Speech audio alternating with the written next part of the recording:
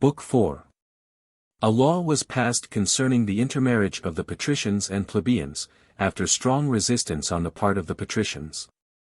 Military tribunes with consular power. Censors created. Restoration of the lands unjustly taken from the people of Ardea. Spurius Melius, suspected of aiming at regal power, is slain by C. Servilius Ahala by order of Quintius Cincinnatus, dictator. Cornelius Casus, having killed Tolumnius, king of the Veientes, offers the second spolia opima.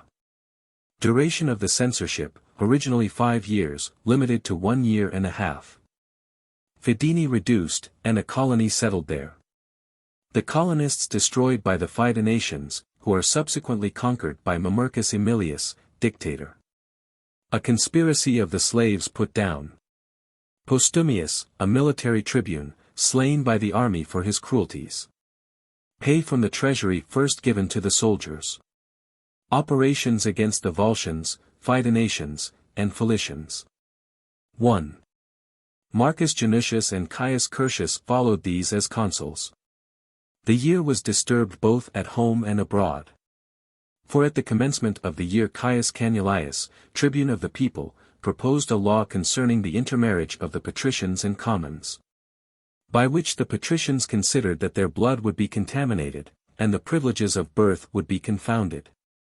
And a hint at first lightly suggested by the tribunes, that it should be lawful that one of the consuls should be elected from the commons, afterwards proceeded so far, that the 9 tribunes proposed a bill.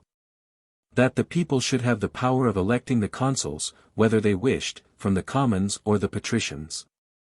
But they thought that if that were done, the supreme authority would not only be shared with the lowest ranks, but be wholly transferred from the nobility to the commons. With joy therefore the patricians heard that the people of Ardea had revolted in consequence of the injustice of the taking away their land, and that the Veientians had laid waste the frontiers of the Roman territory. And that the Volscians and Equins murmured on account of the fortifying of Virago. So much did they prefer an unsuccessful war to an ignominious peace.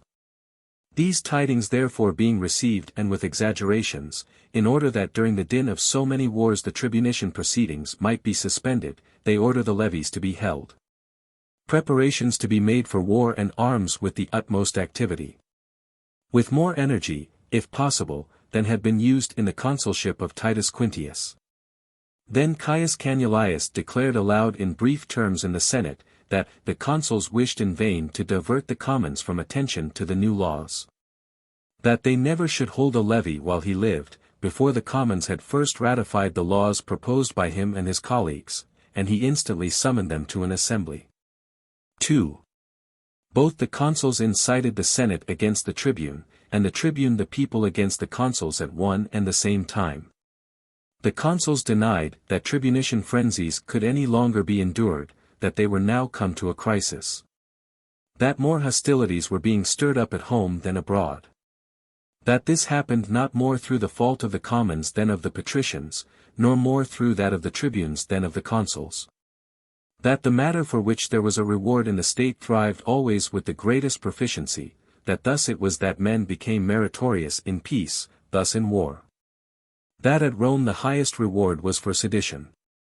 That had ever been the source of honor both to individuals and to collective bodies.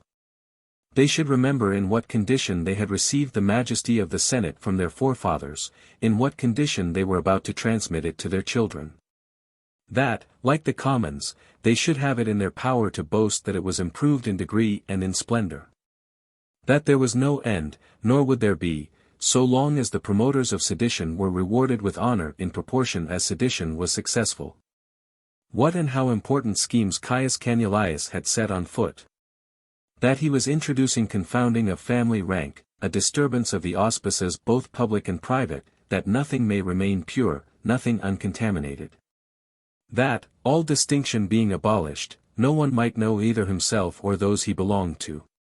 For what other tendency had those promiscuous intermarriages, except that intercourse between commons and patricians might be made common after the manner of wild beasts? So that of the offspring each may be ignorant of what blood he may be, of what form of religion he was, that he may belong half to the patricians, half to the commons, not being homogeneous even with himself. That it appeared not enough, that all things divine and human should be confounded, that those disturbers of the common people were now preparing to seize the consulship. And first that they sounded people's sentiments in mere conversation on the project of having one consul appointed from the commons.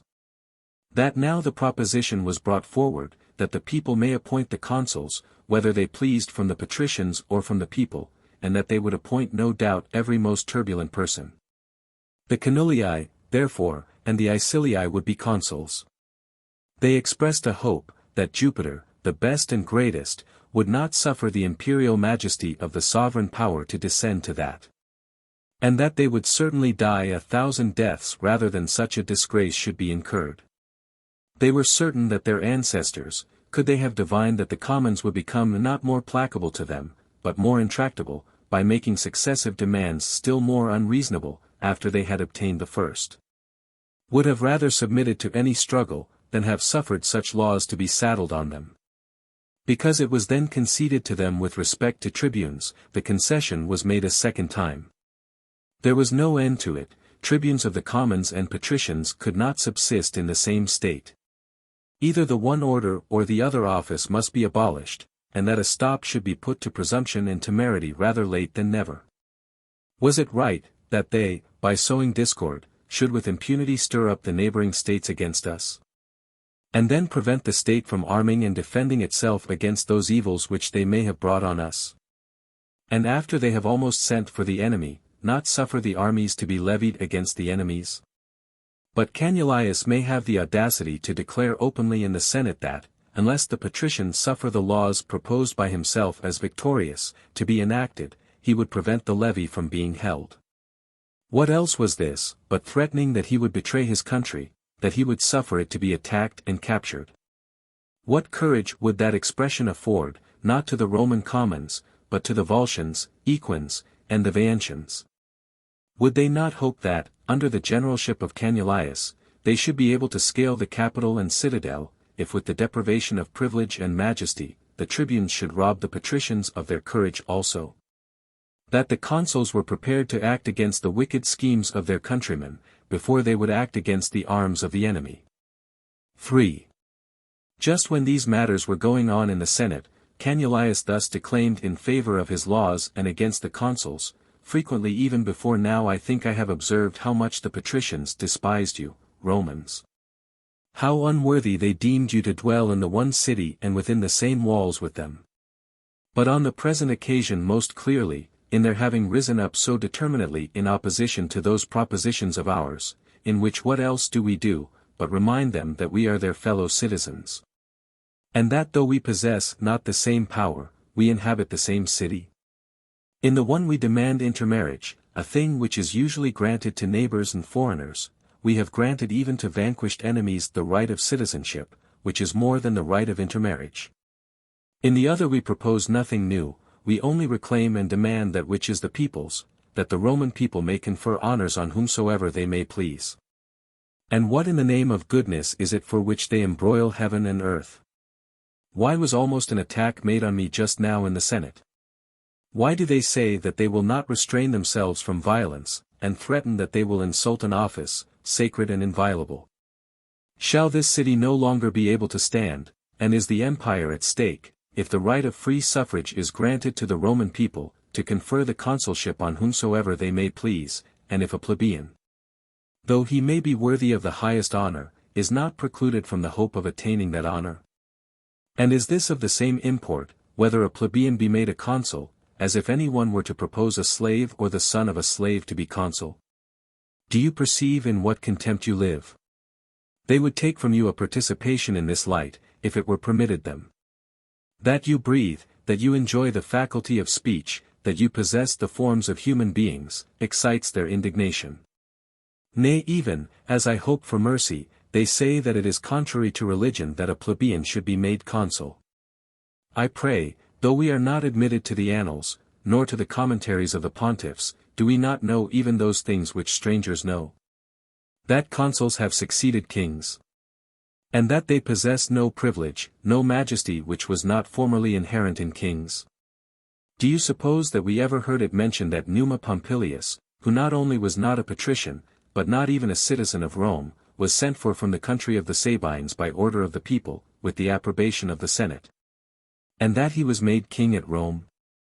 That afterwards Lucius Tarquinius, who was not only not of Roman, but not even of Italian extraction, the son of Damaratus of Corinth, an emigrant from Tarquinii, was made king, even whilst the sons of Ancus still lived. That after him Servius Tullius, the son of a captive woman of Corniculum, with his father unknown, his mother a slave, attained the throne by his ability and merit? For what shall I say of Titus Tatius the Sabine, whom Romulus himself, the founder of our city, admitted into partnership of the throne? Accordingly, whilst no class of persons is disdained, in whom conspicuous merit may be found, the Roman dominion increased. You do well to be dissatisfied now with a plebeian consul, when your ancestors disdained not foreigners as kings, and when, even after the expulsion of kings, the city was not shut against foreign merit. After the expulsion of the kings, we certainly admitted the Claudian family from the Sabine country not only into citizenship, but even into the number of the patricians. Can a man from a foreigner be made a patrician, then a consul? Shall a Roman citizen, if he belong to the commons, be precluded from all hope of the consulate? Do we then deem it impossible that a man of the commons can be a person of fortitude and activity, qualified to excel both in peace and war, like to Numa, Lucius Tarquinius, and Servius Tullius? Or, should such appear, shall we not suffer him to meddle with the helm of government? Or shall we have consuls like the Decemvirs, the most abandoned of mortals, who were, however, all patricians, rather than like the best of kings, though new men? 4. But, I may be told, no commoner has been consul since the expulsion of the kings. What then? Ought no innovation to be introduced? And what has not yet been practiced, and in a new state there are many things not yet practiced, ought not even such measures, even though they be useful, be adopted? During the reign of Romulus there were no pontiffs, nor augurs, they were appointed by Numa Pompilius. There was no census in the state, nor the distribution of centuries and classes. It was introduced by Servius Tullius, there never had been consuls, they were created after the expulsion of the kings. Of a dictator neither the office nor the name had existed, it commenced its existence among the senators. There were no tribunes of the people, aediles, nor quaestors, it was resolved that those officers should be appointed. Within the last 10 years we both created decemvirs for compiling laws, and we abolished them. Who can doubt but that in a city doomed for eternal duration, increasing to an immense magnitude, new civil offices, priesthoods, rights of families and of individuals, may be established? This very matter, that there should not be the right of intermarriage between patricians and commons, did not the Decemvirs introduce within the last few years to the utmost injury of the commons, on a principle most detrimental to the public? Can there be a greater or more marked insult, than that one portion of the state, as if contaminated, should be deemed unworthy of intermarriage? What else is it than to suffer exile within the same walls, actual rustication? They wish to prevent our being mixed with them by affinity or consanguinity, that our blood be not mingled with theirs. What? If this cast a stain on that nobility of yours, which most of you, the progeny of Albans or Sabines, possess, not in right of birth or blood, but by cooptation into the patricians, having been elected either by the kings, or after the expulsion of kings, by order of the people, could ye not keep it pure by private regulations, by neither marrying into the commons, and by not suffering your daughters or sisters to marry out of the patricians? No one of the commons would offer violence to a patrician maiden, such lust as that belongs to the patricians. None of them would oblige any man against his will to enter into a marriage contract. But really that such a thing should be prevented by law, that the intermarriage of the patricians and plebeians should be interdicted, that it is which is insulting to the commons. Why do you not combine in enacting a law that there shall be no intermarriage between rich and poor? That which has in all places and always been the business of private regulations, that a woman might marry into whatever family she has been engaged to, and that each man might take a wife out of whatever family he had contracted with. That ye shackle with the restraints of a most tyrannical law, by which ye sever the bonds of civil society and split one state into two. Why do ye not enact a law that a plebeian shall not dwell in the neighborhood of a patrician? That he shall not go the same road with him? That he shall not enter the same banquet with him? That he shall not stand in the same forum? For what else is there in the matter, if a patrician man wed a plebeian woman, or a plebeian a patrician? What right, pray, is thereby changed? The children surely go with the father. Nor is there anything which we seek from intermarriage with you, except that we may be held in the number of human beings and fellow citizens. Nor is there any reason why ye contest the point, except that it delights you to strive for insult and ignominy to us. 5. In a word, whether is the supreme power belonging to the Roman people, or is it yours? Whether by the expulsion of kings has dominion been acquired for you or equal liberty for all? It is fitting that the Roman people should be allowed to enact a law, if it please. Or will ye decree a levy by way of punishment, according as each bill shall be proposed?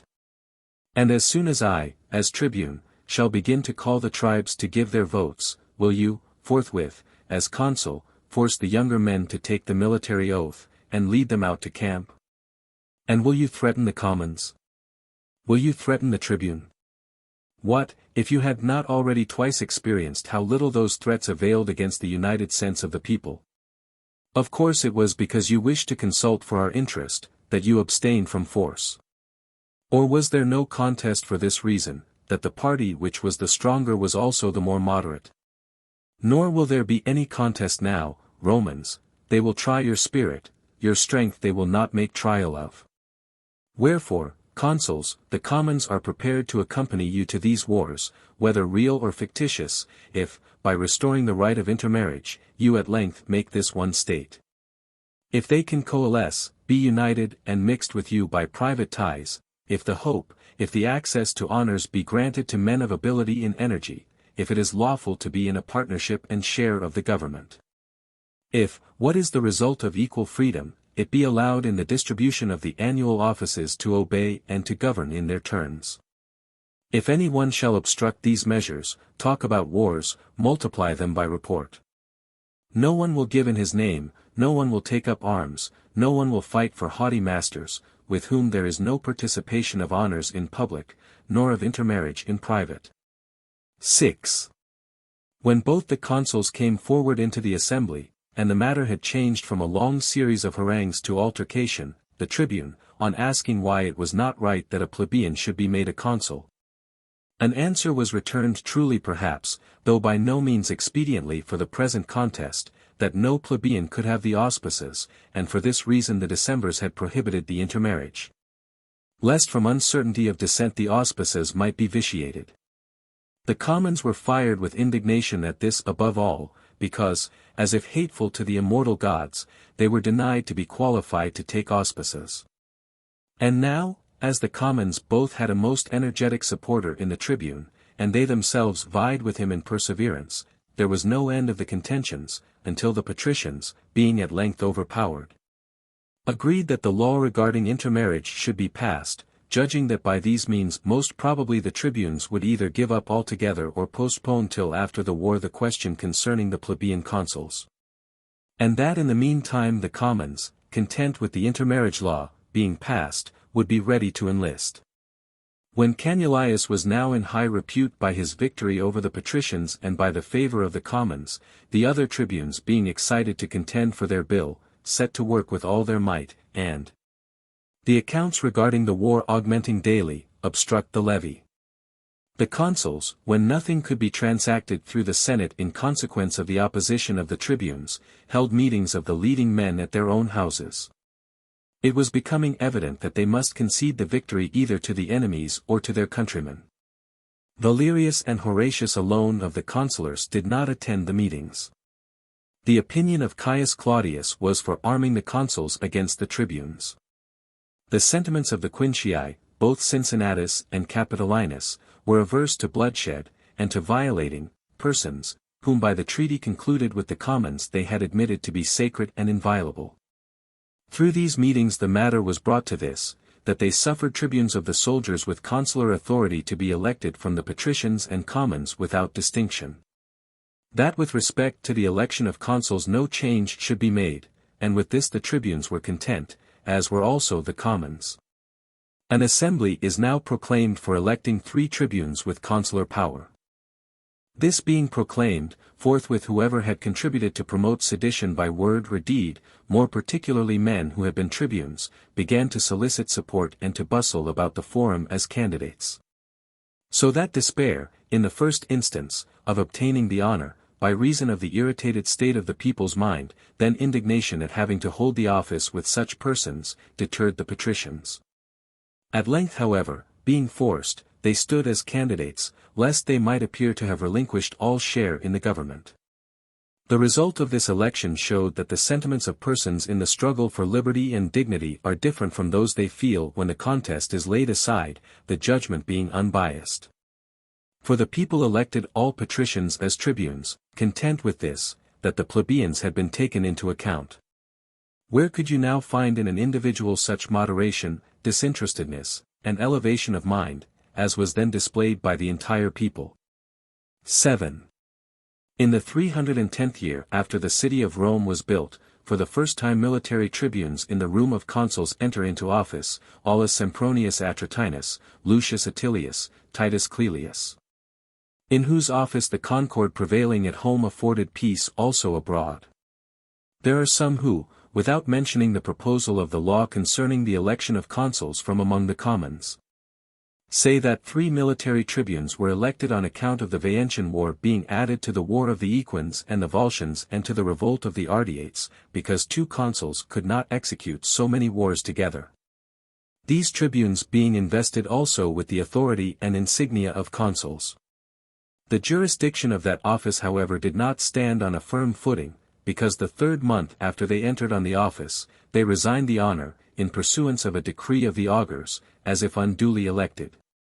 Because Caius Curtius, who had presided at the election, had not selected his tent with due regard to ceremony. Ambassadors came to Rome from Ardea complaining of the injustice in such a manner, that it appeared that, if it were redressed, they would continue in amity and the observance of the treaty, on the restitution of their land.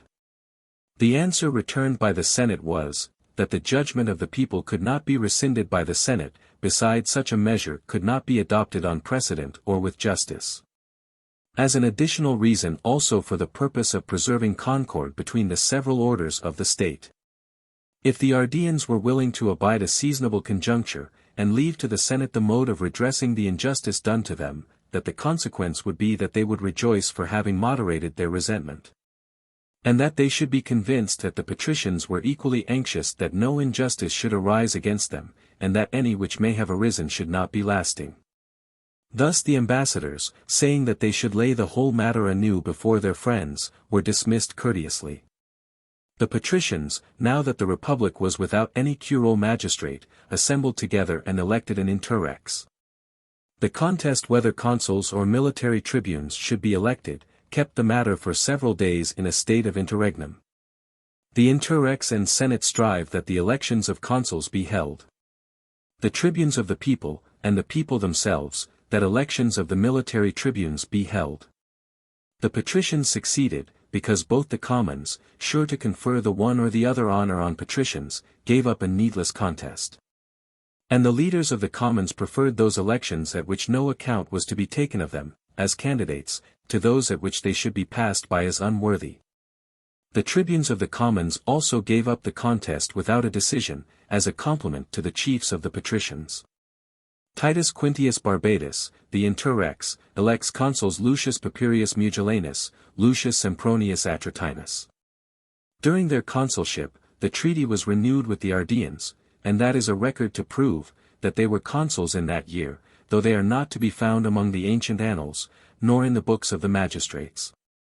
I suppose because military tribunes existed at the commencement of the year, on that account, though these consuls were substituted, the names of the consuls were left out, just as if the military tribunes were the entire year in office. Licinius Macer states, that they were found both in the Ardean treaty and in the linen books at the temple of Moneta. There was tranquillity both at home and abroad, though so many alarms were held out by the neighboring states. 8. This year, whether it had tribunes only, or consuls substituted in the room of tribunes, is followed by a year when there were undoubtedly consuls, Marcus Jaganius Masserinus a second time, Titus Quintius Capitolinus a fifth time. This same year was the commencement of the censorship, a thing which arose from an humble origin, which afterwards increased so much in importance, that in it was vested the regulation of the morals and discipline of Rome. The Senate and the centuries of the knights, the distinction of honor and of ignominy were under the sway of that office, the legal right to public and private places, the revenues of the Roman people fell under their beck and jurisdiction.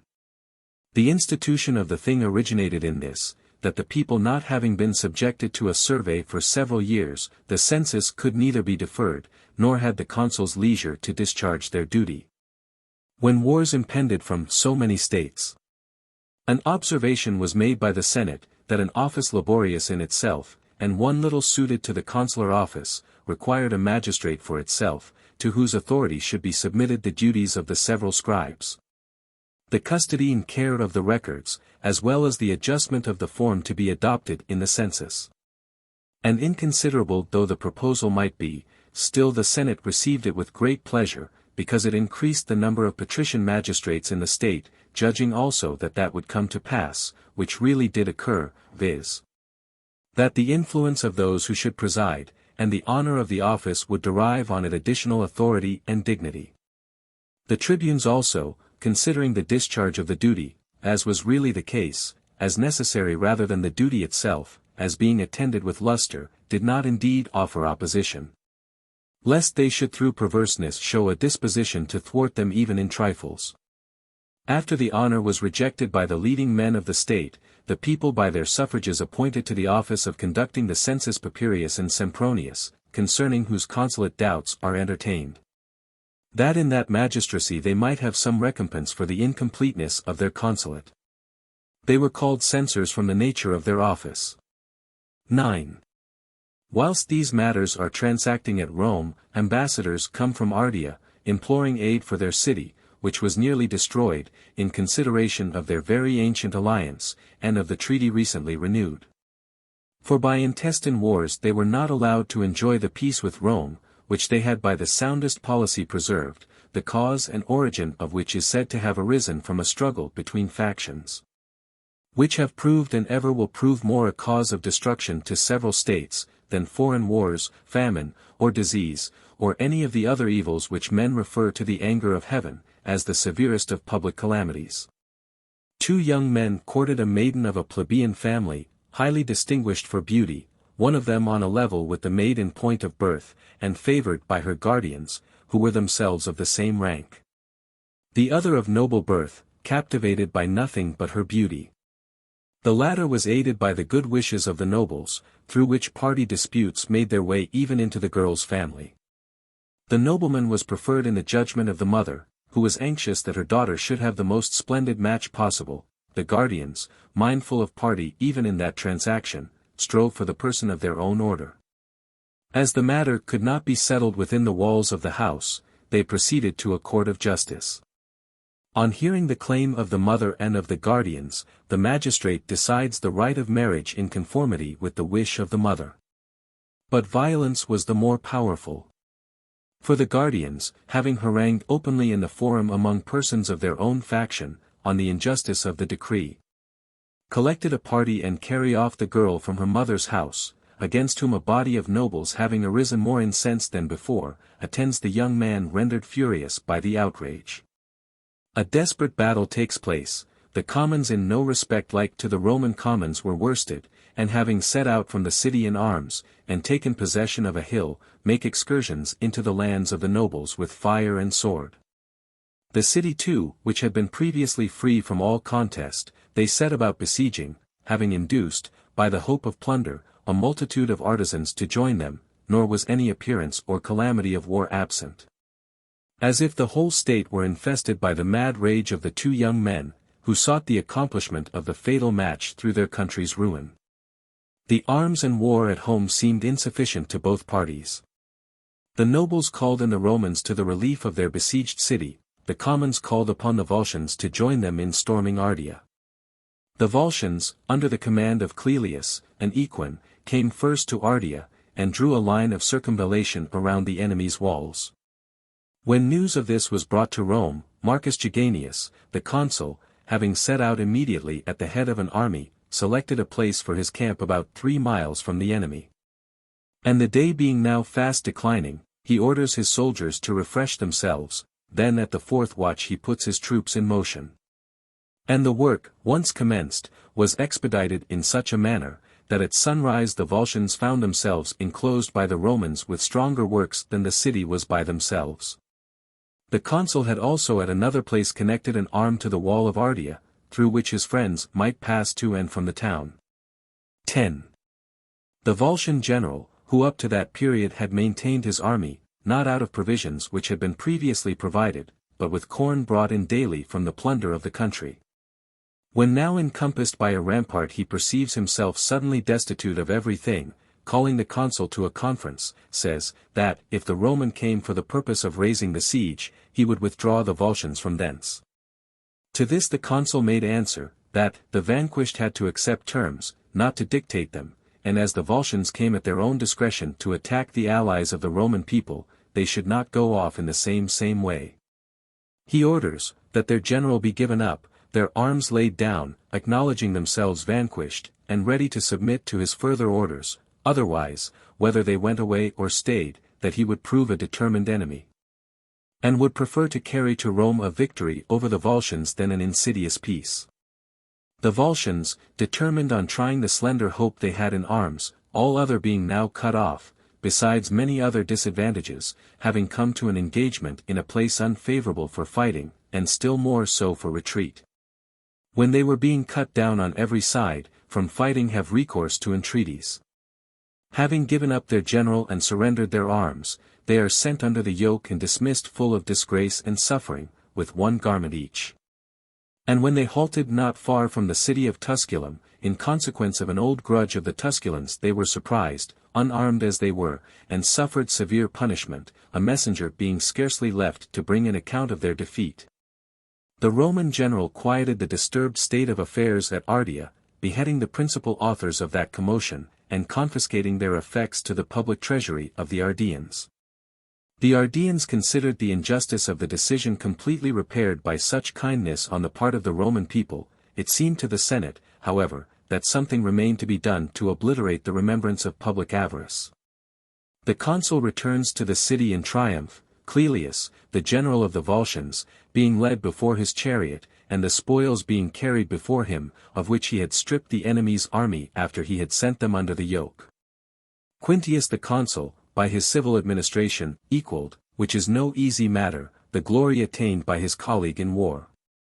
For he so regulated the domestic care of harmony and peace, by dispensing justice with moderation to the highest and the lowest, that both the patricians considered him a strict consul, and the commons, as one sufficiently lenient. Against the tribunes too he carried his measures more by his influence than by striving against them. 5 consulships conducted with the same even tenor of conduct, and every part of his life being passed in a manner worthy of the consular dignity, rendered himself almost more venerable than the high office itself. On this account no mention was made of the military tribunes during this consulate. 11. They appoint as consuls Marcus Fabius Vibulanus, Publius Aebucius Cornicen. Fabius and Aebucius, the consuls, inasmuch as they perceived that they succeeded to a greater glory of achievements performed at home and abroad, the year was rendered particularly remarkable among the neighboring states, both friendly and hostile. Because relief had been afforded to the Ardeans in their perilous situation with so much zeal, the more strenuously exerted themselves in obtaining a decree of the Senate. That they might completely efface the infamy of the decision from the memory of men, to the effect that since the state of the Ardeans had been reduced to a few by intestine war, a colony should be sent thither as a protection against the Volscians. This is what was stated publicly on the tables, that the intention entertained of rescinding the decision might escape the knowledge of the commons and tribunes. But they had agreed that, a much greater number of Rutulian colonists being enrolled than of Romans, no land should be distributed, except that which had been intercepted by the infamous decision. And that not a sod of it should be assigned to any Roman, until all the Rutulians had had their share. In this way the land returned to the Ardeans. The commissioners appointed to transplant the colony to Ardea were Agrippa Menenius, Titus Livius Siculus, and Marcus Abusius Alba. When they, in the discharge of their by no means popular office, had given offense to the commons by assigning to the allies the land which the Roman people had decided to be their own, and were not even much supported by the patricians. Because they had not deferred in any way to the influence of any one, a day having been appointed for them by the tribunes to appear before the people, they escaped all vexatious annoyance by enrolling themselves as settlers and remaining in the colony, which they now had as a testimony of their integrity and justice. 12. There was peace at home and abroad both this and the following year, Caius Furius Pacilis and Marcus Papirius Crassus being consuls. The games which had been vowed by the Decemvirs, in pursuance of a decree of the Senate on occasion of the secession of the commons from the patricians, were performed this year. An occasion for sedition was sought in vain by Paetilius, who, having been made a tribune of the commons a second time, by denouncing these same threats, could neither prevail on the consuls to submit to the Senate the questions concerning the division of the lands among the people. And when, after a hard struggle, he had succeeded so far that the patricians should be consulted as to whether it was their pleasure that an election should be held of consuls or of tribunes, consuls were ordered to be elected. And the menaces of the tribune were now laughed at, when he threatened that he would stop the levy, inasmuch as the neighboring states being now quiet, there was no occasion either for war or for preparations for war. This tranquil state of things is followed by a year, in which Proculus Geganius Massarinus, Lucius Menenius Lenatus were consuls, remarkable for a variety of disasters and dangers, also for disturbances, famine. For their having almost submitted their necks to the yoke of arbitrary power through the allurement of largesses. Foreign war alone was wanting, by which if matters had been aggravated, they could scarcely have stood out against them by the aid of all the gods. Their misfortunes began with famine. Whether it was that the season was unfavorable to the crops, or that the cultivation of the land was relinquished for the allurements of the city, and of public harangues, for both causes are assigned. And the patricians accused the commons as being idle, the tribunes of the commons complained sometimes of the fraud, at other times of the negligence of the consuls. At length the commons prevailed, without opposition on the part of the Senate, that Lucius Minucius should be appointed president of the market. Doomed to be more successful in that office in preserving liberty than in the discharge of his own peculiar province, although in the end he bore away the well-earned gratitude of the people as well as the glory of having lowered the price of provisions. When he had made but slight advance in relieving the markets by sending embassies around the neighboring states by land and sea to no purpose, except that an inconsiderable quantity of corn was imported from Etruria, and applying himself to the careful dispensations of their scanty stock, by obliging persons to show their supply, and to sell whatever was over and above a month's provision, and by depriving the slaves of 1/2 of their daily allowance. Then by censuring and holding up to the resentment of the people the corn hoarders, he rather discovered the great scarcity of grain than relieved it by this rigorous inquisition. Many of the commons, all hope being lost, rather than be tortured by dragging out existence, muffled up their heads and precipitated themselves into the Tiber. 13.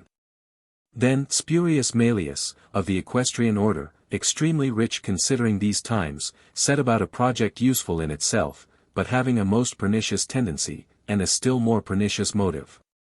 For having, by the assistance of his friends and clients, bought up corn from Etruria at his private expense, which very circumstance, I think, had been an impediment in the endeavor to reduce the price of corn by the exertions of the state.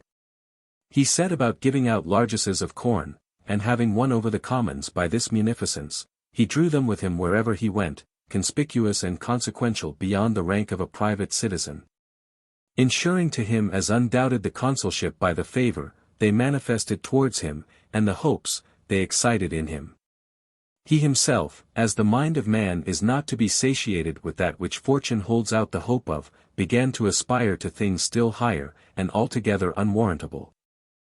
And since even the consulship would have to be taken from the patricians against their will, he began to set his mind on kingly power, that would be the only prize worthy of such grand designs and of the struggle which would have to be endured.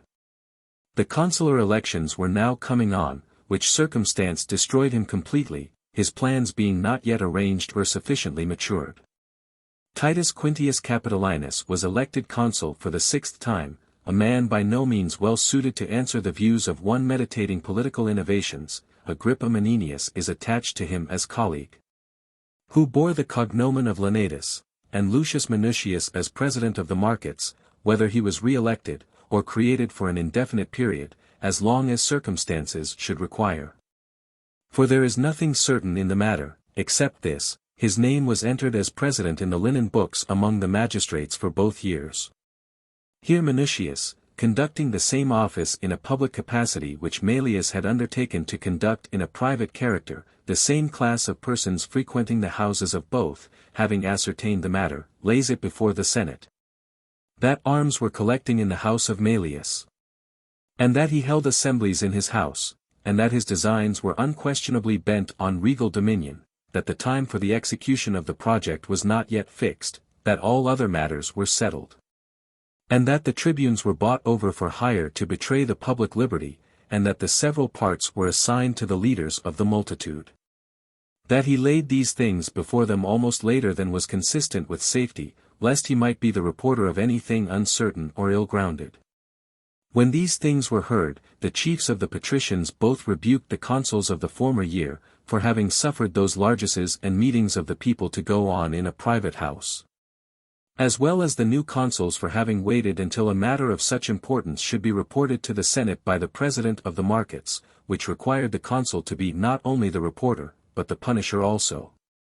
Then Titus Quintius said, that the consuls were unfairly censured, who being fettered by the laws concerning appeal, enacted to weaken their authority, by no means possessed as much power in their office as will to punish that proceeding according to its atrocity. That there was wanting a man not only determined in himself, but one who was unshackled and freed from the fetters of those laws. That he would therefore appoint Lucius Quintius dictator. That in him there would be a determination suitable to so great a power. Whilst all approved, Quintius at first refused, and asked them what they meant, in exposing him in the extremity of age to such a contest. Then when they all said that in that aged mind there was not only more wisdom, but more energy also, than in all the rest, and went on loading him with deserved praises, whilst the consul relaxed not in his original determination. Cincinnatus at length having prayed to the immortal gods, that his old age might not prove a detriment or disgrace to the republic at so dangerous a juncture, is appointed dictator by the consul. He himself then appoints Caius Servilius Ahala his master of the horse.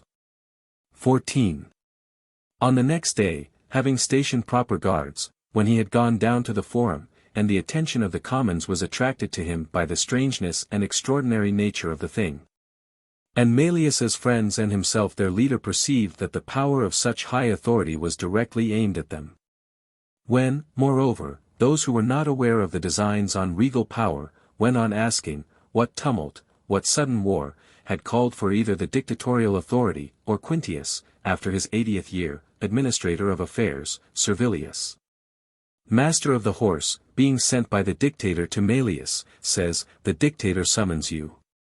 When he, being alarmed, asked what he meant, and Servilius stated that he must stand a trial, and answer the charge brought against him before the Senate by Minucius, Maelius drew back into the band of his adherents, and at first, looking around him, he began to skulk off. At length when the beadle, by order of the master of the horse, was bringing him off, being rescued by those present, and running away, he implored the protection of the Roman people, and alleged that he was persecuted by a conspiracy of the patricians because he had acted kindly towards the people. He besought them that they would assist him in this critical emergency, and not suffer him to be butchered before their eyes. Ahala Servilius overtook and slew him whilst exclaiming in this manner, and smeared with the blood of the person so slain, and surrounded by a body of young nobles, he carries back word to the dictator that Maelius having been summoned to him, and commencing to excite the multitude after he had repulsed the beadle, had received condign punishment. Thou hast acted nobly, Caius Servilius, said the dictator, in having saved the republic. 15. He then ordered the multitude, who were much agitated, not knowing what judgment to form of the deed, to be called to an assembly, and he openly declared that Maelius had been justly put to death. Even though he may have been innocent of the charge of aiming at regal power, who, when summoned to attend the dictator by the master of the horse, had not come. That he himself had taken his seat to examine into the case, that, after it had been investigated, Maelius should have met a result corresponding to his deserts. That when employing force, in order that he might not commit himself to a trial, he had been checked by force.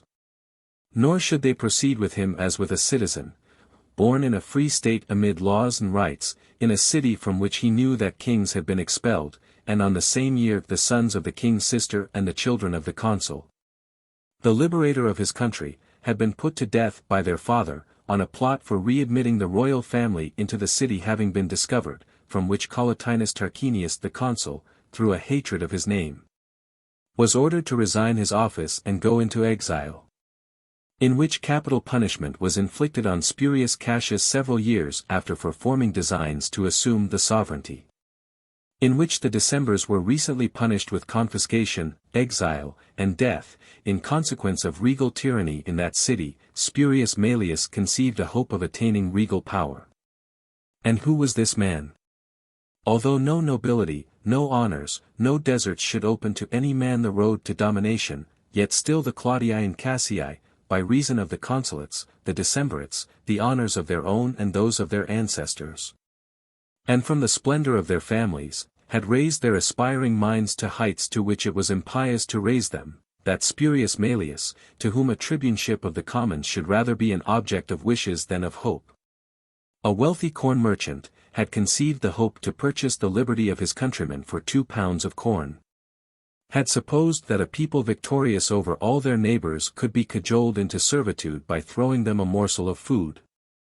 So that a person whom the state could scarcely digest as a senator, it should tolerate as king, possessing the ensigns and authority of Romulus their founder, who had descended from and had returned to the gods. This was to be considered not more criminal than it was monstrous, nor was it sufficiently expiated by his blood. Unless the roof and walls within which so mad a project had been conceived, should be levelled to the ground, and his effects were confiscated, as being contaminated with the price of purchasing kingly domination. He ordered, therefore, that the quaestors should sell this property and deposit the proceeds in the treasury. 16. He then ordered his house to be immediately razed, that the vacant ground might serve as a monument of nefarious hopes destroyed. This was called Equimelium. Lucius Minucius was presented with a gilded ox on the outside of the gate Trigemina, and this not even against the will of the commons, because he distributed Maelius's corn, after valuing it at 1 as per bushel. In some writers I find that this Minucius had changed sides from the patricians to the commons, and that having been chosen as 11th tribune of the people, he quieted a commotion which arose on the death of Maelius. But it is scarcely credible that the patricians would have suffered the number of the tribunes to be increased, and that such a precedent should be introduced more particularly in the case of a man who was a patrician. Or that the commons did not afterwards maintain, or at least attempt, that privilege once conceded to them. But the legal provision made a few years before, viz. that it should not be lawful for the tribunes to choose a colleague, refutes beyond everything else the false inscription on the statue. Quintus Caecilius, Quintus Junius, Sextus Titinius, were the only members of the College of Tribunes who had not been concerned in passing the law for conferring honors on Minucius. Nor did they cease both to throw out censures one time on Minucius, at another time on Servilius, before the commons, and to complain of the unmerited death of Maelius. They succeeded, therefore, in having an election held for military tribunes rather than for consuls, not doubting but that in 6 places, for so many were now allowed to be elected, some plebeians also might be appointed. By their professing to be avengers of the death of Maelius. The commons, though they had been agitated that year by many and various commotions, neither elected more than 3 tribunes with consular power. And among them Lucius Quintius, son of Cincinnatus, from the unpopular nature of whose dictatorship an occasion for disturbance was sought. Mamercus Aemilius, a man of the highest dignity, was voted in, prior to Quintius. In the 3rd place they appoint Lucius Julius. 17. During their office Fidene, a Roman colony, revolted to Lars Tolumnius, king of the Veientians, and to the Veientians. To the revolt a more heinous crime was added. By order of Tolumnius they put to death Caius Fulcinius, Clelius Tullus, Spurius Antius, Lucius Roscius, Roman ambassadors, who came to inquire into the reason of this new line of conduct. Some palliate the guilt of the king. That an ambiguous expression of his, during a lucky throw of dice, having been mistaken by the Fidenations, as if it seemed to be an order for their execution, had been the cause of the ambassador's death. An incredible tale. That his thoughts should not have been drawn away from the game on the arrival of the Fidenations, his new allies, when consulting him on a murder tending to violate the law of nations, and that the act was not afterwards viewed by him with horror. It is more probable that he wished the state of the Fidenations to be so compromised by their participation in so great a crime, that they might not afterwards look to any hope from the Romans. Statues of the ambassadors, who were slain at Fidenae, were set up in the rostra at the public expense. A desperate struggle was coming on with the Veientians and Fidenations, who, besides that they were neighboring states, had commenced the war with so heinous a provocation. Therefore, the commons and their tribunes being now quiet, so as to attend to the general welfare, there was no dispute with respect to the electing of Marcus Geganius Massarinus a third time, and Lucius Sergius Fidenas, as consuls. So called, I suppose, from the war which he afterwards conducted. For he was the first who fought a successful battle with the king of the Veientians on this side of the Anio, nor did he obtain an unbloody victory. Greater grief was therefore felt from the loss of their countrymen, than joy from the defeat of the enemy, and the Senate, as in an alarming crisis, ordered Mamercus Aemilius to be appointed dictator. He appointed as his master of the horse from the college of the preceding year, in which there had been tribunes of the soldiers with consular power, Lucius Quintius Cincinnatus, a youth worthy of his parent. To the levy held by the consuls were added the old centurions well versed in war, and the number of those lost in the late battle was made up. The dictator ordered Lucius Quintius Capitolinus and Marcus Fabius Vibulanus to attend him as his lieutenants general. Both the higher powers, and the man suitable to such powers, caused the enemy to move from the Roman territory to the other side of the Anio, and continuing their retrograde movement, they took possession of the hills between Fidenae and the Anio. Nor did they descend into the plains until the troops of the Philicians came to their aid. Then at length the camp of the Etrurians was pitched before the walls of Fidenae. The Roman dictator took his post at no great distance from thence at the conflux on the banks of both rivers, lines being run across between them, as far as he was able to follow by a fortification. Next day he marched out his army into the field. 18. Among the enemy there was a diversity of opinion. The Philicians, impatient of the hardships of war at a distance from home, and sufficiently confident of their own strength, earnestly demanded battle. The Veientians and Fidenations placed more hope in protracting the war. Tolumnius, though the measures of his own subjects were more agreeable to him, proclaims that he would give battle on the following day, lest the Philicians might not brook the service at so great a distance from their home. The dictator and the Romans took additional courage from the fact of the enemy having declined giving battle, and on the following day, the soldiers exclaiming that they would attack the camp and the city. If an opportunity of fighting were not afforded them, the armies advance on both sides into the middle of a plain between the two camps. The Veientians, having the advantage in numbers, sent around a party behind the mountains to attack the Roman camp during the heat of the battle. The army of the three states stood drawn up in such a manner, that the Veientians occupied the right wing, the Philicians the left, whilst the Fidenations constituted the center. The dictator charged on the right wing against the Philicians, Quintius Capitolinus on the left against the Veientians, and the master of the horse with the cavalry advanced in the center. For a short time all was silence and quiet, the Etrurians being determined not to engage unless they were compelled, and the dictator looking back towards a Roman fort, until a signal should be raised, as had been agreed on, by the augurs. As soon as the birds had given a favorable omen. As soon as he perceived this, he orders the cavalry first to charge the enemy, after raising a loud shout, the line of infantry following, engaged with great fury. In no quarter did the Etrurian legions withstand the shock of the Romans. The cavalry made the greatest resistance, and the king himself, far the bravest of the cavalry, charging the Romans whilst they were pursuing in disorder in every direction, prolonged the contest. 19. There was then among the cavalry, Aulus Cornelius Casus, a tribune of the soldiers, distinguished for the beauty of his person, and equally so for courage and great strength of body, and mindful of his rank, which, having received an estate of the highest lustre, he left to his posterity still greater and more distinguished. He perceiving that the Roman troops gave way at the approach of Tolumnius, wherever he directed his charge, and knowing him as being remarkable by his royal apparel, as he flew through the entire line, exclaims, "Is this the infringer of human treaties and the violator of the law of nations? This victim I shall now slay, provided the gods wish that there should be anything sacred on earth, and shall offer him up to the manes of the ambassadors." Having clapped spurs to his horse, he advances against this single foe with spear presented, and after having struck and unhorsed him, he immediately, by help of his lance, sprung on the ground. And as the king attempted to rise, he throws him back again with the boss of his shield, and with repeated thrusts pins him to the earth. He then stripped off the spoils from the lifeless body. And having cut off his head and carrying it on the point of his spear, he puts the enemy to rout through terror on seeing their king slain. Thus the line of cavalry, which alone had rendered the combat doubtful, was beaten. The dictator pursues closely the routed legions, and drove them to their camp with slaughter. The greater number of the Fidenations, through their knowledge of the country, made their escape to the mountains.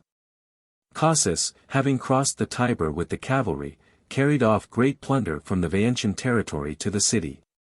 During the battle there was a fight also at the Roman camp against a party of the forces, which, as has been already mentioned, had been sent by Tolumnius to the camp. Fabius Vibulanus first defends his lines by a ring. Then, whilst the enemy were wholly taken up with the entrenchment, sallying out from the principal gate on the right, he suddenly attacks them with the triarii, and a panic being thus struck into them there was less slaughter. Because they were fewer, but their flight was no less disorderly than it had been on the field of battle. 20. Matters being managed successfully in every direction, the dictator, by a decree of the Senate and order of the people, returned to the city in triumph. By far the most remarkable object in the triumph was Casus, bearing the spolia opima of the king he had slain. The soldiers chanted their uncouth verses on him, extolling him as equal to Romulus. With the usual form of dedication, he presented, as an offering, the spoils in the temple of Jupiter Feretrius, near the spoils of Romulus, which, having been the first called opima, were the only ones at that time. And he attracted the eyes of all the citizens from the dictator's chariot to himself, and enjoyed almost solely the honor of that day's solemnity. The dictator offered up to Jupiter in the Capitol a golden crown a pound in weight, at the public expense, by order of the people. Following all the Roman writers, I have represented Aulus Cornelius Casus as a military tribune, when he carried the second spolia opima to the temple of Jupiter Feretrius.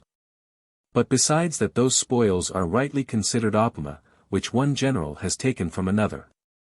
And we know no general but the person under whose auspices the war is conducted, the inscription itself written on the spoils proves, against both me and them, that Casus was consul when he took them. Having once heard Augustus Caesar, the founder or restorer of all our temples, on entering the temple of Jupiter Feretrius, which being dilapidated by time he rebuilt, aver that he himself had read the said inscription on the linen breastplate. I thought it would be next to sacrilege to rob Casus of such a testimony respecting his spoils as that of Caesar, the renovator of the temple itself. Whether the mistake is chargeable on the very ancient annals and the linen books of the magistrates, deposited in the temple of Moneta, and which Licinius Macer occasionally cites as authorities, which have Aulus Cornelius Casus consul with Titus Quintius Pennus, in the 9th year after this, every person may form his own opinion. For there is this additional proof, that a battle so celebrated could not be transferred to that year. That the 3 years before and after the consulship of Aulus Cornelius were entirely free from war, in consequence of a pestilence and a scarcity of grain, so that some annals, as if in mourning, present nothing but the names of the consuls. The 3rd year from the consulship of Causas has him as military tribune with consular power, in the same year as master of the horse, in which office he fought another distinguished horse battle. Conjecture is open on the matter. But, as I think, idle surmises may be turned to support any opinion, when the hero of the fight, having placed the recent spoils in the sacred repository, having before him Jove himself, to whom they were consecrated, and Romulus. No contemptible witnesses in case of a false inscription, entitled himself Aulus Cornelius Causas Consul. 21. Marcus Cornelius Melogenensis and Lucius Papirius Crassus being consuls, the armies were led into the territories of the Veientians and Felicians, numbers of men and cattle were driven off as spoil. The enemy was nowhere to be found on the land, and no opportunity of fighting was afforded. The cities however were not attacked, because a pestilential disorder ran through the people. Disturbances were also sought at home, but not actually excited, however, by Spurius Maelius, tribune of the people, who thinking that he might create some tumult through the popularity of his name, had both appointed a day of trial for Minucius, and had also proposed a law for confiscating the property of Servilius Ahala, alleging that Maelius had been circumvented through false impeachments by Minucius, charging Servilius with the killing of a citizen on whom no sentence had been passed. Charges which, when brought before the people, proved to be more idle than the author himself. But the virulence of the disease now becoming worse, was more an object of concern to them, as also the terrors and prodigies, more especially because accounts were being brought, that houses were falling throughout the country, in consequence of frequent earthquakes. A supplication was therefore performed by the people, according to the form dictated by the Decemvirs. 153 the year being still more pestilential, Caius Julius a second time and Lucius Virginius being consuls, occasioned such dread of desolation through the city and country, that not only no one left the Roman territory for the purpose of committing depredations, and not only did none of the patricians or commons entertain an idea of commencing any military aggressions, but the Fidenations, who at first had shut themselves up either within their town, or mountains, or fortifications, now descended without provocation to commit depredations on the Roman territory. Then the army of the Veientians being called in to their aid, for the Felicians could be induced to renew the war neither by the distresses of the Romans, nor by the remonstrances of their allies, the two states crossed the Anio, and displayed their ensigns at no great distance from the Colline Gate. Great consternation arose therefore, not more in the country than in the city. Julius the consul draws up his troops on the rampart and walls. The Senate is consulted by Virginius in the temple of Quirinus. It is determined that Aulus Servilius be appointed dictator, who some say had the cognomen of Priscus, others that of Structus. Virginius having delayed whilst he consulted his colleague, with his permission, named the dictator at night. He appoints Postumus Abusius Alba his master of the horse. 22. The dictator orders all to attend at break of day outside the Colline Gate. All whosoever had sufficient strength to bear arms, attended. The standards were quickly brought forth from the treasury and conveyed to the dictator. Whilst these matters were going on, the enemies retired to the higher grounds. Thither the dictator follows them with a determined army, and having come to a general engagement not far from Nomentum, he routed the Etrurian legions. He then drove them into the city of Fidenae, and surrounded it with a rampart. But neither could the city be taken by storm as being high and well fortified, nor was there any effect in a blockade, because corn was supplied to them in abundance not only for necessary consumption, but for plenty also, in consequence of that previously laid up. Thus all hope being lost of taking it by assault, or of forcing it to a surrender, the dictator determined on carrying a sap into the citadel in places which were well known to him on account of their near situation on the remote side of the city, as being most neglected because it was best protected by reason of its own nature. He himself by advancing up to the walls in places most remote, with his army divided into 4 sections, which were to succeed each other in the action. By continuing the fight day and night continuously he prevented the enemy from perceiving the work. Until the mountain being dug through from the camp, a passage was opened up into the citadel. And the Etrurians being diverted from the real danger by the idle threats, the shouting of the enemy over their heads proved to them that their city was taken. On that year Caius Furius Pacilis and Marcus Jaganius Masserinus, censors, approved of the public edifice 154 in the Campus Martius, and the census of the people was there performed for the first time. 23. That the same consuls were re-elected on the following year, Julius for the third time, Virginius for the second time, I find in Licinius Macer. Valerius Antius and Quintus Tubero state that Marcus Manlius and Quintus Sulpicius were the consuls for that year. But in representations so different both Tubero and Macer cite the linen books as their authority. Neither of them denies that it was said by ancient historians that there were military tribunes on that year. Licinius thinks that we should unhesitatingly follow the linen books, and Tubero is uncertain as to the truth. But this also is left unsettled among other points not ascertained from length of time. Alarm was raised in Etruria after the capture of Fidenae, not only the Veientians being terrified by the apprehension of similar ruin, but the Felicians also, from the recollection of the war having first commenced with them, although they had not joined with those who renewed hostilities. Accordingly, when the two nations, having sent ambassadors around to the 12 states, succeeded so far that a general meeting was proclaimed for all Etruria at the temple of Voltumna, the Senate, apprehending a great attack threatening from that quarter, ordered Mamercus Aemilius again to be appointed dictator. Aulus Postumius Tiburtus was appointed by him as master of the horse. And preparations for war were made with so much the more energy than on the last occasion, in proportion as there was more danger from the whole body of Etruria than from two of its states.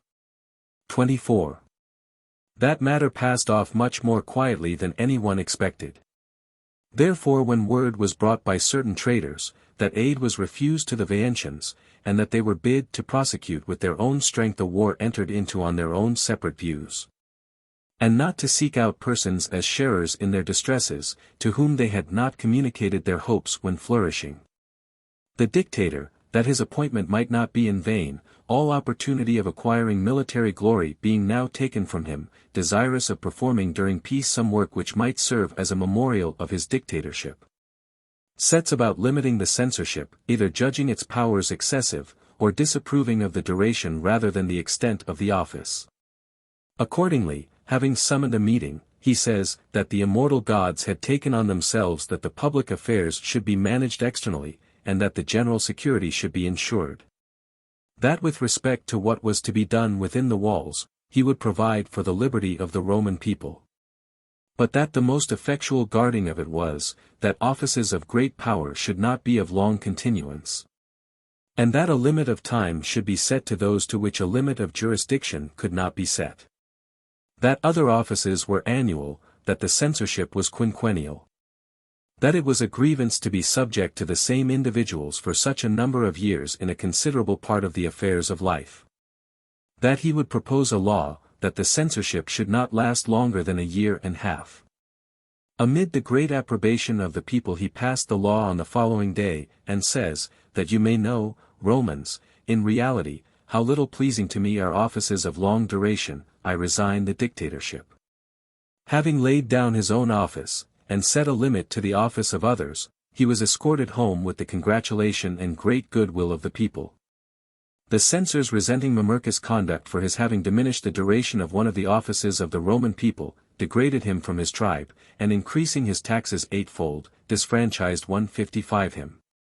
They say that he bore this with great magnanimity, as he considered the cause of the disgrace, rather than the disgrace itself. That the principal patricians also, though they had been averse to the curtailing the privileges of the censorship, were much displeased at this instance of censorial severity, inasmuch as each saw that he would be longer and more frequently subjected to the censors, than he should hold the office of censor. Certain it is that such indignation is said to have arisen on the part of the people, that violence could not be kept off from the censors through the influence of any person except of Mamercus himself. 25. The tribunes of the people, by preventing the election of consuls by incessant harangues, succeeded at length, after the matter had been well nigh brought to an interregnum, in having tribunes of the soldiers elected with consular authority, as for the prize of their victory, which was the thing sought, Sil. That a plebeian should be elected, there was none. All patricians were elected, Marcus Fabius Vibulanus, Marcus Foslius, Lucius Sergius Fidenas. The pestilence during that year afforded a quiet in other matters. A temple was vowed to Apollo for the health of the people. The Duumvirs did much, by direction of the books, for the purpose of appeasing the wrath of heaven and averting the plague from the people. A great mortality however was sustained in the city and country, by the death of men and of cattle promiscuously.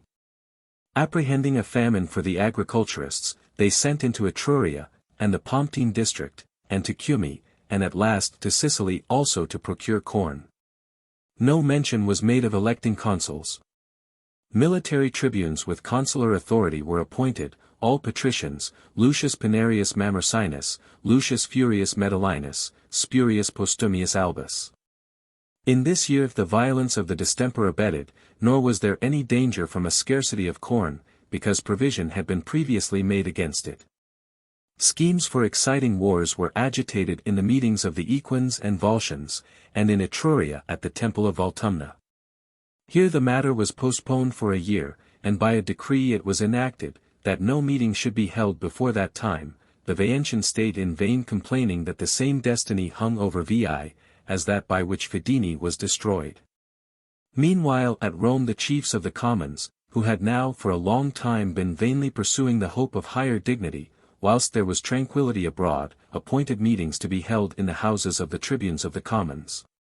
There they concerted plans in secret. They complained that they were so despised by the commons, that though tribunes of the soldiers, with consular authority, were now appointed for so many years, no plebeian ever obtained access to that honor. That their ancestors had shown much foresight in providing that plebeian offices should not be open to any patrician, otherwise they should be forced to have patricians as tribunes of the commons. So despicable were they even with their own party, and were not less despised by the commons than by the patricians. Others exculpated the commons, and threw the blame on the patricians, that by their intriguing and schemes it happened that the road to honor was barred against the commons. If the commons were allowed to breathe from their mixed entreaties and menaces, that they would enter on their suffrages with a due regard to men of their own party. And, assistance being already procured, that they would assume a share in the government also.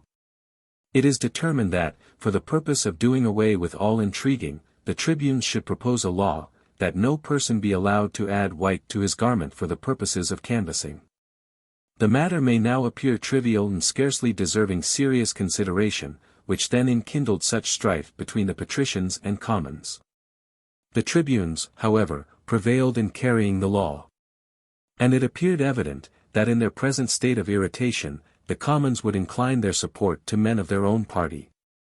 And lest this should be optional with them, a decree of the Senate is passed, that the election for consuls should be held. 26.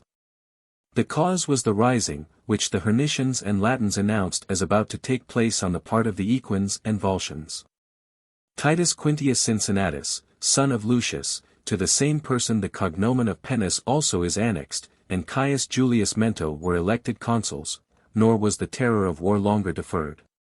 A levy being held under the devoting law, which with them is the most powerful instrument of forcing men into service, powerful armies set out from thence, and met at Algidum, and there the Equins and Volscians fortified their camps separately. And the general took greater care than ever before to fortify their posts and train their soldiers, so much the more terror did the messengers bring to Rome. The Senate wished that a dictator should be appointed, because though these nations had been often conquered, yet they renewed hostilities with more vigorous efforts than ever before. And a considerable number of the Roman youth had been carried off by sickness. Above all, the perverseness of the consuls, and the disagreement between them, and their contentions in all the councils, terrified them. There are some who state that an unsuccessful battle was fought by these consuls at Algidum, and that such was the cause of appointing a dictator. This much is certain, that, though differing in other points, they perfectly agreed in one against the wishes of the patricians, not to nominate a dictator. Until when accounts were brought, one more alarming than another, and the consuls would not be swayed by the authority of the Senate, Quintus Servilius Priscus, who had passed through the highest honors with singular honor, says. Tribunes of the people, since we are come to extremities, the Senate calls on you, that you would, by virtue of your authority, compel the consuls to nominate a dictator in so critical a conjuncture of the state. On hearing this, the tribunes, conceiving that an opportunity was presented to them of extending their power, retire together, and declare for their college that it was their wish that the consuls should be obedient to the instruction of the Senate. If they persisted further against the consent of that most illustrious order, that they would order them to be taken to prison. The consuls were better pleased to be overcome by the tribunes than by the Senate, alleging that the prerogatives of the highest magistracy were betrayed by the patricians and the consulship subjugated to tribunician power. Inasmuch as the consuls were liable to be overruled by a tribune in any particular by virtue of his power, and, what greater hardship could a private man have to dread? Even to be carried off to prison. The lot to nominate the dictator, for the colleagues had not even agreed on that, fell on Titus Quintius.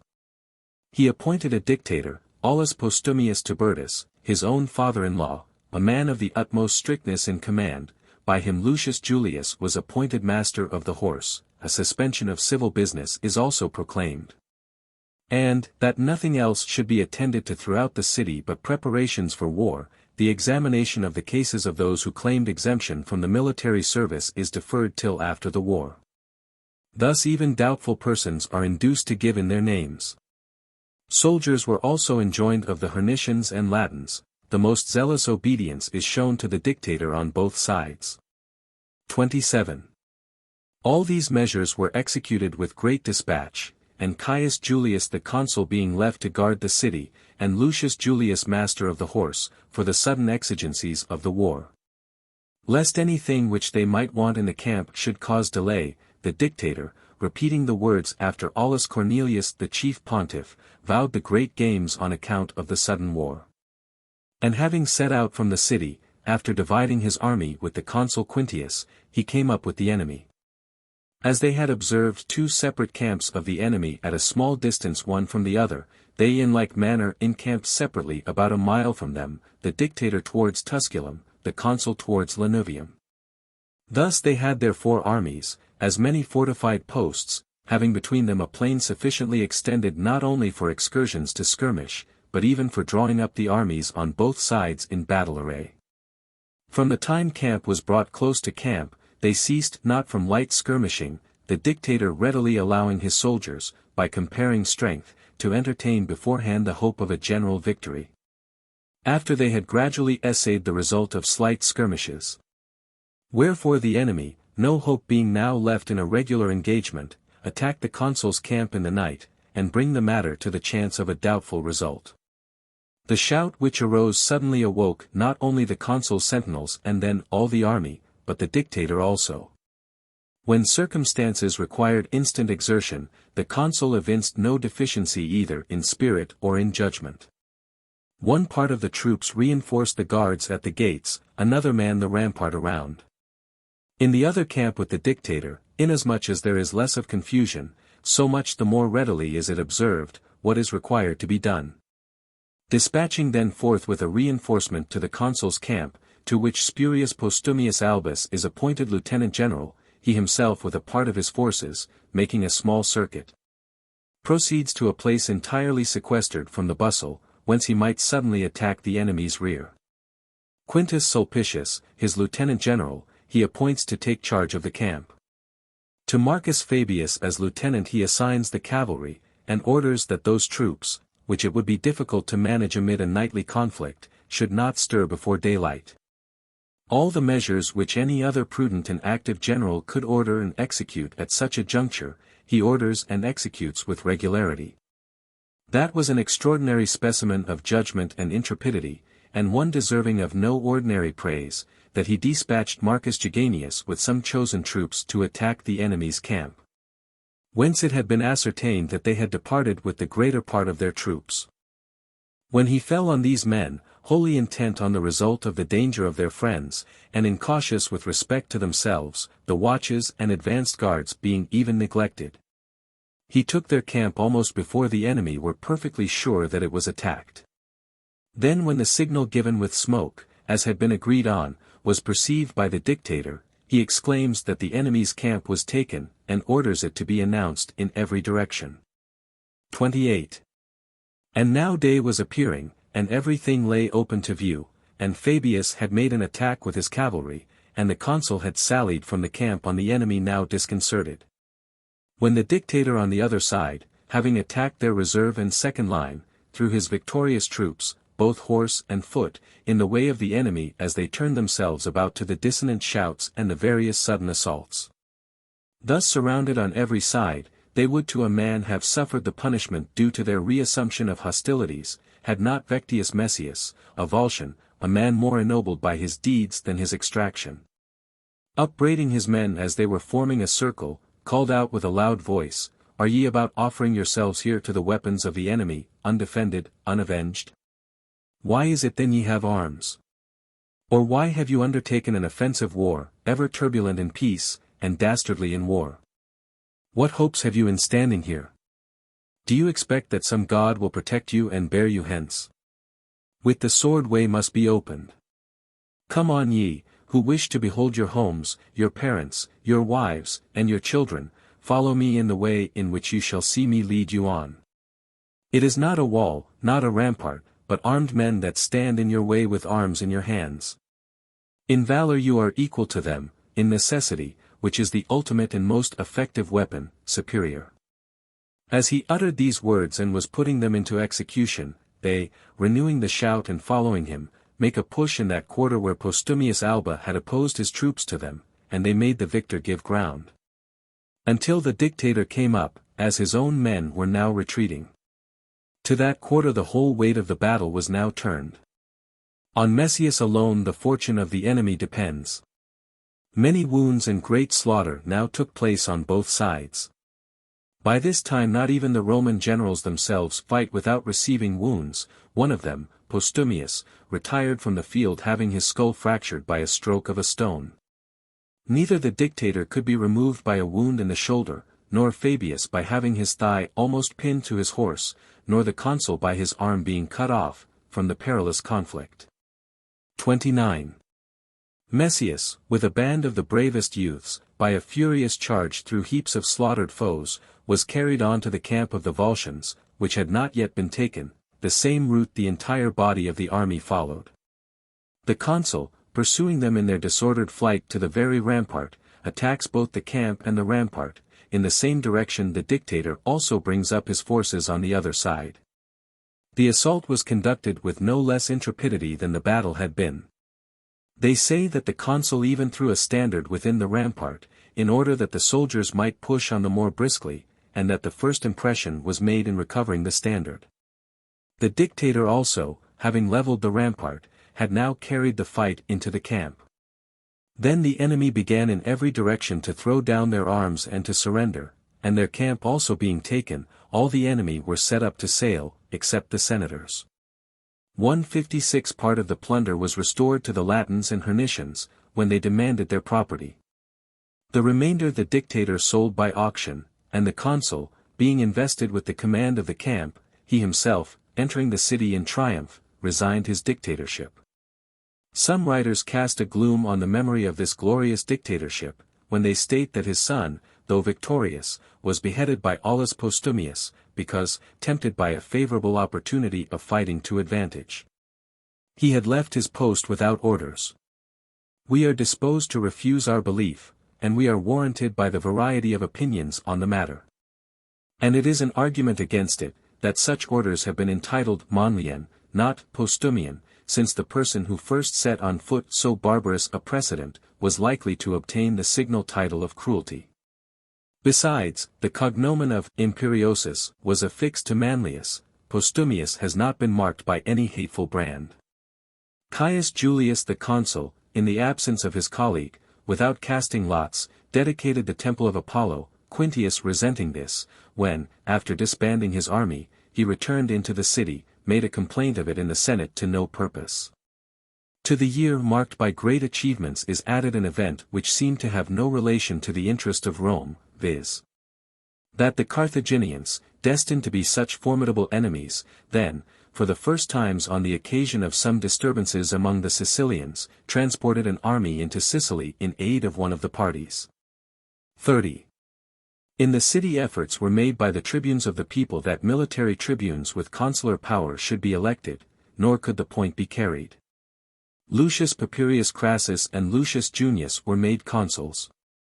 When the ambassadors of the Equins solicited a treaty from the Senate, and instead of a treaty a surrender was pointed out to them, they obtained a truce for 8 years. The affairs of the Volscians, in addition to the disaster sustained at Algidum, were involved in strifes and seditions by an obstinate contention between the advocates for peace and those for war. The Romans enjoyed tranquility on all sides. The consuls, having ascertained through the information of one of the college, that a law regarding the appraising of the fines 157 which was very acceptable to the people, was about to be introduced by the tribunes, took the lead themselves in proposing it. The new consuls were Lucius Sergius Fidenas a second time, and Hostus Lucretius Tricipitinus. During their consulate nothing worth mentioning occurred. The consuls who followed them were Aulus Cornelius Cassius and Titus Quintius Pennus a second time. The Veientians made excursions into the Roman territory. A report existed that some of the youth of the Fidenations had been participators in that depredation, and the cognizance of that matter was left to Lucius Sergius, and Quintus Servilius and Mamercus Aemilius. Some of them were sent into banishment to Ostia, because it did not appear sufficiently clear why during these days they had been absent from Fidene. A number of new settlers was added, and the land of those who had fallen in war was assigned to them. There was very great distress that year in consequence of drought. There was not only a deficiency of rain, but the earth also destitute of its natural moisture, scarcely enabled the rivers to flow. In some places the want of water occasioned heaps of cattle, which had died of thirst, around the springs and rivulets which were dried up. Others were carried off by the mange, and the distempers spread by infection to the human subject, and first assailed the husbandmen and slaves, soon after the city becomes filled with them. And not only were men's bodies afflicted by the contagion, but superstitions of various kinds, and most of them of foreign growth, took possession of their minds. Persons, to whom minds enslaved by superstition were a source of gain, introducing by pretending to divination new modes of sacrificing. Until a sense of public shame now reached the leading men of the state, seeing in all the streets and chapels extraneous and unaccustomed ceremonies of expiation for the purpose of obtaining the favor of the gods. A charge was then given to the aediles, that they should see that no other than Roman gods should be worshipped, nor in any other manner, save that of the country. Their resentment against the Veientians was deferred till the following year, Caius Servilius Ahala and Lucius Papirius Mugellanus being consuls. Then also superstitious influences prevented the immediate declaration of war or the armies being sent.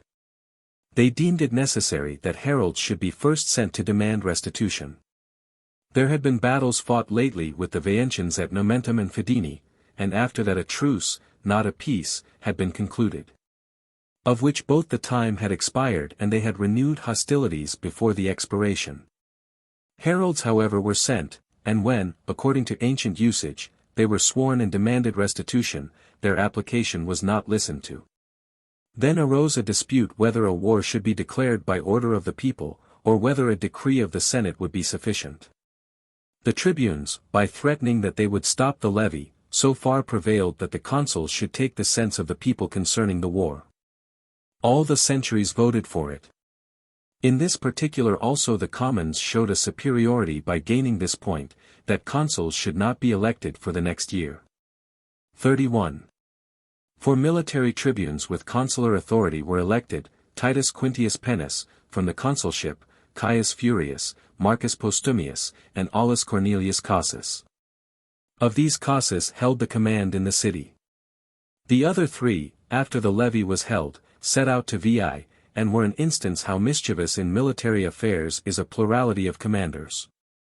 By insisting each on his own plans, whilst they severally entertained different views, they left an opportunity open to the enemy to take them at advantage. For the Veientians, taking an opportunity, attacked their line whilst still uncertain as to their movements, some ordering the signal to be given, others a retreat to be sounded, their camp, which was nigh at hand. received them in their confusion and turning their backs. There was more disgrace therefore than loss. The state, unaccustomed to defeat, was become melancholy, they hated the tribunes, they insisted on a dictator, the hopes of the state now seemed to rest on him. When a religious scruple interfered here also, lest a dictator could not be appointed except by a consul, the augurs on being consulted removed that scruple. Aulus Cornelius nominated Mamercus Aemilius, and he himself was nominated by him master of the horse. So little did censorial animadversion avail, so as to prevent them from seeking a regulator of their affairs from a family unmeritedly censured, as soon as the condition of the state stood in need of genuine merit. The Veientians elated with their success, having sent ambassadors around the states of Etruria, boasting that 3 Roman generals had been beaten by them in an engagement, though they could not effect a public cooperation in their designs. Procured volunteers from all quarters allured by the hope of plunder. The state of the Fidenations alone determined on renewing hostilities.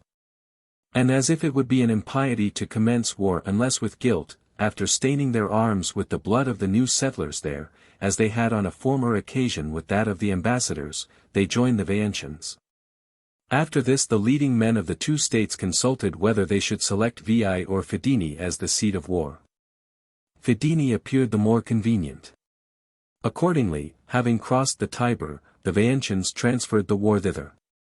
There was great consternation at Rome.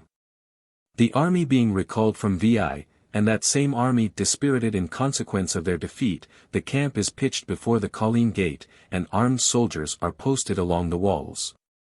And a suspension of all civil business is proclaimed in the forum, and the shops were closed. And every place becomes more like to a camp than a city. 32. Then the dictator, having sent criers through the streets, and having summoned the alarmed citizens to an assembly, began to chide them, that they allowed their minds to depend on such slight impulses of fortune, that on the receipt of a trifling loss, which itself was sustained not by the bravery of the enemy, nor by the cowardice of the Roman army, but by the disagreement of the generals, they now dreaded the Veientian enemy, 6 times vanquished, and Fidenae, which was almost taken oftener than attacked. That both the Romans and the enemies were the same as they were for so many ages, that they retained the same spirits, the same bodily strength, the same arms. That he himself, Mamercus Aemilius, was also the same dictator, who formerly defeated the armies of the Veientians and Fidenations, with the additional support of the Cilicians, at Nomentum. That his master of the horse, Aulus Cornelius, would be the same in the field, he who, as military tribune in a former war, slew Lartolumnius, king of the Veientians, in the sight of both armies. And brought the spolia opima into the temple of Jupiter Feretrius. Wherefore that they should take up arms, mindful that with them were triumphs, with them spoils, with them victory. With the enemy the guilt of murdering the ambassadors contrary to the law of nations, the massacre of the Fidenatian colonists in time of peace, the infraction of truces, a 7th unsuccessful revolt. As soon as they should bring their camp near them, he was fully confident that the joy of these most impious enemies at the disgrace of the Roman army would not be of long continuance. And that the Roman people would be convinced how much better those persons deserved of the Republic, who nominated him dictator for the 3rd time, than those who, in consequence of his abolishing the despotism of the censorship, would cast a slur on his 2nd dictatorship. Having offered up his vows and set out on his march, he pitches his camp 1,500 paces on this side of Fidenae, covered on his right by mountains, on his left by the river Tiber. He orders Titus Quintius Pennus to take possession of the mountains, and to post himself secretly on some eminence which might be in the enemy's rear. On the following day, when the Etrurians had marched out to the field, full of confidence in consequence of their accidental success of the preceding day, rather than of their good fighting, he himself, having delayed a little until the Senate brought back word that Quintius had gained an eminence nigh to the citadel of Fidenae, puts his troops into motion and led on his line of infantry in order of battle in their quickest pace against the enemy, the master of the horse he directs not to commence the fight without orders. That, when it would be necessary, he would give the signal for the aid of the cavalry, then that he would conduct the action, mindful of his fight with the king, mindful of the rich oblation, and of Romulus and Jupiter Feretrius. The legions begin the conflict with impetuosity. The Romans, fired with hatred, gratified that feeling both with deeds and words, calling the Fidenates impious, the Veientes robbers, truce-breakers, stained with the horrid murder of ambassadors, sprinkled with the blood of their own brother colonists, treacherous allies, and dastardly enemies. 33. In the very first onset they had made an impression on the enemy, when on a sudden, the gates of Fidenae flying open, a strange sort of army sallies forth, unheard of and unseen before that time. An immense multitude armed with fire and all blazing with firebrands, as if urged on by fanatical rage, rush on the enemy, and the form of this unusual mode of fighting frightened the Romans for the moment. Then the dictator, having called to him the master of the horse and the cavalry, and also Quintius from the mountains animating the fight, hastens himself to the left wing, which, more nearly resembling a conflagration than a battle, had from terror given way to the flames, and exclaims with a loud voice, vanquished by smoke, driven from your ground as if a swarm of bees, will ye yield to an unarmed enemy? Will ye not extinguish the fires with the sword? Or if it is with fire, not with weapons, we are to fight, will ye not, each in his post, snatch those brands, and hurl them on them? Come, mindful of the Roman name, of the valor of your fathers, and of your own, turn this conflagration against the city of your enemy, and destroy Fidenae by its own flames, which ye could not reclaim by your kindness. The blood of your ambassadors and colonists and the desolation of your frontiers suggest this. At the command of the dictator the whole line advanced, the firebrands that were discharged are partly caught up. Others are wrested by force, the armies on either side are now armed with fire. The master of the horse too, on his part, introduces among the cavalry a new mode of fighting. He commands his men to take the bridles off their horses, and he himself at their head, putting spurs to his own, dashing forward, is carried by the unbridled steed into the midst of the fires, the other horses also being urged on carry their riders with unrestrained speed against the enemy. The dust being raised and mixed with smoke excluded the light from the eyes of both men and horses. That appearance which had terrified the soldiers, no longer terrified the horses. The cavalry therefore, wherever they penetrated, produced a heap of bodies like a ruin. A new shout then assailed their ears. And when this attracted the attention of the two armies looking with amazement at each other, the dictator cries out that his lieutenant general and his men had attacked the enemy on the rear. He himself, on the shout being renewed, advances against them with redoubled vigor. When two armies, two different battles pressed on the Etrurians, now surrounded, in front and rear, and there was now no means of flight back to their camp, nor to the mountains, where new enemies were ready to oppose them, and the horses, now freed from their bridles, had scattered their riders in every direction, the principal part of the Veientes make precipitately for the Tiber. Such of the Fidenates as survived, bend their course to the city of Fidenae. Their flight hurries them in their state of panic into the midst of slaughter, they are cut to pieces on the banks.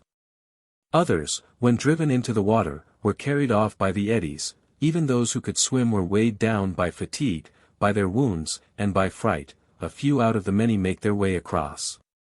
The other party make their way through the camp into the city. In the same direction their impetuosity carries the Romans in pursuit. Quintius more especially, and with him those who had just come down from the mountain, being the soldiers who were freshest for labor, because they had come up towards the close of the engagement. 34. These, after they entered the gate mixed with the enemy, make their way to the walls, and raise from their summit a signal to their friends of the town being taken.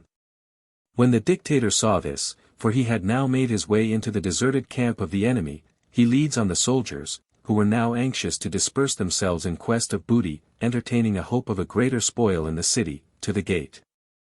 And being admitted within the walls, he proceeds to the citadel, whither he saw the crowds of fugitives hurrying. Nor was the slaughter in the city less than in the battle. Until, throwing down their arms, begging nothing but their life, they surrendered to the dictator. The city and camp are plundered. On the following day, one captive being allotted to each horseman and centurion, and 2 to those whose valor had been conspicuous, and the rest being sold by auction.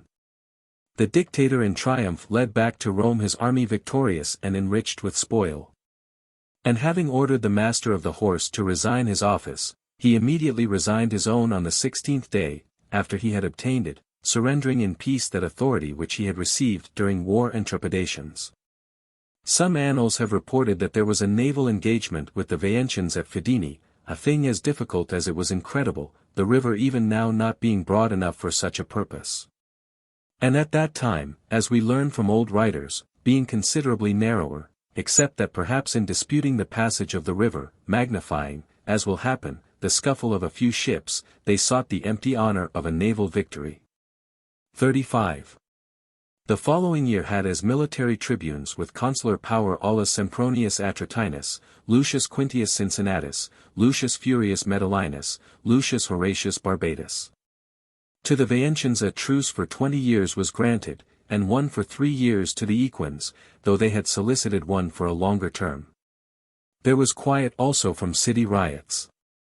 The year following, though not distinguished either by war abroad or by disturbance at home, was rendered celebrated by the games which had been vowed during the war, both through the magnificence displayed in them by the military tribunes, and also through the concourse of the neighboring states. The tribunes with consular power were Appius Claudius Crassus, Spurius Nautius Rutilius, Lucius Sergius Fidenas, Sextus Julius Iulus. The exhibition, besides that they had come with the public concurrence of their states, was rendered still more grateful to the strangers by the courtesy of their hosts. After the games seditious harangues were delivered by the tribunes of the commons upbraiding the multitude, that stupefied with admiration of those persons whom they hated, they kept themselves in a state of eternal bondage. And they not only had not the courage to aspire to the recovery of their hopes of a share in the consulship, but even in the electing of military tribunes, which elections lay open to both patricians and commons. They neither thought of themselves nor of their party. That they must therefore cease feeling surprised why no one busied himself about the interests of the commons, that labor and danger would be expended on objects whence emolument and honor might be expected. That there was nothing men would not attempt if great rewards were proposed for those who make great attempts. That any tribune of the commons should rush blindly at great risk and with no advantage into contentions, in consequence of which he may rest satisfied that the patricians against whom he should strive, will persecute him with inexpiable war. Whilst with the commons in whose behalf he may have contended he will not be one with the more honored, was a thing neither to be expected nor required. That by great honors minds became great. That no plebeian would think meanly of himself, when they ceased to be despised by others. That the experiment should be at length made in the case of 1 or 2, whether there were any plebeian capable of sustaining a high dignity. Or whether it were next to a miracle and a prodigy that any one sprung from the commons should be a brave and industrious man. That by the utmost energy the point had been gained, that military tribunes with consular power might be chosen from among the commons also. That men well approved both in the civil and military line had stood as candidates. That during the first years they were hooted at, rejected, and ridiculed by the patricians, that at length they had ceased to expose themselves to insult. Nor did he for his part see why the law itself might not be repealed. By which that was made lawful which never could take place, for that there would be less cause for blushing at the injustice of the law, than if they were to be passed over through their own want of merit. 36. Harangues of this kind, listened to with approbation, induced some persons to stand for the military tribuneship, each avowing that if in office he would propose something to the advantage of the commons. Hopes were held out of a distribution of the public land, of colonies to be planted, and of money to be raised for the pay of the soldiers, by a tax imposed on the proprietors of estates. Then an opportunity was laid hold of by the military tribunes, so that during the absence of most persons from the city, when the patricians who were to be recalled by a private intimation were to attend on a certain day, a decree of the Senate might be passed in the absence of the tribunes of the commons. That a report existed that the Volscians had gone forth into the lands of Hernisae to commit depredations, the military tribunes were to set out to examine into the matter, and that an assembly should be held for the election of consuls. Having set out, they leave Appius Claudius, son of the December, as prefect of the city, a young man of great energy, and one who had ever from his cradle imbibed a hatred of the tribunes and the commons. The tribunes of the commons had nothing for which they should contend, either with those persons now absent, who had procured the decree of the Senate, nor with Appius, the matter being now all over. 37. Caius Sempronius Atratinus, Quintus Fabius Vibulanus were elected consuls. An affair in a foreign country, but one deserving of record, is stated to have happened in that year. Vulturnum, a city of the Etrurians, which is now Capua, was taken by the Samnites, and was called Capua from their leader, Capus, or, what is more probable, from its champaign grounds. But they took possession of it, after having been admitted into a share of the city and its lands, when the Etrurians had been previously much harassed in war. Afterwards the newcomers attacked and massacred during the night the old inhabitants, when on a festival day they had become heavy with wine and sleep. After those transactions the consuls whom we have mentioned entered on office on the Ides of December. Now not only those who had been expressly sent, reported that a Volscian war was impending. But ambassadors also from the Latins and Hernicians brought word, that never at any former period were the Volscians more intent either in selecting commanders, or in levying an army.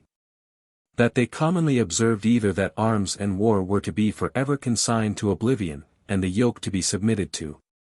Or that they must not yield to those, with whom they contended for empire, either in valor, perseverance, or military discipline. The accounts they brought were not unfounded, but neither the Senate were so much affected by the circumstance.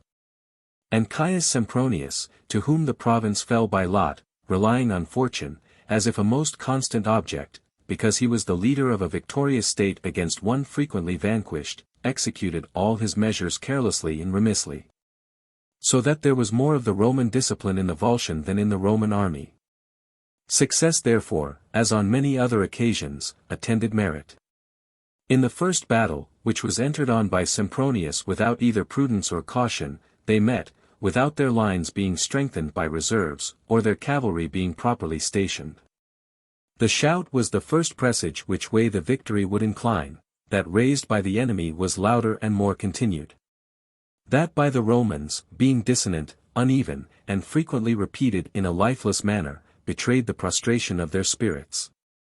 The enemy advancing the more boldly on this account, pushed with their shields, brandished their swords. On the other side the helmets drooped, as the men looked around, and disconcerted they waver, and keep close to the main body. The ensigns at one time standing their ground are deserted by their supporters, at another time they retreat between their respective companies. As yet there was no absolute flight, nor was there victory. The Romans rather covered themselves than fought. The Volscians advanced, pushed against their line, saw more of the enemy slain than running away. 38. They now give way in every direction, the consul Sempronius in vain chiding and exhorting them. Neither his authority nor his dignity availed anything. And they would presently have turned their backs to the enemy, had not Sextus Tempanius, a commander of a troop of horse, with great presence of mind brought them support, when matters were now desperate. When he called out aloud, that the horsemen who wished for the safety of the commonwealth should leap from their horses, the horsemen of all the troops being moved, as if by the consul's orders, he says. Unless this cohort by its arms can stop the progress of the enemy, there is an end of the empire. Follow my spear as your standard. Show to the Romans and Volscians, that no cavalry are equal to you as cavalry, nor infantry to you as infantry. When this exhortation was approved by a loud shout, he advances, holding his spear aloft. Wherever they go, they open a passage for themselves, putting forward their targets they force on to the place where they saw the distress of their friends greatest. The fight is restored in every part, as far as their onset reached. Nor was there a doubt but that if so few could accomplish everything at the same time, the enemy would have turned their backs. 39. And when they could now be withstood in no part, the Volscian commander gives a signal, that an opening should be made for the targeteers, the enemy's new cohort. Until carried away by their impetuosity they should be cut off from their own party. When this was done, the horsemen were intercepted, nor were they able to force their way in the same direction as that through which they had passed. The enemy being thickest in that part through which they had made their way. And the consul and Roman legions, when they could nowhere see that party which had lately been a protection to the entire army, lest the enemy should cut down so many men of distinguished valor by cutting them off, push forward at all hazards. The Volscians, forming two fronts, sustained the attack of the consul and the legions on the one hand. With the other front pressed on Tempanius and the horsemen, and when they after repeated attempts were unable to force their way to their own party, they took possession of an eminence, and defended themselves by forming a circle. Not without taking vengeance on their enemies. Nor was there an end of the battle before night. The consul also, never relaxing his efforts as long as any light remained, kept the enemy employed. The night at length separated them undecided as to victory. And such a panic seized both camps, from their uncertainty as to the issue, that, leaving behind their wounded and a great part of the baggage, both armies, as if vanquished, betook themselves to the adjoining mountains. The eminence, however, continued to be besieged till beyond midnight. But when word was brought to the besiegers that the camp was deserted, supposing that their own party had been defeated, they too fled, each whithersoever his fears carried him in the dark. Tempanius, through fear of an ambush, detained his men till daylight. Then having himself descended with a few men to look about, when he ascertained by inquiring from some of the wounded enemy that the camp of the Volscians was deserted, he joyously calls down his men from the eminence, and makes his way into the Roman camp, where, when he found everything waste and deserted, and the same unsightliness as with the enemy, before the discovery of this mistake should bring back the Volscians, taking with him all the wounded he could. And not knowing what route the consul had taken, he proceeds by the shortest roads to the city. 40. The report of the unsuccessful battle and of the abandonment of the camp had already reached there, and, above all other objects, the horsemen were mourned not more with private than with public grief. And the consul Fabius, the city also being now alarmed, stationed guards before the gates. When the horsemen, seen at a distance, not without some degree of terror by those who doubted who they were, but soon being recognized, from a state of dread produced such joy, that a shout pervaded the city. Of persons congratulating each other on the horsemen having returned safe and victorious. And from the houses a little before in morning, as they had given up their friends for lost, persons were seen running into the street. And the affrighted mothers and wives, forgetful of all ceremony through joy, ran out to meet the band, each one rushing up to her own friends, and through extravagance of delight scarcely retaining power over body or mind. The tribunes of the people who had appointed a day of trial for Marcus Postumius and Titus Quintius, because of the unsuccessful battle fought near Veii by their means, thought that an opportunity now presented itself for renewing the public odium against them by reason of the recent displeasure felt against the consul Sempronius. Accordingly, a meeting being convened, when they exclaimed aloud that the commonwealth had been betrayed at Veii by the generals, that the army was afterwards betrayed by the consul in the country of the Volscians, because they had escaped with impunity, that the very brave horsemen were consigned to slaughter, that the camp was shamefully deserted. Caius Julius, one of the tribunes, ordered the horseman Tempanius to be cited, and in presence of them he says, Sextus Tempanius, I ask of you, whether do you think that Caius Sempronius the consul either commenced the battle at the proper time, or strengthened his line with reserves, or that he discharged any duty of a good consul? Or did you yourself, when the Roman legions were beaten, of your own judgment dismount the cavalry and restore the fight? Then when you and the horsemen with you were cut off from our army, did either the consul himself come to your relief, or did he send you succor?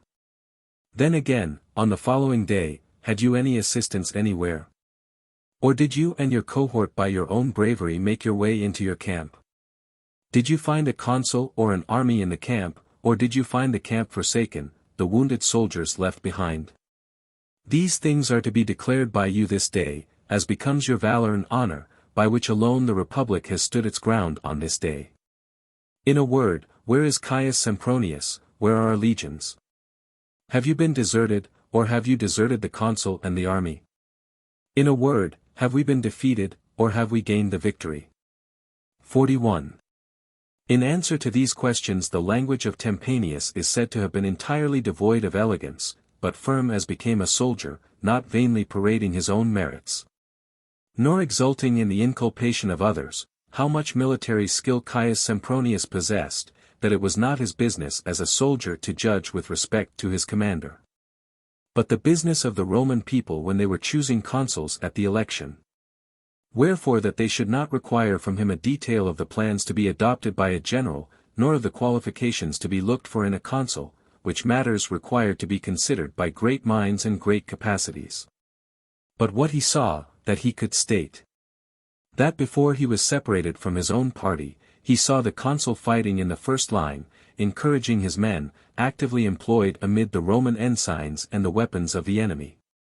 That he was afterwards carried out of sight of his friends. That from the din and shouting he perceived that the contest was protracted till night. Nor did he think it possible, from the great numbers of the enemy, that they could force their way to the eminence which he had seized on. Where the army might be, he did not know. He supposed that as he protected himself and his men, by advantage of situation when in danger, in the same way the consul, for the purpose of preserving his army, had selected a more secure place for his camp. Nor did he think that the affairs of the Volscians were in a better condition than those of the Roman people. That fortune and the night had occasioned a multitude of mistakes on both sides, and then when he begged that they would not detain him, fatigued with toil and wounds, he was dismissed with high encomiums, not more on his bravery than his modesty. While these things were going on, the consul was at the Temple of Rest on the road leading to Lavisae.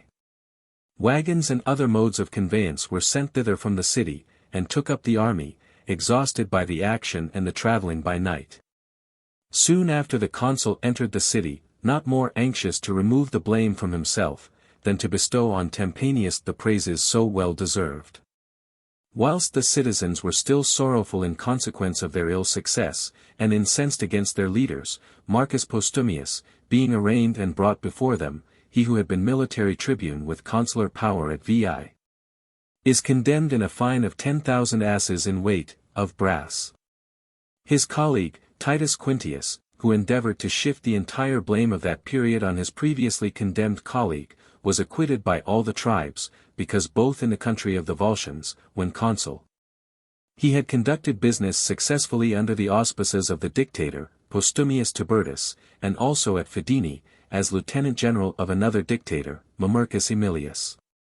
The memory of his father, Cincinnatus, a man highly deserving of veneration, is said to have been serviceable to him, as also Capitolinus Quintius, now advanced in years, humbly entreating that they would not suffer him who had so short a time to live to be the bearer of such dismal tidings to Cincinnatus. 42. The commons elected as tribunes of the people, though absent, Sextus Tempanius, Aulus Cellius, Sextus Antiscius, and Spurius Icilius, whom the horsemen by the advice of Tempanius had appointed to command them as centurions. The Senate, inasmuch as the name of consuls was now becoming displeasing through the hatred felt towards Sempronius, ordered that military tribunes with consular power should be elected. Those elected were Lucius Manlius Capitolinus, Quintus Antonius Merenda, Lucius Papirius Mugellanus. At the very commencement of the year, Lucius Hortensius, a tribune of the people, appointed a day of trial for Caius Sempronius, a consul of the preceding year, and when his 4 colleagues, in sight of the Roman people, entreated him that he would not involve in vexation their unoffending general, in whose case nothing but fortune could be blamed, Hortensius took offense, thinking it to be a trying of his perseverance, and that the accused depended not on the entreaties of the tribunes, which were merely used for show, but on their protection. Therefore now turning to him, he asked, where were those patrician heirs, where the spirit supported and confiding in conscious innocence, that a man of consular dignity took shelter under the shade of the tribunes? Another time to his colleagues, what do you intend doing, if I go on with the prosecution, will you wrest their jurisdiction from the people and overturn the tribunician authority? When they said that, both with respect to Sempronius and all others, the power of the Roman people was supreme, that they had neither the will nor the power to do away with the judgment of the people. But if their entreaties for their commander, who was to them in the light of a parent, were to prove of no avail, that they would change their apparel along with him, then Hortensius says. The commons of Rome shall not see their tribunes in the garb of culprits. To Caius Sempronius I have nothing more to say, since when in office he has attained this good fortune, to be so dear to his soldiers. Nor was the dutiful attachment of the 4 tribunes more grateful alike to the commons and patricians, than was the temper of Hortensius, which yielded so readily to their just entreaties. Fortune no longer indulged the Equins, who had embraced the doubtful victory of the Volscians as their own. 43. In the year following, when Numerius Fabius Vibulanus and Titus Quintius Capitolinus, son of Capitolinus, were consuls, nothing worth mentioning was performed under the conduct of Fabius, to whom that province had fallen by lot. When the Equins had merely showed their dastardly army, they were routed by a shameful flight, without any great honor to the consul, therefore a triumph is refused. However, in consequence of having effaced the ignominy of Sempronius's defeat, he was allowed to enter the city with an ovation. As the war was terminated with less difficulty than they had apprehended, so in the city, from a state of tranquillity, an unexpected mass of dissensions arose between the commons and patricians, which commenced with doubling the number of quaestors. When the patricians approved most highly of this measure, viz. that, besides the 2 city quaestors, 2 should attend the consuls to discharge some duties of the military service, after it was moved by the consuls, the tribunes of the commons contended in opposition to the consuls. That half of the quaestors should be appointed from the commons. For up to that time all patricians were appointed. Against this proceeding both the consuls and patricians at first strove with all their might. Then, by making a concession that the will of the people should be equally free in the case of quaestors, as they enjoyed in the election of tribunes with consular power, when they produced but little effect. They gave up the entire matter about increasing the number of quaestors. When relinquished, the tribunes take it up, and other seditious schemes are continually started, among which is that of the agrarian law. On account of these disturbances the Senate was desirous that consuls should be elected rather than tribunes, but no decree of the Senate could be passed in consequence of the protests of the tribunes. The government from being consular came to an interregnum, and not even that without a great struggle, for the tribunes prevented the patricians from meeting. When the greater part of the following year was wasted in contentions by the new tribunes of the commons and some interreges, the tribunes at one time hindering the patricians from assembling to declare an interrex. At another time preventing the interrex from passing a decree regarding the election of consuls. At length Lucius Papirius Mugellanus, being nominated interrex, censuring now the patricians, now the tribunes of the people, asserted that the state, deserted and forsaken by man, being taken up by the providence and care of the gods, subsisted by the Veientian truce and the dilatoriness of the Equins. From which quarter if any alarm of danger be heard, did it please them that the state, left without a patrician magistrate, should be taken by surprise. That there should be no army, nor general to enlist one. Will they repel a foreign war by an intestine one? And if they both meet, the Roman state can scarcely be saved, even by the aid of the gods, from being overwhelmed. That they, by resigning each a portion of their strict right, should establish concord by a compromise, the patricians, by suffering military tribunes with consular authority to be elected. The tribunes of the commons, by ceasing to protest against the 4 quaestors being elected promiscuously from the commons and patricians by the free suffrage of the people. 44. The election of tribunes was first held. There were chosen tribunes with consular power, Lucius Quintius Cincinnatus a 3rd time, Lucius Furius Metellinus a 2nd time, Marcus Manlius, Aulus Sempronius Atratinus. On the last named tribune presiding at the election of quaestors, and among several other plebeians a son of Antistius, a plebeian tribune, and a brother of Sextus Pompilius, also a tribune of the commons, becoming candidates. Neither the power nor interest of the latter at all availed so as to prevent those, whose fathers and grandfathers they had seen consuls, from being preferred for their high birth. All the tribunes of the commons became enraged, above all Pompilius and Antistius were incensed at the rejection of their relatives. What could this mean? That neither through their own kindnesses, nor in consequence of the injurious treatment of the patricians, nor even through the natural desire of making use of their new right, as that is now allowed which was not allowed before, was any individual of the commons elected if not a military tribune, not even a quaestor. That the prayers of a father in behalf of a son, those of one brother in behalf of another, had been of no avail, though proceeding from tribunes of the people, a sacrosanct power created for the support of liberty. There must have been some fraud in the matter, and Aulus Sempronius must have used more of artifice at the elections than was compatible with honor. They complained that by the unfairness of his conduct their friends had been kept out of office. Accordingly, as no attack could be made on him, secured by his innocence and by the office he then held, they turned their resentment against Caius Sempronius, uncle to Atratinus. And, with the aid of their colleague Marcus Cornelius, they entered a prosecution against him on account of the disgrace sustained in the Volscian War.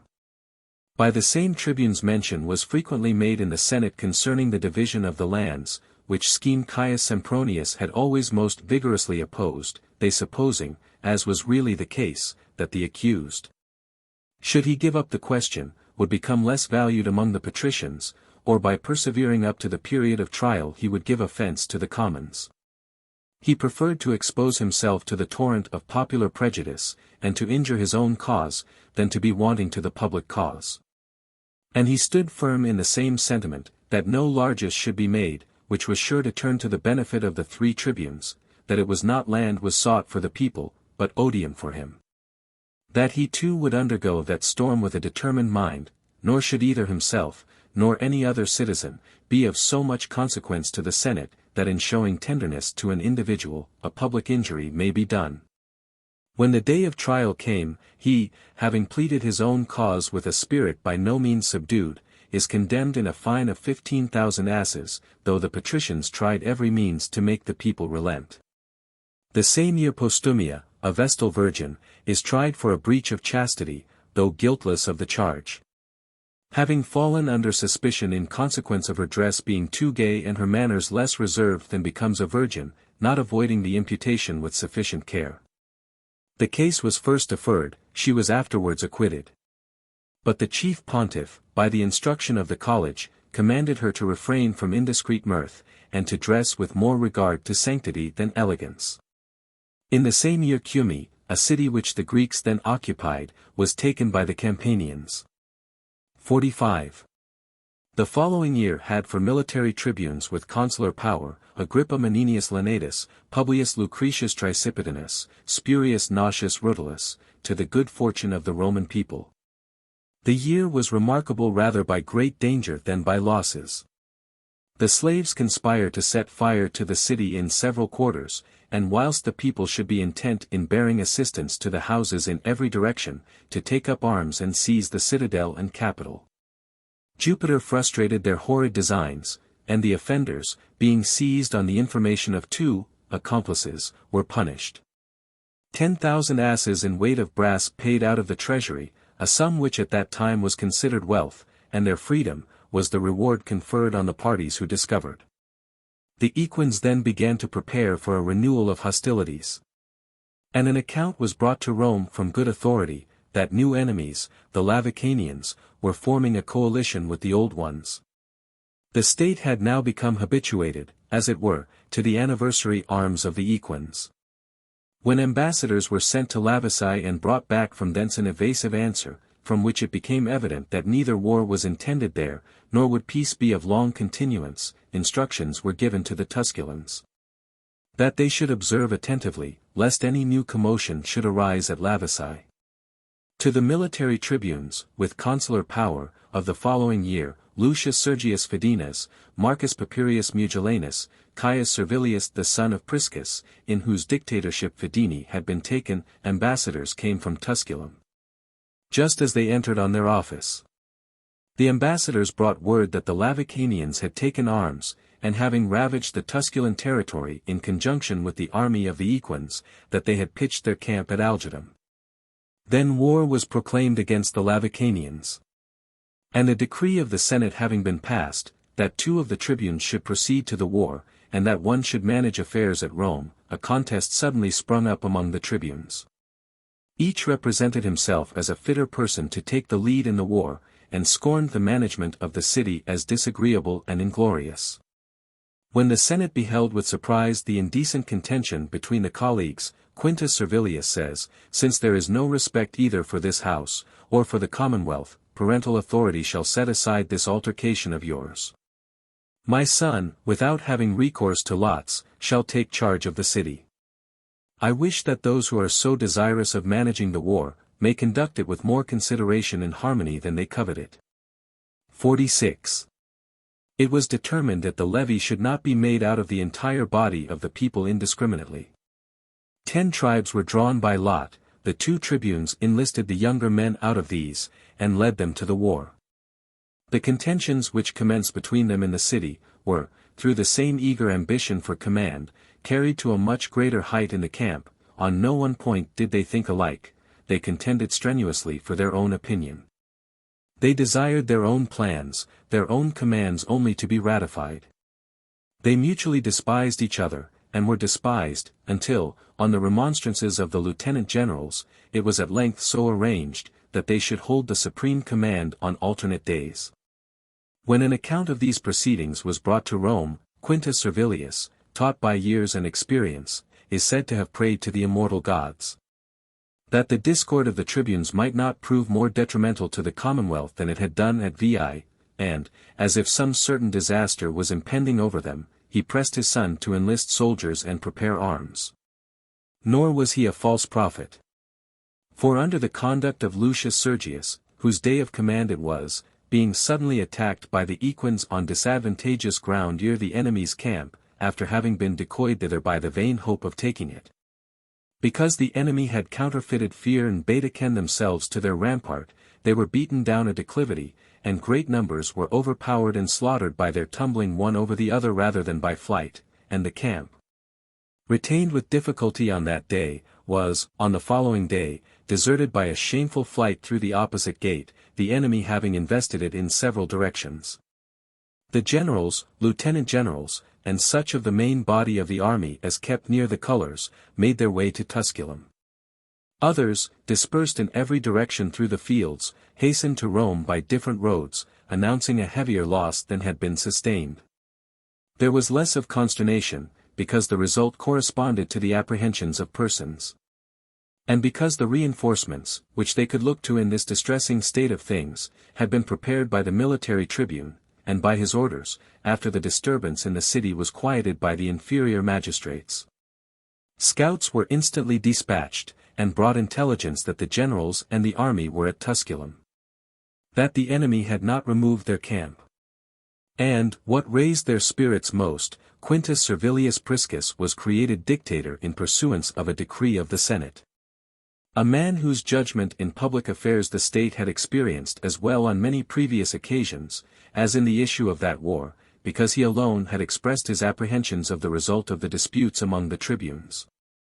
Before the occurrence of the misfortune, he having appointed for his master of the horse, by whom, as military tribune, he had been nominated dictator, his own son, as some have stated, for others mention that Ahala Servilius was master of the horse that year Winky Face.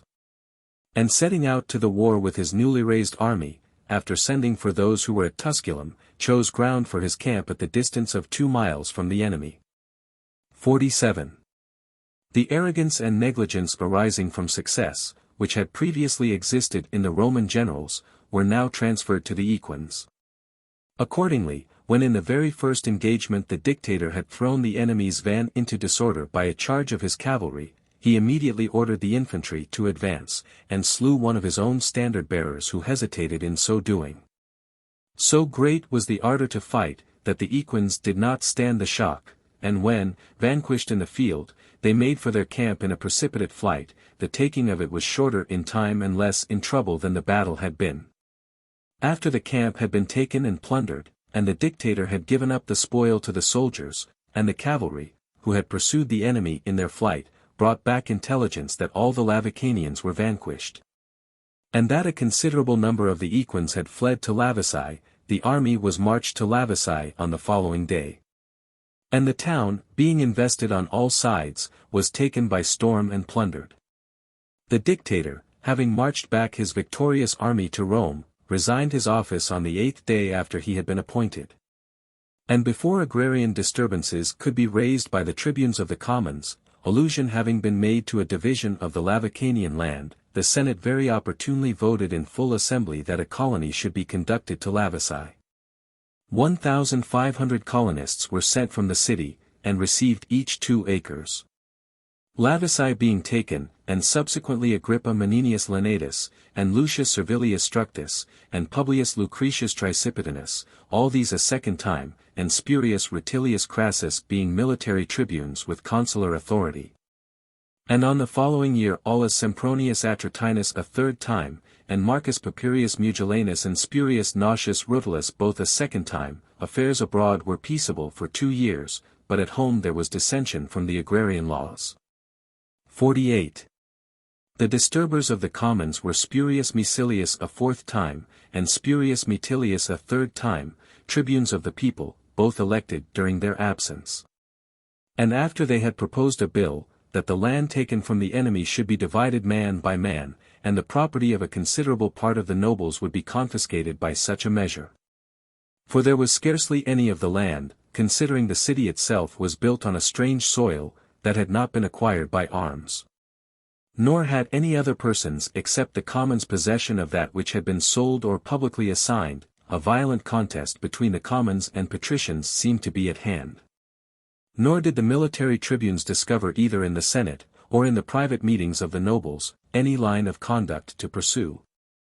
When Appius Claudius, the grandson of him who had been Decemvir for compiling the laws, being the youngest senator of the meeting, is stated to have said that he brought from home an old and a family scheme, for that his great-grandfather, Appius Claudius, had shown the patricians one method of baffling tribunician power by the protests of their colleagues.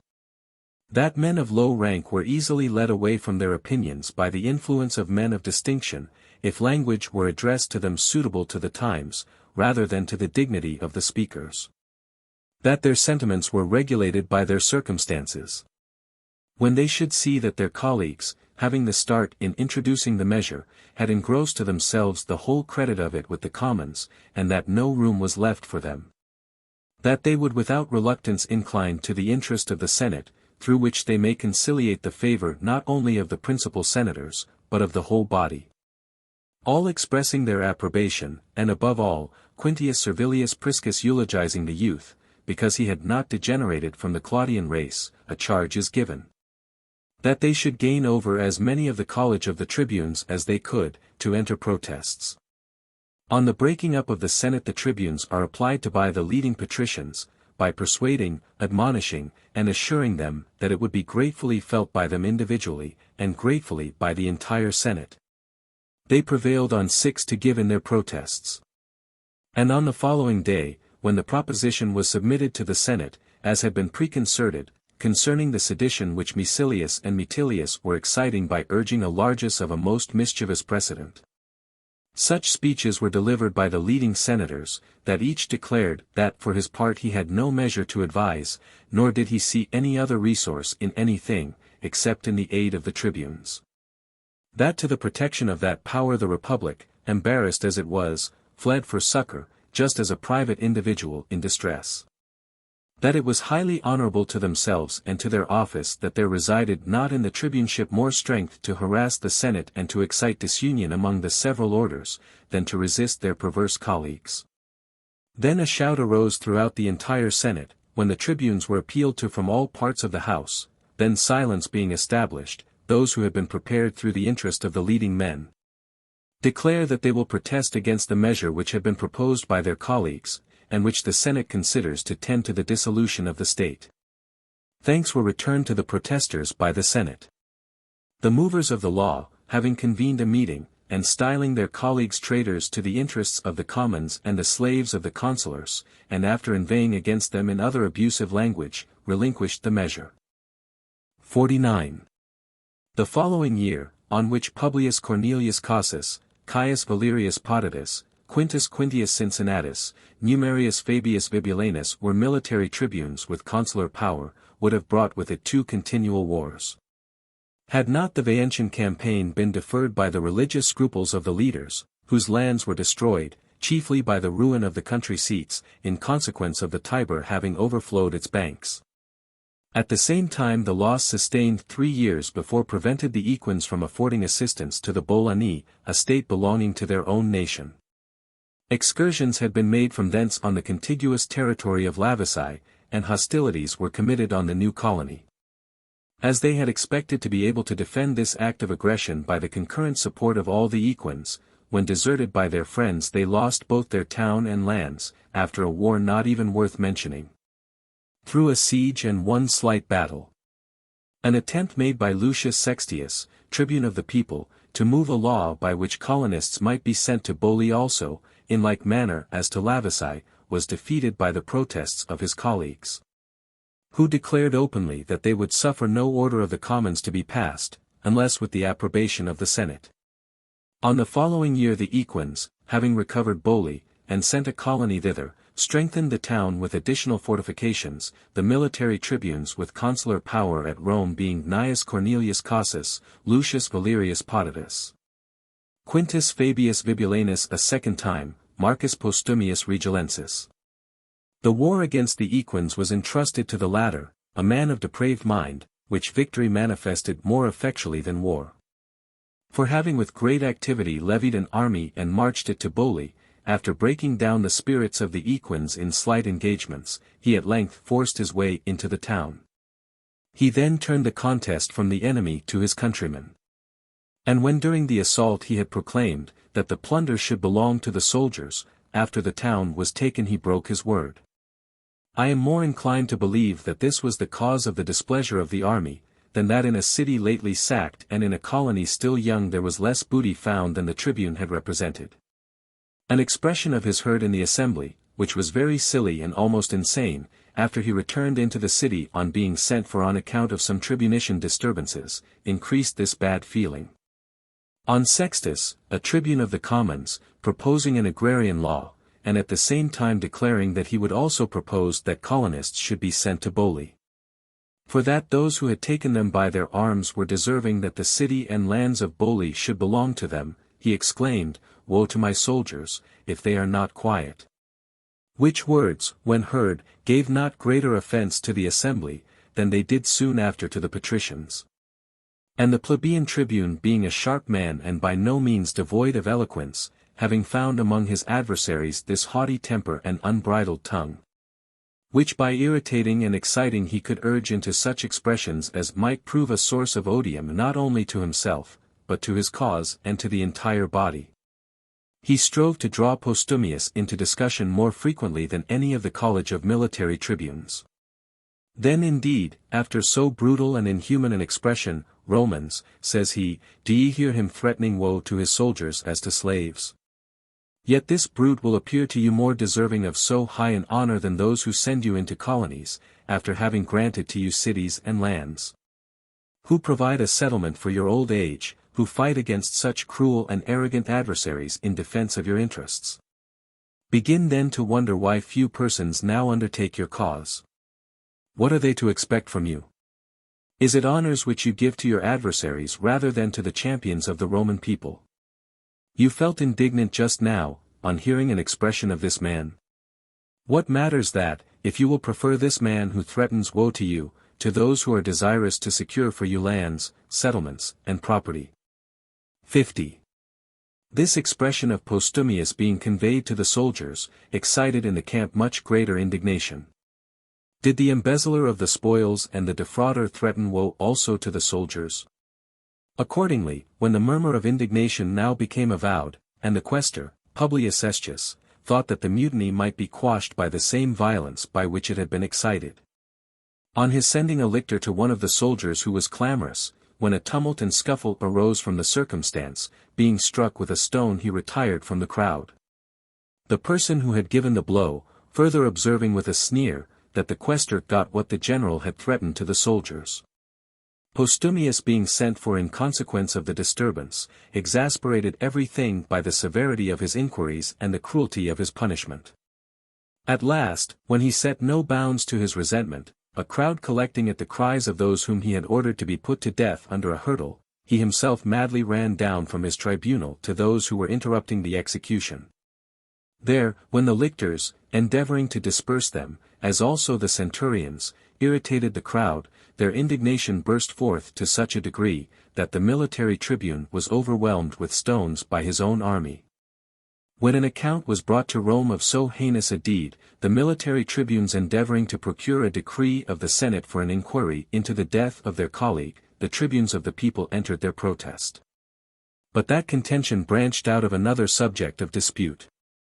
Because the patricians had become uneasy lest the commons, through dread of the inquiries and through resentment, might elect military tribunes from their own body, and they strove with all their might that consuls should be elected.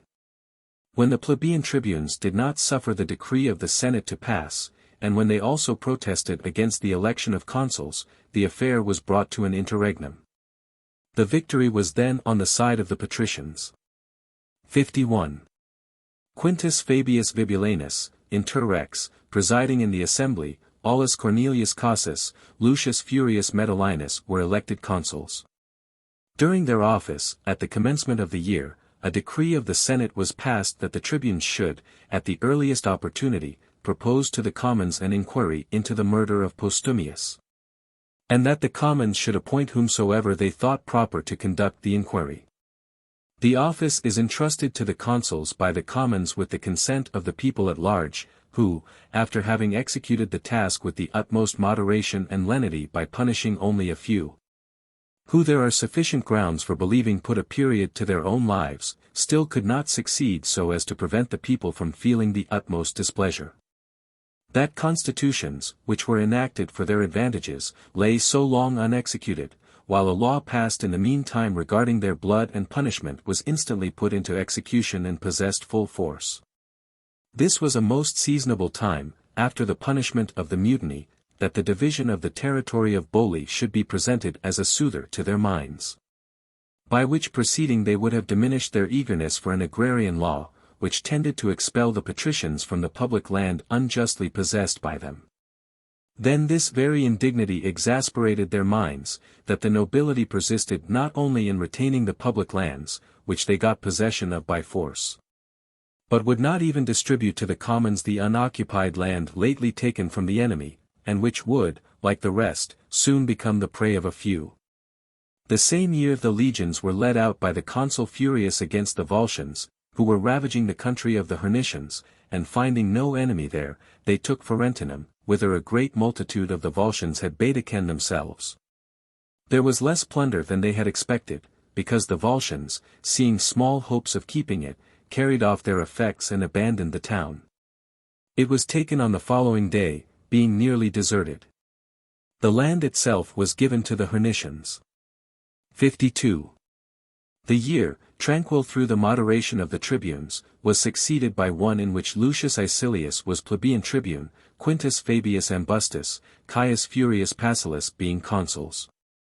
When this man, at the very commencement of the year, began to excite disturbances by the publication of agrarian laws, as if such was the task of his name and family, a pestilence broke out, more alarming however than deadly, which diverted men's thoughts from the forum and political disputes to their domestic concerns and the care of their personal health. And persons think that it was less mischievous than the disturbance would have proved.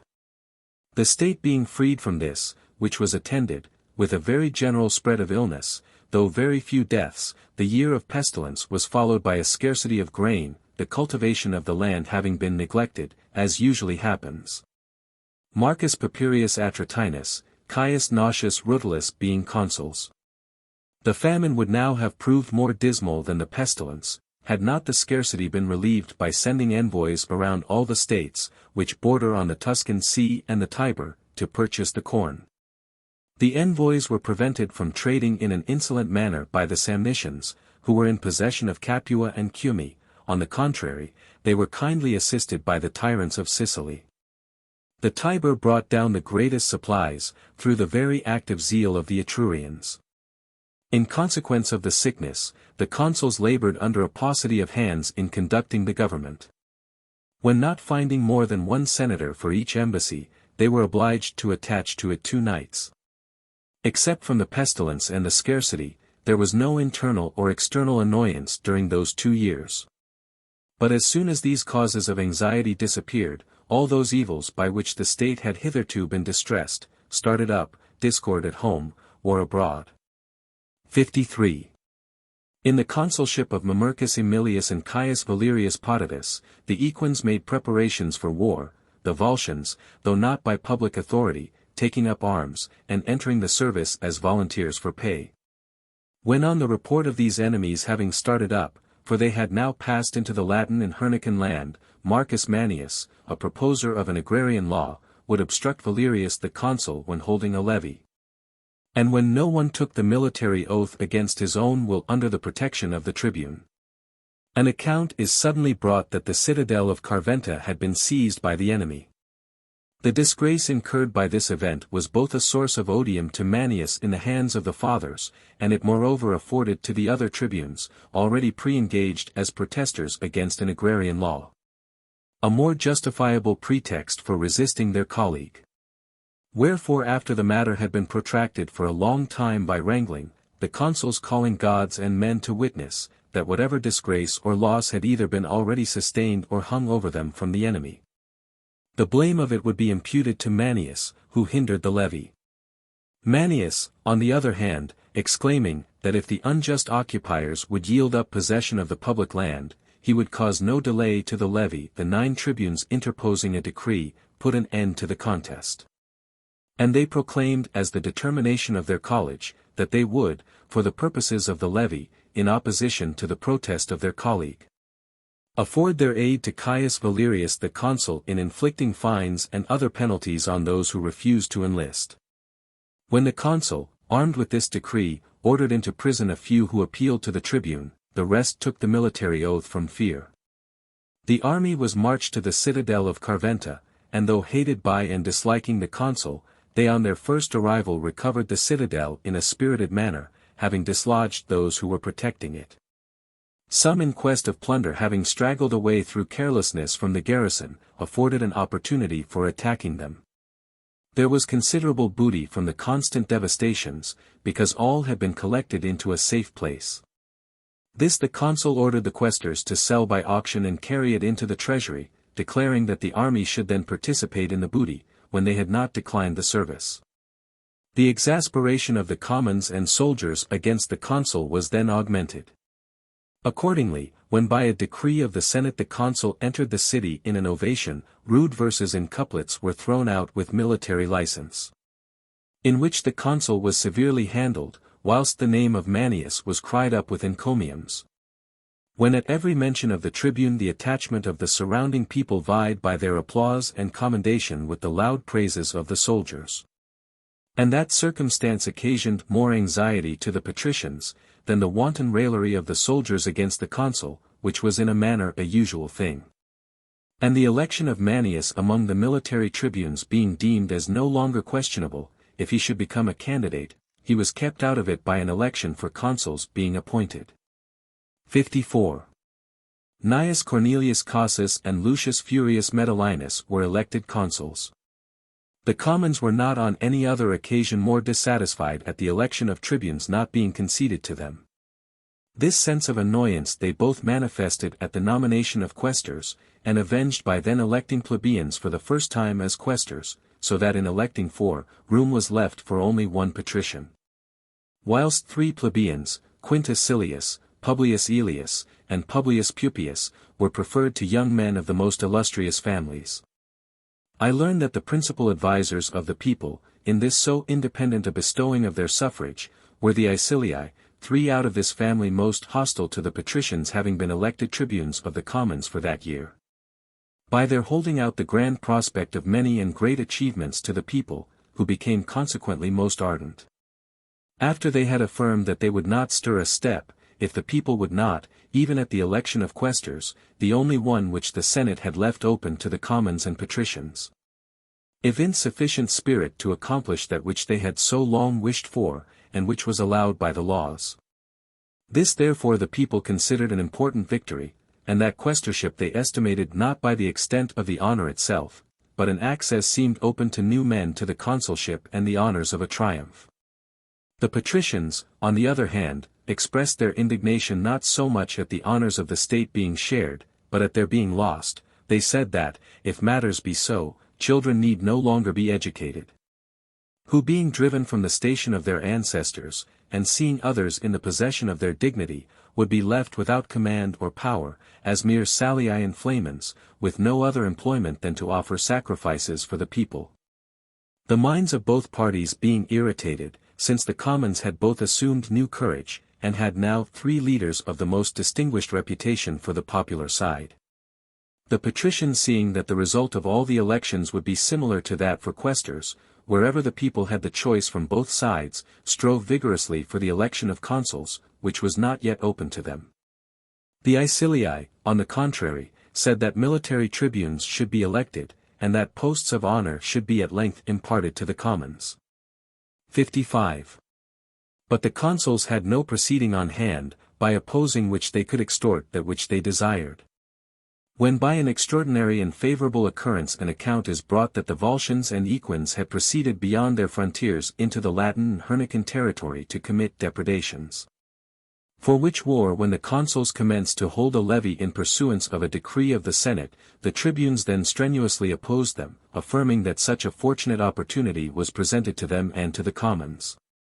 There were 3, and all very active men, and of respectable families, considering they were plebeians. 2 of them choose each a consul, to be watched by them with unremitting assiduity. To one is assigned the charge sometimes of restraining, sometimes of exciting, the commons by his harangues. Neither the consuls effected the levy, nor the tribunes the election which they desired. Then fortune inclining to the cause of the people, expresses arrived that the Equins had attacked the citadel of Carventa, the soldiers who were in garrison having straggled away in quest of plunder, and had put to death the few left to guard it. That others were slain as they were returning to the citadel, and others who were dispersed through the country. This circumstance, prejudicial to the state, added force to the project of the tribunes. For, assailed by every argument to no purpose that they would then at length desist from obstructing the war, when they yielded neither to the public storm, nor to the odium themselves. They succeed so far as to have a decree of the Senate passed for the election of military tribunes. With an express stipulation, however, that no candidate should be considered, who was tribune of the people that year, and that no one should be re-elected plebeian tribune for the year following. The Senate undoubtedly pointing at the Aecilians, whom they suspected of aiming at the consular tribuneship as the reward of their turbulent tribuneship of the commons. Then the levy began to proceed, and preparations for war began to be made with the concurrence of all ranks. The diversity of the statements of writers leaves it uncertain whether both the consuls set out for the citadel of Carventa, or whether one remained behind to hold the elections. Those facts in which they do not disagree are to be received as certain, that they retired from the citadel of Carventa. After having carried on the attack for a long time to no purpose, that Virugo in the Volscian country was taken by the same army, and that great devastation had been made. And considerable booty captured both amongst the Equins and in the Volscian territory. 56.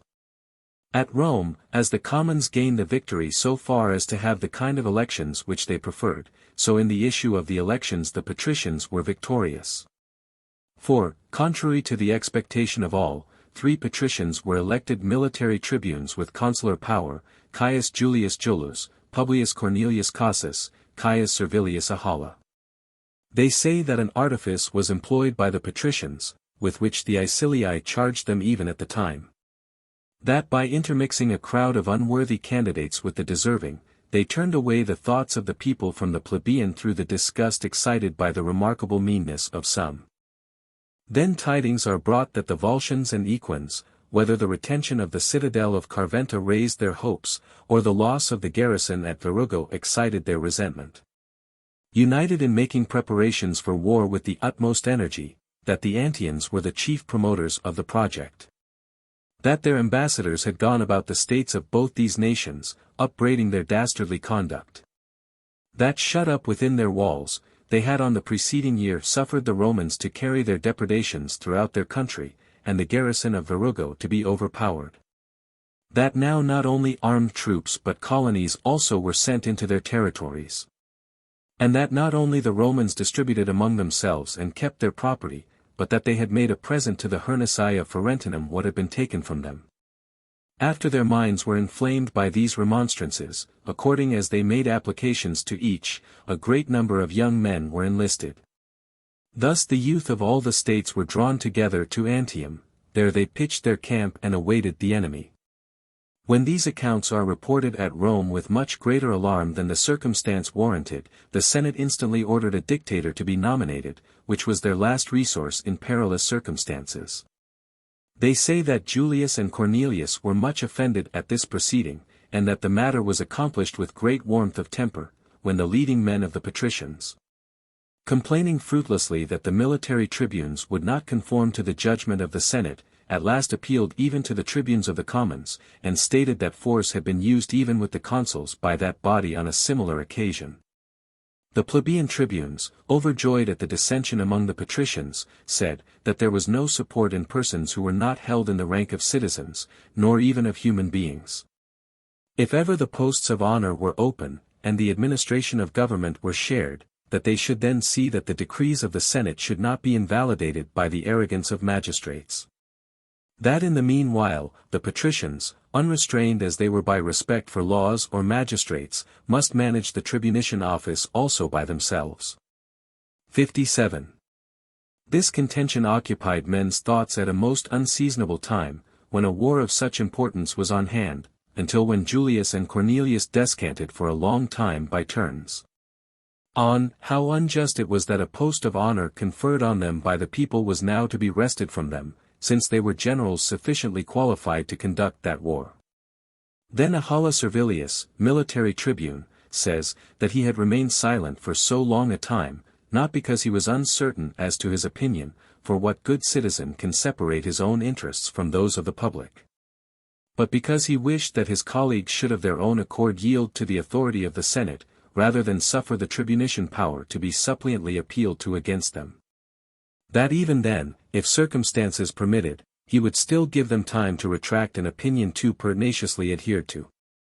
But since the exigences of war do not await the counsels of men, that the public weal was of deeper importance to him than the goodwill of his colleagues, and if the Senate continued in the same sentiments, he would, on the following night, nominate a dictator.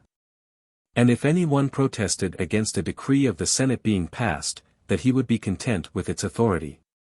158 When by this conduct he bore away the well-merited praises and goodwill of all, having named Publius Cornelius dictator, he himself being appointed by him as master of the horse, served as an instance to those who considered his case and that of his colleagues, how much more attainable public favor and honor sometimes were to those who evinced no desire for them. The war was in no respect a memorable one. The enemy were beaten at Antium in one, and that an easy battle, the victorious army laid waste the Volscian territory. Their fort at the lake Fucinus was taken by storm, and in it 3,000 men made prisoners, the rest of the Volscians being driven within the walls, and not defending the lands. The dictator having conducted the war in such a manner as to show that he was not negligent of fortune's favors, returned to the city with a greater share of success than of glory, and resigned his office. The military tribunes, without making any mention of an election of consuls, through pique, I suppose, for the appointment of a dictator, issued a proclamation for the election of military tribunes. Then indeed the perplexity of the patricians became still greater, as seeing their cause betrayed by their own party. Wherefore, as on the year before, by bringing forward as candidates the most unworthy individuals from amongst the plebeians, they produced a disgust against all, even those who were deserving. So then by engaging such of the patricians as were most distinguished by the splendor of their character and by their influence to stand as candidates, they secured all the places, so that no plebeian could get in. For were elected, all of them men who had already served the office, Lucius Furius Metellinus, Caius Valerius Potitus, Numerius Fabius Vibulanus, Caius Servilius Ahala. The last had the honor continued to him by re-election, as well in consequence of his other deserts, as on account of his recent popularity, acquired by his singular moderation. 58.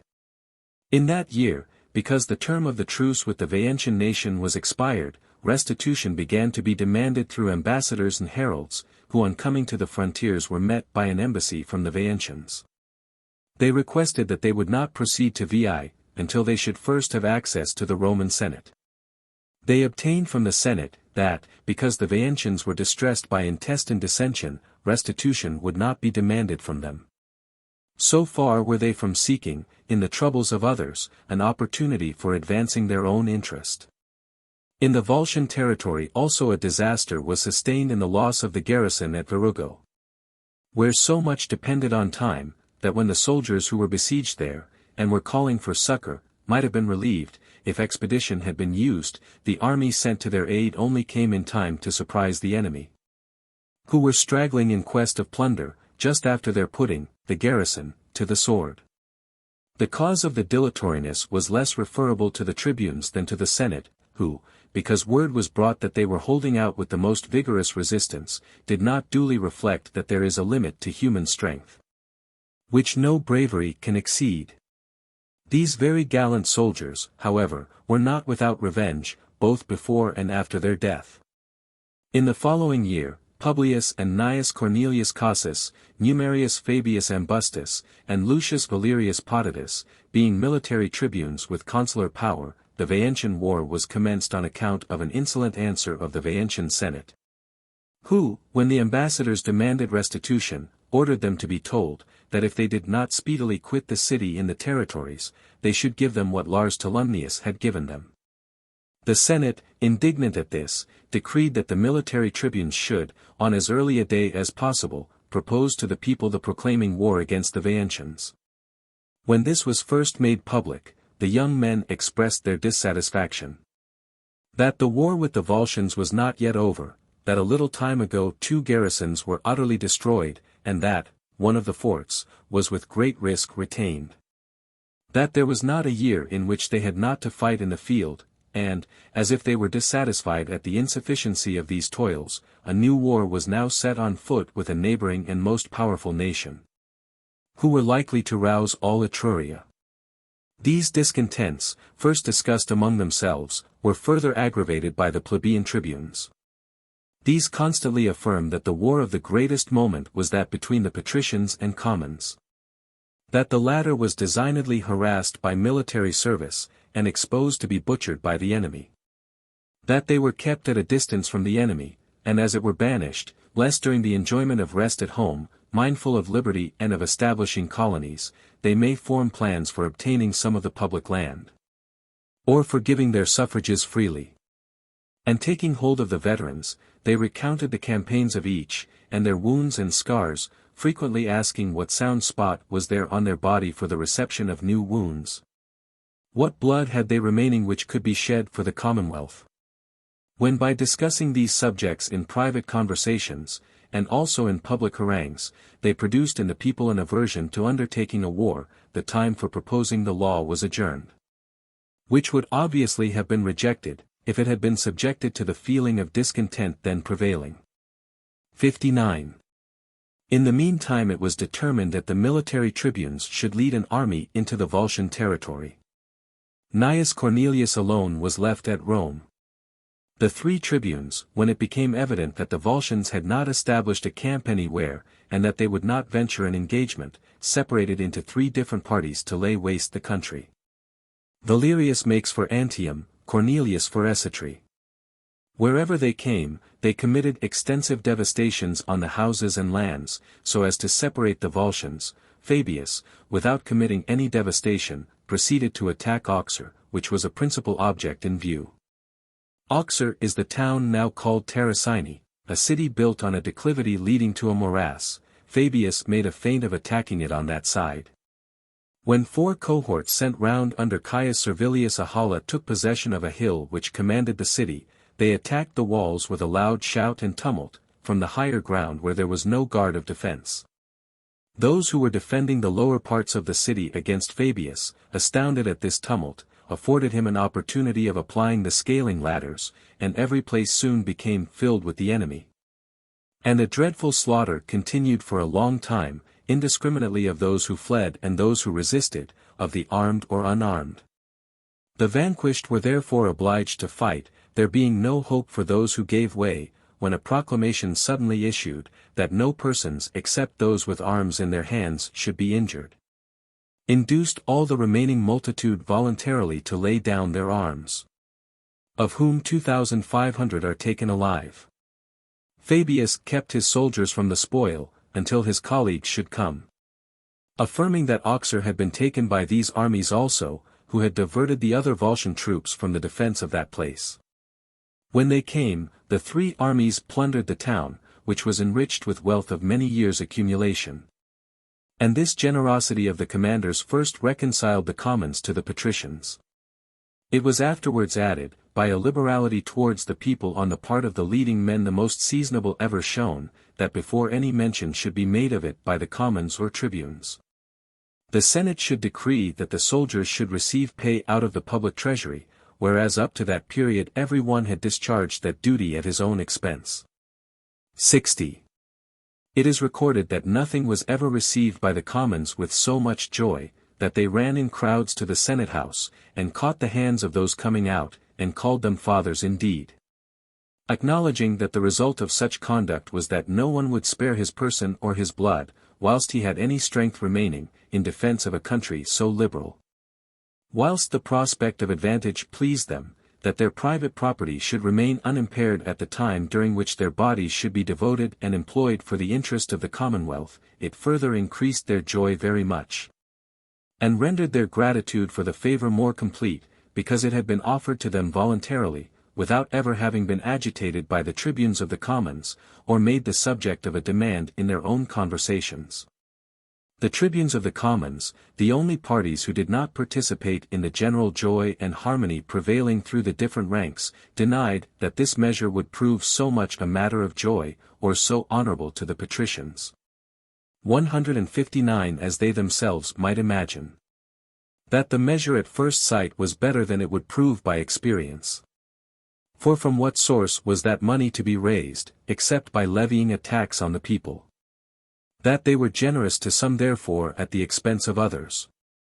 And even though others may endure it, those who had already served out their time in the service, would never endure that others should serve on better terms than they themselves had served. And that these same individuals should have to bear the expense of their own service, and then that of others. By these arguments they influenced a part of the commons. At last, when the tax was now announced, the tribunes publicly declared, that they would afford protection to any one who should refuse to contribute his proportion for the pay of the soldiers. The patricians persisted in supporting a matter so happily commenced. They themselves were the first to contribute. And because there was as yet no coined silver, some of them conveying their weighed brass to the treasury in wagons, rendered their contribution very showy. After the Senate had contributed with the utmost punctuality according to their rated properties, the principal plebeians, friends of the nobility, according to a concerted plan, began to contribute. And when the populace saw these men highly applauded by the patricians, and also looked up to as good citizens by men of the military age, scorning the support of the tribunes, an emulation commenced at once about paying the tax. And the law being passed about declaring war against the Veientians, the new military tribunes with consular power marched to Veii, an army consisting in a great measure of volunteers. 61. The tribunes were Titus Quintius Capitolinus, Publius Quintius Cincinnatus, Caius Julius Jullus a second time, Aulus Manlius, Lucius Furius Metellinus a second time, and Manius Aemilius Mamercinus. By these Veii was first invested. A little before the commencement of this siege, when a full meeting of the Etrurians was held at the temple of Voltumna, it was not finally determined whether the Veientians were to be supported by the public concurrence of the whole confederacy. The siege was less vigorous in the following year, some of the tribunes and their army being called off to the Volscian war. The military tribunes with consular power in this year were Caius Valerius Potitus a third time, Manius Largius Fidenas, Publius Cornelius Melogenensis, Gnaeus Cornelius Cassus, Ciso Fabius Ambustus, Spurius Nausius Rutilius a second time. A pitched battle was fought with the Volscians between Ferentinum and Agetra. The result of the battle was favourable to the Romans. Artina then, a town of the Volscians, began to be besieged by the tribunes. Thence during an attempt at a sally, the enemy being driven back into the town, an opportunity was afforded to the Romans of forcing in, and every place was taken except the citadel. Into the fortress, well protected by nature, a body of armed men retired. Beneath the fortress many were slain and made prisoners. The citadel was then besieged. Nor could it either be taken by storm, because it had a garrison sufficient for the size of the place, nor did it hold out any hope of surrender, all the public corn having been conveyed to the citadel before the city was taken. And they would have retired from it, being wearied out, had not a slave betrayed the fortress to the Romans. The soldiers being admitted by him through a place difficult of access, took it. By whom when the guards were being killed, the rest of the multitude, overpowered with sudden panic, surrendered. After demolishing both the citadel and city of Artina, the legions were led back from the Volscian territory. And the whole Roman power was turned against Veii. To the traitor, besides his freedom, the property of 2 families was given as a reward. His name was Servius Romanus. There are some who think that Artina belonged to the Veientians, not to the Volscians. What occasions the mistake is that there was a city of the same name between Caere and Veii. But the Roman kings destroyed it. And it belonged to the Caeretians, not to the Veientians. The other of the same name, the demolition of which has been mentioned, was in the Volscian territory. Book V.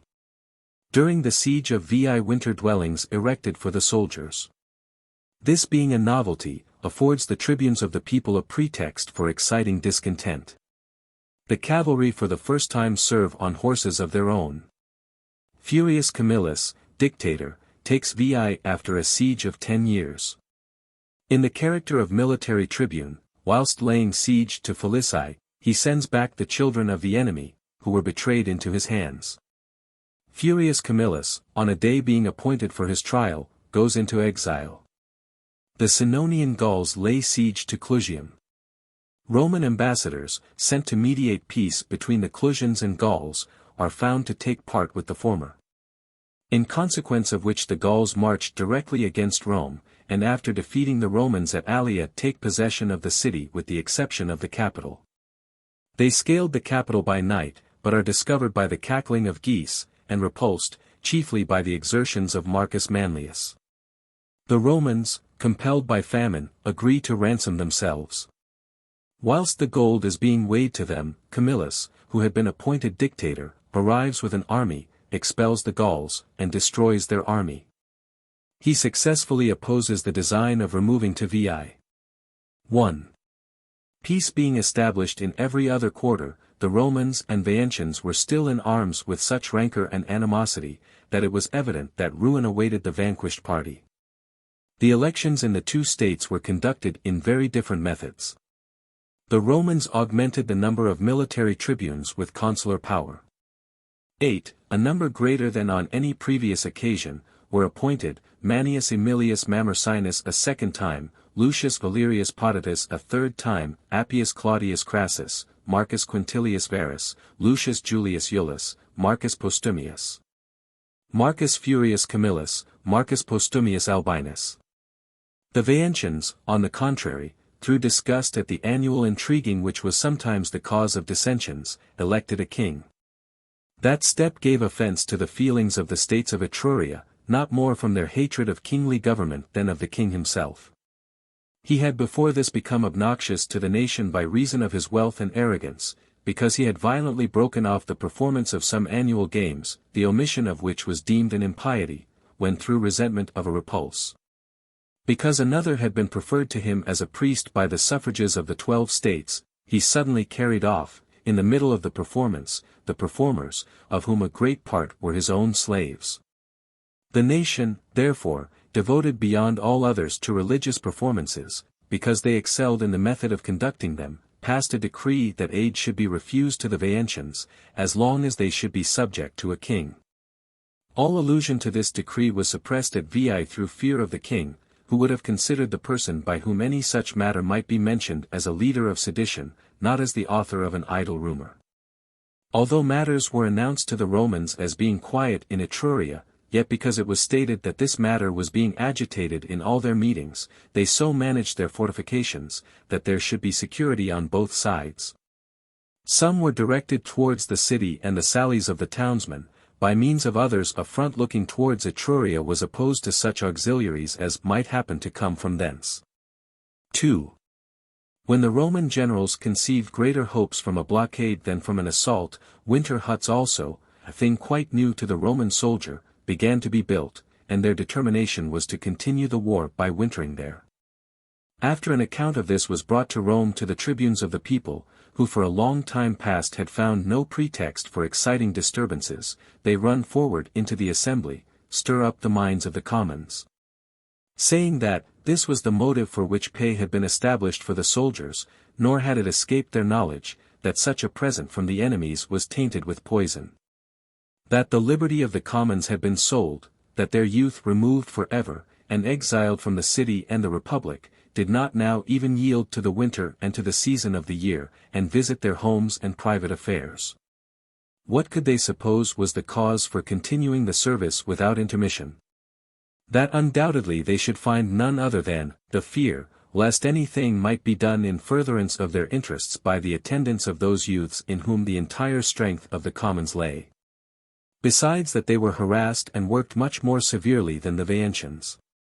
For the latter spent the winter beneath their own roofs, defending their city by strong walls and its natural situation, whilst the Roman soldier, in the midst of toil and hardship, continued beneath the covering of skins.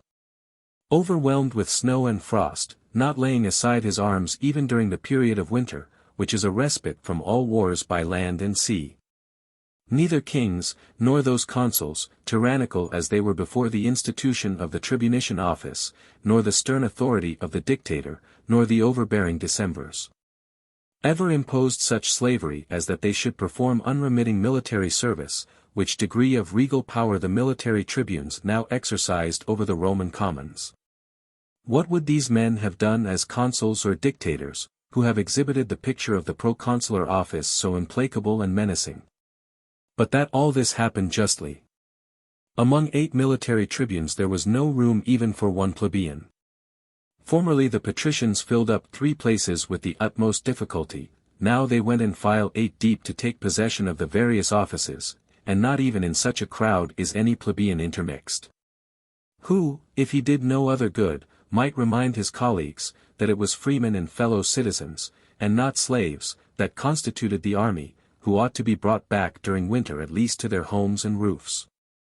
And to come and see at some part of the year their parents, children, and wives, and to exercise the rights of freedom, and to take part in electing magistrates. While they exclaimed in these and such terms, they found in Appius Claudius an opponent not unequal to them, who had been left behind by his colleagues to check the turbulence of the tribunes. A man trained even from his youth in contests with the plebeians, who several years before, as has been mentioned, recommended the dissolution of the tribunician power by means of the protests of their colleagues. 3. He, not only endowed with good natural powers, but well trained also by experience, on that particular occasion, delivered the following address: If, Romans, there was ever reason to doubt whether the tribunes of the people have ever promoted sedition for your sake or their own, I am certain that in the course of this year that doubt must have ceased to exist. And while I rejoice that an end has at length come of a mistake of such long continuance, I in the next place congratulate you, and on your account the Republic, that this delusion has been removed during a course of prosperous events. Is there any person who can feel a doubt that the tribunes of the commons were never so highly displeased and provoked by any wrongs done to you, if ever such did happen, as by the munificence of the patricians to the commons, when pay was established for those serving in the army? What else do you suppose that they either then dreaded, or now wish to disturb, except the union between the orders, which they think contributes most to the dissolution of the tribunician power? Thus, by Jove, like workers in iniquity, they are seeking for work, who also wish that there should be always some diseased part in the Republic, that there may be something for the cure of which they may be employed by you. For, tribunes, whether do you defend or attack the commons? Whether are you the enemies of those in the service, or do you plead their cause? Unless perhaps you say, whatever the patricians do, displeases us. Whether it is for the commons, or against the commons. And just as masters forbid their slaves to have any dealing with those belonging to others, and deem it right that they should equally refrain from having any commerce with them, either for kindness or unkindness. Ye, in like manner, interdict us the patricians from all intercourse with the people, lest by our courteousness and munificence we may challenge their regard, and they become tractable and obedient to our direction. And if there were in you any thing of the feeling, I say not of fellow citizens, but of human beings, how much more ought you to favor, and, as far as in you lay, to promote rather the kindly demeanor of the patricians and the tractability of the commons. And if such concord were once permanent, who would not venture to engage, that this empire would in a short time become the highest among the neighboring states? 4. I shall hereafter explain to you how not only expedient, but even necessary has been this plan of my colleagues, according to which they would not draw off the army from Veii until the business has been completed. For the present I am disposed to speak concerning the condition of the soldiers. Which observations of mine I think would appear reasonable not only before you, but even, if they were delivered in the camp, in the opinion of the soldiers themselves. On which subject if nothing could suggest itself to my own mind to say, I certainly should be satisfied with that which is suggested by the arguments of my adversaries. They lately said, that pay should not be given to the soldiers because it had never been given. How then can they now feel displeased, that additional labor should be imposed in due proportion on those to whom some addition of profit has been added? In no case is there either labor without emolument, nor emolument in general without the expense of labor. Toil and pleasure, in their natures most unlike, are yet linked together by a sort of natural connection. Formerly the soldier thought it a hardship that he gave his labor to the commonwealth at his own expense, at the same time he was glad for a part of the year to till his own ground, to acquire that means whence he might support himself and family at home and in war. Now he feels a pleasure that the Republic is a source of advantage to him, and gladly receives his pay. Let him therefore bear with patience that he is a little longer absent from home and his family affairs, to which no heavy expense is now attached. Whether if the Commonwealth should call him to a settlement of accounts, would it not justly say, you have pay by the year, perform labor by the year? Do you think it just to receive a whole year's pay for 6 months' service? Romans, with reluctance do I dwell on this topic, for so ought those persons proceed who employ mercenary troops. But we wish to treat as with fellow citizens, and we think it only just that you treat with us as with the country. Either the war should not have been undertaken, or it ought to be conducted suitably to the dignity of the Roman people, and brought to a close as soon as possible. But it will be brought to a conclusion if we press on the besieged. If we do not retire until we have consummated our hopes by the capture of Veii. In truth, if there were no other motive, the very discredit of the thing should impose on us perseverance. In former times a city was kept besieged for 10 years, on account of one woman, by all Greece. At what a distance from their homes! How many lands, how many seas distant! We grumble at enduring a siege of a year's duration within 20 miles of us, almost within sight of our own city, because, I suppose, the cause of the war is trifling, nor is their resentment sufficiently just to stimulate us to persevere. 7 times they have rebelled, in peace they never acted faithfully. They have laid waste our lands 1,000 times, the Fidenations they forced to revolt from us, they have put to death our colonists there, contrary to the law of nations. They have been the instigators of the impious murder of our ambassadors, they wish to excite all Etruria against us, and are at this day busily employed at it. And they scarcely refrained from violating our ambassadors when demanding restitution. With such people ought war to be conducted in a remiss and dilatory manner. 5. If such just resentment have no influence with us, will not, I entreat you, the following considerations influence you? Their city has been enclosed with immense works, by which the enemy is confined within their walls. They have not tilled their land, and what was previously tilled has been laid waste in the war. If we withdraw our army, who is there who can doubt that they will invade our territory not only from a desire of revenge, but from the necessity also imposed on them of plundering from the property of others, since they have lost their own. By such measures then we do not put off the war, but admit it within our own frontiers. What shall I say of that which properly interests the soldiers, for whose interests those worthy tribunes of the commons, all on a sudden, are now so anxious to provide, after they have endeavored to wrest their pay from them? How does it stand? They have formed a rampart and a trench, both works of great labor, through so great an extent of ground. They have erected forts, at first only a few, afterwards very many, when the army became increased. They have raised defenders not only towards the city, but towards Etruria also, against any succors which may come from thence. What need I mention towers, Vinii, and testudines, and the other apparatus used in attacking towns? When so much labor has been expended, and they have now at length reached the end of the work, do you think that all these preparations should be abandoned that, next summer, the same course of toil may have to be undergone again in forming them anew? How much less trouble to support the works already done, and to press on and persevere, and to get rid of our task? For certainly the matter is of short duration, if it be conducted with a uniform course of exertions.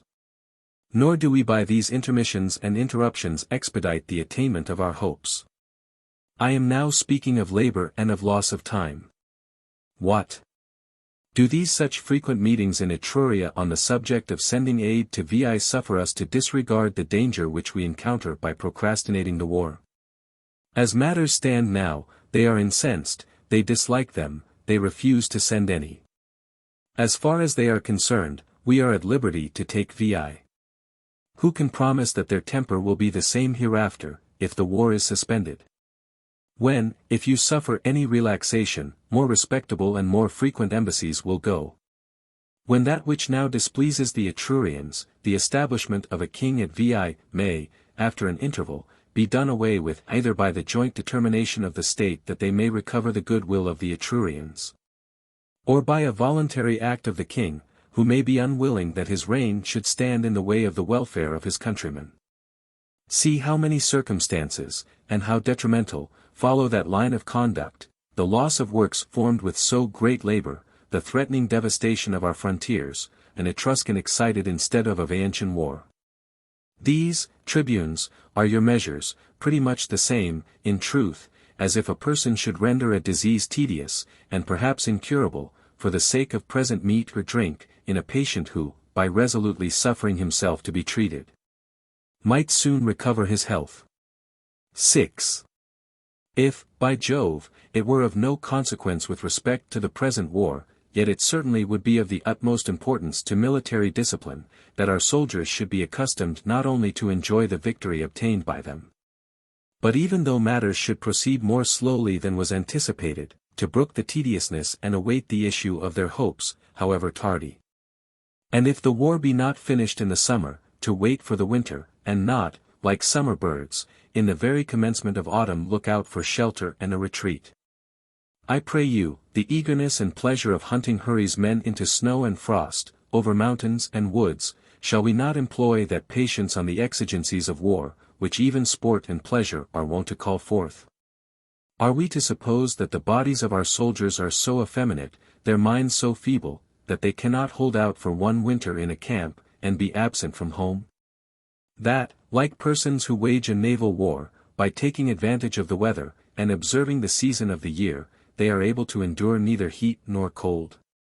They would certainly blush, should any one lay these things to their charge, and would maintain that both their minds and their bodies were possessed of manly endurance, and that they were able to conduct war equally well in winter and in summer, and that they had not consigned to the tribunes the patronage of indolence and sloth, and that they remembered that their ancestors had created this very power, neither in the shade nor beneath their roofs. Such sentiments are worthy of the valor of your soldiers, such sentiments are worthy of the Roman name, not to consider merely Veii, nor this war which is now pressing us, but to seek a reputation for hereafter for other wars and for other states. Do you consider the difference of opinion likely to result from this matter as trivial? Whether, pray, are the neighboring states to suppose that the Roman people is such, that if any one shall sustain their first assault, and that of very short continuance, they have nothing afterwards to fear? Or whether such should be the terror of our name, that neither the tediousness of a distant siege, nor the inclemency of winter, can dislodge the Roman army from a city once invested, and that they know no other termination of war than victory. And that they carry on wars not more by briskness than by perseverance. Which is necessary no doubt in every kind of war, but more especially in besieging cities, most of which, impregnable both by their works and by natural situation, time itself overpowers and reduces by famine and thirst. As it will reduce Veii, unless the tribunes of the commons shall afford aid to the enemy, and the Veientians find in Rome reinforcements which they seek in vain in Etruria. Is there anything which can happen so much in accordance with the wishes of the Veientians, as that first the Roman city, then the camp, as it were by contagion, should be filled with sedition? But, by Jove, among the enemy so forbearing a state of mind prevails, that not a single change has taken place among them, either through disgust at the length of the siege nor even of the kingly form of government. Nor has the refusal of aid by the Etrurians aroused their tempers. For whoever will be the abettor of sedition, will be instantly put to death. Nor will it be permitted to any one to utter those sentiments which amongst you are expressed with impunity. He is sure to receive the bastinade, who forsakes his colours or quits his post. Persons advising not one or two soldiers, but whole armies to relinquish their colours or to forsake their camp, are openly listened to in your public assemblies. Accordingly whatever a tribune of the people says, although it tends to the ruin of the country or the dissolution of the commonwealth, you are accustomed to listen to with partiality. And captivated with the charms of that authority, you suffer all sorts of crimes to lie concealed beneath it. The only thing that remains is, that what they vociferate here, the same projects do they realize in the camp and among the soldiers, and seduce the armies, and not suffer them to obey their officers. Since that and that only is liberty in Rome, to show no deference to the Senate, nor to magistrates, nor laws, nor the usages of ancestors, nor the institutions of our fathers, nor military discipline. 7. Even already Appius was a match for the tribunes of the people in the popular assemblies. When suddenly a misfortune sustained before Veii, from a quarter whence no one could expect it, both gave Appius the superiority in the dispute, produced also a greater harmony between the different orders. And greater ardour to carry on the siege of Veii with more pertinacity. For when the trenches were now advanced to the very city, and the machines were almost about to be applied to the walls, whilst the works are carried on with greater assiduity by day, than they are guarded by night. A gate was thrown open on a sudden, and a vast multitude, armed chiefly with torches, cast fire about on all sides. And after the lapse of an hour the flames destroyed both the rampart and the machines, the work of so long a time, and great numbers of men, bearing assistance in vain, were destroyed by the sword and by fire. When the account of this circumstance was brought to Rome, it inspired sadness into all ranks. Into the Senate anxiety and apprehension, lest the sedition could no longer be withstood either in the city or in the camp, and lest the tribunes of the commons should insult over the commonwealth, as if vanquished by them. When on a sudden, those who possessed an equestrian fortune, but to whom horses had not been assigned by the public, having previously held a meeting together, went to the Senate. And having obtained permission to speak, promised that they will serve on their own horses. And when thanks were returned to them by the Senate in the most complimentary terms, and the report of this proceeding spread through the forum and the city, there suddenly ensues a concourse of the commons to the Senate house. They say that, they are now of the pedestrian order, and they preferred their services to the commonwealth, though not compelled to serve, whether they wish to march them to Veii, or to any other place. If they were led to Veii, they affirm, that they would not return from thence, until the city of the enemy was taken. Then indeed they with difficulty set bounds to the joy which now poured in upon them. For they were not ordered, as in the case of the horsemen, to be publicly eulogized, the order for so doing being consigned to the magistrates, nor were they summoned into the Senate house to receive an answer. Nor did the Senate confine themselves within the threshold of their house, but every one of them individually with their voice and hands testified from the elevated ground the public joy to the multitude standing in the assembly. They declared that by that unanimity the Roman city would be happy, and invincible and eternal, praised the horsemen, praised the commons, extolled the day itself by their praises. They acknowledged that the courtesy and kindness of the Senate was outdone.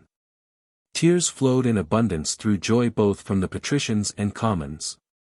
Until the senators being called back into the house, a decree of the Senate was passed, that the military tribunes, summoning an assembly, should return thanks to the infantry and cavalry, and should state that the Senate would be mindful of their affectionate attachment to their country, but that it was their wish that their pay should go on for those who had, out of their turn, undertaken voluntary service.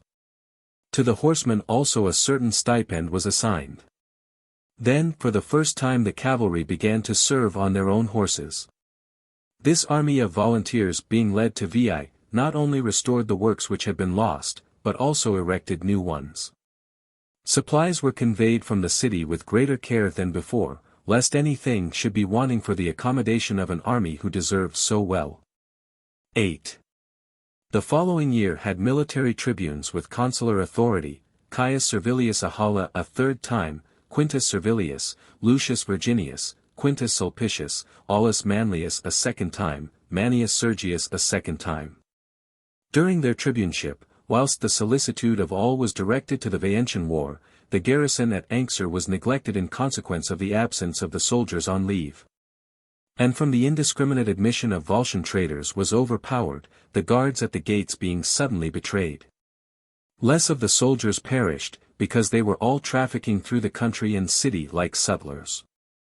Nor were matters conducted more successfully at Veii, which was then the chief object of all public solicitude. For both the Roman commanders had more quarrels among themselves, than spirit against the enemy, and the severity of the war was exaggerated by the sudden arrival of the Capanations and the Philicians. These two states of Etruria, because they were contiguous in situation, judging that in case Veii was conquered, they should be next to the attacks of the Romans in war. The Philicians also, incensed from a cause affecting themselves, because they had already on a former occasion mixed themselves up in a Fidenatian war, being bound together by an oath by reciprocal embassies, marched unexpectedly with their armies to Veii. It so happened, they attacked the camp in that quarter where Manius Sergius, military tribune, commanded, and occasioned great alarm, because the Romans imagined that all Etruria was aroused and were advancing in a great mass. The same opinion aroused the Veientians in the city. Thus the Roman camp was attacked on both sides. And crowding together, whilst they wheeled round their battalions from one post to another, they were unable either to confine the Veientians within their fortifications, or repel the assault from their own works, and to defend themselves from the enemy on the outside. The only hope was, if succor could be brought from the greater camp, that the different legions should fight, some against the Capanations and Philicians, others against the sallies of the townsmen. But Virginius had the command of that camp, who, from personal grounds, was hateful to and incensed against Sergius. This man, when word was brought that most of the forts were attacked, the fortifications scaled, and that the enemy were pouring in on both sides, kept his men under arms, saying that if there was need of assistance, his colleague would send to him.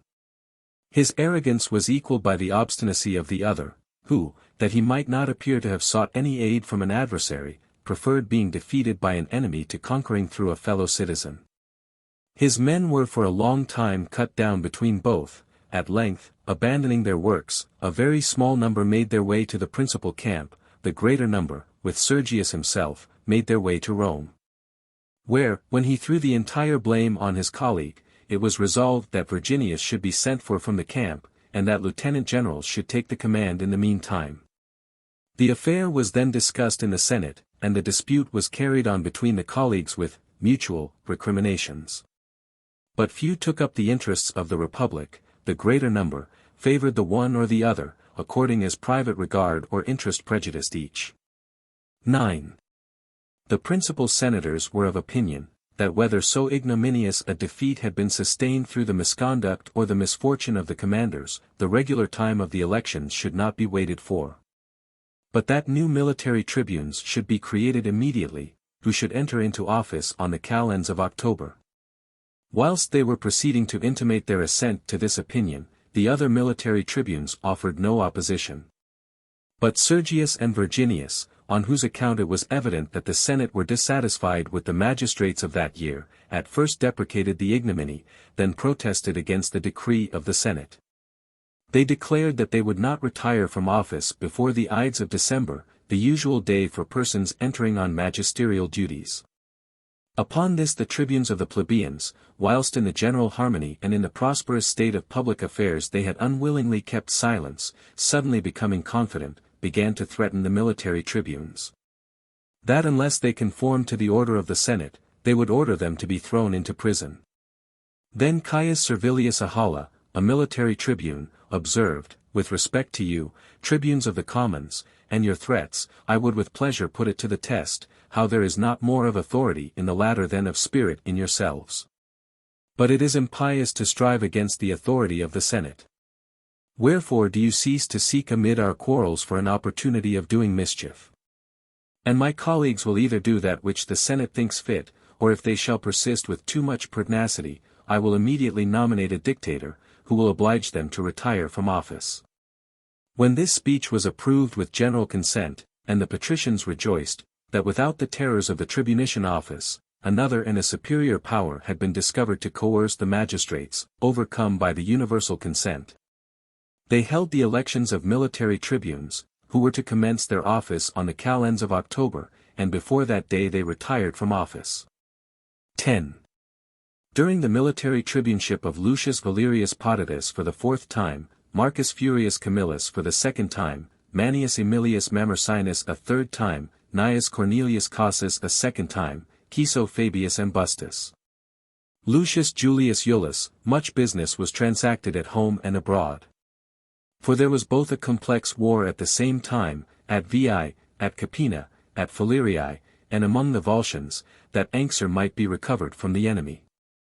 And at the same time there was some difficulty experienced both in consequence of the levy, and of the contribution of the tax. There was also a contention about the appointment of plebeian tribunes.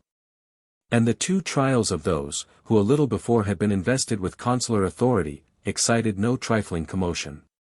First of all the tribunes of the soldiers took care that the levy should be held. And not only the juniors were enlisted, but the seniors also were compelled to give in their names, to serve as a garrison to the city. But in proportion as the number of the soldiers was augmented, so much the greater sum of money was required for pay. And this was collected by a tax, those who remained at home contributing against their will, because those who guarded the city had to perform military service also, and to serve the commonwealth. The tribunes of the commons, by their seditious harangues, caused these things, grievous in themselves, to seem more exasperating, by their asserting, that pay was established for the soldiers with this view, that they might wear out one half of the commons by military service, the other half by the tax. That a single war was being waged now for the 3rd year, on purpose that they may have a longer time to wage it. That armies had been raised at one levy for 4 different wars, and that boys even and old men were dragged from home. That neither summer nor winter now made any difference, so that there may never be any respite for the unfortunate commons, who were now even at last made to pay a tax. So that after they brought home their bodies wasted by hardship, wounds, and eventually by age, and found their properties at home neglected by the absence of the proprietors, had to pay a tax out of their impaired fortunes, and to refund to the state in a manifold proportion the military pay which had been as it were received on interest. Between the levy and the tax, and their minds being taken up by more important concerns, the number of plebeian tribunes could not be filled up at the elections. A struggle was afterwards made that patricians should be elected into the vacant places. When this could not be carried, still, for the purpose of weakening the Tribonian law, it was managed that Caius Licerius and Marcus Acucius should be admitted as tribunes of the commons, no doubt through the influence of the patricians. 11. Chance so directed it, that this year Gnaeus Trebonius was tribune of the commons, and he considered that he undertook the patronage of the Tribonian law as a debt due to his name and family. He crying out aloud, that a point which some patricians had aimed at, though baffled in their first attempt, had yet been carried by the military tribunes. That the Tribonian law had been subverted, and tribunes of the commons had been elected not by the suffrages of the people but by the mandate of the patricians. And that the thing was now come to this, that either patricians or dependents of patricians were to be had for tribunes of the commons, that the devoting laws were taken away, the tribunician power wrested from them. He alleged that this was effected by some artifice of the patricians, by the villainy and treachery of his colleagues. While not only the patricians, but the tribunes of the commons also became objects of public resentment. As well those who were elected, as those who had elected them. Then 3 of the college, Publius Curiatius, Marcus Metilius, and Marcus Minucius, alarmed for their interests, make an attack on Sergius and Virginius, military tribunes of the former year. They turn away the resentment of the commons, and public odium from themselves on them, by appointing a day of trial for them. They observe that those persons by whom the levy, the tribute, the long service, and the distant seat of the war was felt as a grievance, those who lamented the calamity sustained at Veii. Such as had their houses in mourning through the loss of children, brothers, relatives, and kinsmen, had now through their means the right and power of avenging the public and private sorrow on the 2 guilty causes. For that the sources of all their sufferings were centered in Sergius and Virginius, nor did the prosecutor advance that charge more satisfactorily than the accused acknowledged it.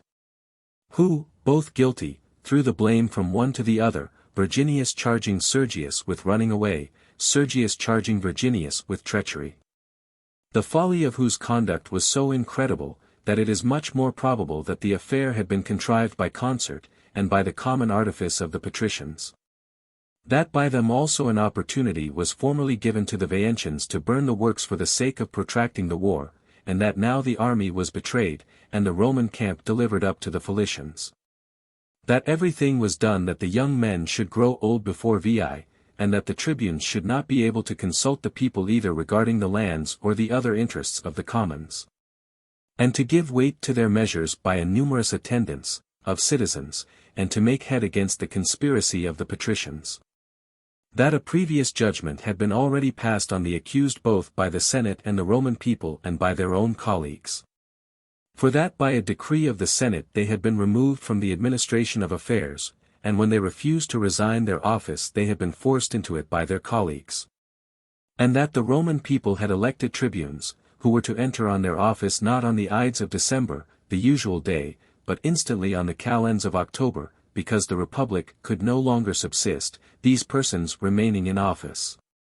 And yet these individuals, overwhelmed and already condemned by so many decisions against them, presented themselves for trial before the people. And thought that they were done with the matter, and had suffered sufficient punishment. Because they were reduced to the state of private citizens 2 months sooner than ordinary, and did not consider that the power of doing mischief any longer was then taken from them, that punishment was not inflicted. For that the official power of their colleagues also had been taken from them who certainly had committed no fault. That the Roman citizens should resume those sentiments which they had when the recent disaster was sustained, when they beheld the army flying in consternation, covered with wounds, and in dismay pouring into the gates. Accusing not fortune nor any of the gods, but these their commanders. They were certain, that there was not a man present in the assembly who did not execrate and detest the persons, families, and fortunes of Lucius Virginius and Manius Sergius. That it was by no means consistent that now, when it was lawful and their duty, they should not exert their power against persons, on whom they had severally imprecated the vengeance of the gods. That the gods themselves never laid hands on the guilty, it was enough if they armed the injured with the means of taking revenge. 12. Urged on by these discourses the commons condemned the accused, in a fine, of 10,000 asses in weight, Sergius in vain throwing the blame on fortune and the common chance of war. Virginius entreating that he might not be more unfortunate at home than he had been in the field. The resentment of the people being turned against them, obliterated the remembrance of the assumption of the tribunes and of the fraud committed against the Tribonian law. The victorious tribunes, in order that the people might reap an immediate benefit from the trial, publish a form of an agrarian law, and prevent the tax from being contributed, since there was need of pay for so great a number of troops. And the enterprises of the service were conducted with success in such a manner, that in none of the wars did they reach the consummation of their hope. At Veii the camp which had been lost was recovered and strengthened with forts and a garrison. Here Aemilius and Caeso Fabius, military tribunes, commanded. None of the enemy were found outside the walls by Marcus Furius in the Fallacian territory, and Gnaeus Cornelius in the Capinatian district. Spoil was driven off. And the country laid waste by burning of the houses and the fruits of the earth, the towns were neither assaulted nor besieged. But among the Volscians, their territory being depopulated, Anxur, which was situate on an eminence, was assaulted, but to no purpose, and when force was ineffectual, they commenced to surround it with a rampart and a trench. The province of the Volscians had fallen, to the lot of Valerius Potitus. In this state of military affairs an intestine disturbance broke out with greater violence than the wars were proceeded with. And when it was rendered impossible by the tribunes to have the tax paid, and the payment, of the army, was not remitted to the generals, and the soldiers became importunate for their pay. The camp also was well nigh being involved in the contagion of the sedition in the city. Amid this resentment of the commons against the patricians, though the tribunes asserted that now was the time for establishing liberty, and transferring the sovereign dignity from the Sergine Virginii to plebeians, men of fortitude and energy. Still they proceeded no further than the election of one of the commons, Publius Licinius Calvus, military tribune with consular power for the purpose of establishing their right by precedent. The others elected were patricians, Publius Manius, Lucius Titinius, Publius Maelius, Lucius Furius Metellinus, Lucius Publius Volscus. The commons themselves were surprised at having gained so important a point, and not merely he who had been elected, being a person who had filled no post of honor before, being only a senator of long standing, and now weighed down with years. Nor does it sufficiently appear, why he was elected first and in preference to any one else to taste the sweets of the new dignity. Some think that he was raised to so high a dignity through the influence of his brother, Gnaeus Cornelius, who had been military tribune on the preceding year, and had given triple pay to the cavalry. Others say, that he had himself delivered a seasonable address equally acceptable to the patricians and commons, concerning the harmony of the several orders, of the state. The tribunes of the commons, exulting in this victory at the election, relaxed in their opposition regarding the tax, a matter which very much impeded the progress of public business. It was paid in with submission, and sent to the army. 13. In the country of the Volscians Anxur was soon retaken, the guarding of the city having been neglected during a festival day.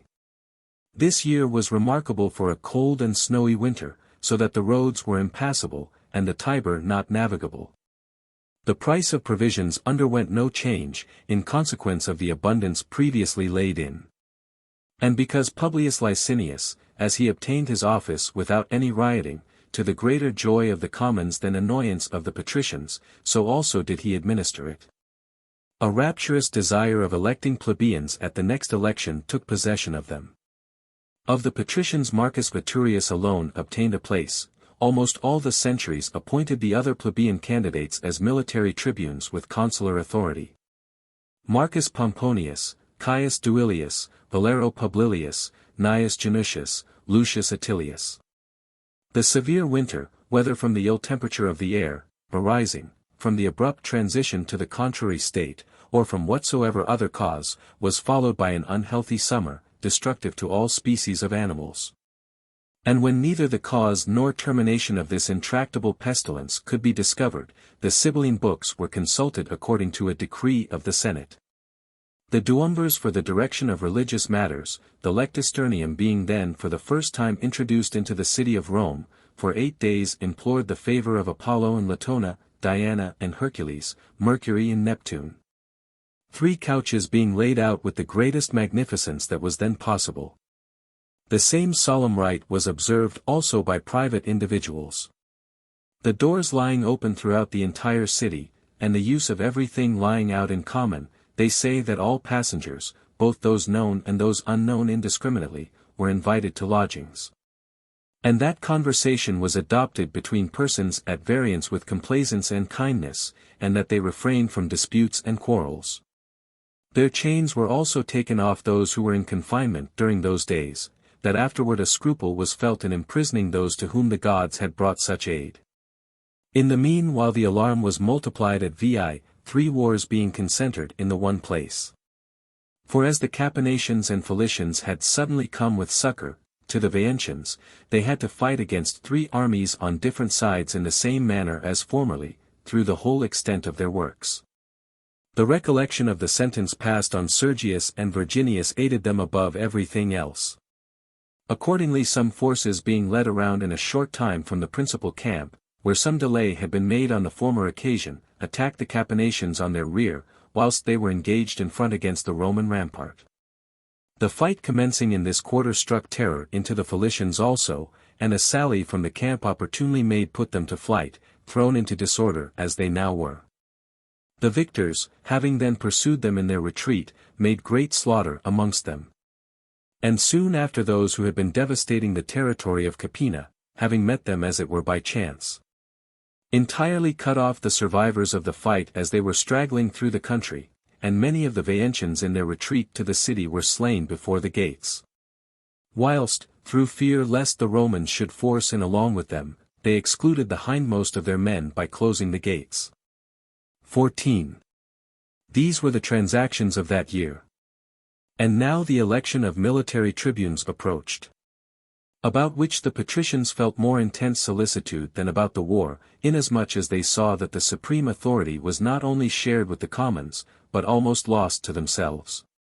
Wherefore the most distinguished individuals being, by concert, prepared to stand candidates, whom they thought, the people, would feel ashamed to pass by, they themselves, nevertheless, as if they were all candidates, trying every expedient, strove to gain over not only men, but the gods also, raising religious scruples about the elections held the 2 preceding years.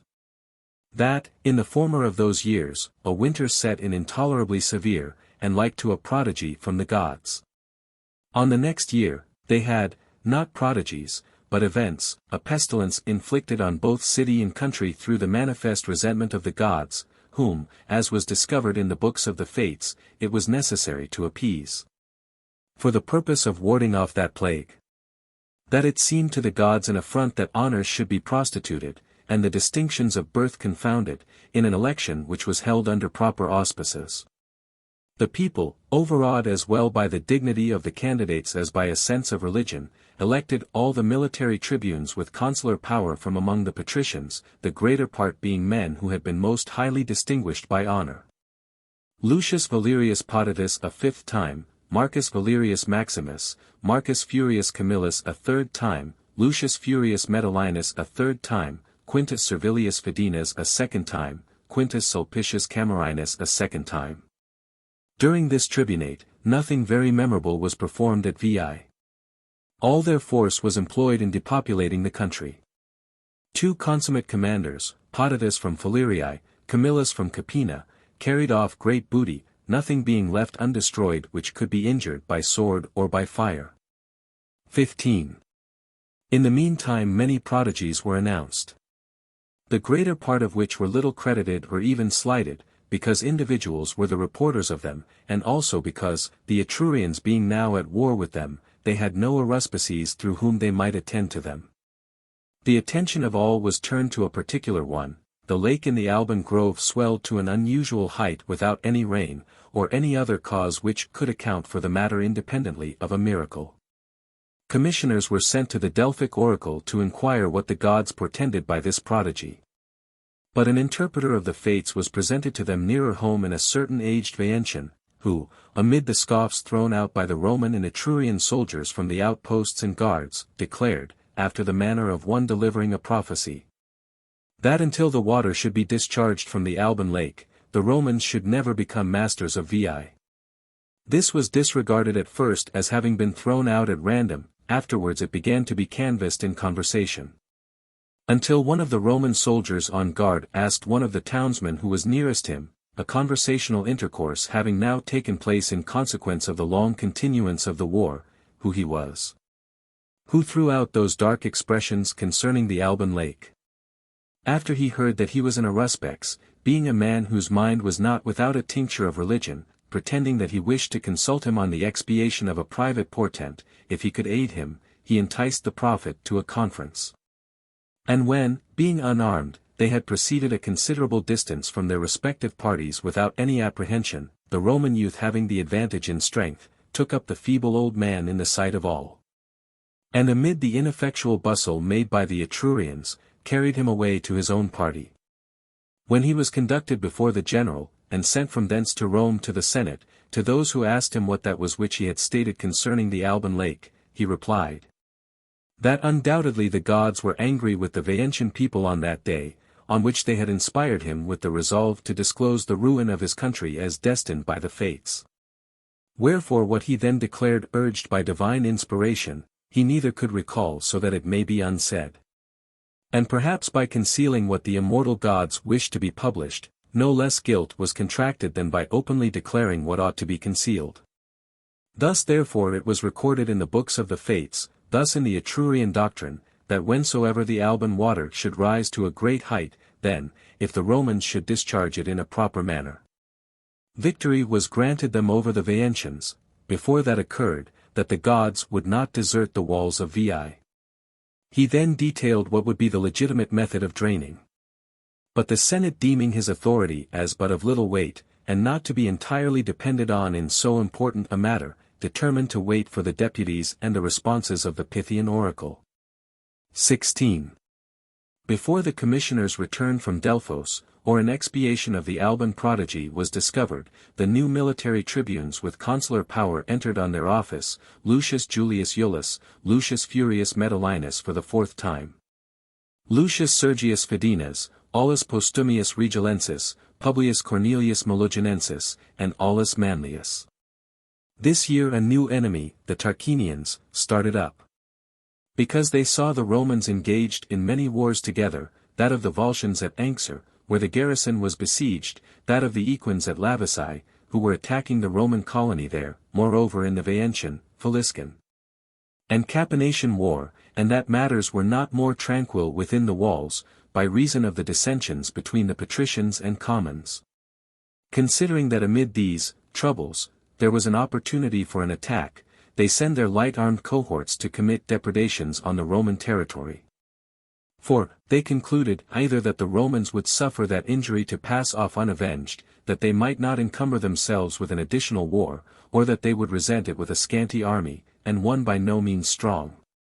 The Romans felt greater indignation than alarm at the inroads of the Tarquinians. On this account the matter was neither taken up with great preparation, nor was it delayed for any length of time. Aulus Postumius and Lucius Julius, having raised a body of men, not by a regular levy, for they were prevented by the tribunes of the commons, but, a body consisting, mostly of volunteers, whom they had aroused by exhortations, having proceeded by cross marches through the territory of Caira, fell unexpectedly on the Tarquinians, as they were returning from their depredations and laden with booty. They slew great numbers, stripped them all of their baggage, and, having recovered the spoils of their own lands, they returned to Rome. 2 days were allowed to the owners to reclaim their effects. On the 3rd day, that portion not owned, for most of it belonged to the enemies themselves, was sold by public auction, and what was produced from thence, was distributed among the soldiers. The other wars, and more especially the Veientian, were of doubtful issue. And now the Romans, despairing of human aid, began to look to the fates and the gods, when the deputies returned from Delphos, bringing with them an answer of the oracle, corresponding with the response of the captive prophet, Roman. Beware lest the Alban water be confined in the lake, beware of suffering it to flow into the sea in its own stream. Thou shalt let it out and form a passage for it through the fields, and by dispersing it in channels thou shalt consume it. Then press boldly on the walls of the enemy, mindful that the victory is granted to you by these fates which are now revealed over that city which thou art besieging for so many years. The war being ended, do thou, as victorious, bring ample offerings to my temples, and having renewed the religious institutions of your country, the care of which has been given up, perform them in the usual manner. 17. Upon this the captive prophet began to be held in high esteem, and Cornelius and Postumius, the military tribunes, began to employ him for the expiation of the Alban prodigy, and to appease the gods in due form. And it was at length discovered wherein the gods found fault with the neglect of the ceremonies and the omission of the customary rites. That it was undoubtedly nothing else, than that the magistrates, having been appointed under some defect, in their election, had not directed the Latin festival and the solemnities on the Alban Mount with due regularity. The only mode of expiation in the case was, that the military tribunes should resign their office, the auspices be taken anew, and an interregnum be adopted. All these things were performed according to a decree of the Senate. There were 3 interreges in succession, Lucius Valerius, Quintus Servilius Fidenates, Marcus Furius Camillus. In the meantime disturbances never ceased to exist, the tribunes of the commons impeding the elections until it was previously stipulated, that the greater number of the military tribunes should be elected out of the commons. Whilst these things are going on, assemblies of Etruria were held at the temple of Voltumna, and the Capanations and Felicians demanding that all the states of Etruria should by common consent and resolve aid in raising the siege of Veii. The answer given was, that on a former occasion they had refused that to the Veientians, because they had no right to demand aid from those from whom they had not solicited advice on so important a matter. That for the present their own condition instead of themselves 160 denied it to them, more especially in that part of Etruria. That a strange nation, the Gauls, were become new neighbors, with whom they neither had a sufficiently secure peace, nor a certainty of war, to the blood, however. And the name and the present dangers of their kinsmen this, mark of respect, was paid, that if any of their youth were disposed to go to that war, they would not prevent them. Hence there was a report at Rome, that a great number of enemies had arrived, and in consequence the intestine dissensions began to subside, as is usual, through alarm for the general safety. 18. Without opposition on the part of the patricians, the prerogative tribe elect Publius Licinius Calvus military tribune without his suing for it, a man of tried moderation in his former tribunate, but now of extreme old age. And it was observed that all were re-elected in regular succession out of the college of the same year, Lucius Titinius, Publius Manius, Publius Maelius, Gnaeus Janutius, Lucius Attilius, before these were proclaimed. The tribes being summoned in the ordinary course, Publius Licinius Calvus, by permission of the interrex, spoke as follows: Romans, I perceive that from the recollection of our administration you are seeking an omen of concord. A thing most important at the present time, for the ensuing year. If you re-elect the same colleagues, improved also by experience, in me you no longer behold the same person, but the shadow and name of Publius Licinius now left. The powers of my body are decayed, my senses of sight and hearing are grown dull, my memory falters, the vigor of my mind is blunted. Behold here a youth, says he, holding his son, the representation and image of him whom ye formerly made a military tribune, the first from among the commons. This youth, formed under my own discipline, I present and dedicate to the commonwealth as a substitute for myself. And I beseech you, Romans, that the honor readily offered by yourselves to me, you would grant to his suit, and to my prayers added in his behalf. The favor was granted to the request of the father, and his son, Publius Licinius, was declared military tribune with consular power along with those whom I have mentioned above. Titinius and Janutius, military tribunes, proceeded against the Felicians and Capanations, and whilst they conduct the war with more courage than conduct, they fall into an ambush. Janutius, atoning for his temerity by an honorable death, fell among the foremost in front of the standards. Titinius, having collected his men from the great confusion, into which they were thrown, on a rising ground, restored their order of battle, nor did he, however, venture to engage the enemy on even ground. More of disgrace than of loss was sustained, which was well nigh proving a great calamity, so much alarm was excited not only at Rome, whither an exaggerated account of it had reached, but in the camp also at Veii. There the soldiers were with difficulty restrained from flight, as a report had spread through the camp that, the generals and army having been cut to pieces, the victorious Capanations and Felicians and all the youth of Etruria were not far off. At Rome they gave credit to accounts still more alarming than these, that the camp at Veii was now attacked, that a part of the enemy was now advancing to the city prepared for an attack. They crowded to the walls, and supplications of the matrons, which the public panic had called forth from their houses, were offered up in the temples. And the gods were petitioned by prayers, that they would repel destruction from the houses and temples of the city and from the walls of Rome, and that they would avert the terror to Veii, if the sacred rites had been duly renewed. If the prodigies had been expiated. 19. The games and the Latin festival had now been performed anew, now the water from the Alban lake had been discharged upon the fields, and the fates were demanding the ruin of Veii. Accordingly a general destined for the destruction of that city and the preservation of his country, Marcus Furius Camillus, being nominated dictator, appointed Publius Cornelius Scipio his master of the horse. The change of the general suddenly produced a change in everything.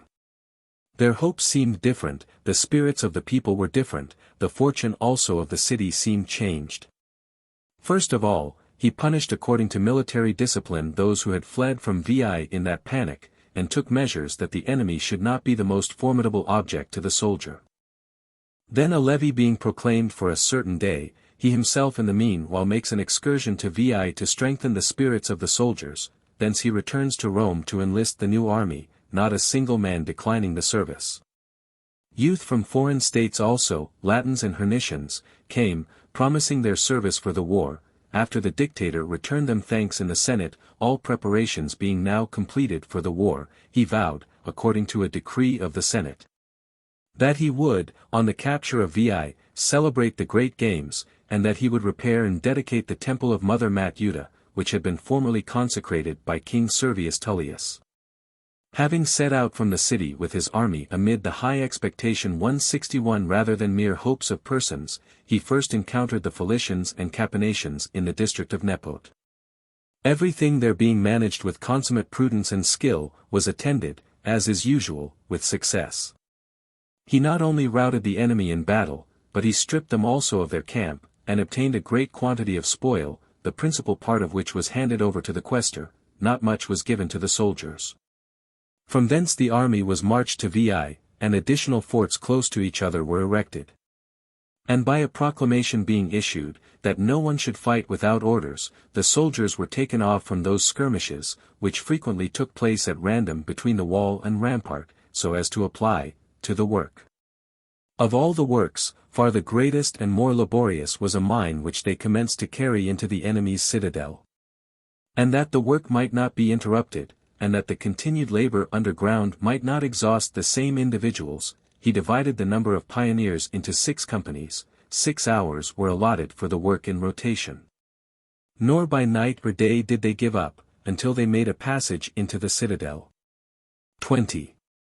When the dictator now saw that the victory was in his hands, that a most opulent city was on the point of being taken, and that there would be more spoil than had been obtained in all previous wars taken together, that he might not incur either the resentment of the soldiers from a parsimonious partition of the plunder, or displeasure among the patricians from a prodigal lavishing of it, he sent a letter to the Senate, that by the kindness of the immortal gods, his own measures, and the perseverance of the soldiers, Veii would be soon in the power of the Roman people. What did they think should be done with respect to the spoil? 2 opinions divided the Senate. The one that of the elder Publius Licinius, who on being first asked by his son, as they say, proposed it as his opinion, that a proclamation should be openly sent forth to the people, that whoever wished to share in the plunder should proceed to the camp before Veii. The other that of Appius Claudius 162 who, censuring such profusion as unprecedented, extravagant, partial, and one that was unadvisable, if they should once judge it criminal, that money taken from the enemy should be deposited in the treasury when exhausted by wars, advised their pay to be paid to the soldiers out of that money, so that the commons might thereby have to pay less tax. For that, the families of all would feel their share of such a bounty in equal proportion. That the hands of the idlers in the city, ever greedy for plunder, would not then carry off the prizes due to brave warriors, as it generally so happens that according as each individual is wont to seek the principal part of the toil and danger, so is he the least active as a plunderer. Licinius, on the other hand, argued that the money in that case would ever prove the source of jealousy and animosity, and that it would afford grounds for charges before the commons, and thence for seditions and new laws. That it was more advisable therefore that the feelings of the commons should be conciliated by that bounty. That succor should be afforded them, exhausted and drained by attacks of so many years, and that they should feel the fruits arising from a war, in which they had in a manner grown old. What each took from the enemy with his own hand and brought home with him would be more gratifying and delightful, than if he were to receive a much larger share at the will of another. That the dictator himself wished to shun the odium and recriminations arising from the matter, for that reason he transferred it to the Senate. The Senate, too, ought to hand the matter thus referred to them over to the Commons, and suffer every man to have what the fortune of war gave to him. This proposition appeared to be the safer, as it would make the Senate popular. A proclamation was therefore issued, that those who chose should proceed to the camp to the dictator for the plunder of Veii. 21. The vast multitude who went filled the camp. Then the dictator, going forth after taking the auspices, having issued orders that the soldiers should take arms, says, Under thy guidance, O Pythian Apollo, and inspired by thy divinity, I proceed to destroy the city of Veii. And I vow to thee the 10th part of the spoil. 163 Thee also, Queen Juno, who inhabitest Veii, I beseech, that thou wilt accompany us, when victors, into our city, soon to be thine, where a temple worthy of thy majesty shall receive thee. 164 Having offered up these prayers, there being more than a sufficient number of men, he assaults the city on every quarter, in order that the perception of the danger threatening them from the mind might be diminished.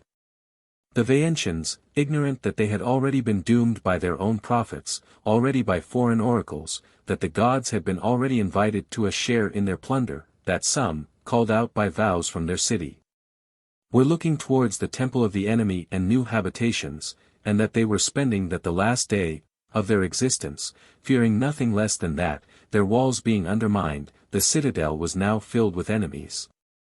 Briskly run to the walls in arms, wondering what could be the reason that, when no one had stirred from the Roman posts for so many days, then, as if struck with sudden fury, they should run heedlessly to the walls. A fabulous narrative is introduced here, that, when the king of the Veientians was offering sacrifice, the voice of the Aruspex, declaring that the victory was given to him who should cut up the entrails of that victim, having been heard in the mine, incited the Roman soldiers to burst open the mine, carry off the entrails, and bring them to the dictator. But in matters of such remote antiquity, I should deem it sufficient, if matters bearing a resemblance to truth be admitted as true. Such stories as this, more suited to display on the stage, which delights in the marvelous, than to historic authenticity, it is not worth while either to affirm or refute. The mine, at this time full of chosen men, suddenly discharged the armed troops in the temple of Juno which was in the citadel of Veii. 165 Some of them attacked the rear of the enemy on the walls, some tore open the bars of the gates. Some set fire to the houses, while stones and tiles were thrown down from the roofs by the women and slaves. Clamor, consisting of the various voices of the assailants and the terrified, mixed with the crying of women and children, fills every place. The soldiers being in an instant beaten off from the walls, and the gates being thrown open, some entering in bodies, others scaling the deserted walls, the city become filled with enemies, fighting takes place in every quarter. Then, much slaughter being now made, the ardor of the fight abates, and the dictator commands the heralds to proclaim that the unarmed should be spared. This put an end to bloodshed. Then laying down their arms, they commenced to surrender. And, by permission of the dictator, the soldiers disperse in quest of plunder. And when this was collected before his eyes, greater in quantity and in the value of the effects than he had hoped or expected, the dictator, raising his hands to heaven, is said to have prayed, that if his success and that of the Roman people seemed excessive to any of the gods and men, it might be permitted to the Roman people to appease that jealousy with as little detriment as possible to himself and the Roman people. 166 It is recorded that, when turning about during this prayer, he stumbled and fell. And to persons judging of the matter by subsequent events, that seem to refer as an omen to Camillus' own condemnation, and the disaster of the city of Rome being akin, which happened a few years after. And that day was consumed in slaughtering the enemy and in the plunder of this most opulent city. 22. On the following day the dictator sold the inhabitants of free condition by auction, that was the only money applied to public use, not without resentment on the part of the people, and for the spoil they brought home with them. They felt no obligation either to their commander, who, in his search for abettors of his own parsimony, had referred to the Senate a matter within his own jurisdiction, or to the Senate, but to the Licinian family, of which the son had laid the matter before the Senate, and the father had been the proposer of so popular a resolution. When all human wealth had been carried away from Veii, they then began to remove the offerings to their gods and the gods themselves, but more after the manner of worshippers than of plunderers. For youths selected from the entire army, to whom the charge of conveying Queen Juno to Rome was assigned, after having thoroughly washed their bodies and arrayed themselves in white garments, entered her temple with profound adoration, applying their hands at first with religious awe, because, according to the Etrurian usage, no one but a priest of a certain family had been accustomed to touch that statue. Then when some one, moved either by divine inspiration, or in youthful jocularity, said, "Juno, art thou willing to go to Rome?" the rest joined in shouting that the goddess had nodded assent. To the story an addition was afterwards made, that her voice was heard, declaring that she was willing. Certain it is, we are informed that, having been raised from her place by machines of trifling power, she was light and easily removed, like as if she, willingly, followed.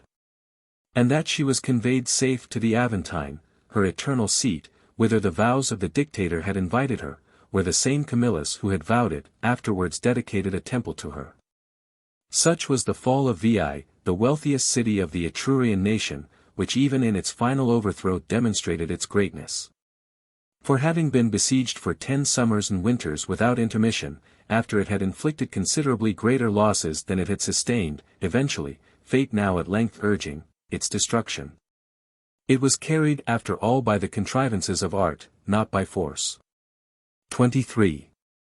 When news was brought to Rome that Veii was taken, although both the prodigies had been expiated, and the answers of the prophets and the Pythian responses were well known, and though they had selected as their commander Marcus Furius, the greatest general of the day, which was doing as much to promote success as could be done by human prudence. Yet because the war had been carried on there for so many years with various success, and many losses had been sustained, their joy was unbounded, as if for an event not expected. And before the Senate could pass any decree, all the temples were crowded with Roman matrons returning thanks to the gods. The Senate decrees supplications for the space of 4 days, a number of days greater than was prescribed in any former war. The dictator's arrival also, all ranks pouring out to meet him, was better attended than that of any general before, and his triumph considerably surpassed all the ordinary style of honoring such a day. The most conspicuous of all was himself, riding through the city in a chariot drawn by white horses, and that appeared unbecoming, not to say a citizen, but even a human being. The people considered it an outrage on religion that the dictator's equipage should emulate that of Jupiter and Apollo, and for that single reason his triumph was rather splendid than pleasing. He then contracted for a temple for Queen Juno on Mount Aventine, and consecrated that of Mother Matuta, and, after having performed these services to the gods and to mankind, he laid down his dictatorship. They then began to consider regarding the offering to Apollo. And when Camillus stated that he had vowed the 10th part of the spoil to him, and the pontiff declared that the people ought to discharge their own obligation, a plan was not readily struck out of ordering the people to refund the spoil, so that the due proportion might be set aside out of it for sacred purposes. At length they had recourse to this which seemed the easiest course, that, whoever wished to acquit himself and his family of the religious obligation, after he had made his own estimate of his portion of the plunder, should pay into the treasury the value of the 10th part, so that out of it a golden offering worthy of the grandeur of the temple and the divinity of the god might be made, suitable to the dignity of the Roman people. This contribution also tended to alienate the affections of the commons from Camillus. During these transactions ambassadors came from the Volscians and Equins to sue for peace. And peace was obtained, rather that the state wearied by so tedious a war might obtain repose, than that the petitioners were deserving of it. 24. After the capture of Veii, the following year had 6 military tribunes with consular power, the 2 Publii Cornelii, Cassius and Scipio, Marcus Valerius Maximus a second time, Piso Fabius Ambustus a third time, Lucius Furius Metellinus a fifth time, Quintus Servilius a third time. To the Cornelii the Felician War, to Valerius and Servilius the Capinatian War, fell by lot.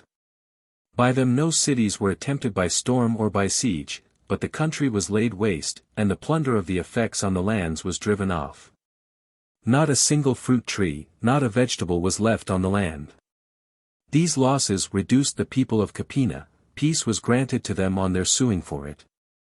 The war among the Felicians still continued. At Rome in the meantime sedition became multiplied, and for the purpose of assuaging this they resolved that a colony should be sent off to the Volscian country, for which 3,000 Roman citizens should be enrolled. And the triumvirs appointed for the purpose, distributed 3 acres and 7/12 to each man. This donation began to be scorned, because they thought that it was offered as a solace for the disappointment of higher hopes. For why were the commons to be sent into exile to the Volscians, when the magnificent city of Veii was still in view, and the Veientian territory, more fertile and extensive than the Roman territory? The city also they extolled as preferable to the city of Rome, both in situation, in the grandeur of its enclosures, and buildings, both public and private. Nay, even that scheme was proposed, which after the taking of Rome by the Gauls was still more strongly urged, of removing to Veii. But they destined Veii to be inhabited by half the commons and half the senate. And that 2 cities of one common republic might be inhabited by the Roman people. 167 When the nobles strove against these measures so strenuously, as to declare, that they would sooner die in the sight of the Roman people, than that any of these things should be put to the vote. For that now in one city there were so many dissensions, what would there be in 2? Would any one prefer a vanquished to a victorious city, and suffer Veii now after being captured to enjoy greater prosperity than it had before its capture? Lastly, that they may be forsaken in their country by their fellow citizens.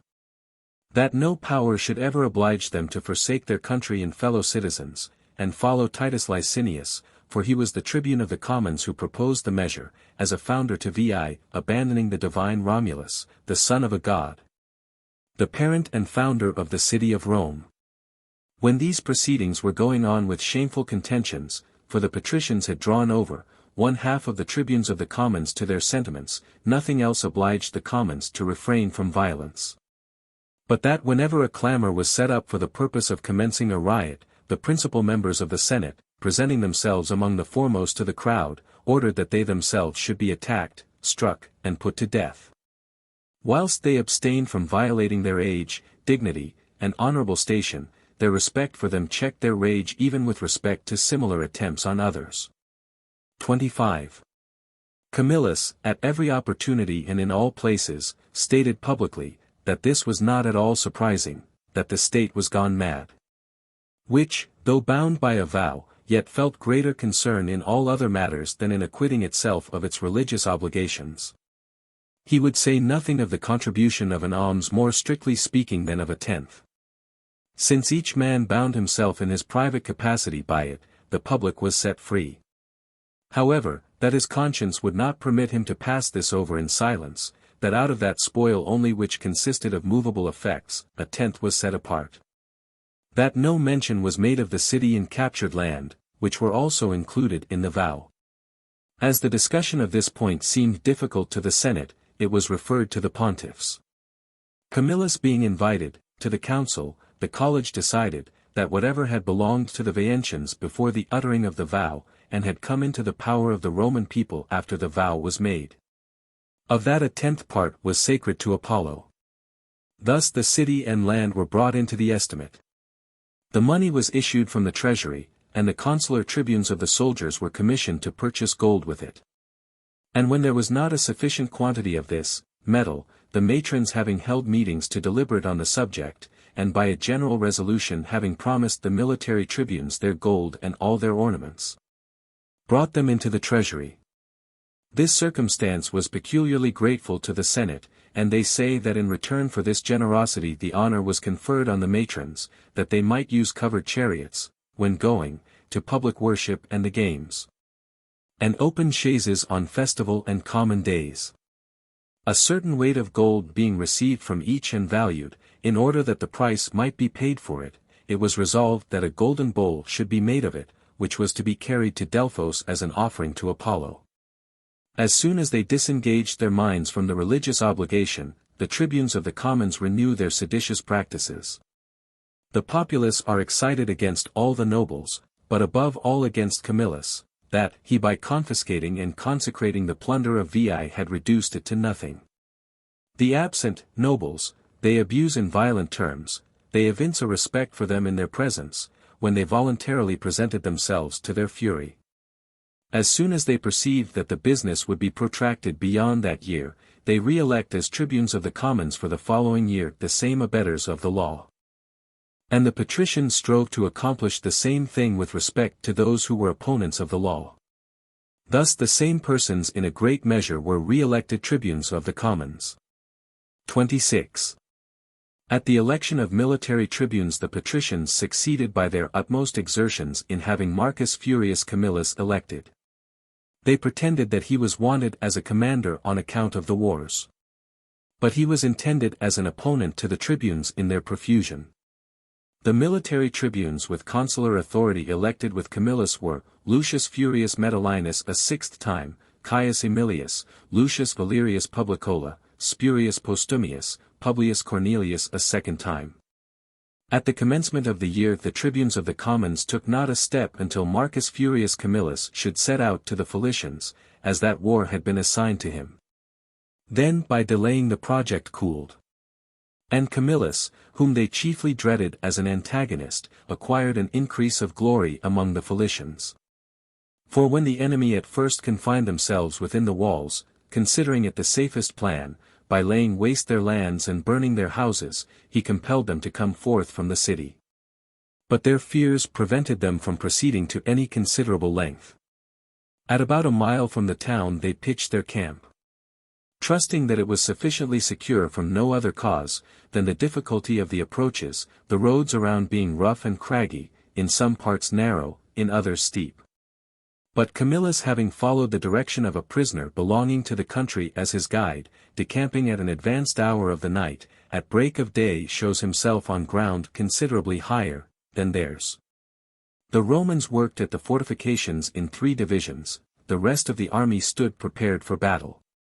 There he routs and puts to flight the enemy when they attempted to interrupt his works. And such terror was struck into the Philicians in consequence, that, in their precipitate flight passing by their own camp which lay in their way, they made for the city. Many were slain and wounded, before that in their panic they could make their way through the gates. Their camp was taken, the spoil was given up to the quaestors, to the great dissatisfaction of the soldiers. But overcome by the strictness of his authority, they both hated and admired the same firmness of conduct. Then a regular siege of the city took place, and the lines of circumvallation were carried on, and sometimes occasional attacks were made by the townsmen on the Roman posts, and slight skirmishes took place, and the time was spent.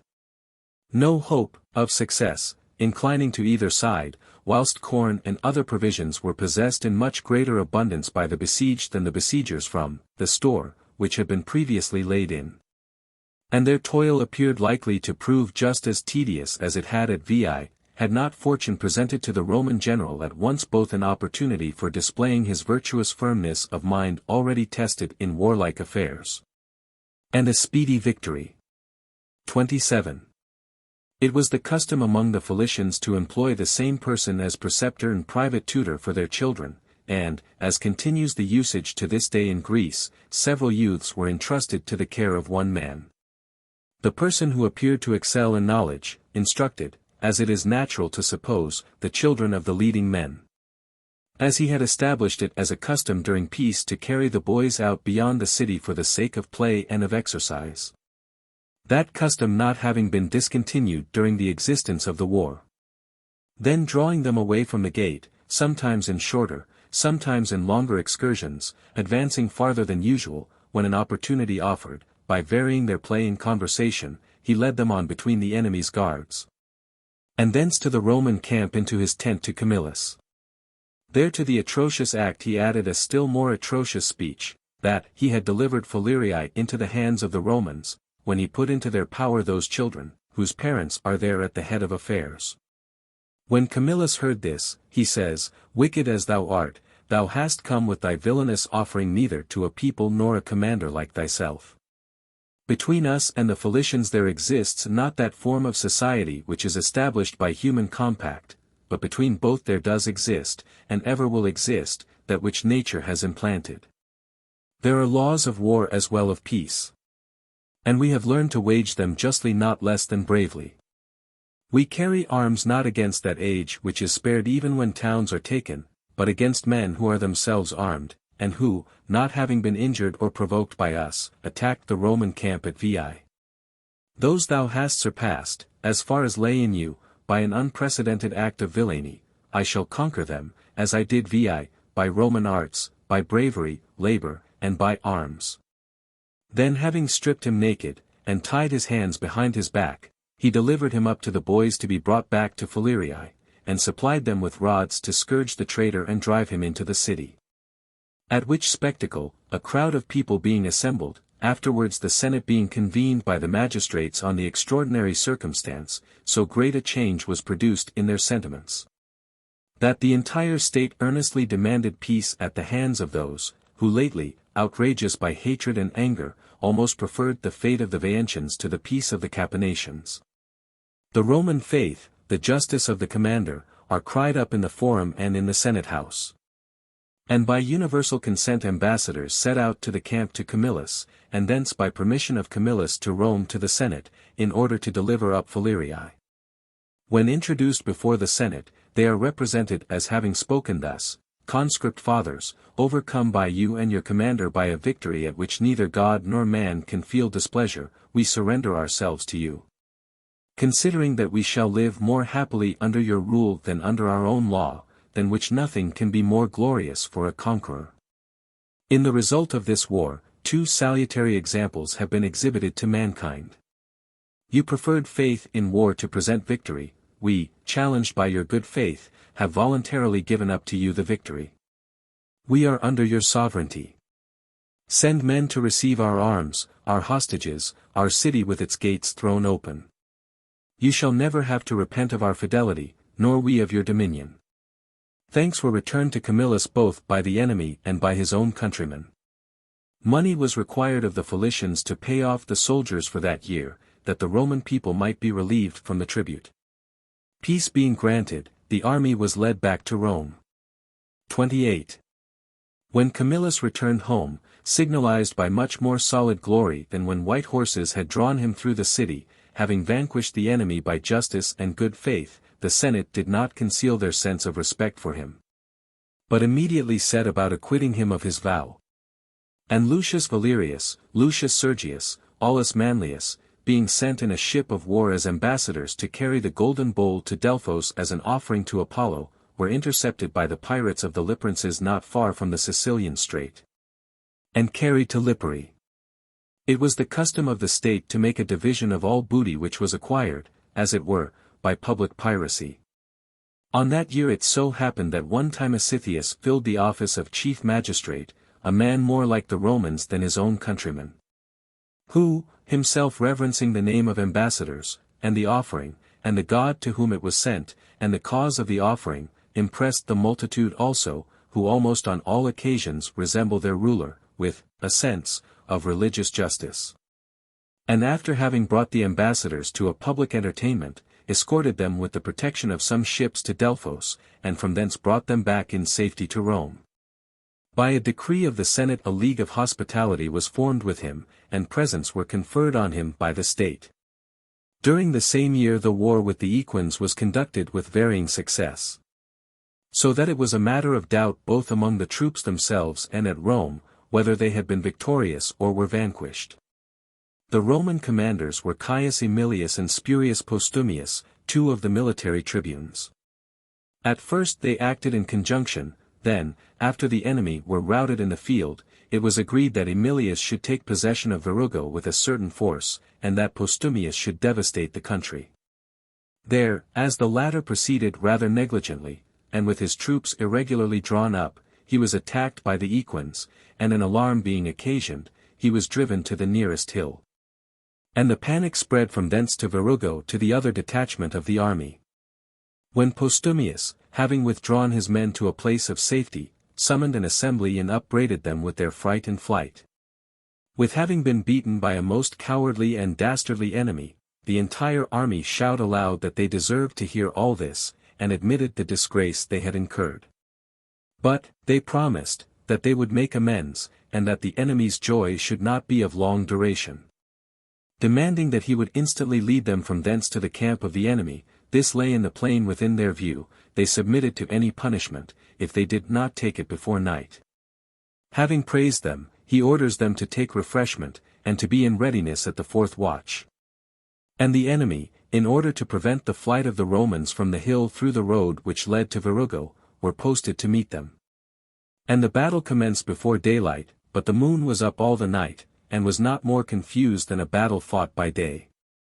But the shout having reached Verrugo, when they thought that the Roman camp was attacked, occasioned such a panic, that in spite of the entreaties of Amulius and his efforts to stop them, they fled to Tusculum in great disorder. From thence a report was carried to Rome that Postumius and his army were cut to pieces.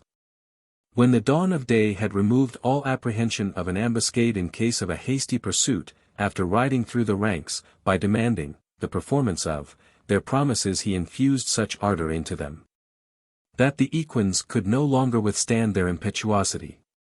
Then the slaughter of them in their flight, such as takes place when matters are conducted more under the influence of anger than of courage, was continued even to the total destruction of the enemy, and the melancholy news from Tusculum. The state having been alarmed without cause, was followed by a letter from Postumius decked with laurel, announcing that the victory belonged to the Roman people. That the army of the equins was destroyed. 29. As the proceedings of the plebeian tribunes had not yet attained a termination, both the commons exerted themselves to continue their office for the promoters of the law, and the patricians to re-elect the opponents of the law. But the commons were more successful in the election of their own magistrates. Which annoyance the patricians avenged by passing a decree of the Senate that consuls should be elected, magistrates detested by the commons. After an interval of 15 years, Lucius Lucretius Flavus and Servius Sulpicius Camerinus were appointed consuls. In the beginning of this year, whilst the tribunes of the commons united their efforts to pass the law, because none of their college were likely to oppose them, and the consuls resisted them with no less energy, the equins stormed Vitellia, a Roman colony in their territory.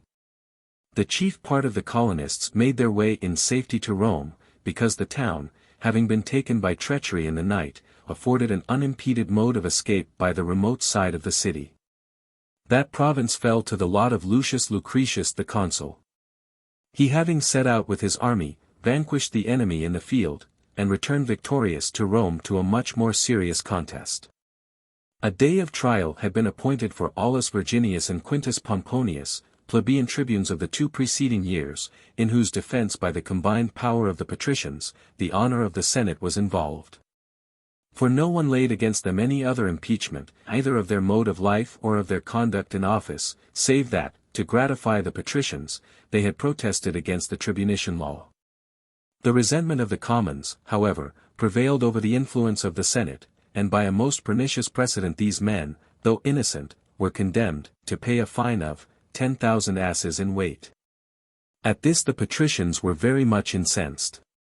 Camillus openly charged the commons with gross violation of duty, who, now turning their venom against their own body, did not feel that by their iniquitous sentence on the tribune they abolished the right of protesting.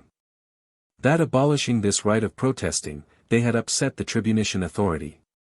For they were mistaken in expecting that the patricians would tolerate the unbridled licentiousness of that office. If tribunician violence could not be repelled by tribunician aid, that the patricians would find out some other weapon.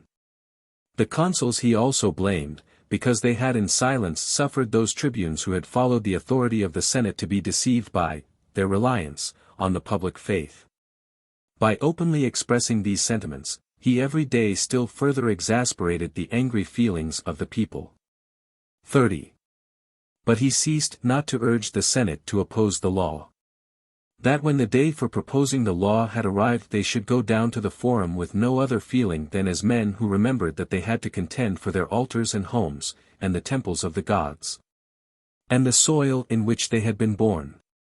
For that as far as he himself individually was concerned, if during this contest, to be sustained, by his country it were allowable for him to think of his own glory, it would even reflect honor on himself. That a city captured by him should be densely inhabited, that he would daily enjoy the monument of his glory, and that he would have before his eyes a city borne by him in his triumph, that all would tread in the footsteps of his renown. But that he deemed it an impiety that a city deserted and forsaken by the immortal gods should be inhabited, that the Roman people should reside in a captive soil, and that a vanquished should be taken in exchange for a victorious country. Stimulated by these exhortations of their leader, the patricians, both young and old, entered the forum in a body, when the law was about to be proposed, and dispersing themselves through the tribes, each earnestly appealing to the members of their own tribe, began to entreat them with tears, not to desert that country for which they themselves and their fathers had fought most valiantly and successfully, pointing to the capital, the temple of Vesta, and the other temples of the gods around. Not to drive the Roman people, exiles and outcasts, from their native soil and household gods into the city of the enemy, and not to bring matters to such a state, that it was better that Veii were not taken, lest Rome should be deserted. Because they proceeded not by violence, but by entreaties, and in the midst of these entreaties frequent mention was made of the gods.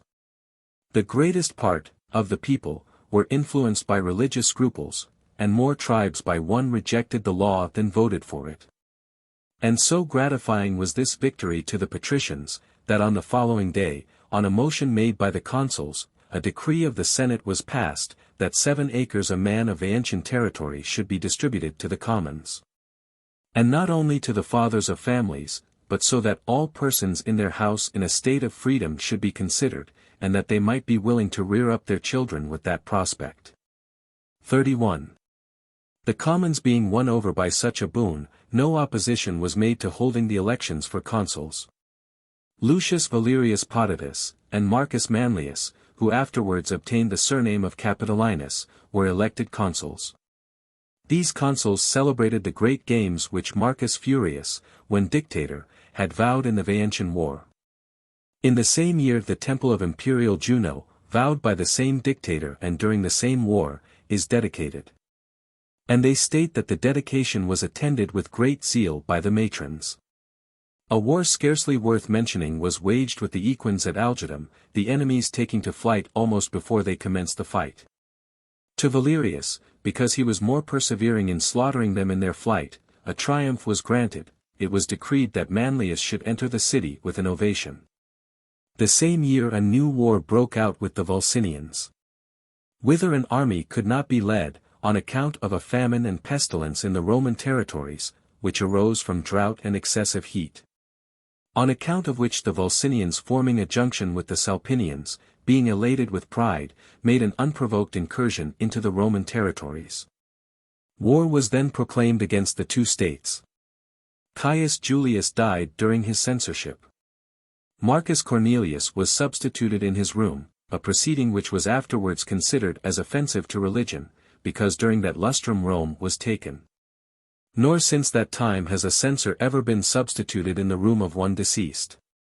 And the consuls being seized by the distemper, it was determined that the auspices should be taken anew during an interregnum. 32.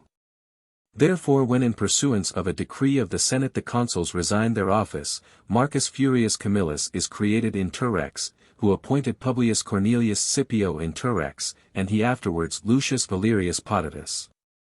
By him were appointed 6 military tribunes with consular power, so that, though any one of them should be incommoded by bad health, the state might have a sufficient number of magistrates.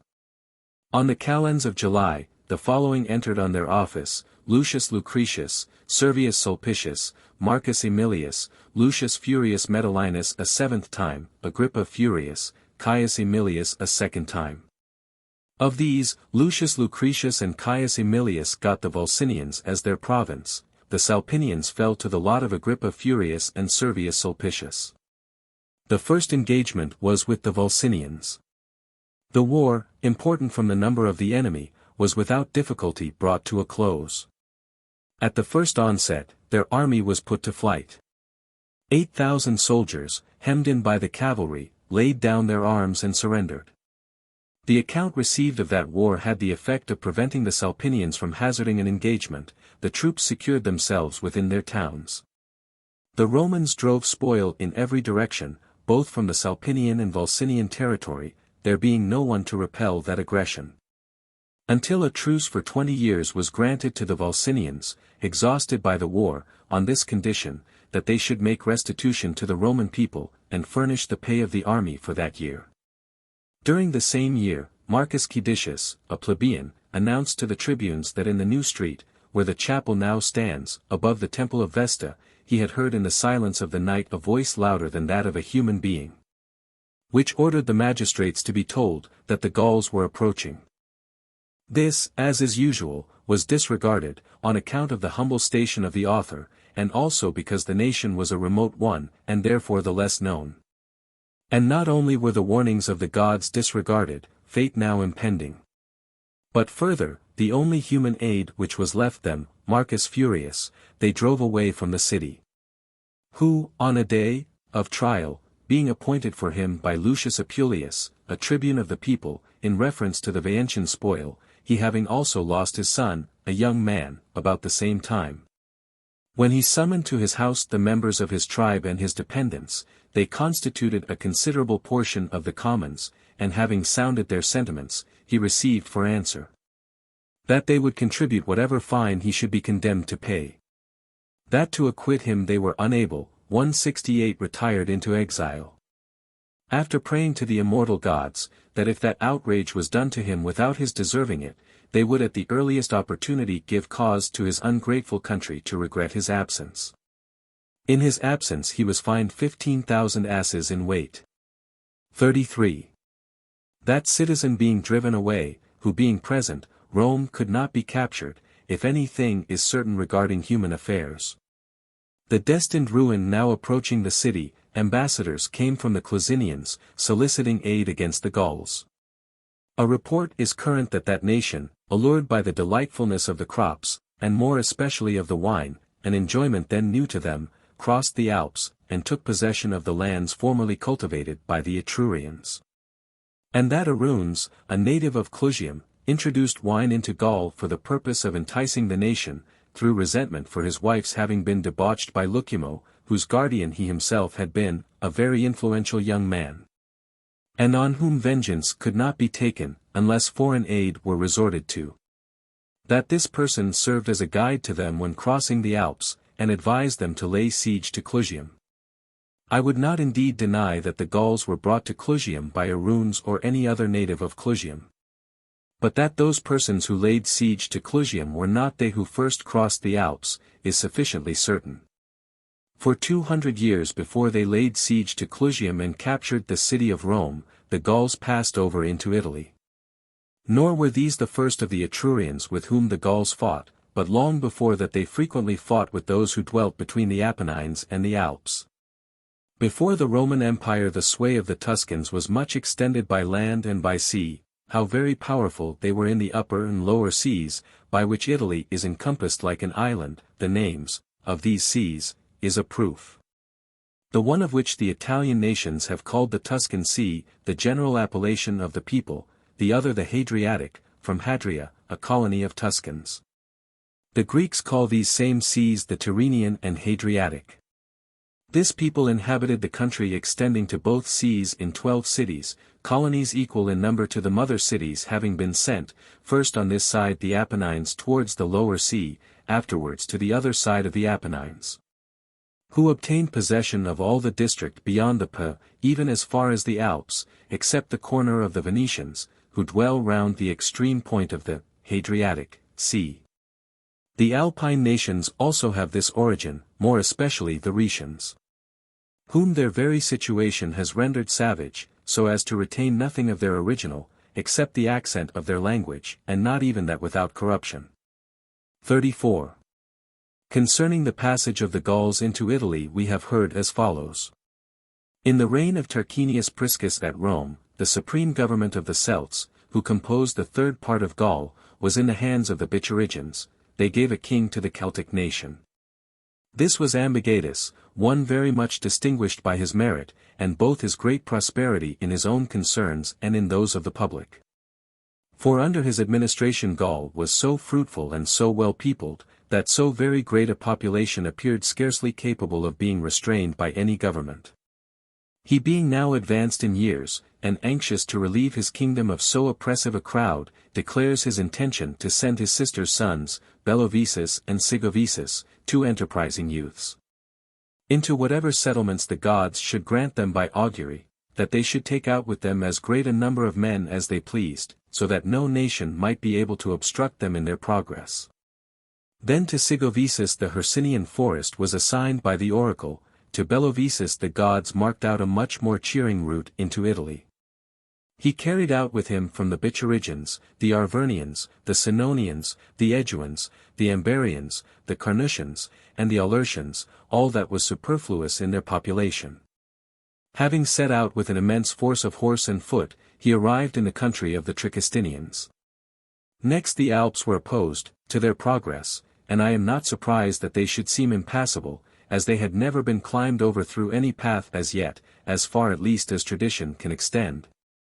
Unless we are disposed to believe the stories regarding Hercules.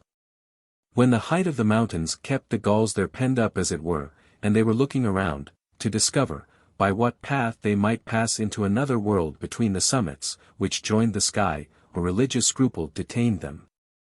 It having been announced to them that strangers in search of lands were attacked by the nation of the Salians.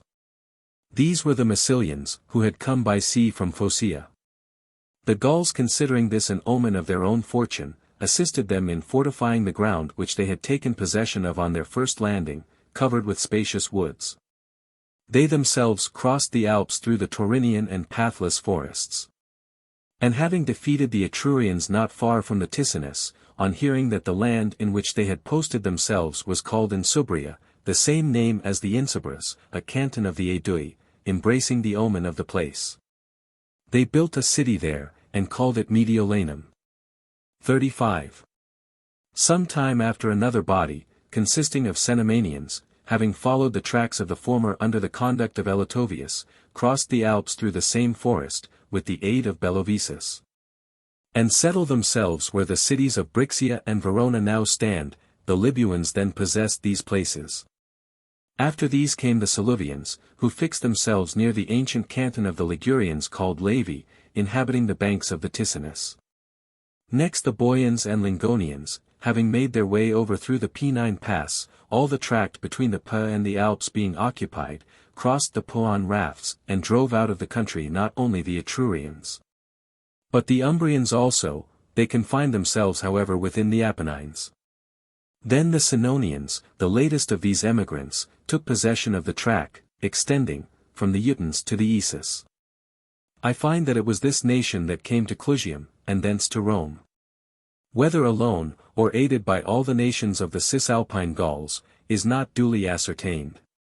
The Clusians, terrified at their strange enemy, on beholding their great numbers, the forms of the men such as they had never seen, and the kind of arms they carried, and on hearing that the troops of the Etrurians had been frequently defeated by them on both sides of the Po, sent ambassadors to Rome to solicit aid from the Senate, though they had no claim on the Roman people, in respect either of alliance or friendship, except that they had not defended their relations the Veientians against the Roman people. No aid was obtained. 3 ambassadors were sent, sons of Marcus Fabius Ambustus, to treat with the Gauls in the name of the Senate and Roman people, that they should not attack the allies and friends of the Roman people from whom they had received no wrong, that they should be supported by the Romans even by force of arms, if circumstances obliged them. But it seemed better that war itself should be kept aloof, if possible, and that the Gauls, a nation strangers to them, should be known by peace, rather than by arms. 36. The embassy was a mild one, had it not been consigned to ambassadors too hot in temper, and who resembled Gauls more than Romans, to whom, after they delivered their commission in the assembly of the Gauls, the following answer is returned: though the name of the Romans was new to their ears, yet they believed them to be brave men, whose aid was implored by the Clusians in their perilous conjuncture. And since they chose to defend their allies against them by negotiation rather than by arms, that they on their part would not reject the pacific terms which they propose, if the Clusians would give up to the Gauls in want of land a portion of their territories which they possessed to a greater extent than they could cultivate. Otherwise peace could not be obtained, that they wished to receive an answer in presence of the Romans, and if the land were refused them, that they would decide the matter with the sword in presence of the same Romans, that they might have an opportunity of carrying home an account how much the Gauls excelled all other mortals in bravery. On the Romans asking what right they had to demand land from the possessors, or to threaten war, in case of refusal, and what business the Gauls had in Etruria, and on their fiercely replying, that they carried their right in their swords, that all things were the property of the brave, with minds inflamed on both sides they severally have recourse to arms, and the battle is commenced. Here, fate now pressing hard on the Roman city, the ambassadors, contrary to the law of nations, take up arms, nor could this be done in secret, as 3 of the noblest and bravest of the Roman youth fought in the van of the Etrurians. So conspicuous was the valor of the foreigners. Moreover Quintus Fabius, riding out beyond the line, slew a general of the Gauls who was furiously charging the very standards of the Etrurians, having run him through the side with his spear, and the Gauls recognized him when stripping him of his spoils. And a signal was given throughout the entire line that he was a Roman ambassador. Giving up therefore their resentment against the Clusians, they sound a retreat, threatening the Romans. Some gave it as their opinion that they should proceed forthwith to Rome. The seniors prevailed, that ambassadors should be sent to complain of the injuries done them, and to demand that the Fabii should be given up to them in satisfaction for having violated the law of nations. When the ambassadors had stated matters, according to the instructions given to them, the conduct of the Fabii was neither approved by the Senate, and the barbarians seemed to them to demand what was just, but in the case of men of such station party favor prevented them from decreeing that which they felt to be right. Wherefore lest the blame of any misfortune, which might happen to be received in a war with the Gauls, should lie with them, they refer the consideration of the demands of the Gauls to the people, where influence and wealth were so predominant, that those persons, whose punishment was under consideration, were elected military tribunes with consular power for the ensuing year. At which proceeding the Gauls being enraged, as was very natural, openly menacing war, returned to their own party. With the 3 Fabii the military tribunes elected were Quintus Sulpicius Longus, Quintus Servilius a 4th time, Servius Cornelius Melogenensis. 37. Though danger of such magnitude was impending, so completely does fortune blind the minds of men when she wishes not her threatening stroke to be foiled, a state, which against the Fidenatean and Veientian enemies, and other neighboring states, had recourse to aid even from the most extreme quarters, and had appointed a dictator on many trying occasions, that same state now, when an enemy, never before seen or heard of, from the ocean and remotest regions of the earth, was advancing in arms against them, looked not for any extraordinary command or aid. Tribunes, by whose temerity the war had been brought on them, were appointed to the chief direction of affairs, and even making less of the war than fame had represented it, held the levy with no greater diligence than used to be exercised for ordinary wars. In the meanwhile the Gauls, on hearing that honor was even conferred on the violators of human law, and that their embassy was slighted, inflamed with resentment, over which that nation has no control, immediately snatched up their standards, and enter on their march with the utmost expedition. When the cities, alarmed at the tumult occasioned by them as they passed precipitately along, began to run to arms, and the peasants took to flight, they indicated by a loud shout that they were proceeding to Rome, taking up an immense space of ground, wherever they passed, with their horses and men, their troops spreading widely in every direction. But fame and the messengers of the Clusians, and then of the other states one after another, preceding them, the rapid advance of the enemy brought the greatest consternation to Rome. For, with their tumultuary troops hastily led on, they met them within the distance of the 11th milestone, where the river Allia, descending from the Crustuminian mountains in a very deep channel, joins the river Tiber not far below the road. Already all places in front and on each side were crowded with the enemy, and this nation, which has a natural turn for causeless confusion, by their harsh music and discordant clamors, filled all places with a horrible din. 38. There the military tribunes, without having previously selected a place for their camp, without having previously raised a rampart to which they might have a retreat, unmindful of their duty to the gods, to say nothing of that to man, without taking auspices or offering sacrifices, draw up their line, which was extended towards the flanks, lest they should be surrounded by the great numbers of the enemy. Still their front could not be made equal to that of the enemy, though by thinning their line they rendered their center weak and scarcely connected. There was on the right a small eminence, which it was determined to fill with bodies of reserve.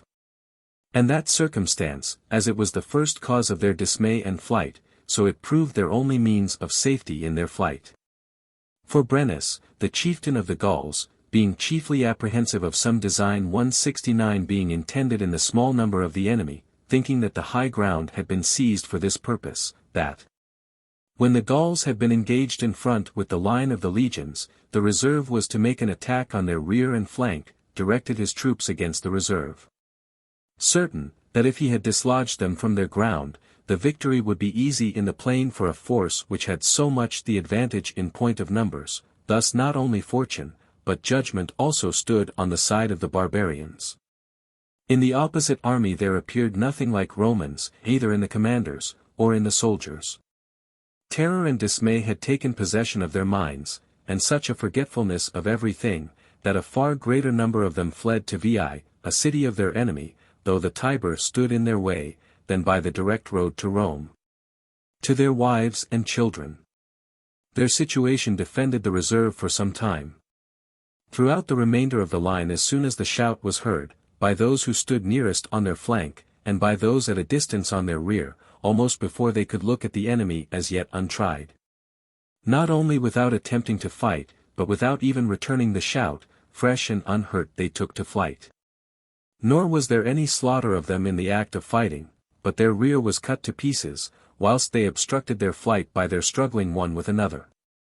Great slaughter was made on the bank of the Tiber, whither the entire left wing, having thrown down their arms, directed their flight. And many who did not know how to swim, or were exhausted, being weighed down by their coats of mail and other defensive armor, were swallowed up in the current. The greatest part however escaped safe to Veii, whence not only no reinforcement, but not even an account of their defeat, was forwarded to Rome. Those on the right wing which had been posted at a distance from the river, and rather near the foot of the mountain, all made for Rome, and, without even shutting the gates, fled into the citadel. 39. The miraculous attainment of so sudden a victory held even the Gauls in a state of stupefaction. And at first they stood motionless with panic, as if not knowing what had happened, then they apprehended a stratagem.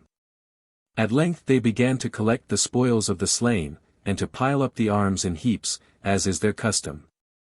Then, at length, when no appearance of anything hostile was anywhere observed, having proceeded on their journey, they reached the city of Rome not long before sunset, where when some horsemen, who had advanced before, brought back word that the gates were not shut, that no guard was posted before the gates, no armed troops on the walls, another cause of amazement similar to the former made them halt. And dreading the night and ignorance of the situation of the city, they posted themselves between Rome and the Anio.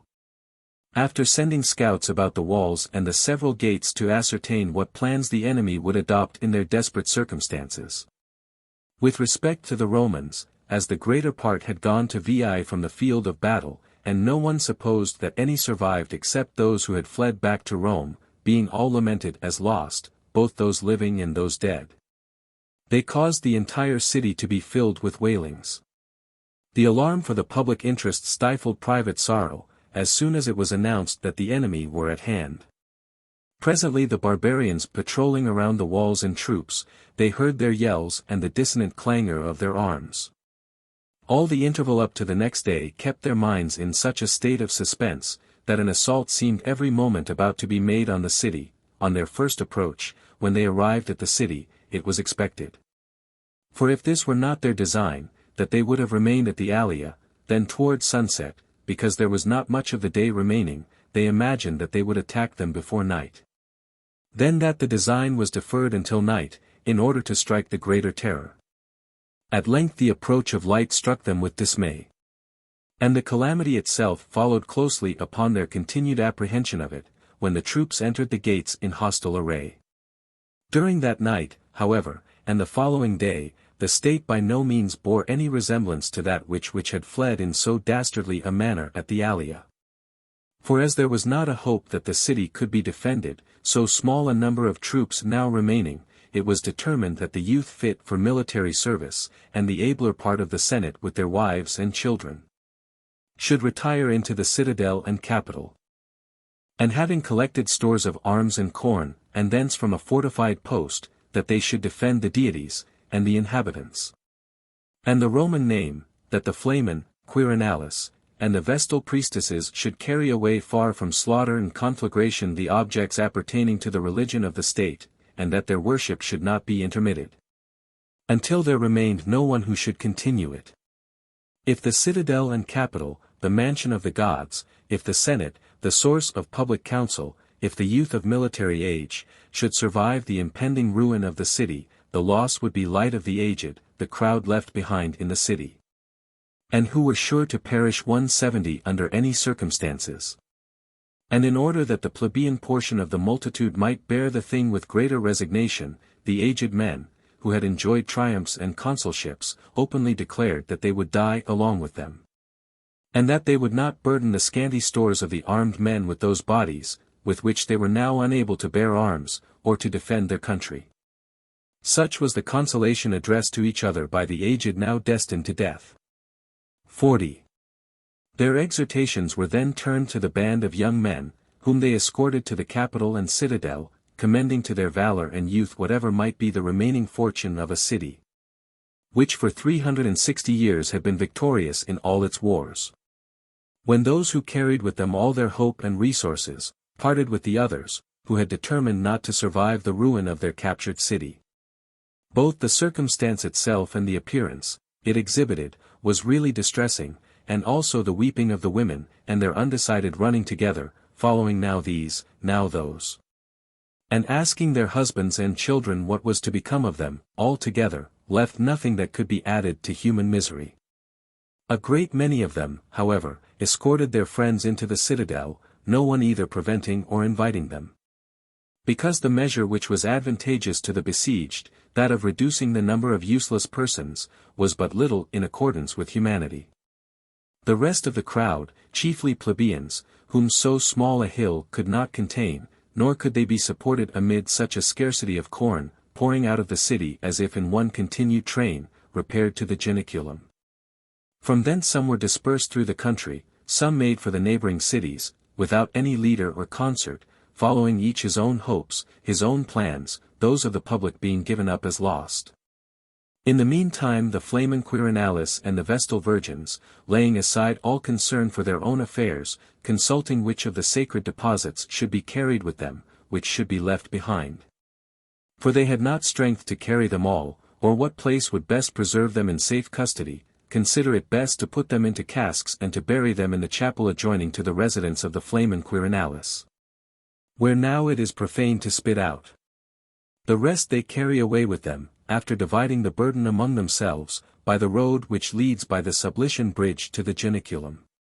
When Lucius Albinius, a Roman plebeian, who was conveying his wife and children in a wagon, beheld them on that ascent among the rest of the crowd which was leaving the city as unfit to carry arms.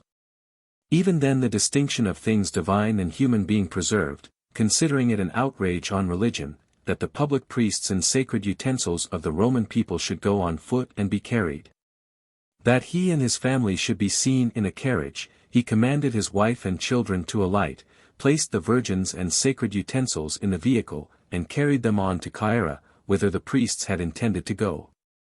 41. Meanwhile at Rome all arrangements being now made, as far as was possible in such an emergency, for the defense of the citadel, the crowd of aged persons having returned to their houses, awaited the enemies coming with minds firmly prepared for death. Such of them as had borne curule offices, in order that they may die in the insignia of their former station, honors, and merit, arraying themselves in the most magnificent garments worn by those drawing the chariots of the gods in procession. Or by persons riding in triumph, seated themselves in their ivory chairs, in the middle of their halls. Some say that they devoted themselves for their country in the citizens of Rome, Marcus Fabius, the chief pontiff, dictating the form of words. The Gauls, both because by the intervention of the night they had abated all angry feelings arising from the irritation of battle, and because they had on no occasion fought a well-disputed fight, and were then not taking the city by storm or violence, entering the city the next day, free from resentment or heat of passion, through the Colline gate which lay open, advance into the forum, casting their eyes around on the temples of the gods, and on the citadel, which alone exhibited any appearance of war. From thence, after leaving a small guard, lest any attack should be made on them whilst scattered, from the citadel or capital, they dispersed in quest of plunder. The streets being entirely desolate, rushed some of them in a body into the houses that were nearest, some repair to those which were most distant, considering these to be untouched and abounding with spoil. Afterwards being terrified by the very solitude, lest any stratagem of the enemy should surprise them whilst being dispersed, they returned in bodies into the forum and the parts adjoining to the forum, where the houses of the commons being shut, and the halls of the leading men lying open, almost greater backwardness was felt to attack the open than the shut houses. So completely did they behold with a sort of veneration men sitting in the porches of the palaces, who besides their ornaments and apparel more august than human, bore a striking resemblance to gods, in the majesty which their looks and the gravity of their countenance displayed. Whilst they stood gazing on these as on statues, it is said that Marcus Papirius, one of them, roused the anger of a Gaul by striking him on the head with his ivory, while he was stroking his beard, which was then universally worn long. And that the commencement of the bloodshed began with him, that the rest were slain in their seats. After the slaughter of the nobles, no person whatever was spared, the houses were plundered, and when emptied were set on fire. 42. But whether it was that all were not possessed with a desire of destroying the city, or it had been so determined by the leading men of the Gauls, both that some fires should be presented to their view, to see, if the besieged could be forced into a surrender through affection for their dwellings, and that all the houses should not be burned down, so that whatever portion should remain of the city, they might hold as a pledge to work upon the minds of the enemy. The fire by no means spread either indiscriminately or extensively on the first day, as is usual in a captured city. The Romans beholding from the citadel the city filled with the enemy, and their running to and fro through all the streets, some new calamity presenting itself in every different quarter, were neither able to preserve their presence of mind, nor even to have perfect command of their ears and eyes. To whatever direction the shouts of the enemy, the cries of women and children, the crackling of the flames, and the crash of falling houses, had called their attention, thither, terrified at every incident, they turned their thoughts, faces, and eyes, as if placed by fortune to be spectators of their falling country, and as if left as protectors of no other of their effects, except their own persons, so much more to be commiserated than any others who were ever besieged, because, shut out from their country, they were besieged, beholding all their effects in the power of the enemy. Nor was the night, which succeeded so shockingly spent a day, more tranquil, daylight then followed a restless night, nor was there any time which failed to produce the sight of some new disaster. Loaded and overwhelmed by so many evils, they did not at all abate their determination, resolved, though they should see everything in flames and levelled to the dust, to defend by their bravery the hill which they occupied. Small and ill provided as it was, being left, as a refuge, for liberty. And now, as the same events recurred every day, as if habituated to misfortunes, they abstracted their thoughts from all feeling of their circumstances, regarding their arms only, and the swords in their right hands, as the sole remnants of their hopes. 43.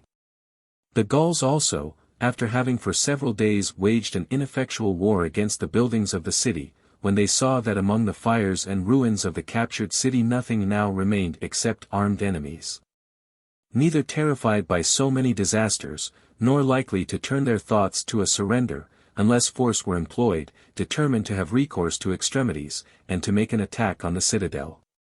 A signal being given at break of day, their entire multitude is marshalled in the forum, thence, after raising the shout and forming a testudo, they advance to the attack.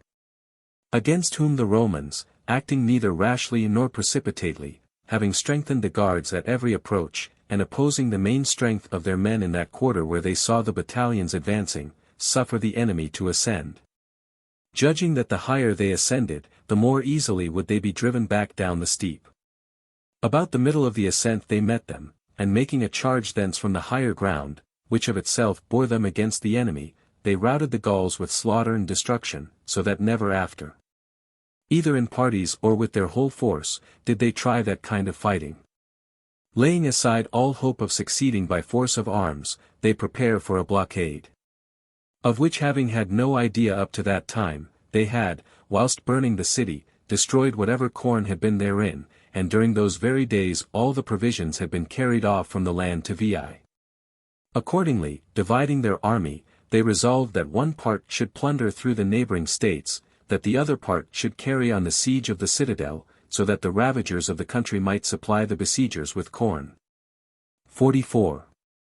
The Gauls, who marched from the city, were led by Fortune herself, to make trial of Roman valor, to Ardea, where Camillus was in exile, who, more distressed by the fortune of the public than his own, whilst he now pined away arraigning gods and men, fired with indignation, and wondering where were now those men who with him had taken Veii and Falerii, who had conducted other wars rather by their own valor than by the favor of fortune, hears on a sudden that the army of the Gauls was approaching, and that the people of Ardea in consternation were met in council on the subject. And as if moved by divine inspiration, after he advanced into the midst of the assembly, having hitherto been accustomed to absent himself from such meetings, he says, People of Ardea, my friends of old, of late my fellow citizens also. Since your kindness so ordered it, and my good fortune achieved it, let no one of you suppose that I have come forward here forgetful of my condition. But the present case and the common danger obliges every one to contribute to the common good whatever service he can in our present alarming situation. And when shall I repay you for your so very important services to me, if I now be remiss? Or where will you derive benefit from me, if not in war? By this accomplishment I maintained my rank in my native country, and, unconquered in war, I was banished during peace by my ungrateful fellow citizens. To you, men of Ardea, a favorable opportunity has been presented of making a return for all the former favors conferred by the Roman people, such as you yourselves remember, for which reason, as being mindful of them, you are not to be upbraided with them, and of obtaining great military renown for this your city over the common enemy. The nation, which now approaches in disorderly march, is one to which nature has given great spirits and bodies rather huge than firm. Let the disaster of Rome serve as a proof. They captured the city when lying open to them. A small handful of men from the citadel and capital withstand them. Already tired out by the slow process of a siege, they retire and spread themselves through the country. Gorged with food and wine hastily swallowed, when night comes on they stretch themselves indiscriminately, like brutes, near streams of water, without entrenchment, without guards or advanced posts. More incautious even now than usual in consequence of success. If you then are disposed to defend your own walls, and not to suffer all these places to become Gaul, take up arms in a full body at the first watch, follow me to slaughter, not to battle. If I do not deliver them up to you fettered by sleep, to be butchered like cattle, I decline not the same issue of my affairs at Ardea as I had at Rome. 45. Both friends and enemies were satisfied that there existed nowhere at that time a man of equal military talent. The assembly being dismissed, they refreshed themselves, carefully watching the moment the signal should be given. Which being given, during the silence of the beginning of the night they attended Camillus at the gates.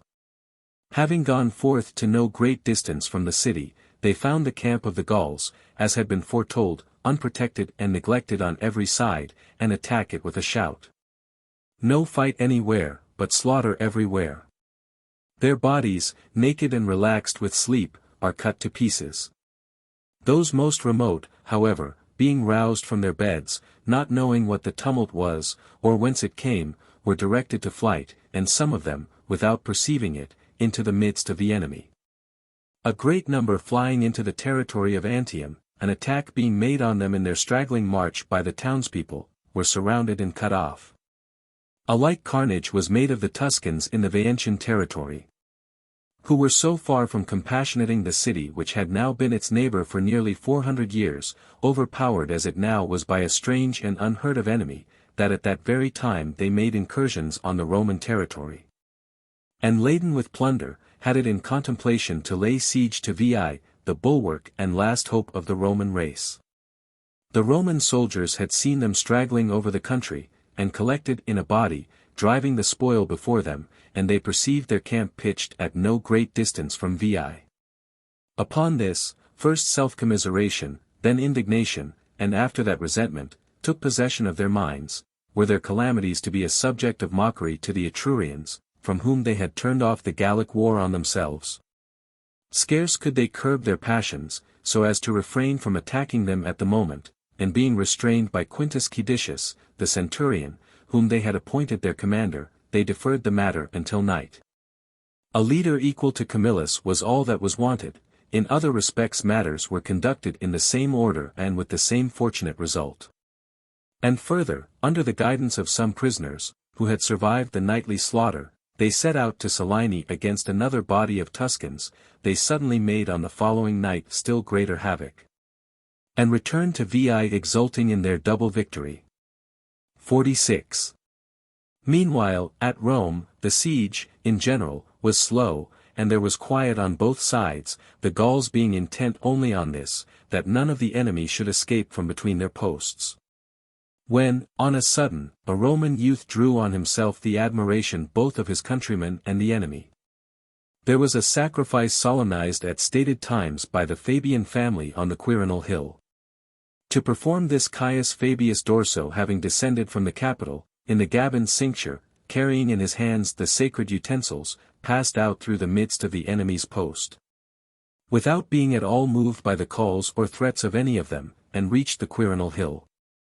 And after duly performing there the solemn rites, coming back by the same way with the same firm countenance and gait, confident that the gods were propitious, whose worship he had not even neglected when prohibited by the fear of death, he returned to the capital to his friends, the Gauls being either astounded at such an extraordinary manifestation of boldness, or moved even by religious considerations, of which the nation is by no means regardless.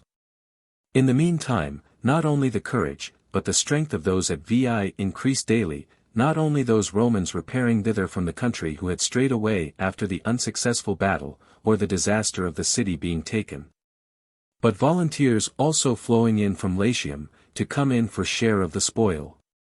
It now seemed high time that their country should be recovered and rescued from the hands of the enemy. But a head was wanting to this strong body. The very spot put them in mind of Camillus, and a considerable part consisted of soldiers who had fought successfully under his guidance and auspices, and Caedicius declared that he would not give occasion that any one, whether god or man, should terminate his command rather than that, mindful of his own rank, he would himself call, for the appointment of, a general. With universal consent it was resolved that Camillus should be sent for from Ardea, but not until the Senate at Rome were first consulted, so far did a sense of propriety regulate every proceeding. And so carefully did they observe the distinctions of things in their almost desperate circumstances. They had to pass at great risk through the enemy's guards. For this purpose a spirited youth, Pontius Cominius, offered his services, and supporting himself on cork was carried down the Tiber to the city.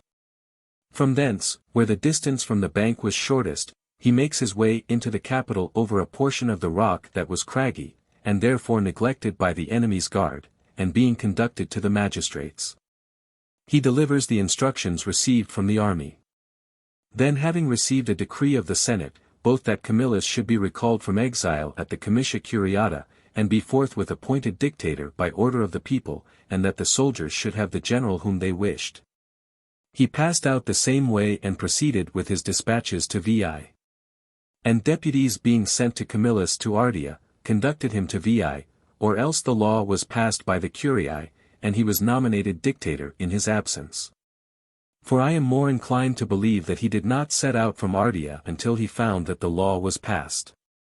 Because he could neither change his residence without an order of the people, nor hold the privilege of the auspices in the army until he was nominated dictator. 47. Whilst these things were going on at Veii, in the meanwhile the citadel and capital of Rome were in great danger. For the Gauls either having perceived the track of a human foot where the messenger from Veii had passed, or having of themselves remarked the easy ascent by the rock at the temple of Carmintes, on a moonlight night. After they had at first sent forward an unarmed person, to make trial of the way, delivering their arms, whenever any difficulty occurred, alternately supported and supporting each other, and drawing each other up, according as the ground required. They reached the summit in such silence, that they not only escaped the notice of the sentinels, but of the dogs also, an animal extremely wakeful with respect to noises by night. The notice of the geese they did not escape, which, as being sacred to Juno, were spared though they were in the greatest scarcity of food. Which circumstance was the cause of their preservation. For Marcus Manlius, who 3 years before had been consul, a man distinguished in war, being aroused from sleep by their cackling and the clapping of their wings, snatched up his arms, and at the same time calling the others to do the same, proceeds to the spot. And whilst the others are thrown into confusion, he struck with the boss of his shield and tumbles down a Gaul, who had already got footing on the summit. And when the fall of this man as he tumbled threw down those who were next him, he slew others, who in their consternation had thrown away their arms, and caught hold of the rocks to which they clung. And now the others also having assembled beat down the enemy by javelins and stones, and the entire band, having lost their footing, were hurled down the precipice in promiscuous ruin. The alarm then subsiding, the remainder of the night was given up to repose, as far as could be done considering the disturbed state of their minds, when the danger, even though past, still kept them in a state of anxiety. Day having appeared, the soldiers were summoned by sound of trumpet to attend the tribunes in assembly, when recompense was to be made both to merit and to demerit.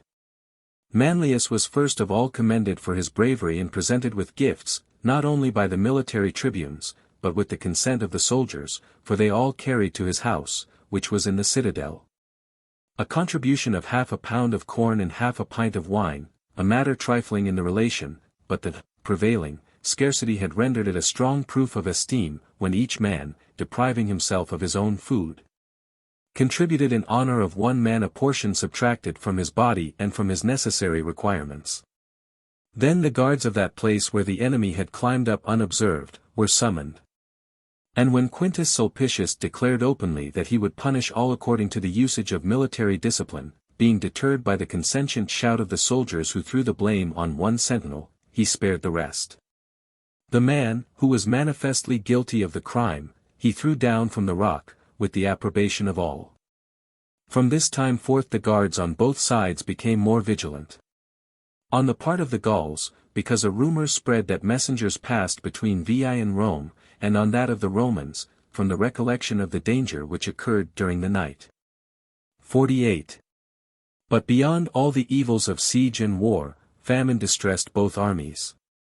Pestilence, moreover, oppressed the Gauls, both as being encamped in a place lying between hills, as well as heated by the burning of the houses, and full of exhalations, and sending up not only ashes but embers also, whenever the wind rose to any degree.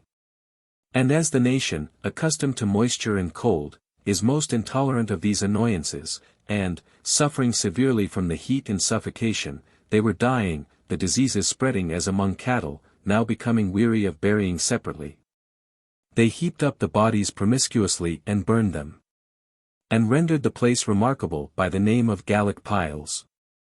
A truce was now made with the Romans, and conferences were held with the permission of the commanders, in which when the Gauls frequently alluded to the famine, and referred to the urgency of that as a further motive for their surrendering, for the purpose of removing that opinion, bread is said to have been thrown in many places from the capital into the advanced posts of the enemy. But the famine could neither be dissembled or endured any longer. Accordingly, whilst the dictator is engaged in person in holding a levy, in ordering his master of the horse, Lucius Valerius, to bring up the troops from Veii, in making preparations and arrangements, so that he may attack the enemy on equal terms. In the meantime the army of the capital, wearied out with keeping guard and with watches, having surmounted all human sufferings, whilst nature would not suffer famine alone to be overcome, looking forward from day to day, to see whether any succor would come from the dictator, at length not only food but hope also failing, and their arms weighing down their debilitated bodies, whilst the guards were being relieved, insisted that there should be either a surrender, or that they should be bought off, on whatever terms were possible, the Gauls intimating in rather plain terms, that they could be induced for no very great compensation to relinquish the siege. Then the Senate was held and instructions were given to the military tribunes to capitulate. Upon this the matter was settled between Quintus Sulpicius, a military tribune, and Brennus, the chieftain of the Gauls, and 1,000 pounds weight of gold was agreed on as the ransom of a people, who were soon after to be the rulers of the world. To a transaction very humiliating in itself, insult was added. False weights were brought by the Gauls, and on the tribune objecting, his sword was thrown in addition to the weight by the insolent Gaul, and an expression was heard intolerable to the Romans, "Woe to the vanquished." 49. But both gods and men interfered to prevent the Romans from living on the condition of being ransomed. For by some chance, before the execrable price was completed, all the gold being not yet weighed in consequence of the altercation, the dictator comes up, and orders the gold to be removed, and the Gauls to clear away. When they, holding out against him, affirmed that they had concluded a bargain, he denied that the agreement was a valid one, which had been entered into with a magistrate of inferior authority without his orders, after he had been nominated dictator. And he gives notice to the Gauls to get ready for battle.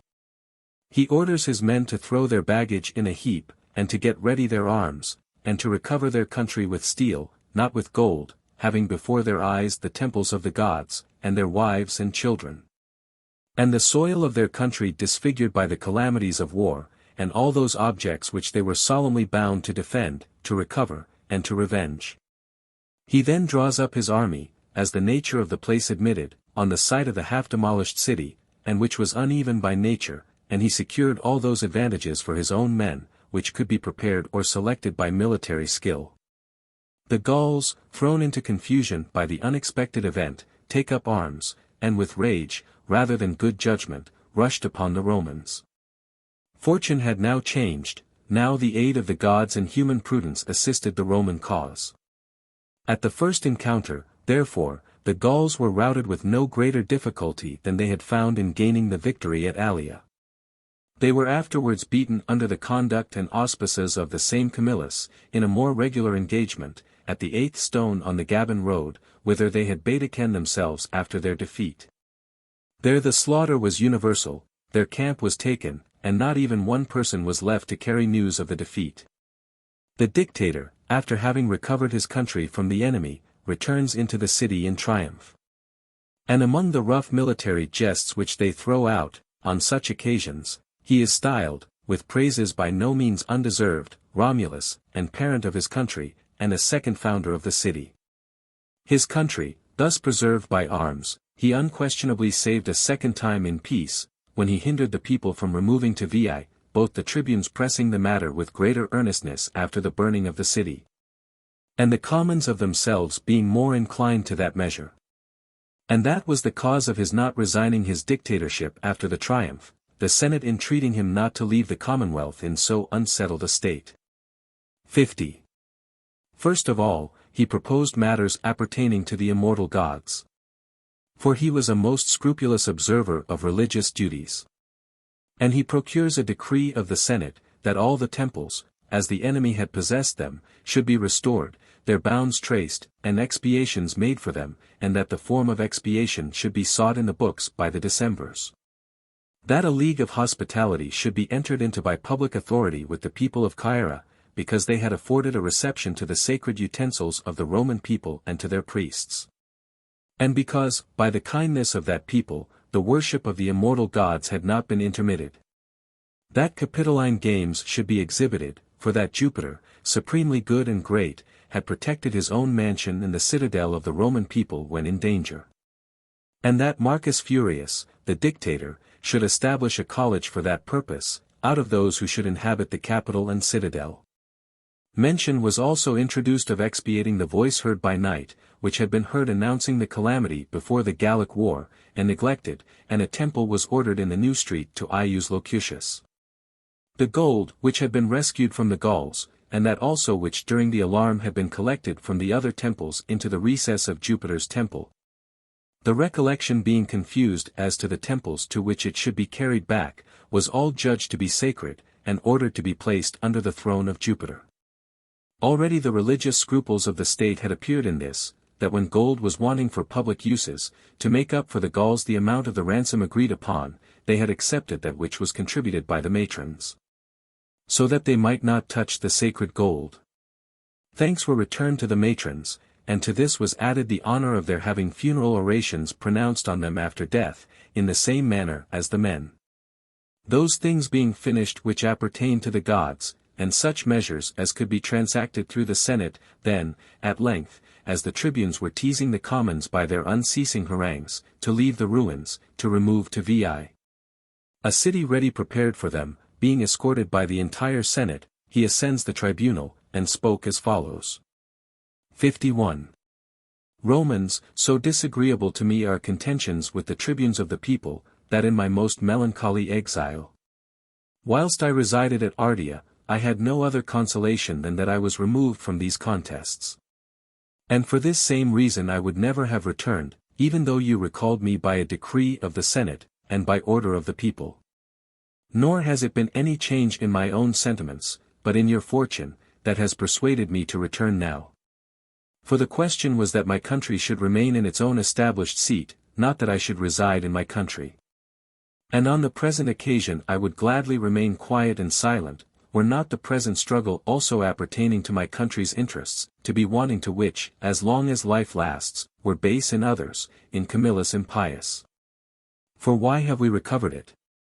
Why have we rescued it when besieged out of the hands of the enemy, if we ourselves desert it when recovered? And when, the Gauls being victorious, the entire city captured, both the gods and the natives of Rome still retained and inhabited the capital and citadel, shall even the citadel and the capital be deserted? Now when the Romans are victorious and the city has been recovered? And shall our prosperous fortune cause more desolation to this city than our adverse caused? Truly if we had no religious institutions established together with the city, and regularly transmitted down to us, still the divine power has so manifestly interested itself in behalf of the Roman state on the present trying occasion, that I should think that all neglect of the divine worship was removed from the minds of men. For consider the events of these latter years one after the other, whether prosperous or adverse, you will find that all things succeeded favorably with us whilst we followed the gods, and unfavorably when we neglected them. Now, first of all the Veientian War, of how many years' duration, with what immense labor waged, was not brought to a termination, until the water was discharged from the Alban lake by the admonition of the gods. What, in the name of heaven, regarding this recent calamity of our city? Did it arise, until the voice sent from heaven concerning the approach of the Gauls was treated with slight? Until the law of nations was violated by our ambassadors, and until such violation was passed over by us with the same indifference towards the gods, when it should have been punished by us? Accordingly vanquished, made captives and ransomed, we have suffered such punishments at the hands of gods and men, as that we are now a warning to the whole world. Afterwards our misfortunes reminded us of our religious duties. We fled for refuge to the gods, to the seat of Jupiter supremely good and great. Amid the ruin of all our effects our sacred utensils we partly concealed in the earth. Part of them we carried away to the neighboring cities and removed from the eyes of the enemy. Though deserted by gods and men, still we intermitted not the worship of the gods. Accordingly they have restored to us our country, and victory, our ancient renown in war which had been lost, and on our enemies, who, blinded by avarice, have violated the faith of a treaty with respect to the weight of gold. They have turned dismay, and flight, and slaughter. 52. When you behold such striking instances of the effects of honoring or neglecting the deity, do you perceive what an act of impiety we are about to perpetrate, scarcely emerging from the wreck of our former misconduct and calamity? We possess a city founded under auspices and auguries. Not a spot is there in it that is not full of religious rites and of the gods. The days for the anniversary sacrifices are not more definitely stated, than are the places in which they are to be performed.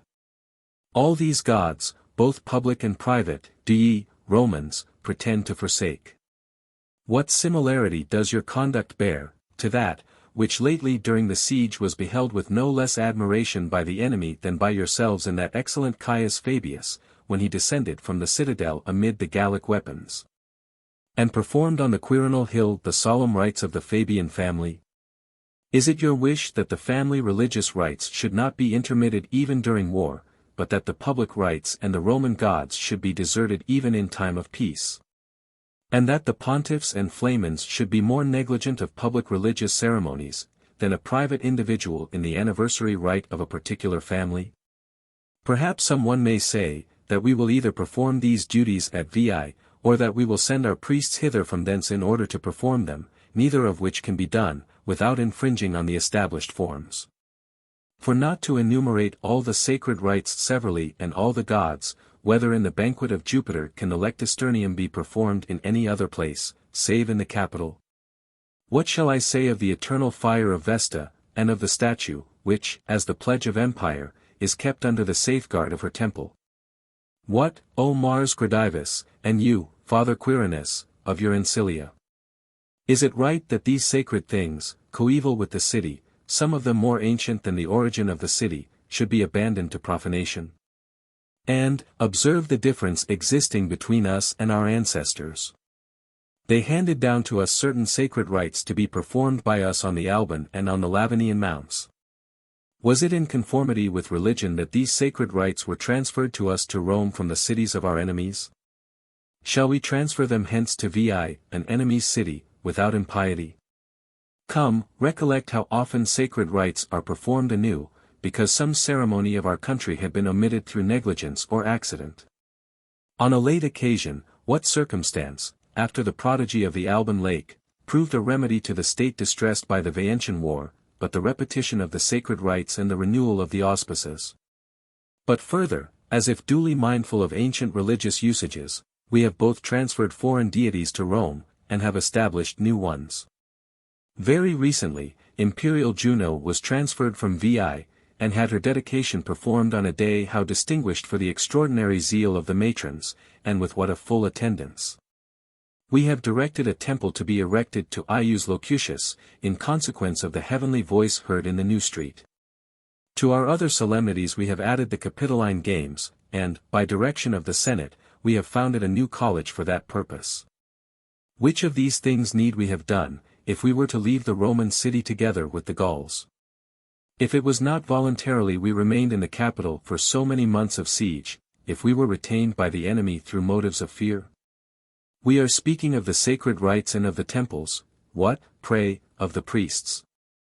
Does it not occur to you, what a degree of profaneness would be committed in respect of them? The Vestals, forsooth, have but that one settlement, from which nothing ever disturbed them, except the capture of the city. It is an act of impiety for the Flamen Diolis to remain for a single night without the city. Do ye mean to make them Veientian instead of Roman priests? And shall the virgins forsake thee, O Vesta? And shall the Flamen by living abroad draw on himself and on his country such a weight of guilt every night? What of the other things, all of which we transact under auspices within the Pomerium, to what oblivion, to what neglect do we consign them? The assemblies of the Curias, which comprise military affairs, the assemblies of the centuries, at which you elect consuls and military tribunes, when can they be held under auspices, unless where they are wont to be held? Shall we transfer them to Veii? Or whether for the purpose of holding their elections shall the people assemble at so great inconvenience into a city deserted by gods and men? 53. But the case itself forces us to leave a city desolated by fire and ruin, and remove to Veii, where all things are entire, and not to distress the needy commons by building here. But that this is only held out as a pretext, rather than that it is the real motive, I think is evident to you, though I should say nothing on the subject. For you remember that before the arrival of the Gauls, when the buildings, both public and private, were still unhurt, and the city still stood in safety, this same question was agitated, that we should remove to Veii. Observe then, tribunes, what a difference there is between my way of thinking and yours. Ye think that though it may not have been advisable to do it then, still that now it ought certainly to be done. I, on the contrary, and be not surprised until you shall have heard the state of the case, admitting it were advisable to remove when the entire city was safe, would not vote for relinquishing these ruins now. For then victory would be the cause of our removing into a captured city, one that would be glorious to ourselves and our posterity, whilst now this same removal would be wretched and disgraceful to us, and glorious to the Gauls. For we shall appear not to have left our country as conquerors, but to have lost it from having been vanquished. The flight at Alia, the capture of the city, the blockading of the capital, will seem, to have imposed this necessity on us of forsaking our household gods, of having recourse to exile and flight from that place which we were unable to defend. And have the Gauls been able to demolish Rome, which the Romans shall be deemed to have been unable to restore? What remains, but that if they should now come with new forces, for it is evident that their number is scarcely credible, and should they feel disposed to dwell in this city, captured by them, and deserted by you, would you suffer them? What, if not the Gauls, but your old enemies, the Equins and Volscians, should form the design of removing to Rome, would you be willing that they should become Romans, you Veientians? Would ye prefer that this should be a desert in your possession, or a city of the enemy? For my part one can see nothing more impious. Is it because ye are averse to building, ye are prepared to incur this guilt, this disgrace?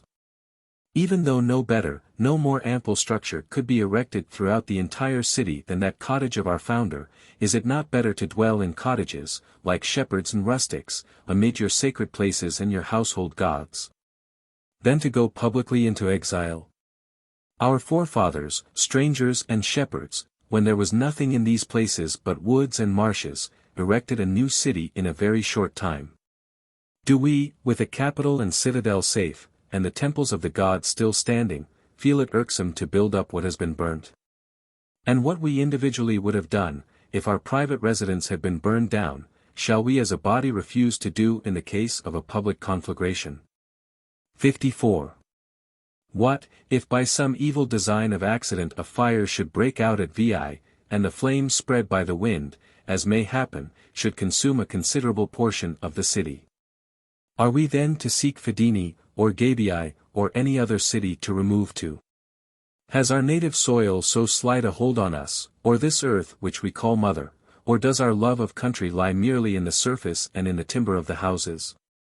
For my part, I will acknowledge to you, whilst I was absent, though I am less disposed to remember this as the effect of your injustice than of my own misfortune, as often as my country came into my mind, all these circumstances occurred to me.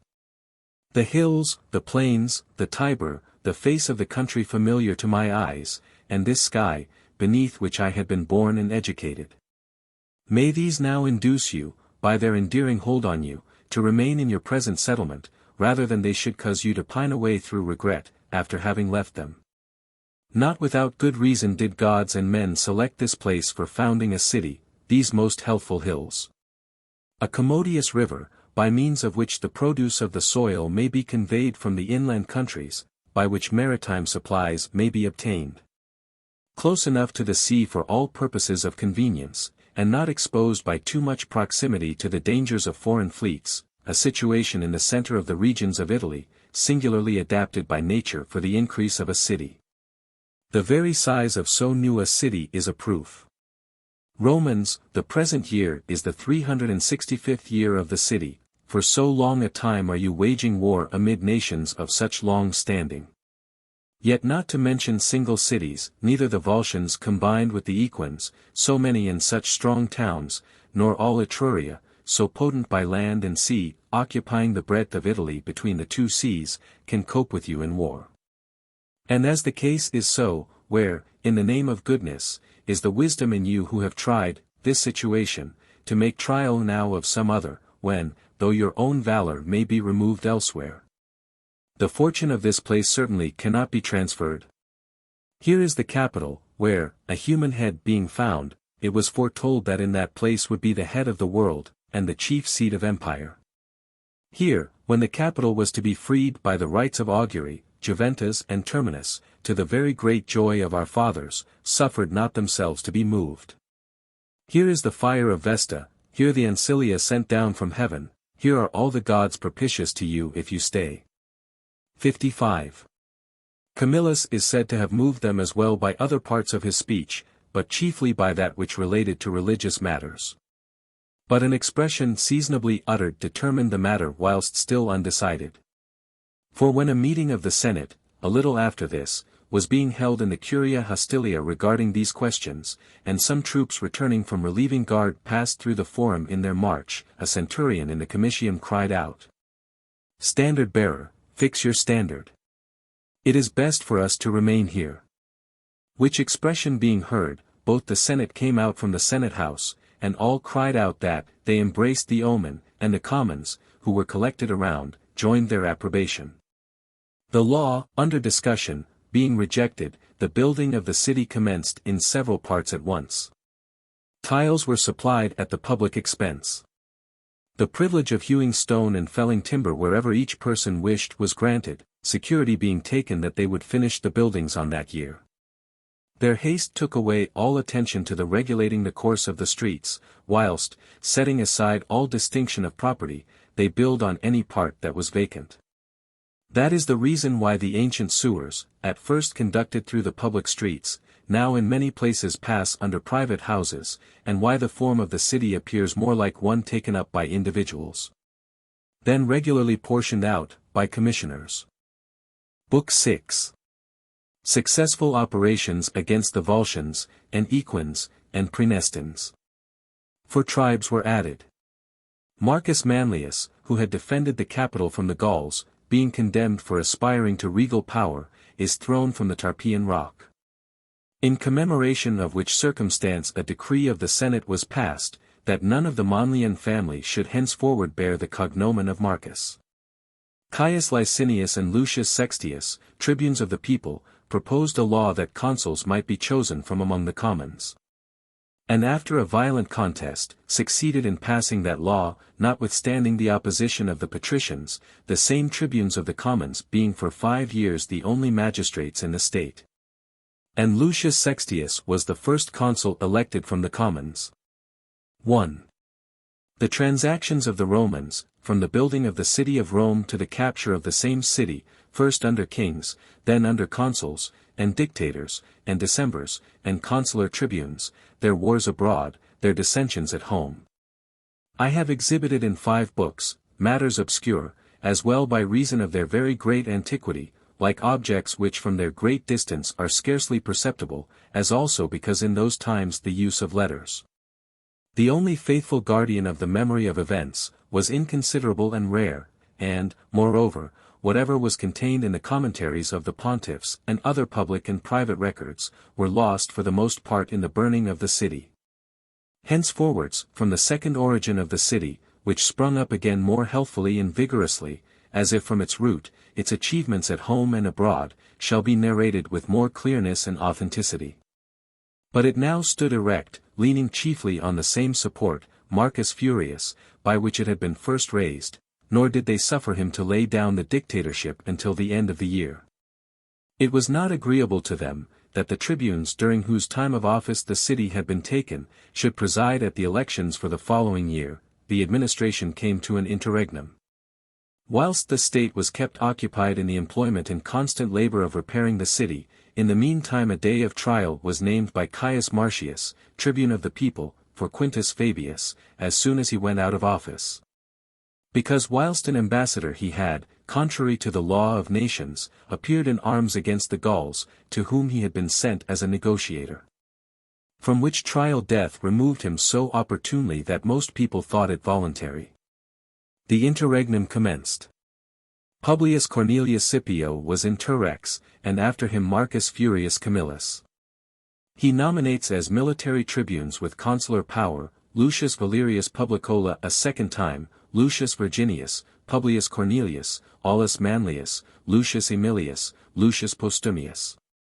These having entered on their office immediately after the interregnum, consulted the Senate on no other business previous to that which related to religion.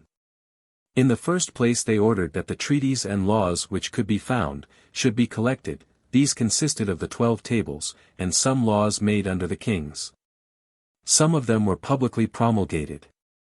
But such as appertained to religious matters were kept secret chiefly by the pontiffs, that they might hold the minds of the people fettered by them. Then they began to turn their attention to the subject of desecrated days. And the day before the 15th day of the calends of August, remarkable for a double disaster, as being the day on which the Fabii were slain at Cremra. And afterwards the disgraceful battle attended with the ruin of the city had been fought at Alia, they called the Alian day from the latter disaster, and they rendered it remarkable for transacting no business whether public or private. Some persons think, that because Sulpicius, the military tribune, had not duly offered sacrifice on the day after the Ides of July, and because, without having obtained the favor of the gods, the Roman army had been exposed to the enemy on the 3rd day after. An order was also made to abstain from all religious undertakings on the day following the Ides, thence the same religious observance was derived with respect to the days following the calends and the nones. 2. But it was not long allowed them to consult in quiet regarding the means of raising the city, after so grievous a fall. On the one side their old enemies, the Volscians, had taken arms, to extinguish the Roman name, on the other. Some traitors brought, intelligence, that a conspiracy of the leading men of Etruria from all the states had been formed at the temple of Voltumna. A new cause of terror also had been added by the defection of the Latins and Hernicians, who, since the battle fought at the Lake Regillus, had remained in friendship with the Roman people with fidelity not to be questioned. Accordingly, when such great alarms surrounded them on every side, and it became apparent to all that the Roman name labored not only under hatred with their enemies, but under contempt also with their allies, it was resolved that the state should be defended under the same auspices, as those under which it had been recovered, and that Marcus Furius should be nominated dictator. He, when dictator, nominated Caius Servilius Ahala master of the horse. And the suspension of all public business being proclaimed, he held a levy of the juniors, in such a manner as to divide them into centuries after they had sworn allegiance to him. The army, when raised and equipped with arms, he divided into 3 parts. One part he opposed to Etruria in the Veientian territory, another he ordered to pitch their camp before the city. A military tribune, Aulus Manlius, commanded the latter. Those who were sent against the Etrurians, Lucius Aemilius commanded. The third part he led in person against the Volscians, and not far from Lanuvium, the place is called Admetium, he set about storming their camp. Into these, who set out to the war from motives of contempt, because they thought that all the Roman youth were cut off by the Gauls, the fact of having heard that Camillus was appointed to the command struck such terror, that they fenced themselves with a rampart, and the rampart itself with trees piled up together, lest the enemy might by any means reach to the works. When Camillus observed this, he ordered fire to be thrown into the fence opposed to him, and it so happened that a very strong wind was turned towards the enemy. He therefore not only opened a passage by the fire, but the flames being directed against the camp, by the vapor also and the smoke, and by the crackling of the green timber as it burned, he so confounded the enemy that the Romans had less difficulty in passing the rampart into the camp of the Volscians, than they had experienced in climbing over the fence which had been consumed by the fire. The enemy being routed and cut down, after the dictator had taken the camp by assault, he gave up the booty to the soldiers, which was so much the more agreeable, as it was less expected, the commander being by no means profusely generous. Then having pursued them in their flight, after he had depopulated the entire Volscian land, he at length in the 70th year forced the Volscians to a surrender. After his victory he passed from the Volscians to the Equins, who were also preparing for hostilities, he surprised their army at Boli, and having attacked not only their camp, but their city also, he took them at the first onset. 3. When such fortune manifested itself on that side where Camillus, the life and soul of the Roman interest, was, a great alarm had fallen on another quarter. For almost all Etruria, taking up arms, were besieging Sutrium, allies of the Roman people, whose ambassadors having applied to the Senate, imploring aid in their distress, obtained a decree that the dictator should at the earliest opportunity bear aid to the Sutrians. And when the circumstances of the besieged would not suffer them to brook the delay of this hope, and the small number of the townsmen were spent with labor, watching, and wounds, all which fell heavily on the same individuals, and when the city being delivered up to the enemy by a capitulation, they were leaving their habitations in a miserable train, being discharged without their arms with only a single garment. At that juncture Camillus happened to come up at the head of the Roman army. And when the mournful crowd prostrated themselves at his feet, and the address of the leading men, wrung from them by extreme necessity, was followed by the weeping of women and boys, who were dragged along by the companions of their exile, he bade the Sutrians to give over their lamentations, that he brought with him grief and tears to the Etrurians. He then orders the baggage to be deposited, and the Sutrians to remain there with a small guard left with them, and the soldiers to follow him in arms. Having thus proceeded to Sutrium with his army disencumbered, he found, as he expected, everything in disorder, as usually happens in success. No advanced guard before the walls, the gates lying open, and the conquerors dispersed, carrying out the booty from the houses of the enemy. Sutrium is therefore taken a second time on the same day. The Etrurians, lately victorious, are cut down in every quarter by their new enemy, nor is time afforded them to collect and form one body, or even to take up arms. When each pushed eagerly towards the gates, to try if by any chance they could throw themselves into the fields, they found the gates shut, for the dictator had given those orders in the first instance. Upon this some took up arms, others, who happened to be armed before the tumult came on them, called their friends together in order to make battle, which would have been kindled by the despair of the enemy, had not criers, sent in every direction through the city, issued orders that their arms should be laid down, that the unarmed should be spared, and that no one should be injured except those who were armed.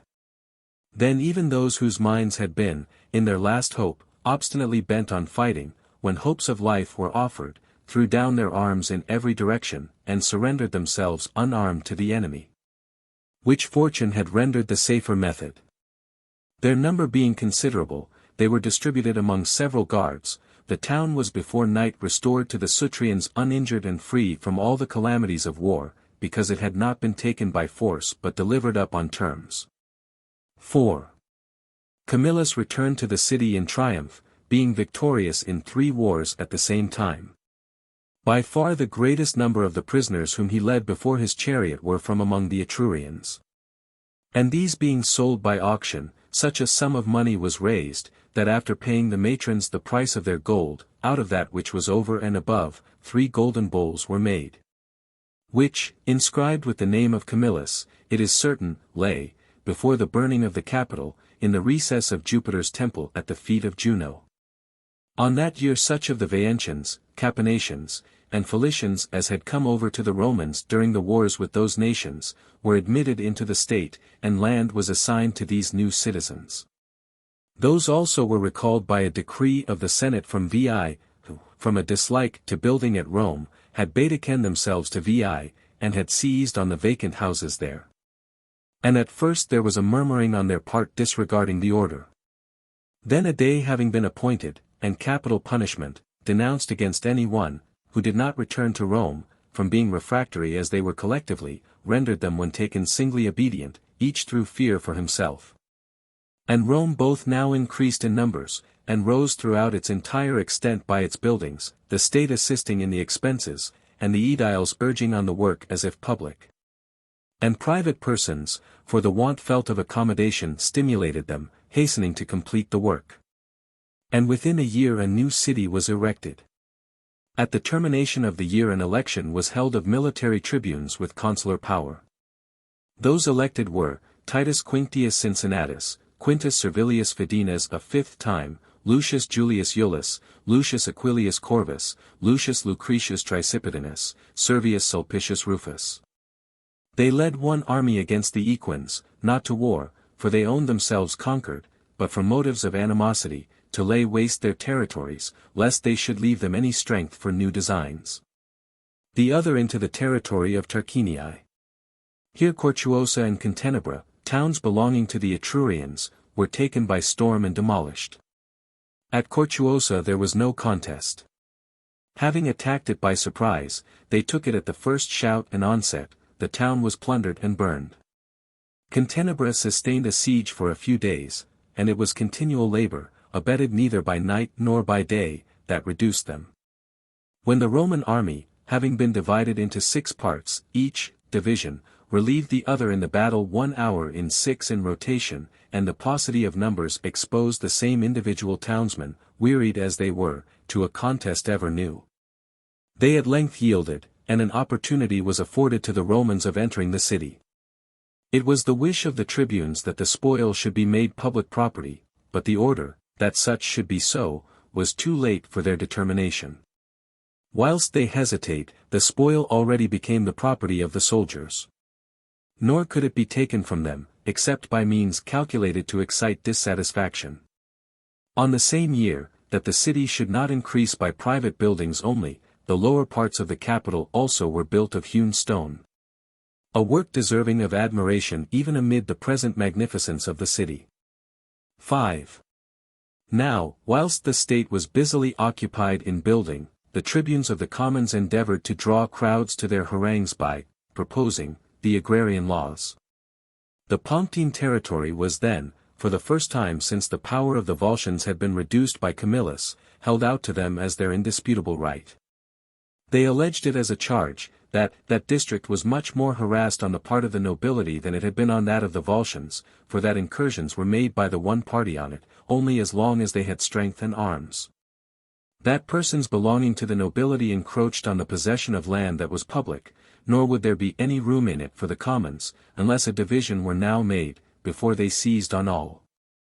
They made not much impression on the commons, who through their anxiety for building attended the forum only in small numbers, and were drained by their expenses on the same object.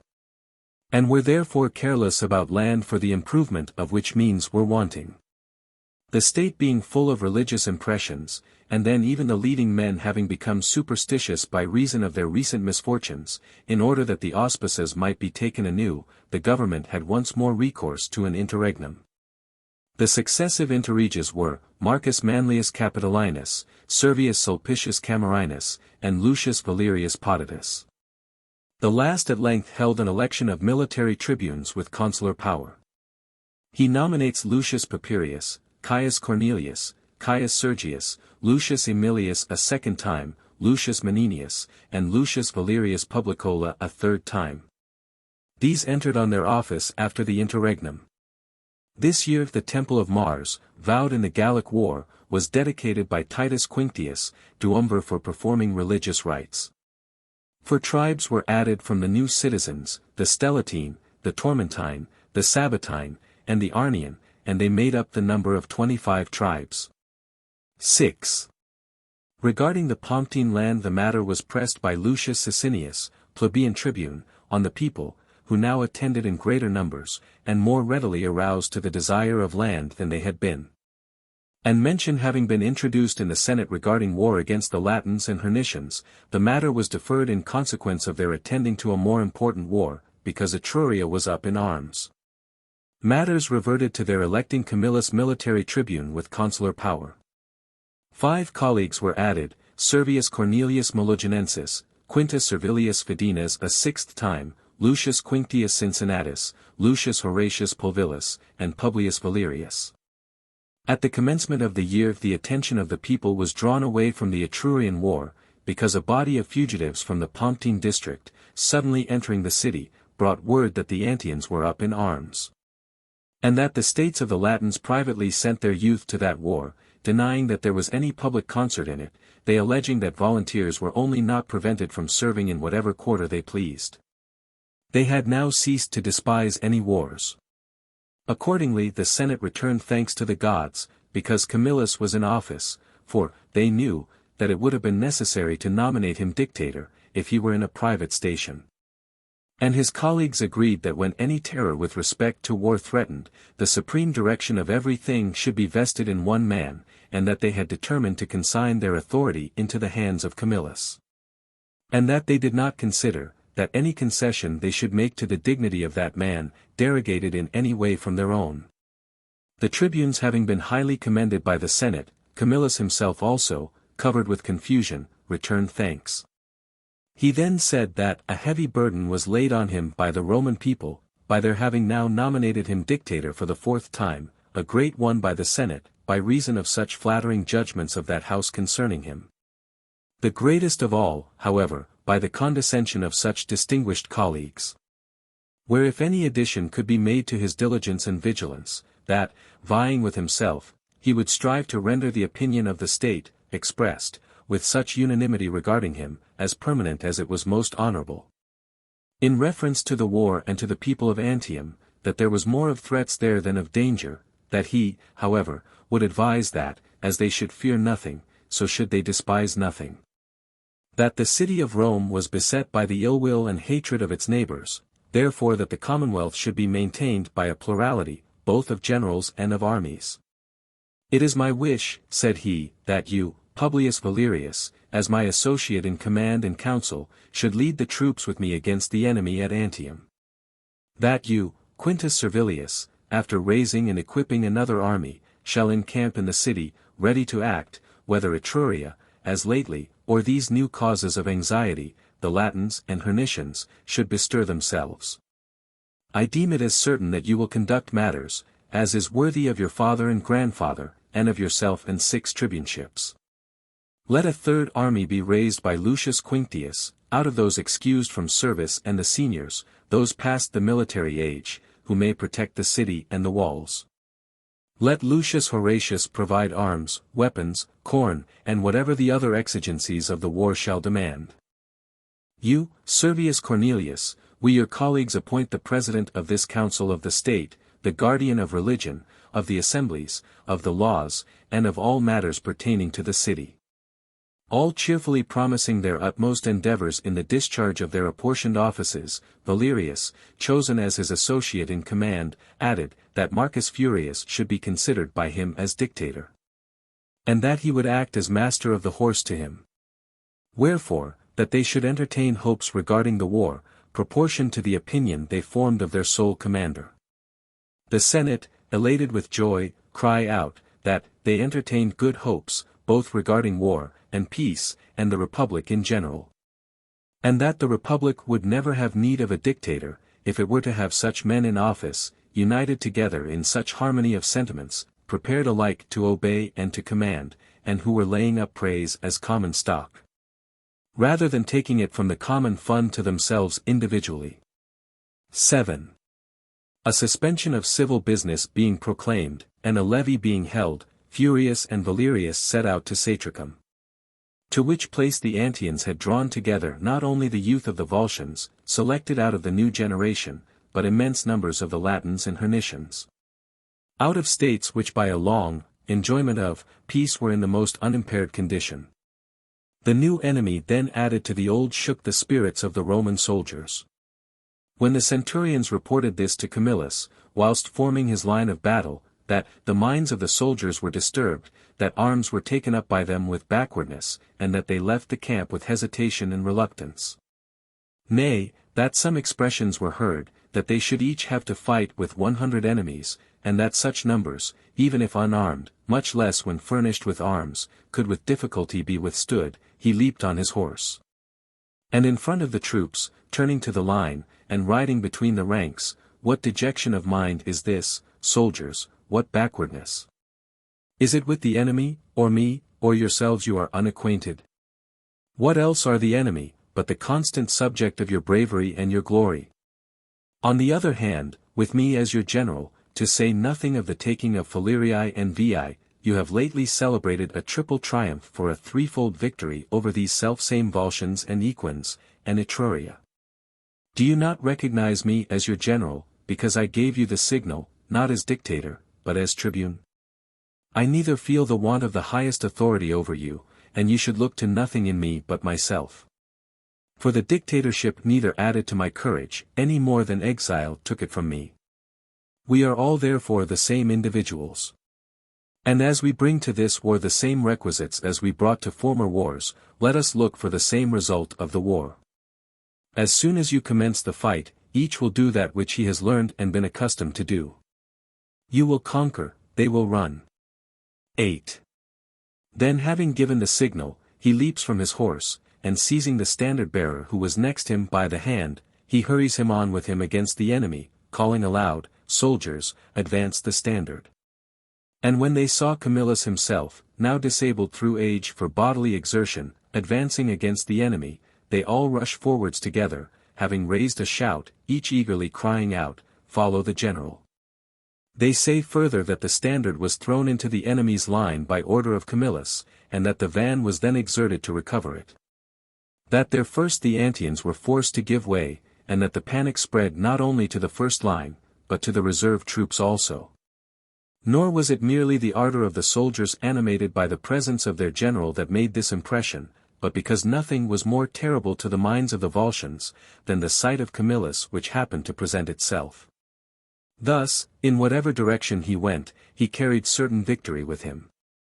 This was particularly evident, when, hastily mounting his horse, he rode with a footman's shield to the left wing, which was almost giving way, by the fact of showing himself he restored the battle, pointing out the rest of the line gaining the victory.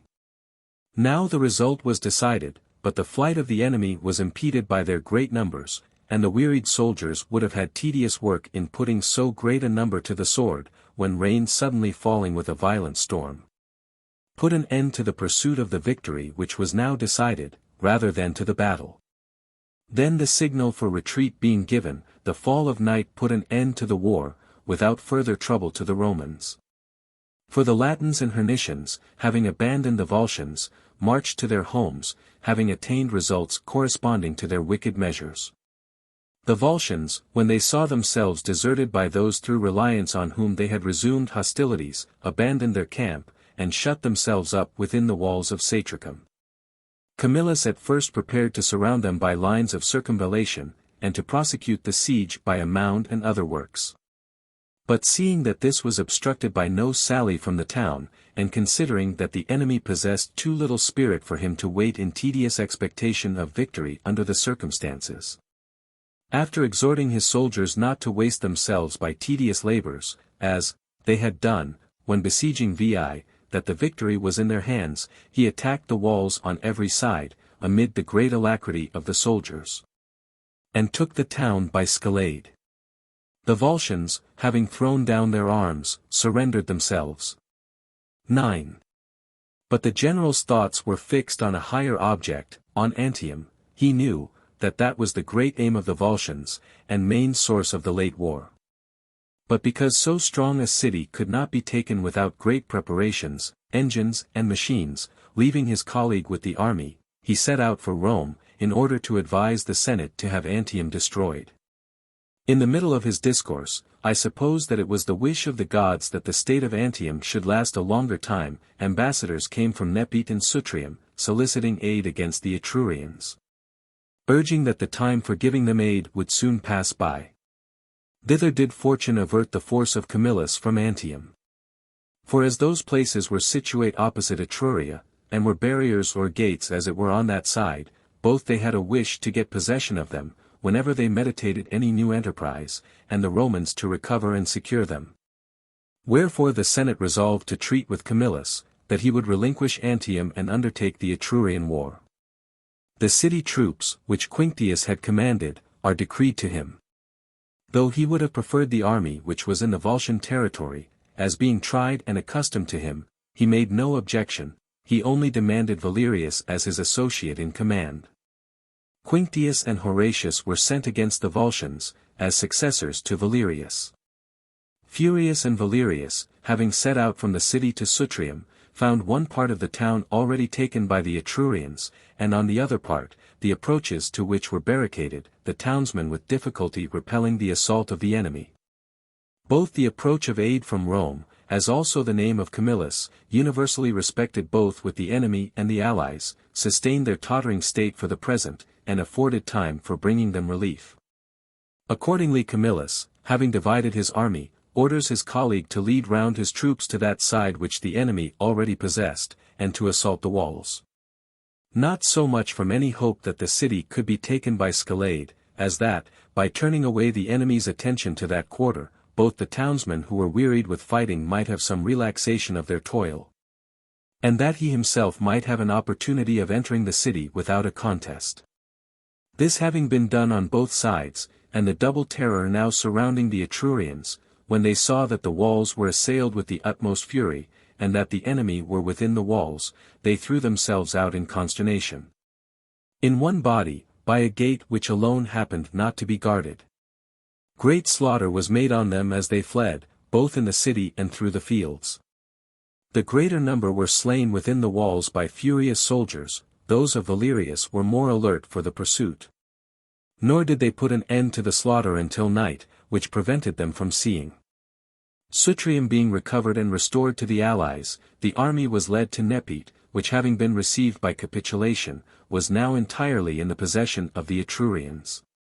10. It appeared probable, that there would be more of labor in recovering the city, not only for this reason, because it was all in possession of the enemy, but also because the surrender had been made in consequence of a party of the Nepesinians having betrayed the state. It was determined, however, that a message should be sent to their leading men, to separate themselves from the Etrurians, and that they themselves should evince that strict fidelity, which they had implored from the Romans. Whence as soon as an answer was brought that there was nothing in their power, that the Etrurians occupied the walls and the guards of the gates, first, terror was struck into the townsmen by laying waste their land. Then, when the faith of the capitulation was more religiously observed than that of the alliance, the army was led up to the walls with fascines of bushes collected from the fields, and the ditches being filled, the scaling ladders were raised, and the town was taken at the first shout and attack. Proclamation was then made to the Nepesinians, that they should lay down their arms, and orders were given that the unarmed should be spared. The Etrurians, armed and unarmed, were put to the sword without distinction, of the Nepesinians also the authors of the surrender were beheaded. To the unoffending multitude their property was restored, and the town was left with a garrison. Thus having recovered 2 allied cities from the enemy, the tribunes marched back their victorious army to Rome. During the same year restitution was demanded from the Latins and Hernicians, and the cause was asked why they had not during some years supplied soldiers according to stipulation. An answer was given in a full assembly of both nations, that neither the blame was public, nor was there any design in the circumstance of some of their youth having served among the Volscians. That these individuals, however, suffered the penalty of their improper conduct, and that none of them had returned. But that the cause of their not supplying the soldiers had been their continual terror from the Volscians, which pest adhering to their side, had not been capable of being destroyed by so many successive wars. Which answer being reported to the Senate, they decided that there was wanting rather a seasonable time for declaring war than sufficient grounds for it. 11. In the following year, Aulus Manlius, Publius Cornelius, Titus and Lucius Quinctii Capitolini, Lucius Papirius Cursor a second time, Caius Sergius a second time, being military tribunes with consular power, a grievous war broke out abroad. A still more grievous disturbance at home. The war originated on the part of the Volscians, to which was added a revolt of the Latins and Hernicians. The sedition from one from whom it could be least of all apprehended, a man of patrician birth and distinguished character, Marcus Manlius Capitolinus. Who being too aspiring in mind, whilst he despised the other leading men, envied one, who was peculiarly distinguished both by honors and by merit, Marcus Furius, he became indignant that he should be the only man among the magistrates, the only man at the head of the armies, that he now attained such eminence that he treated not as colleagues but as mere tools the persons elected under the same auspices. Though, in the meantime, if any one would form a just estimate, his country could not have been recovered by Marcus Furius from the siege of the enemy, had not the capital and citadel been first preserved by him. And the other attacked the Gauls, whilst their attention was distracted between receiving the gold and the hope of peace, when he himself drove them off when armed and taking the citadel. Of the other's glory, a man's share appertained to all the soldiers who conquered along with him, that in his victory no man living was a sharer. His mind puffed by these notions, and moreover, from a viciousness of disposition being vehement and headstrong, when he perceived that his influence among the patricians did not stand forth as prominent as he thought it should, he, the first of all the patricians, became a plebeian partisan, and formed plans in conjunction with the plebeian magistrates. And by criminating the fathers, and alluring the commons to his side, he now came to be carried along by the tide of popular applause, not by prudence, and preferred to be of a great, rather than of a good character, and not content with agrarian laws, which had ever served the tribunes of the commons as material for disturbances, he now began to undermine public credit. For, he well knew, that the incentives of debt were sharper, as not only threatening poverty and ignominy, but intimidated personal liberty with stocks and chains. And the amount of the debt was immense, contracted by building, a circumstance most destructive even to the rich. The Volscian war therefore, heavy in itself, charged with additional weight by the defection of the Latins and Hernicians, was held out as a colorable pretext, for having a higher authority resorted to. But it was rather the reforming plans that drove the Senate to create a dictator. Aulus Cornelius Cassius, having been elected dictator, nominated Titus Quinctius Capitolinus his master of the horse. 12. The dictator, though he perceived that a greater struggle was reserved for him at home than abroad, still, either because there was need of dispatch for the war, or supposing that by a victory and a triumph he should add to the powers of the dictatorship itself, held a levy and proceeds into the Pomptine territory, where he had heard that the Volscians had appointed their army to assemble. I doubt not but that, in addition to satiety, to persons reading of so many wars waged with the Volscians, this same circumstance will suggest itself. Which often served as an occasion of surprise to me when perusing the writers who lived nearer to the times of these occurrences, from what source the Volscians and Equins, so often vanquished, could have procured supplies of soldiers.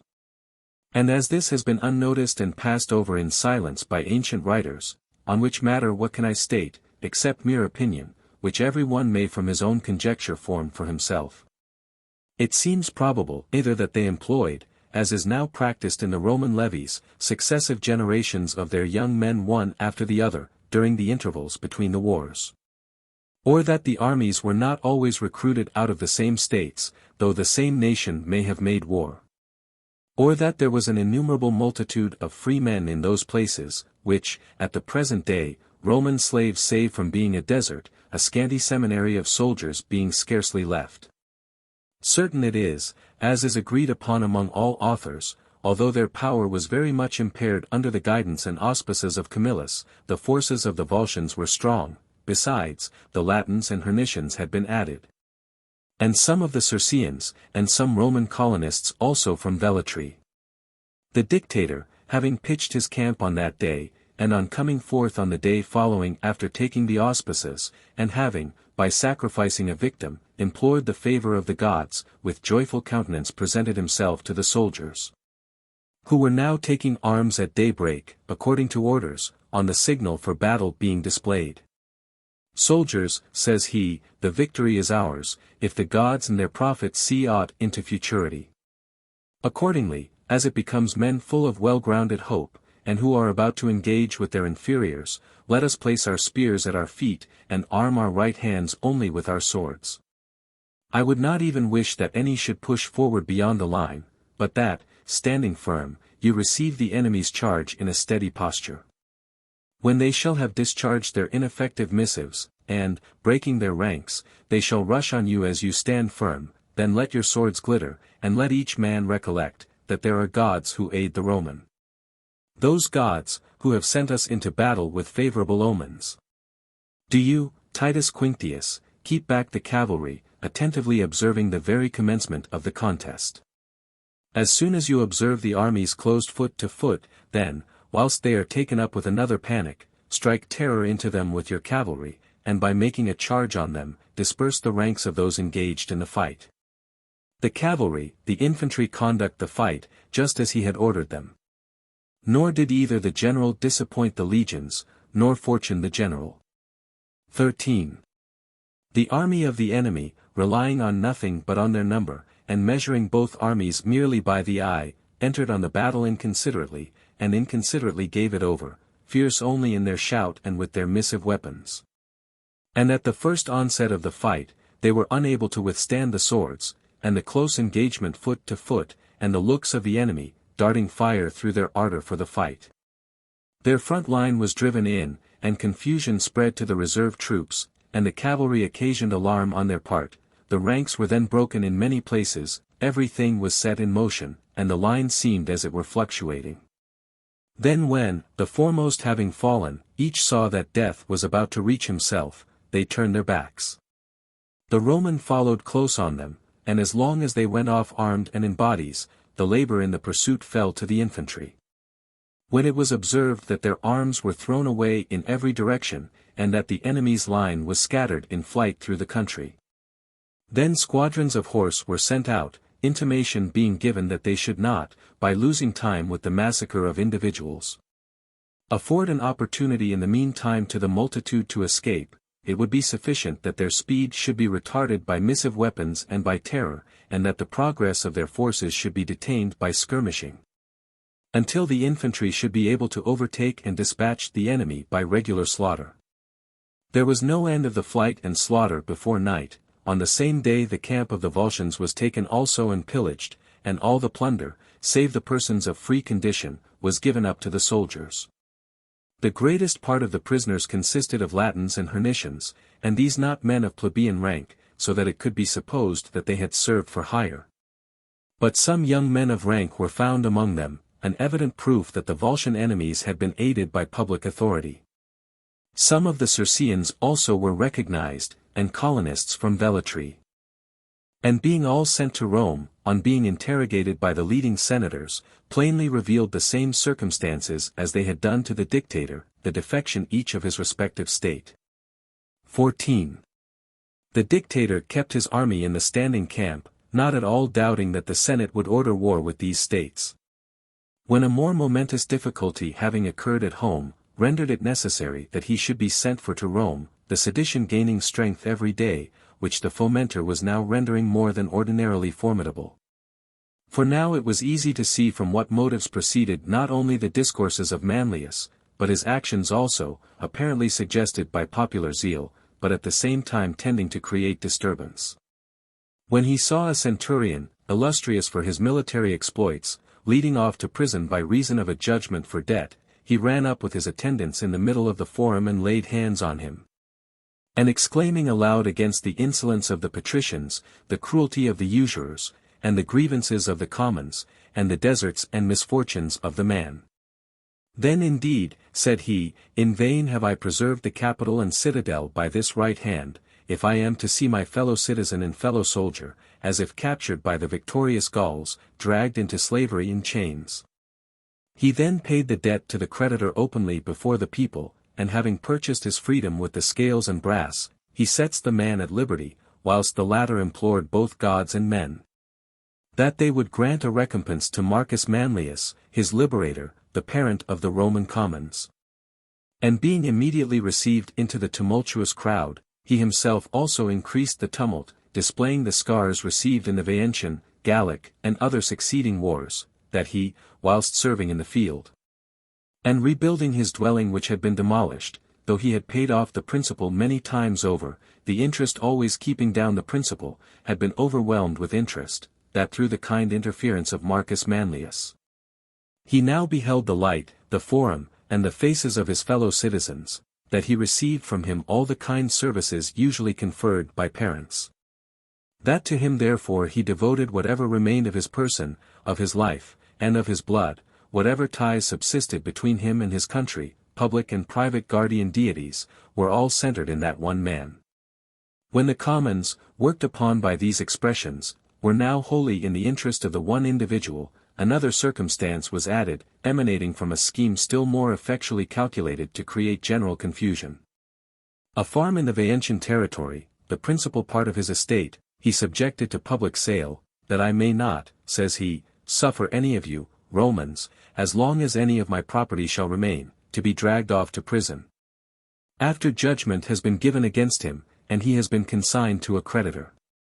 That circumstance, indeed, so inflamed their minds, that they seemed determined on following the assertor of their freedom through everything, right and wrong.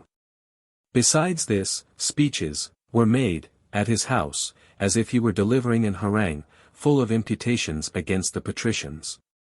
Among which he threw out, waiving all distinction whether he said what was true or false, that treasures of the Gallic gold were concealed by the patricians.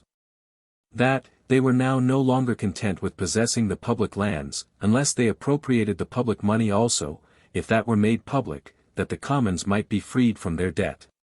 When this hope was presented to them, then indeed it seemed a scandalous proceeding, that when gold was to be contributed to ransom the state from the Gauls, the collection was made by a public tribute. That the same gold, when taken from the Gauls, had become the plunder of a few. Accordingly they followed up the inquiry, where the furtive possession of so enormous a treasure could be kept. And when he deferred, and told them that he would inform them at the proper time, all other objects being given up, the attention of all was directed to this point. And it became evident that neither their gratitude, if the information were true, nor their displeasure if it proved false, would know any bounds. 15. Matters being in this state, the dictator, being summoned home from the army, came into the city. A meeting of the Senate being held on the following day, when, having sufficiently sounded the inclinations of the people, he forbade the Senate to leave him, attended by that body, he placed his throne in the comitium. And sent his sergeant to Marcus Manlius. Who on being summoned by the dictator's order, after he had given intimation to his party that a contest was at hand, came to the tribunal, attended by a numerous party. On the one side stood the Senate, on the other the people as if in battle array, attentively observing, each party, their respective leader. Then silence being made, the dictator said, I wish that I and the Roman patricians may agree with the commons on all other matters, as I am confident we shall agree on the business which regards you.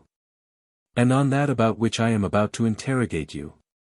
I perceive that hopes have been raised by you in the minds of the citizens, that, with safety to the public credit, their debts may be paid off out of the Gallic treasures, which it is alleged the leading patricians are secreting.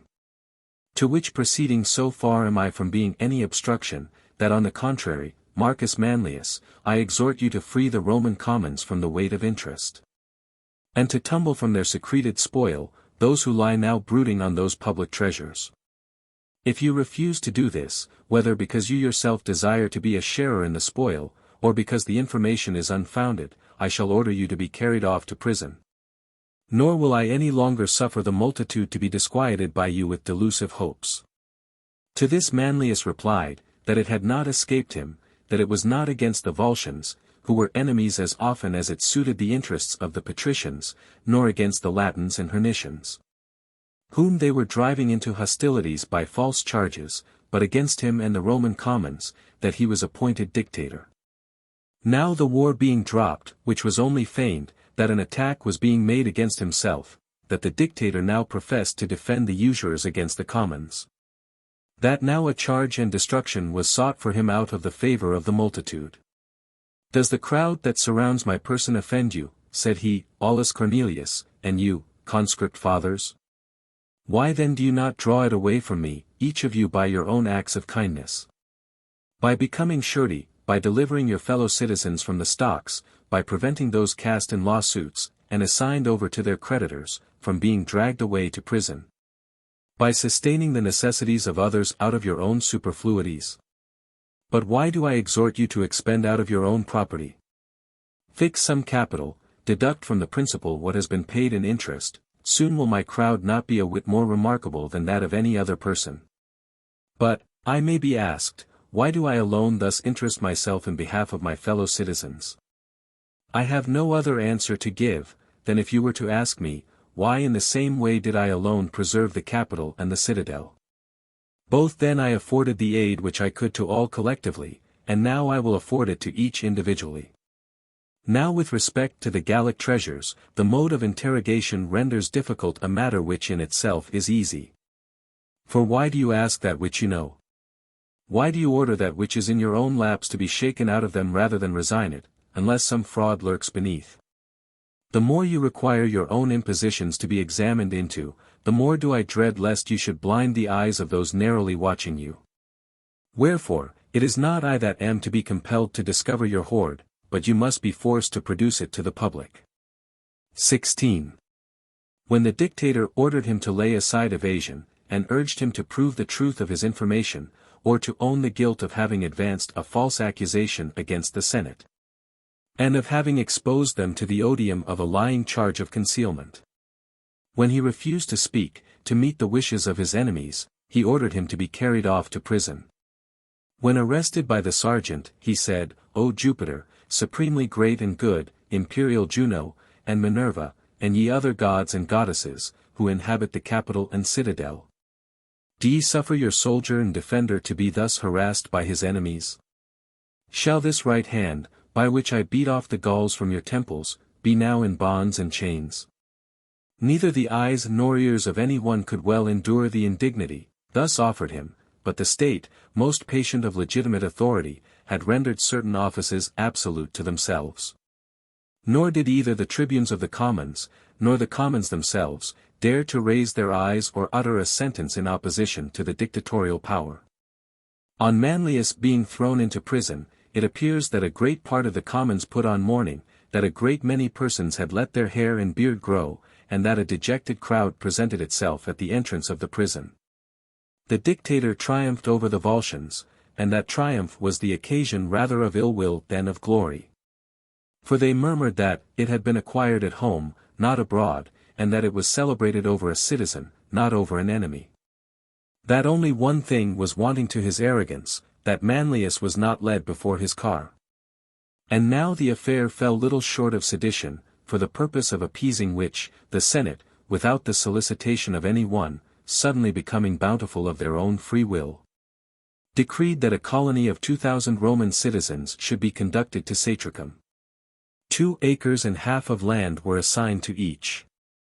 And when they considered this, both as scanty in itself, conferred on a few, and as a bribe for betraying Marcus Manlius, the sedition was irritated by the remedy. And now the crowd of Manlius partisans was become more remarkable, both by their squalid attire and by the appearance of persons under prosecutions, and terror being removed by the resignation of the dictatorship, after the triumph had set both the tongues and thoughts of men at liberty. 17. Expressions were therefore heard freely uttered of persons upbraiding the multitude, that, by their favor they always raised their defenders to a precipice, then at the very critical moment of danger they forsook them. That in this way Spurius Cassius, when inviting the commons to a share in the lands, in this way Spurius Maelius, when warding off famine from the mouths of his fellow citizens at his own expense, had been undone. Thus Marcus Manlius was betrayed to his enemies, whilst drawing forth to liberty in light 1/2 of the state, when sunk and overwhelmed with usury. That the commons fattened their favourites that they might be slaughtered. Was this punishment to be suffered, if a man of consular rank did not answer at the nod of a dictator? Suppose that he had lied before, and that on that account he had had no answer to make, what slave was ever imprisoned in punishment of a lie? Did not the memory of that night present itself, which was well nigh the last and an eternal one to the Roman name? Nor any idea of the band of gulls climbing up the Tarpeian rock? Nor that of Marcus Manlius himself, such as they had seen him in arms, covered with sweat and blood, after having in a manner rescued Jupiter himself from the hands of the enemy? Was a recompense made to the preserver of their country with their £50 of corn?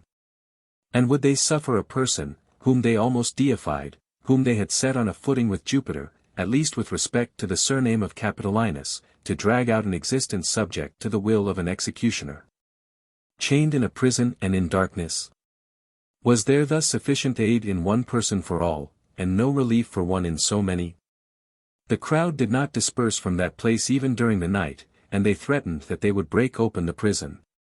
When that being conceded which they were about to take by force, Manlius was discharged from prison by a decree of the Senate, by which proceeding the sedition was not terminated, but a leader was supplied to the sedition. About the same time the Latins and Hernicians, as also the colonists of Circeii and Velletri, when striving to clear themselves of the charge of being concerned in the Volscian war, and demanding back the prisoners, that they may punish them according to their own laws, received a harsh answer. The colonists the severer, because being Roman citizens they had formed the abominable design of attacking their own country. They were therefore not only refused with respect to the prisoners, but notice was given them in the name of the Senate, who however forbore from such a proceeding in the case of the allies, instantly to depart from the city. From the presence and sight of the Roman people. Lest the law of embassy, provided for the foreigner, not for the citizen, should afford them no protection. 18. The sedition excited by Manlius reassuming its former violence, on the expiration of the year the election was held, and military tribunes with consular power were elected from among the patricians. They were Servius Cornelius Meluginensis a third time, Publius Valerius Potitus a second time, Marcus Furius Camillus, Servius Sulpicius Rufus a second time, Caius Papirius Crassus, Titus Quinctius Cincinnatus a second time. At the commencement of which year peace with foreign countries afforded every opportunity both to the patricians and plebeians, to the plebeians, because not being called away by any levy, they conceived hopes of destroying usury. Whilst they had so influential a leader. To the patricians, because their minds were not called away by any external terror from relieving the evils existing at home. Accordingly, as both sides arose much more strenuous than ever, Manlius also was present for the approaching contest. Having summoned the commons to his house, he holds consultations both by night and day with the leading men amongst them with respect to effecting a revolution of affairs. Being filled with a much higher degree both of spirit and of resentment than he had been before. The recent ignominy had lighted up resentment in a mind and used to affront. It gave him additional courage, that the dictator had not ventured to the same extent against him, as Quinctius Cincinnatus had done in the case of Spurius Maelius. And because the dictator had not only endeavored to avoid the unpopularity of his imprisonment by abdicating the dictatorship, but not even the Senate could bear up against it. Elated by these considerations, and at the same time exasperated, he set about inflaming the minds of the commons, already sufficiently heated of themselves. How long, says he, will you be ignorant of your own strength? Which nature has not wished even the brutes to be ignorant of. At least count how many you are, and how many enemies you have. Even if each of you were to attack an individual antagonist, still I should suppose that you would strive more vigorously in defense of liberty, than they in defense of tyranny. For as many of you as have been clients around each single patron, in the same number will ye be against a single enemy. Only make a show of war, ye shall have peace. Let them see you prepared for open force. They themselves will relax their pretensions. Collectively you must attempt something, or individually submit to everything. How long will you look to me? I for my part will not be wanting to any of you. Do you see that my fortune fail not? I, your avenger, when my enemies thought well of it, was suddenly reduced to nothing, and you all in a body beheld that person thrown into chains, who had warded off chains from each one of you. What am I to hope, if my enemies attempt more against me? Am I to expect the fate of Cassius and Maelius? You acted kindly in appearing shocked at it, the gods will avert it, but never will they come down from heaven on my account, they must inspire you with a determination to avert it. As they inspired me, in arms and in peace, to defend you from barbarous foes and tyrannical fellow citizens. Is the spirit of so great a people so mean, that aid against your adversaries always satisfies you? And are you not to know any contest against the patricians, except how you may suffer them to domineer over you? Nor is this implanted in you by nature, but you are theirs by possession. For why is it you bear such spirit with respect to foreigners, as to think it meet that you should rule over them? Because you have been accustomed to vie with them for empire, against these to essay liberty rather than to maintain it. Nevertheless, whatsoever sort of leaders you have, whatever has been your own conduct, ye have up to this carried everything which ye have demanded, either by force, or your own good fortune. It is now time to aim at still higher objects. Only make trial both of your own good fortune, and of me, who have been, as I hope, already tried to your advantage.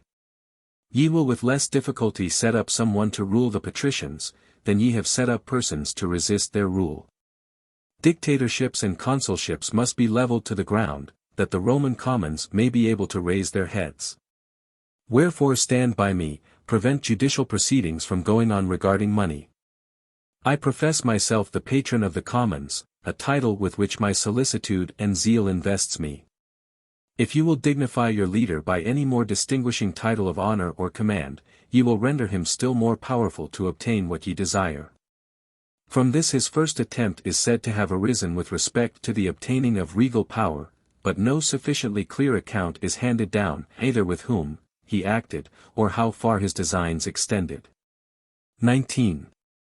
But, on the other side, the Senate began to deliberate regarding the secession of the commons into a private house, and that, as it so happened, situate in the citadel, and regarding the great danger that was threatening liberty.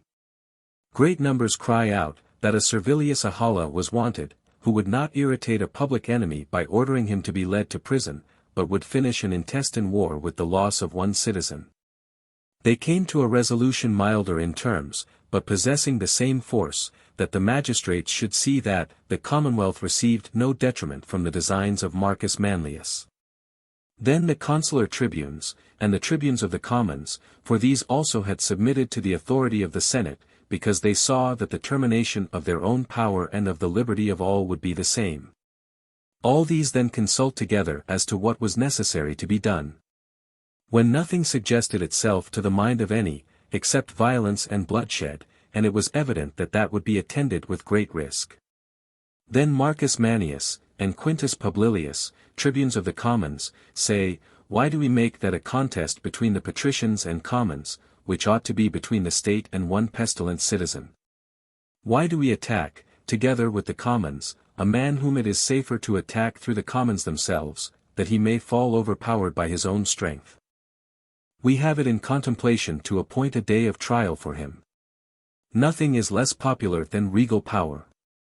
As soon as the multitude shall perceive that the contest is not with them, and that from advocates they are to be made judges, and shall behold the prosecutors from among the commons, the accused a patrician, and that the charge between both parties is that of aiming at regal power, they will favor no object more than their own liberty. 20. With the approbation of all, they appoint a day of trial for Manlius. When this took place, the commons were at first excited, especially when they saw the accused in a mourning habit, and with him not only none of the patricians, but not even any of his kinsmen or relatives, nay, not even his brothers Aulus and Titus Manlius. A circumstance which had never occurred before, that at so critical a juncture a man's nearest friends did not put on mourning. When Appius Claudius was thrown into prison, they remarked, that Caius Claudius, who was at enmity with him and the entire Claudian family, appeared in mourning. That this favorite of the people was about to be destroyed by a conspiracy, because he was the first who had come over from the patricians to the commons. When the day arrived, I find in no author, what acts were alleged by the prosecutors against the accused bearing properly on the charge of aspiring to kingly power, except his assembling the multitude, and his seditious expressions and his largesses, and pretended discovery. Nor have I any doubt that they were by no means unimportant, as the people's delay in condemning him was occasioned not by the merits of the cause, but by the place of trial. This seems deserving of notice, that men may know what great and glorious achievements his depraved ambition of regal power rendered not only bereft of all merit, but absolutely hateful.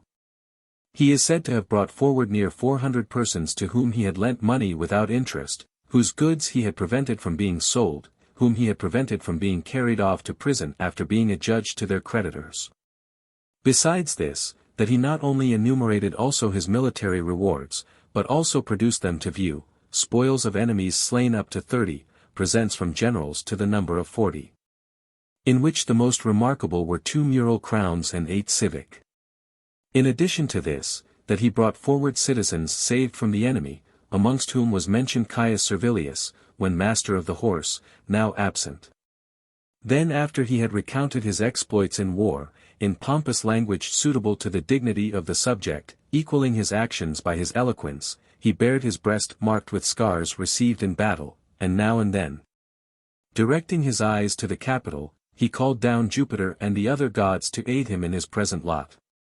And he prayed, that the same sentiments with which they had inspired him when protecting the fortress of the Capitol, for the preservation of the Roman people, they would now inspire the Roman people within his critical situation, and he entreated them singly and collectively, That they would form their judgment of him with their eyes fixed on the Capitol and citadel and their faces turned to the immortal gods.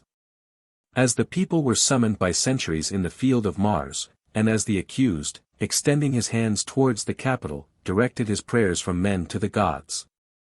It became evident to the tribunes, that unless they removed the eyes of men also from the memory of so great an exploit, the best founded charge would find no place in minds prejudiced by services.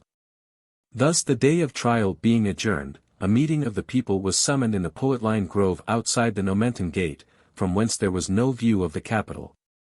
There the charge was made good, and their minds being now unmoved, by adventitious circumstances, a fatal sentence, and one which excited horror even in his judges, was passed on him. There are some who state that he was condemned by duumvirs appointed to inquire concerning cases of treason. The tribunes cast him down from the Tarpeian rock, and the same place in the case of one man became a monument of distinguished glory and of extreme punishment. Marks of infamy were offered to him when dead, one, a public one. That, when his house had been that where the temple of Moneta and the mint office now stand, it was proposed to the people, that no patrician should dwell in the citadel and Capitol, the other appertaining to his family. It being commanded by a decree that no one of the Manlian family should ever after bear the name of Marcus Manlius. Such was the fate of a man, who, had he not been born in a free state, would have been celebrated with posterity. In a short time, when there was no longer any danger from him, the people, recollecting only his virtues, were seized with regret for him.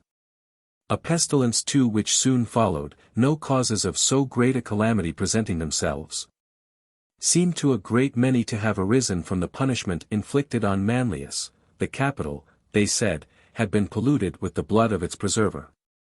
Nor was it agreeable to the gods that the punishment of him by whom their temples had been rescued from the hands of the enemy, had been brought in a manner before their eyes. 21. The pestilence was succeeded by a scarcity of the fruits of the earth, and the report of both calamities by spreading, was followed, by a variety of wars in the following year, Lucius Valerius a fourth time, Aulus Manlius a third time, Servius Sulpicius a third time, Lucius Lucretius, Lucius Aemilius a third time, Marcus Trebonius, being military tribunes with consular power. Besides the Volscians, assigned by some fatality to give eternal employment to the Roman soldiery, and the colonies of Circeii in Velatri, long meditating a revolt, and Latium which had been suspected. New enemies suddenly sprung up in the people of Lanuvium, which had been a most faithful city. The fathers, considering that this arose from contempt, because the revolt of their own citizens, the people of Velatri, had been so long unpunished, decreed that a proposition should be submitted to the people at the earliest opportunity on the subject of declaring war against them, and in order that the commons might be the more disposed for that service. They appointed 5 commissioners for distributing the Pomptine land, and 3 for conducting a colony to Nepete. Then it was proposed to the people that they should order a declaration of war, and the plebeian tribunes in vain endeavoring to dissuade them, all the tribes declared for war. That year preparations were made for war. The army was not led out into the field on account of the pestilence. And that delay afforded full time to the colonists to deprecate the anger of the Senate. And a great number of the people were disposed that a suppliant embassy should be sent to Rome, had not the public been involved, as is usual, with the private danger, and the abettors of the revolt from the Romans, through fear, lest they, being alone answerable for the guilt, might be given up as victims to the resentment of the Romans, dissuaded the colonies from councils of peace. And not only was the embassy obstructed by them in the Senate, but a great part of the commons were excited to make predatory excursions into the Roman territory. This new injury broke off all hope of peace. This year a report first originated regarding a revolt of the Praenestans. And the people of Tusculum, Gabii and Lavici, into whose territories the incursions had been made, accusing them of the fact, the Senate returned so placid an answer, that it became evident that less credit was given to the charges, because they wished them not to be true. 22. In the following year the Papirii, Spurius and Lucius, new military tribunes, led the legions to Velatri. Their 4 colleagues in the tribuneship, Servius Cornelius Melogenensis a fourth time, Quintus Servilius, Servius Sulpicius, Lucius Aemilius a fourth time, being left behind to protect the city. And in case any new commotion should be announced from Etruria.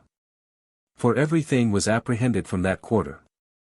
At Velletri they fought a successful battle against the auxiliaries of the Praenestans, who were almost greater than the number of colonists themselves. So that the proximity of the city was both the cause of an earlier flight to the enemy, and was their only refuge after the flight. The tribunes refrained from besieging the town, both because the result was uncertain, and they considered that the war should not be pushed to the total destruction of the colony. Letters were sent to Rome to the Senate with news of the victory, expressive of more animosity against the Praenestan enemy than against those of Velletri. In consequence, by a decree of the Senate and an order of the people, war was declared against the Praenestans, who, in conjunction with the Volscians, took, on the following year, Satricum, a colony of the Roman people, by storm. After an obstinate defense by the colonists, and made, with respect to the prisoners, a disgraceful use of their victory. Incensed at this, the Romans elected Marcus Furius Camillus a seventh time military tribune. The colleagues conjoined with him were the two postumii regilenses, Aulus and Lucius Furius, with Lucius Lucretius and Marcus Fabius Ambustus. The Volscian war was decreed to Marcus Furius out of the ordinary course. Lucius Furius is assigned by lot from among the tribunes his assistant. Which proved, not so advantageous to the public as a source of all manner of praise to his colleague, both on public grounds, because he restored the Roman interest which had been prostrated by his rash conduct. And on private grounds, because from his error he sought to obtain his gratitude rather than his own glory. Camillus was now in the decline of life, and when prepared at the election to take the usual oath for the purpose of excusing himself on the plea of his health. He was opposed by the consent of the people, but his active mind was still vigorous within his ardent breast, and he enjoyed all his faculties entire, and now that he concerned himself but little in civil affairs, war still aroused him. Having enlisted 4 legions of 4,000 men each, and having ordered the troops to assemble the next day at the Esquiline Gate, he set out to Satricum. There the conquerors of the colony, nowise dismayed, confiding in their number of men, in which they had considerably the advantage, awaited him. When they perceived that the Romans were approaching, they marched out immediately to the field, determined to make no delay to put all to the risk of an engagement. That by proceeding thus they should derive no advantage from the judgment of their distinguished commander, on which alone they confided. 23.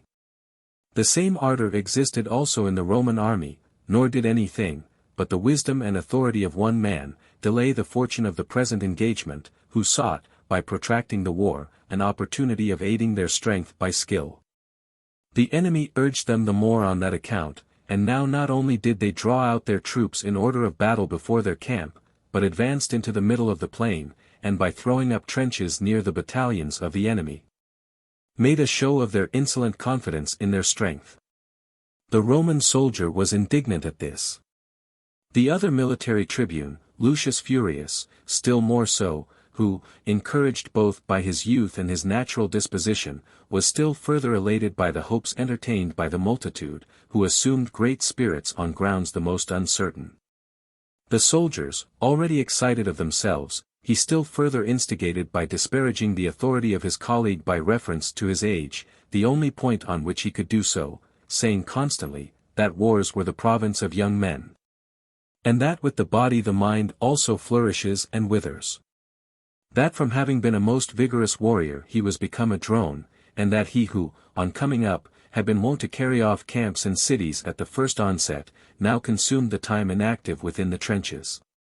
What accession to his own strength, or diminution of that of the enemy, did he hope for? What opportunity, what season, what place for practicing stratagem? That the old man's plans were frigid and languid. Camillus had both sufficient share of life as well as of glory. What use was it to suffer the strength of a state which ought to be immortal, to sink into old age along with one mortal body? By such observations, he had attracted to himself the attention of the entire camp, and when in every quarter battle was called for, we cannot, he says, Marcus Furius, withstand the violence of the soldiers. And the enemy, whose spirits we have increased by delaying, insults us by insolence by no means to be borne. Do you, who are but one man, yield to all, and suffer yourself to be overcome in council, that you may the sooner overcome in battle. To this Camillus replies, that, whatever wars had been waged up to that day under his single auspices, in these that neither himself nor the Roman people had been dissatisfied either with his judgment or with his fortune. Now he knew that he had a colleague, his equal in command and in authority, in vigor of age superior, with respect to the army, that he had been accustomed to rule, not to be ruled, with his colleague's authority he could not interfere. That he might do, with the favor of the gods, whatever he might deem to be to the interest of the state. That he would even solicit for his years the indulgence, that he might not be placed in the front line. That whatever duties in war an old man could discharge, in these he would not be deficient, that he prayed to the immortal gods, that no mischance might prove his plan to be the more advisable. Neither his salutary advice was listened to by men, nor such pious prayers by the gods. The adviser of the battle draws up the front line, Camillus forms the reserve, and posts a strong guard before the camp. He himself took his station on an elevated place as a spectator, anxiously watching the result of the other's plan. 24. As soon as the arms clashed at the first encounter, the enemy, from stratagem, not from fear, retreated. There was a gentle acclivity in their rear, between the army in their camp. And because they had sufficient numbers, they had left in the camp several strong cohorts, armed and ready for action, which were to rush forth, when the battle was now commenced, and when the enemy had approached the rampart. The Roman being drawn into disadvantageous ground by following the retreating enemy in disorder, became exposed to this sally. Terror therefore being turned on the victor, by reason of this new force, and the declivity of the valley, caused the Roman line to give way.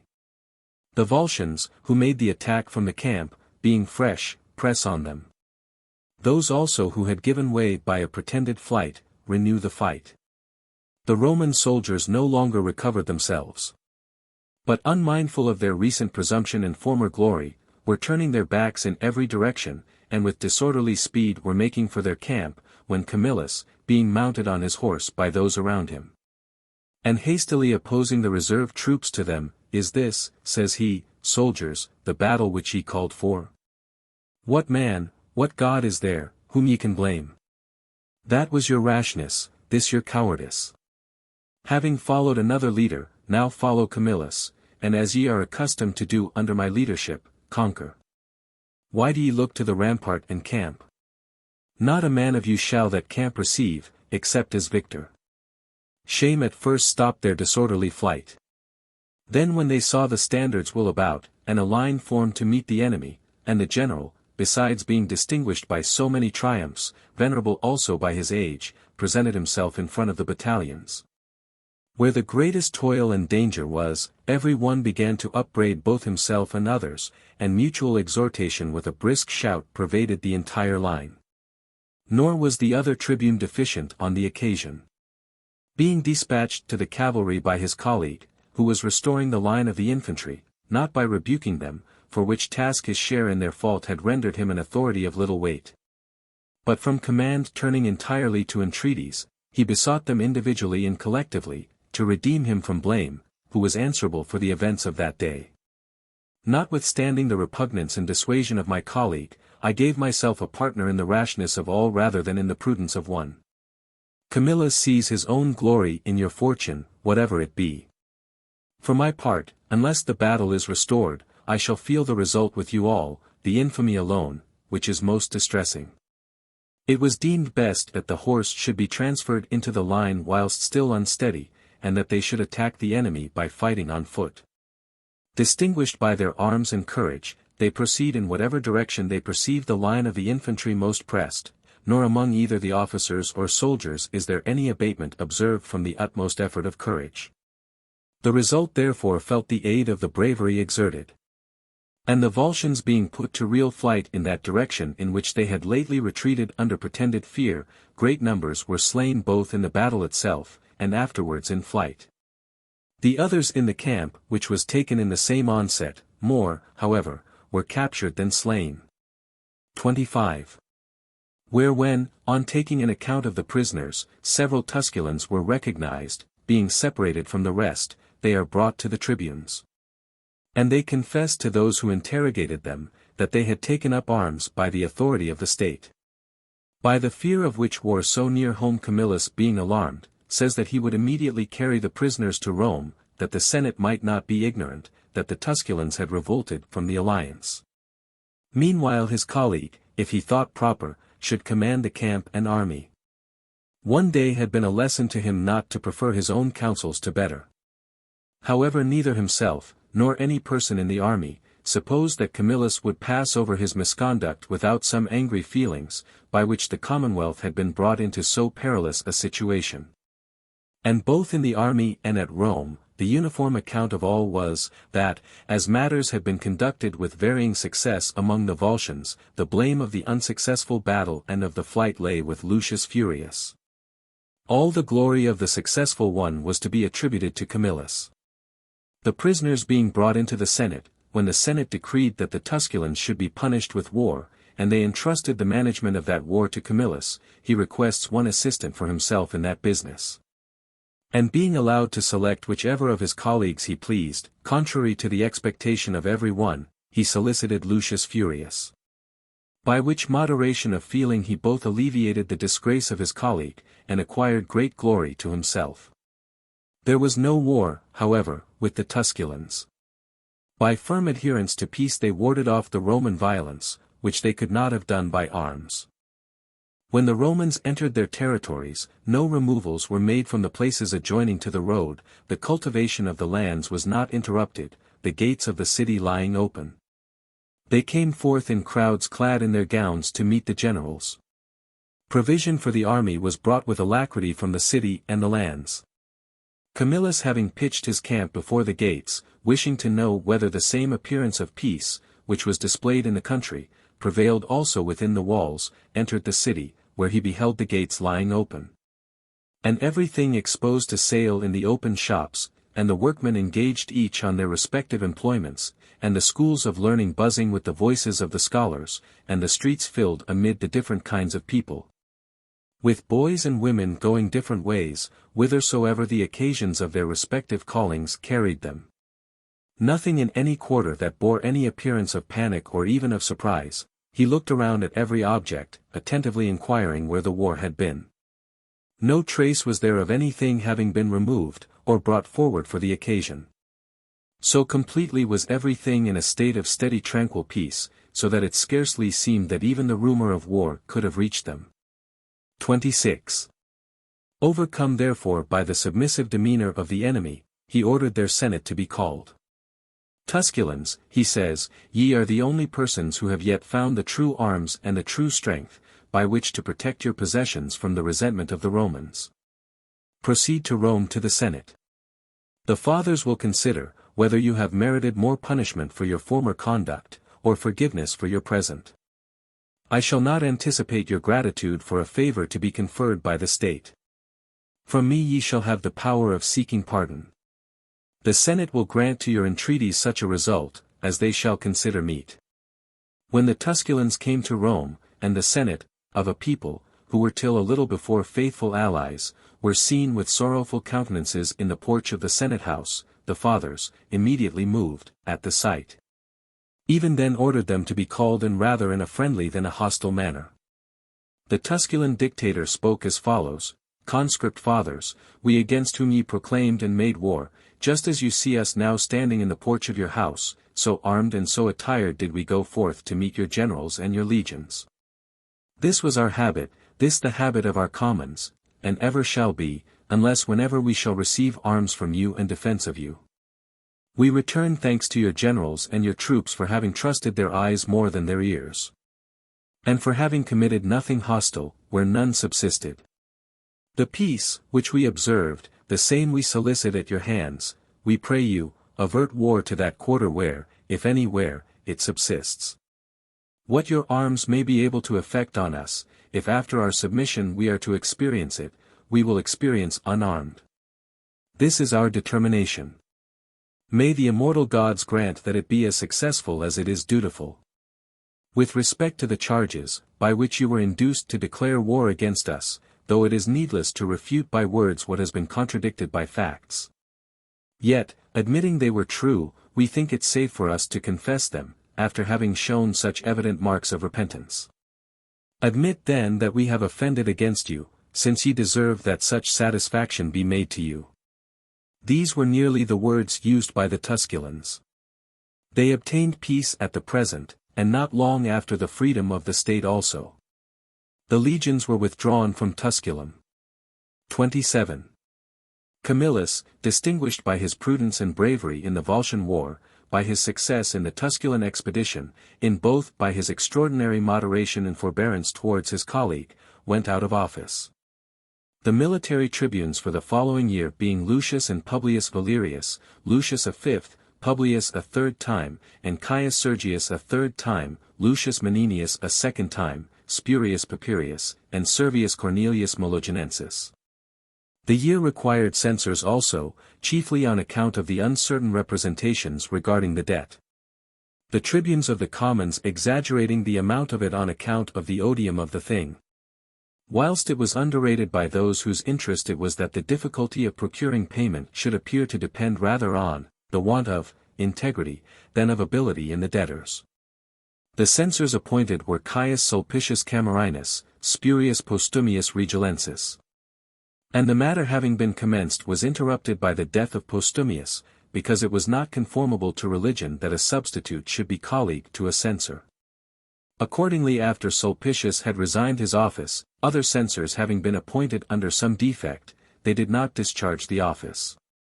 That a third set should be appointed was not allowed, as though the gods did not admit a censorship for that year. The tribunes denied that such mockery of the commons was to be tolerated. That the Senate were averse to the public tablets, the witnesses of each man's property, because they were unwilling that the amount of the debt should be seen, which would clearly show that one part of the state was depressed by the other. Whilst in the meantime the commons, oppressed with debt, were exposed to one enemy after another. Wars were now sought out in every direction without distinction. Troops were marched from Antium to Satricum, from Satricum to Velletri, and thence to Tusculum. The Latins, Hernicians, and the Praenestans were now threatened with hostilities, more through a hatred of their fellow citizens than of the enemy, in order to wear out the commons under arms, and not suffer them to breathe in the city. Or to reflect on their liberty at their leisure, or to stand in an assembly where they may hear a tribune's voice discussing concerning the reduction of interest and the termination of other grievances. But if the commons had a spirit mindful of the liberty of their fathers, that they would neither suffer any Roman citizen to be assigned to a creditor on account of debt, nor a levy to be held. Until, the debts being examined, and some method adopted for lessening them, each man should know what was his own, and what another's, whether his person was still free to him, or that also was due to the stocks. The price held out for sedition soon raised it, for both several were made over to creditors, and on account of the rumor of the Praenestan war, the Senate decreed that new legions should be levied. Both which measures began to be obstructed by tribunician interposition and the combined efforts of the commons. For neither the tribunes suffered those consigned to their creditors to be thrown into prison, nor did the young men give in their names. While the Senate felt less pressing anxiety about enforcing the laws regarding the lending of money than about the levy, for now it was announced that the enemy, having marched from Praeneste, had encamped in the Gabinian territory. Meanwhile this very report rather aroused the tribunes of the commons to the struggle commenced than deterred them, nor did anything else suffice to allay the discontent in the city, but the approach of hostilities to the very walls. 28. For when the Praenestans had been informed that no army was levied at Rome, no general fixed on, that the Senate and people were turned the one against the other. Their leaders thinking that an opportunity presented itself, making a hasty march, and laying waste the country as they went along, they advanced their standards as far as the Colline Gate. The panic in the city was great. The alarm was given to take up arms, persons ran together to the walls and gates, and at length turning from sedition to war, they created Titus Quinctius Cincinnatus dictator. He appointed Aulus Sempronius Atratinus his master of the horse. When this was heard, such was the terror of that office, the enemy retired from the walls, and the young Romans assembled to the edict without refusal. Whilst the army is being levied at Rome, in the meantime the enemy's camp is pitched not far from the river Allia, thence laying waste the land far and wide, they boasted one to the other that they had chosen a place fatal to the Roman city. That there would be a similar consternation and flight from thence as occurred in the Gallic War. For, if the Romans dread a day deemed inauspicious, and marked with the name of that place, how much more than the Allian day would they dread the Allia itself, the monument of so great a disaster. No doubt the fierce looks of the Gauls and the sound of their voices would recur to their eyes and ears. Turning over in mind those groundless notions of circumstances as groundless, they rested their hopes on the fortune of the place. On the other hand, the Romans considered that, in whatever place a Latin enemy stood, they knew full well that they were the same whom, after having utterly defeated at the Lake Regillus, they kept in peaceable subjection for 100 years. That the place being distinguished by the memory of their defeat, would rather stimulate them to blot out the remembrance of their disgrace, than raise a fear that any land should be unfavourable to their success. Were even the Gauls themselves presented to them in that place, that they would fight just as they fought at Rome in recovering their country, as the day after at Gabii. Then, when they took care, that no enemy, who had entered the walls of Rome, should carry home an account of their success or defeat. 29. With these feelings on either side they came to the Allia. The Roman dictator, when the enemy were in view drawn up and ready for action, says, Aulus Sempronius, do you see that these men have taken their stand at the Allia, relying on the fortune of the place? Nor have the immortal gods granted them anything of surer confidence, or any more effectual support. But do you, relying on arms and on courage, make a brisk charge on the middle of their line. I will bear down on them when thrown into disorder and consternation with the legions. Ye gods, witnesses of the treaty, assist us, and exact the penalty, due for yourselves having been violated, and for us who have been deceived through the appeal made to your divinity. The Praenestans sustained not the attack of cavalry, or infantry, their ranks were broken at the first charge and shout. Then when their line maintained its ground in no quarter, they turned their backs. And being thrown into consternation and carried beyond their own camp by their panic, they stopped not from their precipitate speed, until Praeneste came in view. There, having been dispersed in consequence of their flight, they select a post for the purpose of fortifying it in a hasty manner. Lest, if they betook themselves within the walls, the country should be burned forthwith, and when all places should be desolated, siege should be laid to the city. But when the victorious Romans approached, the camp at the Allia having been plundered, that fortress also was abandoned, and considering the walls scarcely secure, they shut themselves up within the town of Praeneste. There were 8 towns besides under the sway of the Praenestans. Hostilities were carried round to these also, and these being taken one after the other without much difficulty, the army was led to Velletri. This also was taken by storm. They then came to Praeneste, the main source of the war. That town was obtained, not by force, but by capitulation. Titus Quinctius, being once victorious in a pitched battle, having taken also 2 camps belonging to the enemy, and 9 towns by storm, and Praeneste being obtained by surrender, returned to Rome, and in his triumph brought into the capital the statue of Jupiter Imperator, which he had conveyed from Praeneste. It was dedicated between the recesses of Jupiter and Minerva, and a tablet fixed under it, as a monument of his exploits, was engraved with nearly these words, Jupiter and all the gods granted, that Titus Quinctius, dictator, should take 9 towns. On the 20th day after the appointment he abdicated the dictatorship. 30. An election was then held of military tribunes with consular power, in which the number of patricians and plebeians was equal. From the patricians were elected Publius and Caius Manlius, with Lucius Julius. The commons gave Caius Sextilius, Marcus Albinius, and Lucius Antistus. To the Manlii, because they had the advantage of the plebeians in family station, and of Julius in interest, the province of the Volscians was assigned out of the ordinary course, without lots or mutual arrangement.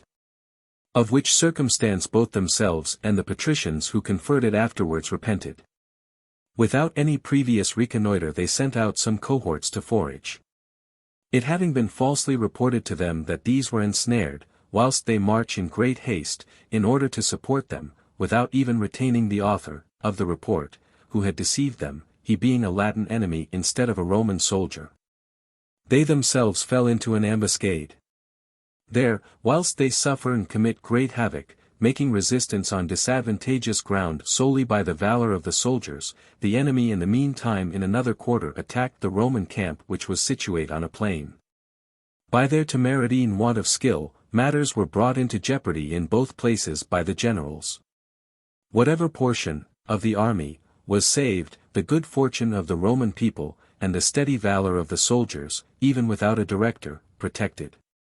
When an account of these events was brought to Rome, it was at first agreeable to them that a dictator should be appointed. Then when intelligence was received from the Volscian country that matters were quiet, and it appeared manifest that they knew not how to take advantage of victory and of opportunity, the army and generals were recalled from thence also. And there was quiet from that quarter, as far as regarded the Volscians. The only disturbance there was towards the end of the year was, that the Praenestines, having stirred up some of the states of the Latins, renewed hostilities. During the same year new colonists were enrolled for Caetia, the colony itself complaining of the paucity of men. Domestic tranquility, which the influence of the plebeian military tribunes and the respect shown to them among their own party procured, was a consolation for the want of success in war. 31. The commencement of the following year blazed forth with violent sedition, the military tribunes with consular power being Spurius Furius, Quintus Servilius a second time, Caius Licinius, Publius Cloelius, Marcus Horatius, Lucius Geganius.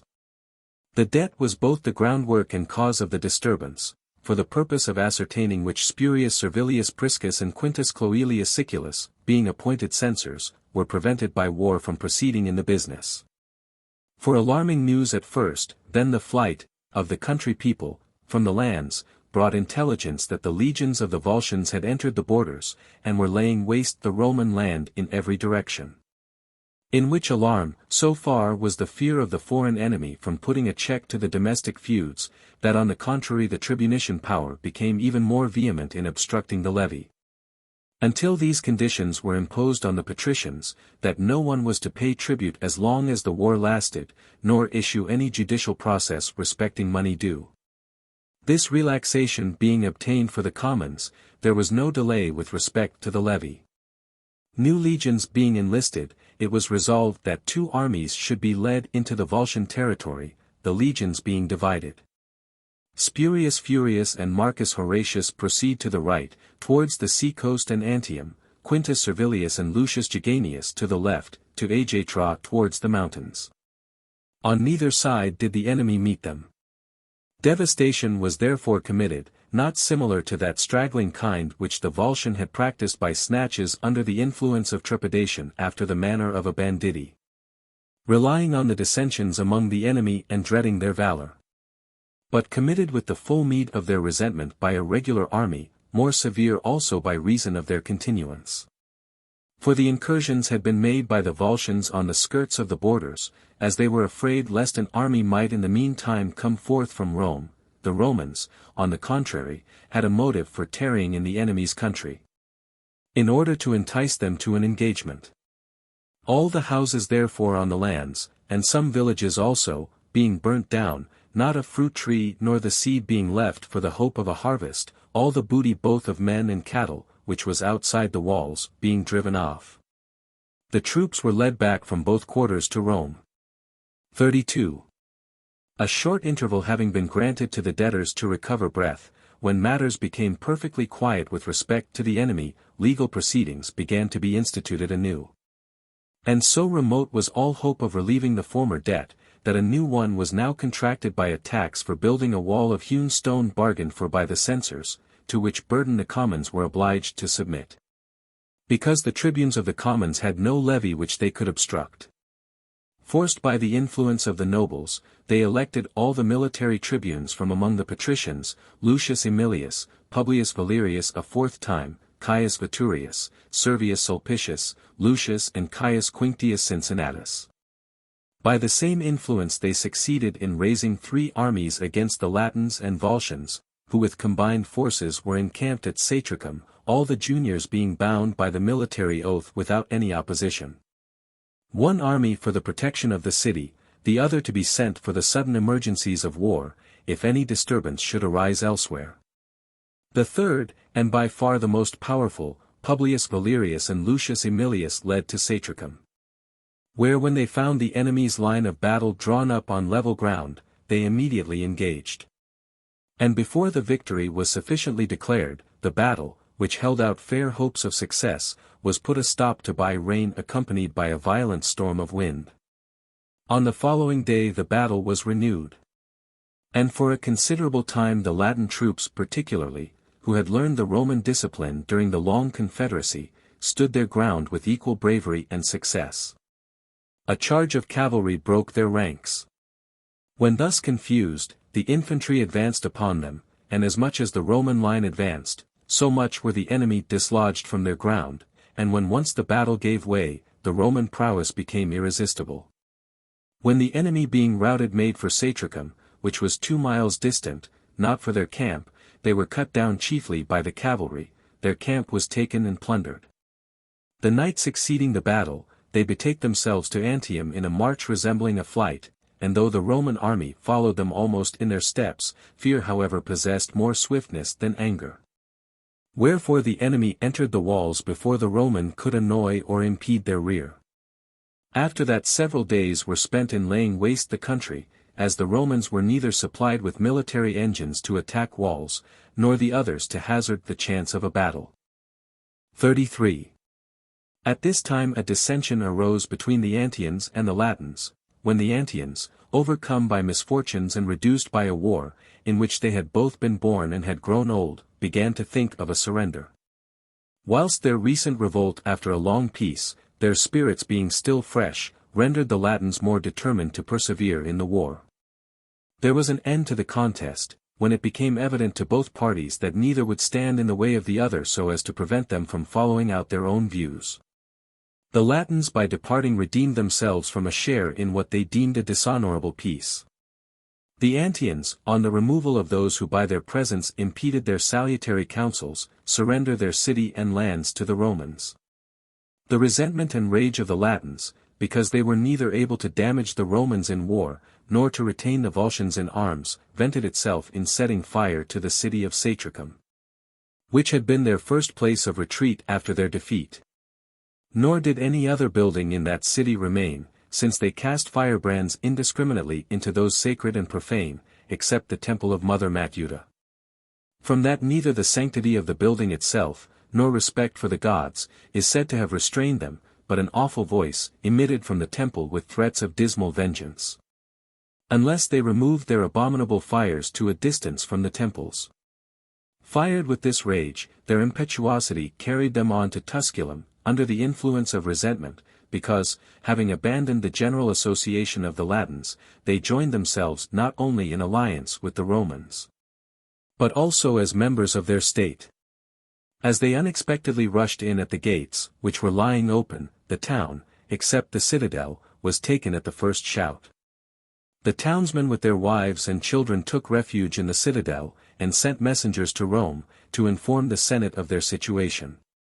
An army was led to Tusculum with no less expedition than was worthy of the honor of the Roman people. Lucius Quinctius and Servius Sulpicius, military tribunes, commanded it.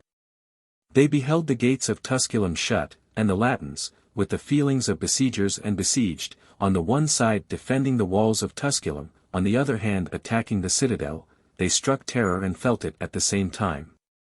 The arrival of the Romans produced a change in the minds of both parties. It turned the Tusculans from great alarm into the utmost alacrity, and the Latins from almost assured confidence of soon taking the citadel, as they were masters of the town, to very slender hope of even their own safety. A shout is raised by the Tusculans from the citadel, it is answered by a much louder one from the Roman army. The Latins are hard-pressed on both sides, they neither withstand the force of the Tusculans pouring down on them from the higher ground, nor are they able to repel the Romans advancing up to the walls, and forcing the bars of the gates. The walls were first taken by Scalade, the gates were then broken open. And when the two enemies pressed them both in front and in the rear, nor did there remain any strength for fight, nor any room for running away, between both they were all cut to pieces to a man. Tusculum being recovered from the enemy, the army was led back to Rome. 34. In proportion as all matters were more tranquil abroad in consequence of their successes in war this year, so much did the violence of the patricians and the distresses of the commons in the city increase every day. As the ability to pay was prevented by the very fact that it was necessary to pay. Accordingly, when nothing could now be paid out of their property, being cast in suits and assigned over to custody, they satisfied their creditors by their character and persons, and punishment was substituted for payment.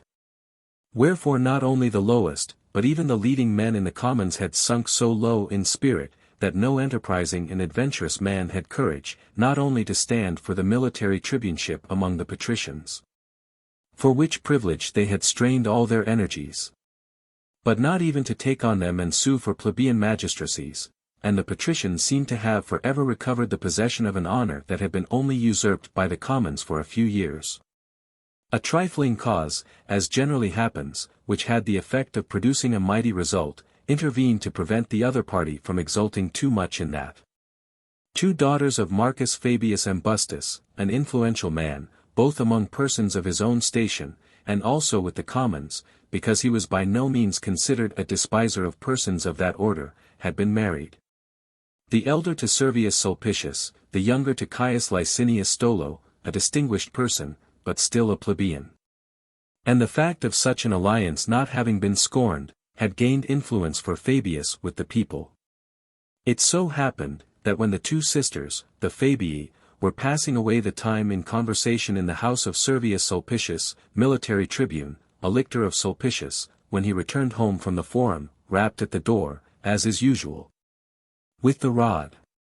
When the younger Fabia, a stranger to this custom, was frightened at it, she was laughed at by her sister, who was surprised at her sister not knowing the matter. That laugh, however, gave a sting to the female mind, sensitive as it is to mere trifles. From the number of persons attending on her, and asking her commands, her sister's match, I suppose, appeared to her to be a fortunate one, and she repined at her own, according to that erroneous feeling, by which every one is most annoyed at being outstripped by those nearest to him. When her father happened to see her disappointed after the recent mortification, by kindly inquiring he prevailed on her, who was dissembling the cause of her annoyance, as being neither affectionate with respect to her sister, nor respectful towards her husband, to confess, that the cause of her chagrin was, that she had been united to an inferior, and married into a house which neither honor nor influence could enter. Augustus then, consoling his daughter, bid her keep up good spirits, that she should soon see the same honors at her own house, which she now sees at her sister's. Upon this he began to draw up his plans with his son-in-law, having attached to himself Lucius Sextius, an enterprising young man, and one to whose hope nothing was wanting but patrician descent. 35. There appeared a favorable opportunity for making innovations on account of the immense load of debt, no alleviation of which evil the commons could hope for unless their own party were placed in the highest authority. To bring about that object, they saw, that they should exert themselves. That the plebeians, by endeavoring and persevering, had already gained a step towards it, whence, if they struggled forward, they might reach the summit, and be on a level with the patricians, in honor as well as in merit. For the present it was resolved that plebeian tribunes should be created, in which office they might open for themselves a way to other honors. And Caius Licinius and Lucius Sextius, being elected tribunes, proposed laws all against the power of the patricians, and for the interests of the commons, one regarding the debt, that whatever had been paid in interest being deducted from the principal, the remainder should be paid off in 3 years by equal installments. The other concerning the limitation of land, that no one should possess more than 500 acres of land, a third, that there should be no election of military tribunes, and that one at least of the consuls should be elected from the commons. All matters of great importance, and such as could not be attained without the greatest struggles. A contest therefore for all those objects, of which there is ever an inordinate desire among men, viz. land, money, and honors, being now proposed, the patricians became terrified and dismayed, and finding no other remedy in their public and private consultations except the protest, which had been tried in many previous contests. They gained over their colleagues to oppose the bills of the tribunes. When they saw the tribes summoned by Licinius and Sextius to announce their votes, surrounded by bands of patricians, they neither suffered the bills to be read, nor any other usual form for taking the votes of the commons to be gone through. And now assemblies being frequently convened to no purpose, when the propositions were now considered as rejected, it is very well, says Sextius. Since it is determined that a protest should possess so much power, by that same weapon will we protect the people. Come, patricians, proclaim an assembly for the election of military tribunes. I will take care that that word, I forbid it, which you listen to our colleagues chanting with so much pleasure, shall not be very delightful to you. Nor did the threats fall ineffectual, no elections were held, except those of aediles and plebeian tribunes.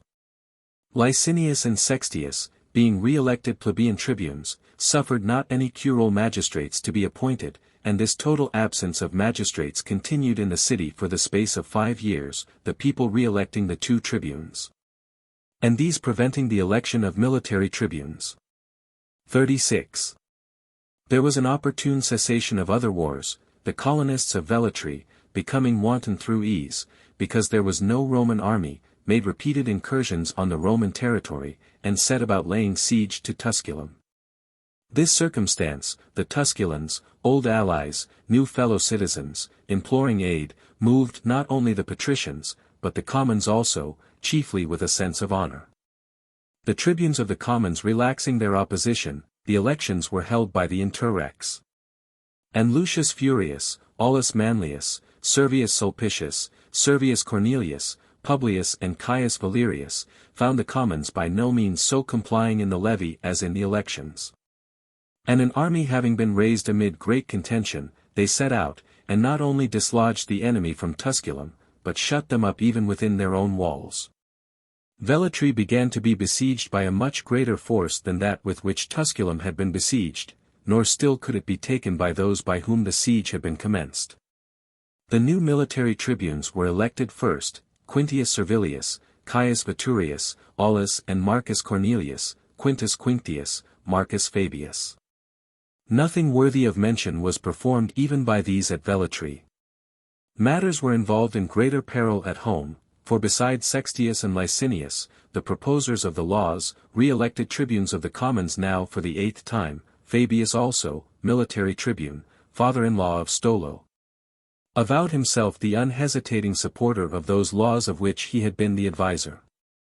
And whereas, there had been at first 8 of the college of the plebeian tribunes protesters against the laws, there were now only 5, and, as is usual with men who leave their own party, dismayed and astounded.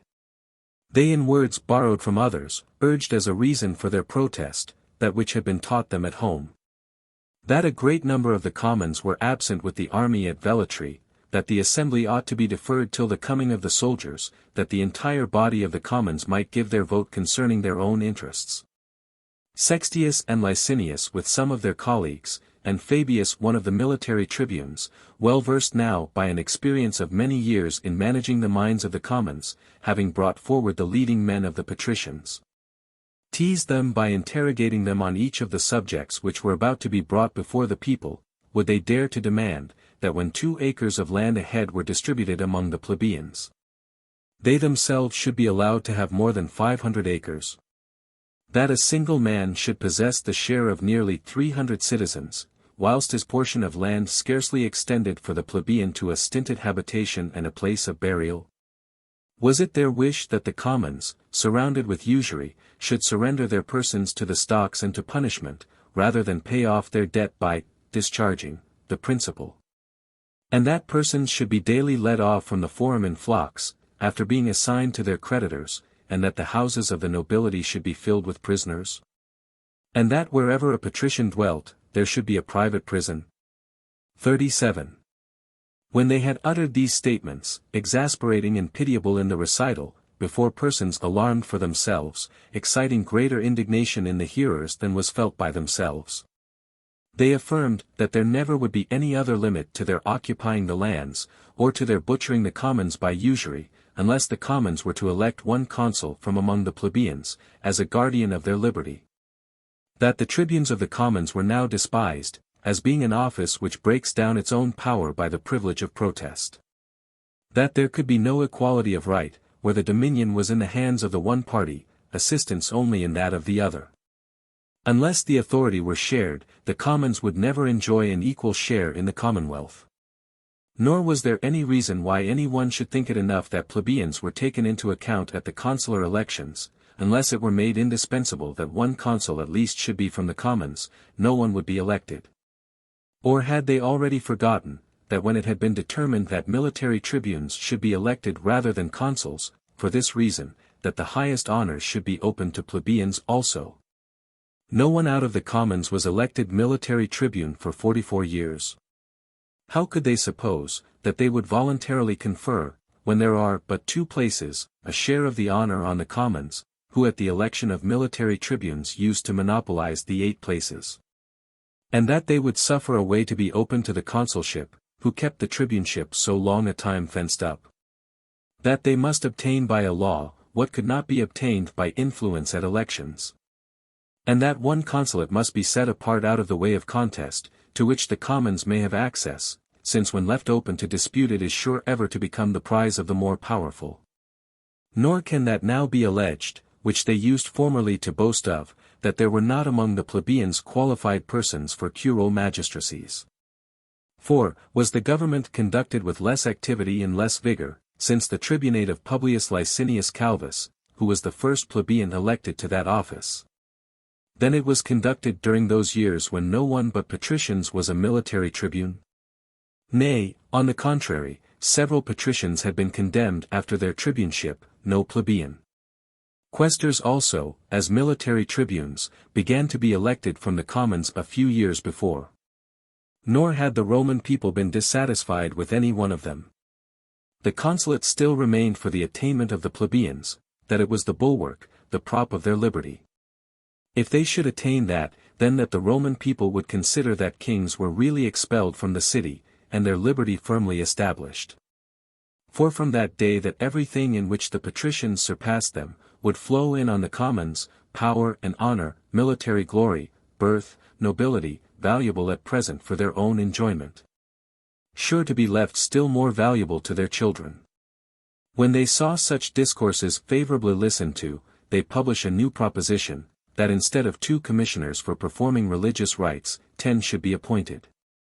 So that 1/2 should be elected out of the commons, the other half from the patricians, and they deferred the meeting, for the discussion, of all those propositions, till the coming of that army which was besieging Velletri.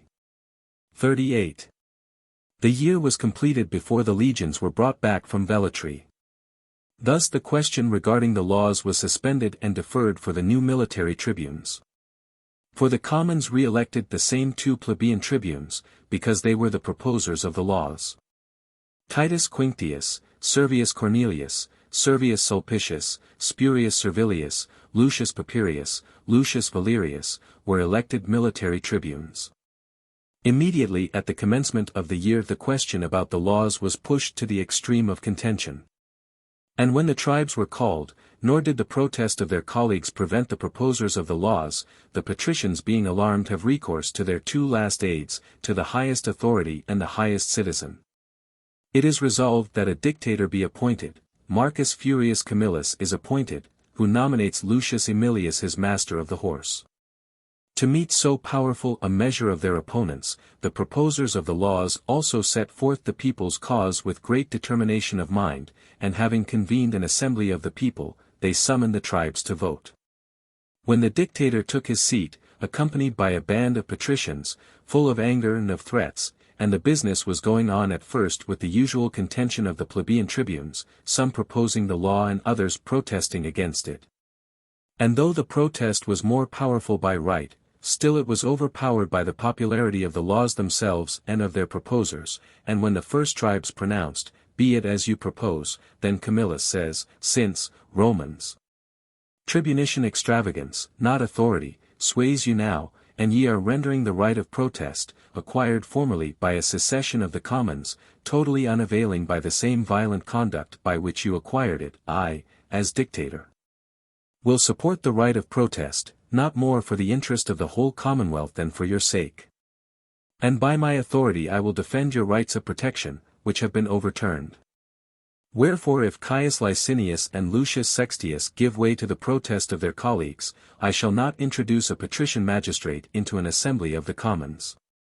If, in opposition to the right of protest, they will strive to saddle laws on the state as though captive, I will not suffer the tribunician power to be destroyed by itself.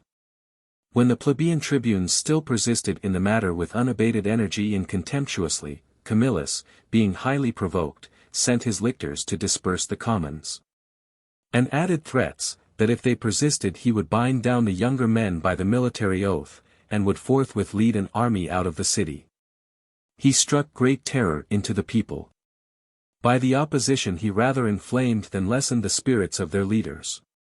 But the matter inclining neither way, he abdicated his dictatorship, either because he had been appointed with some informality, as some have stated, or because the tribunes of the people proposed to the commons, and the commons passed it, that if Marcus Furius did any thing as dictator, he should be fined 500,000 asses. But both the disposition of the man himself, and the fact that Publius Manlius was immediately substituted as dictator for him, incline me to believe, that he was deterred rather by some defect in the auspices than by this unprecedented order. What could be the use of appointing him, Manlius, to manage a contest in which Camillus had been defeated? And because the following year had the same Marcus Furius dictator, who certainly would not without shame have resumed an authority which but the year before had been worsted in his hands.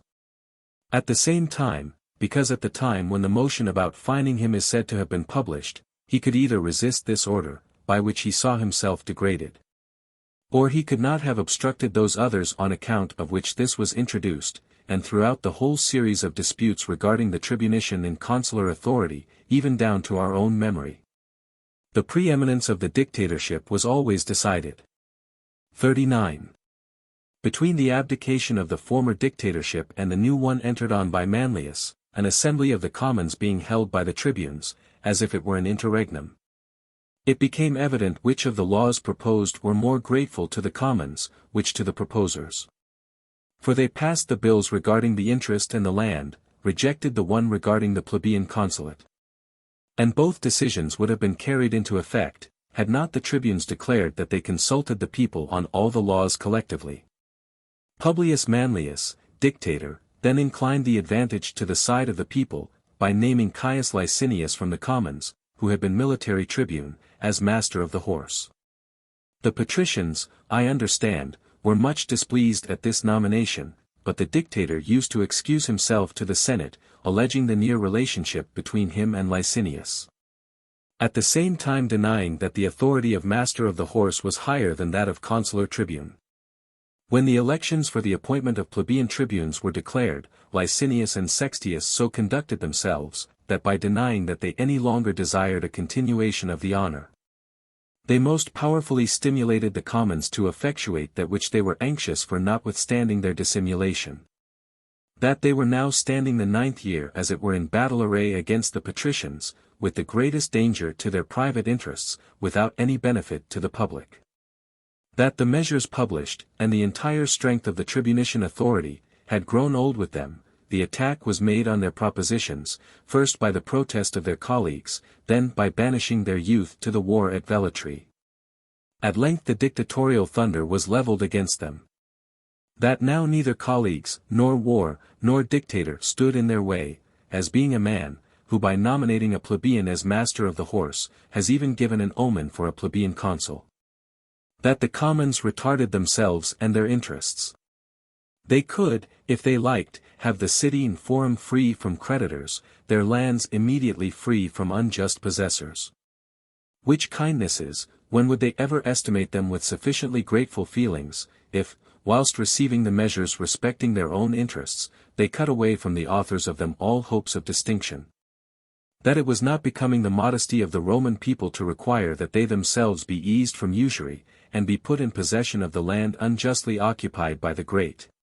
Whilst they leave those persons through whom they attain these advantages, become old tribunicians, not only without honor, but even without the hope of honor.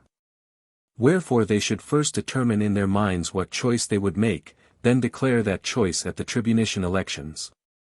If they wished that the measures published by them should be passed collectively, there was some reason for re-electing the same tribunes, for they would carry into effect what they published.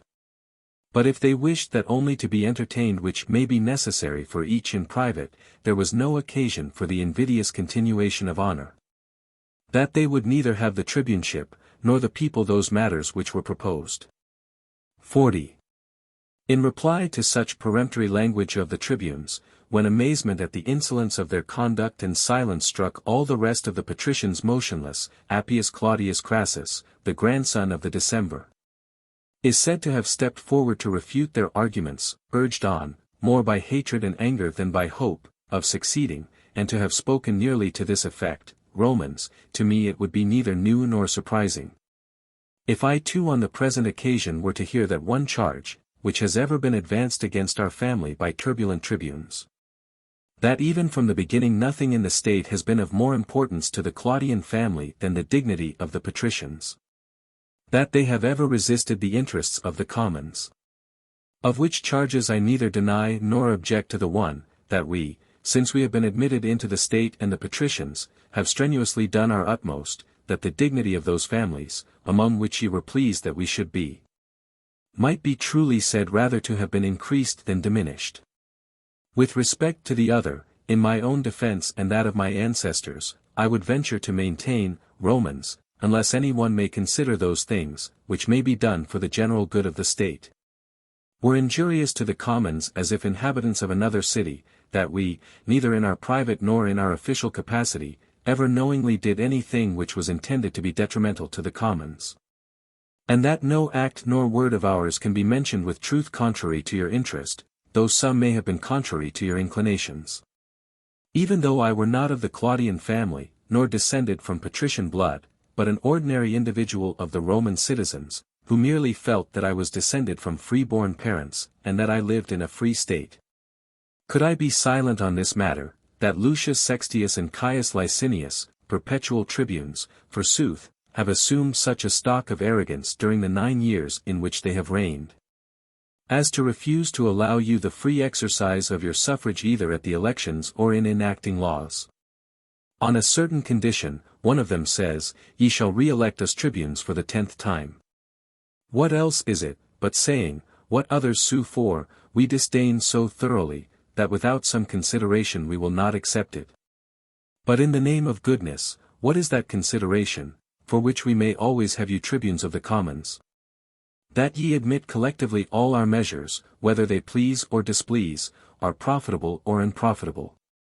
I beg you, Tarquinii, tribunes of the commons, suppose that I, an individual citizen, should call out in reply from the middle of the assembly: with your good leave be it permitted us to select out of these measures those which we deem to be beneficial to us, to reject the others.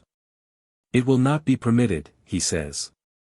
Must you enact concerning the interest of money and the lands, that which tends to the interest of you all? And must not this prodigy take place in the city of Rome, that of seeing Lucius Sextius and this Caius Licinius consuls, a thing which you loathe and abominate? Either admit all, or I propose none. Just as if any one were to place poison and food together before any one who was oppressed with famine, and order him either to abstain from that which would sustain life, or to mix with it that which would cause death. Wherefore, if this state were free, would they not all in full assembly have replied to you, begone hence with your tribuneships and your propositions? What? If you will not propose that which it is the interest of the people to accept, will there be no one who will propose it? If any patrician, if, what they desire to be still more invidious, any Claudius should say, either accept all, or I propose nothing, which of you, Romans, would bear it? Will ye never look at facts rather than persons? But always listen with partial ears to everything which that officer will say, and with prejudiced ears to what may be said by any of us.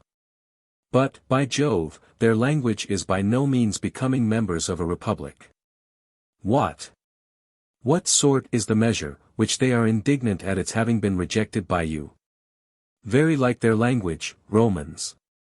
I ask, he says, that it may not be lawful for you to elect, as consuls, such persons as ye may wish. Does he require anything else, who orders that one consul at least be elected from the commons, nor does he grant you the power of electing 2 patricians? If there were wars at the present day, such as the Etrurian for instance, when Porsenna took the Janiculum, such as the Gallic war lately, when, except the capital and citadel, all these places were in possession of the enemy. And should Lucius Sextius stand candidate for the consulate with Marcus Furius or any other of the patricians, could ye endure that Sextius should be consul without any risk, that Camillus should run the risk of a repulse? Is this allowing a community of honors, that it should be lawful that 2 plebeians, and not lawful that 2 patricians, be made consuls, and that it should be necessary that one be elected from among the commons? And lawful to pass by both of the patricians? What fellowship, what confederacy is that? Is it not sufficient, if you come in for a share of that in which you had no share hitherto, unless whilst suing for a part you seize on the whole? I fear, he says, lest, if it be lawful that 2 patricians are to be elected, ye will elect no plebeian. What else is this but saying, because ye will not of your own choice elect unworthy persons, I will impose on you the necessity of electing persons whom you do not wish? What follows, but that if one plebeian stand candidate with 2 patricians, he owes no obligation to the people, and may say that he was appointed by the law, not by suffrages.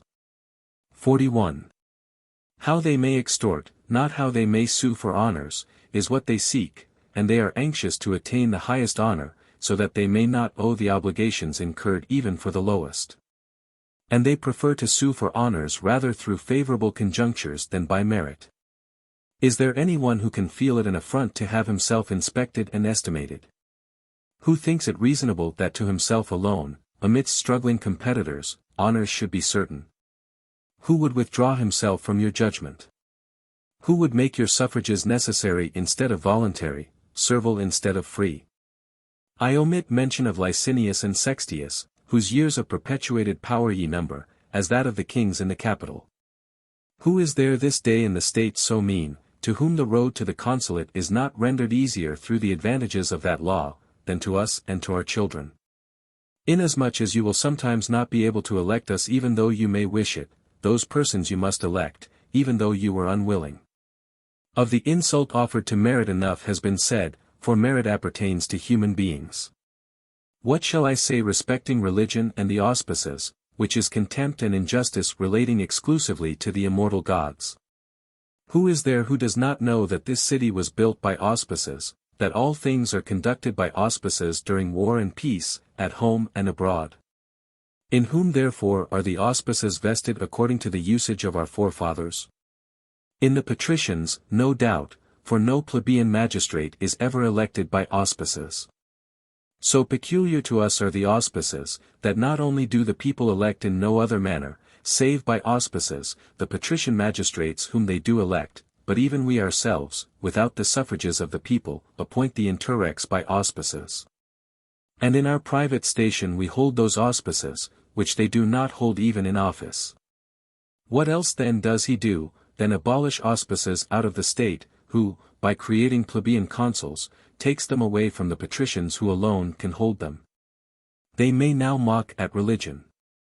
For what else is it, if the chickens do not feed? If they come out too slowly from the coop? If a bird chaunt an unfavorable note? These are trifling, but by not despising these trifling matters, our ancestors have raised this state to the highest eminence. Now, as if we had no need of the favor of the gods, we violate all religious ceremonies.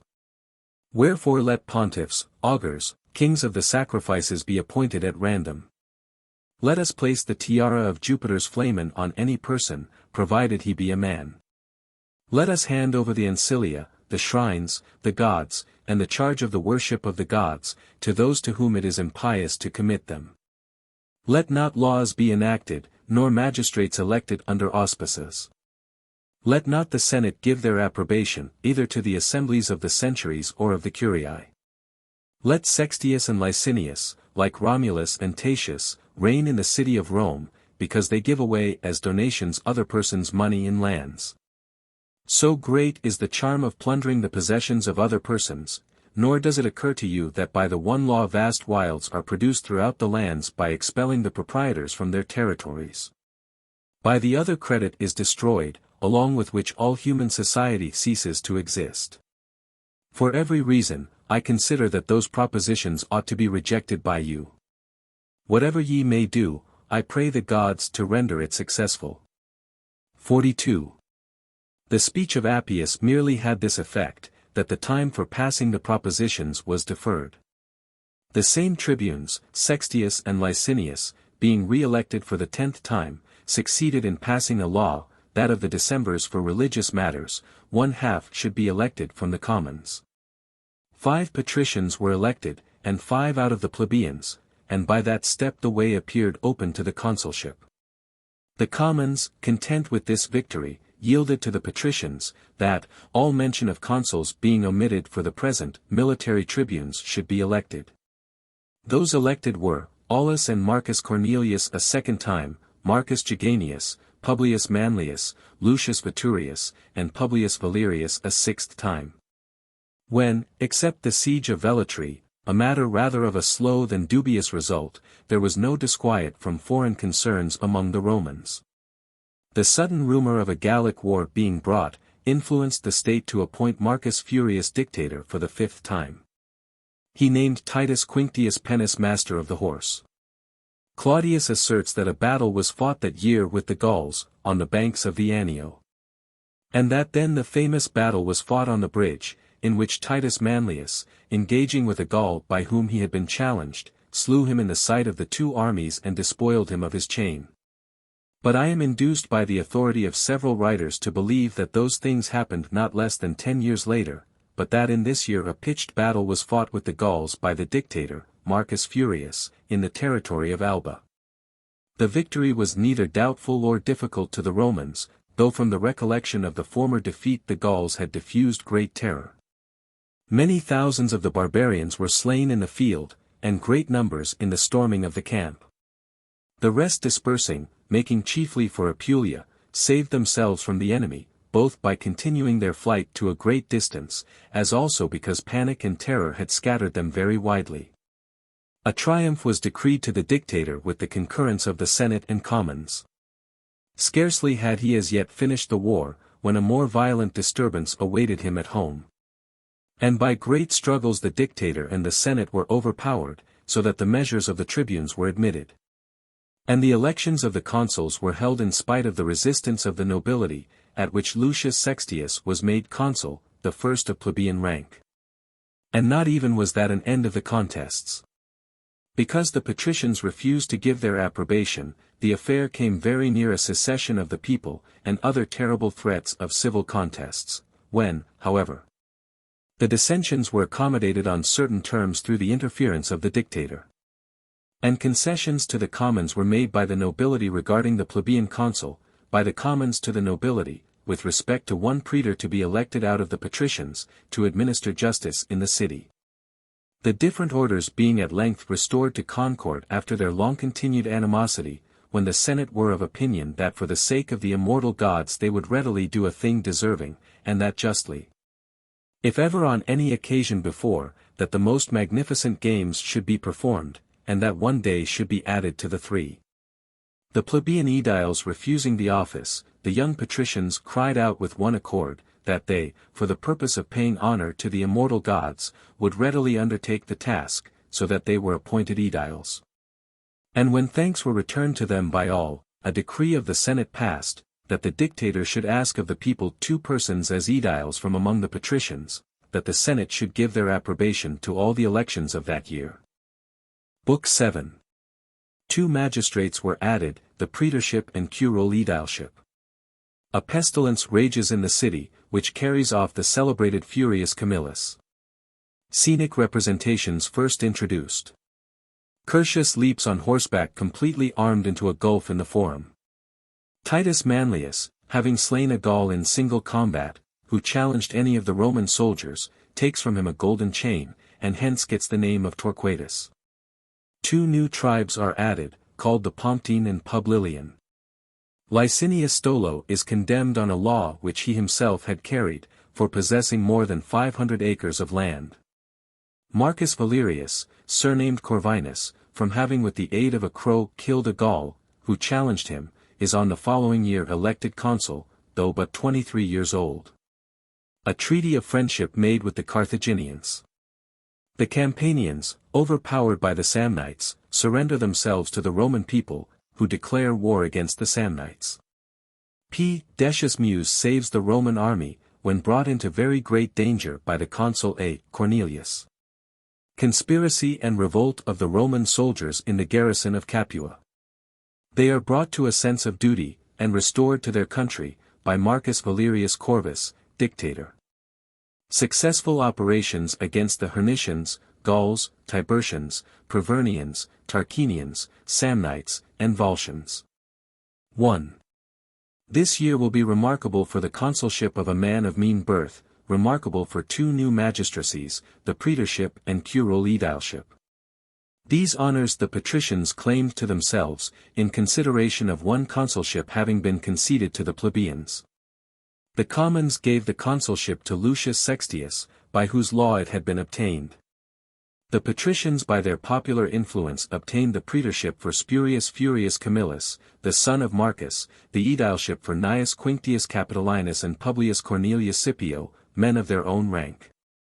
To Lucius Sextius, the patrician colleague assigned was Lucius Aemilius Mamercinus. In the beginning of the year mention was made both of the Gauls, who, after having strayed about through Apulia, it was now rumored were forming into a body. And also concerning a revolt of the Hernicians. When all business was purposely deferred, so that nothing should be transacted through means of the plebeian consul, silence was observed on all matters, and a state of inaction like to a justicium. Except that, the tribunes not suffering it to pass unnoticed that the nobility had arrogated to themselves 3 patrician magistracies as a compensation for 1 plebeian consul, sitting in curule chairs, clad in the praetexta like consuls. The praetor, too, administering justice, and as if colleague to the consuls, and elected under the same auspices, the Senate were in consequence made ashamed to order the curule aediles to be elected from among the patricians. It was at first agreed, that they should be elected from the commons every 2nd year, afterwards the matter was left open. Then, in the consulate of Lucius Janutius and Quintus Servilius, affairs being tranquil both at home and abroad, that they might at no period be exempt from fear and danger, a great pestilence arose. They say that a praetor, a curule aedile, and 3 plebeian tribunes died of it, and that several other deaths took place in proportion among the populace. And that pestilence was made memorable chiefly by the death of Marcus Furius, which, though occurring at an advanced age, was still much lamented. For he was a truly extraordinary man under every change of fortune. The first man in the state in peace and war, before he went into exile, still more illustrious in exile, whether by the regret felt for him by the state, which, when in captivity, implored his aid when absent, or by the success with which, when restored to his country, he restored that country along with himself. For 25 years afterwards, for so many years afterwards did he live, he uniformly preserved his claims to such great glory, and was deemed deserving of their considering him, next after Romulus, a second founder of the city of Rome. 2. The pestilence continued both for this and the following year, Caius Sulpicius Pedicus and Caius Licinius Stolo being consuls. During that year nothing worth recording took place, except that for the purpose of imploring the favor of the gods, there was a lectisternium, the 3rd time since the building of the city. And when the violence of the disease was alleviated neither by human measures nor by divine interference, their minds being broken down by superstition, among other means of appeasing the wrath of heaven. Scenic plays also are said to have been instituted, a new thing to a warlike people, for hitherto there had been only the shows of the circus. But the matter was trivial, as all beginnings generally are, and even that itself from a foreign source.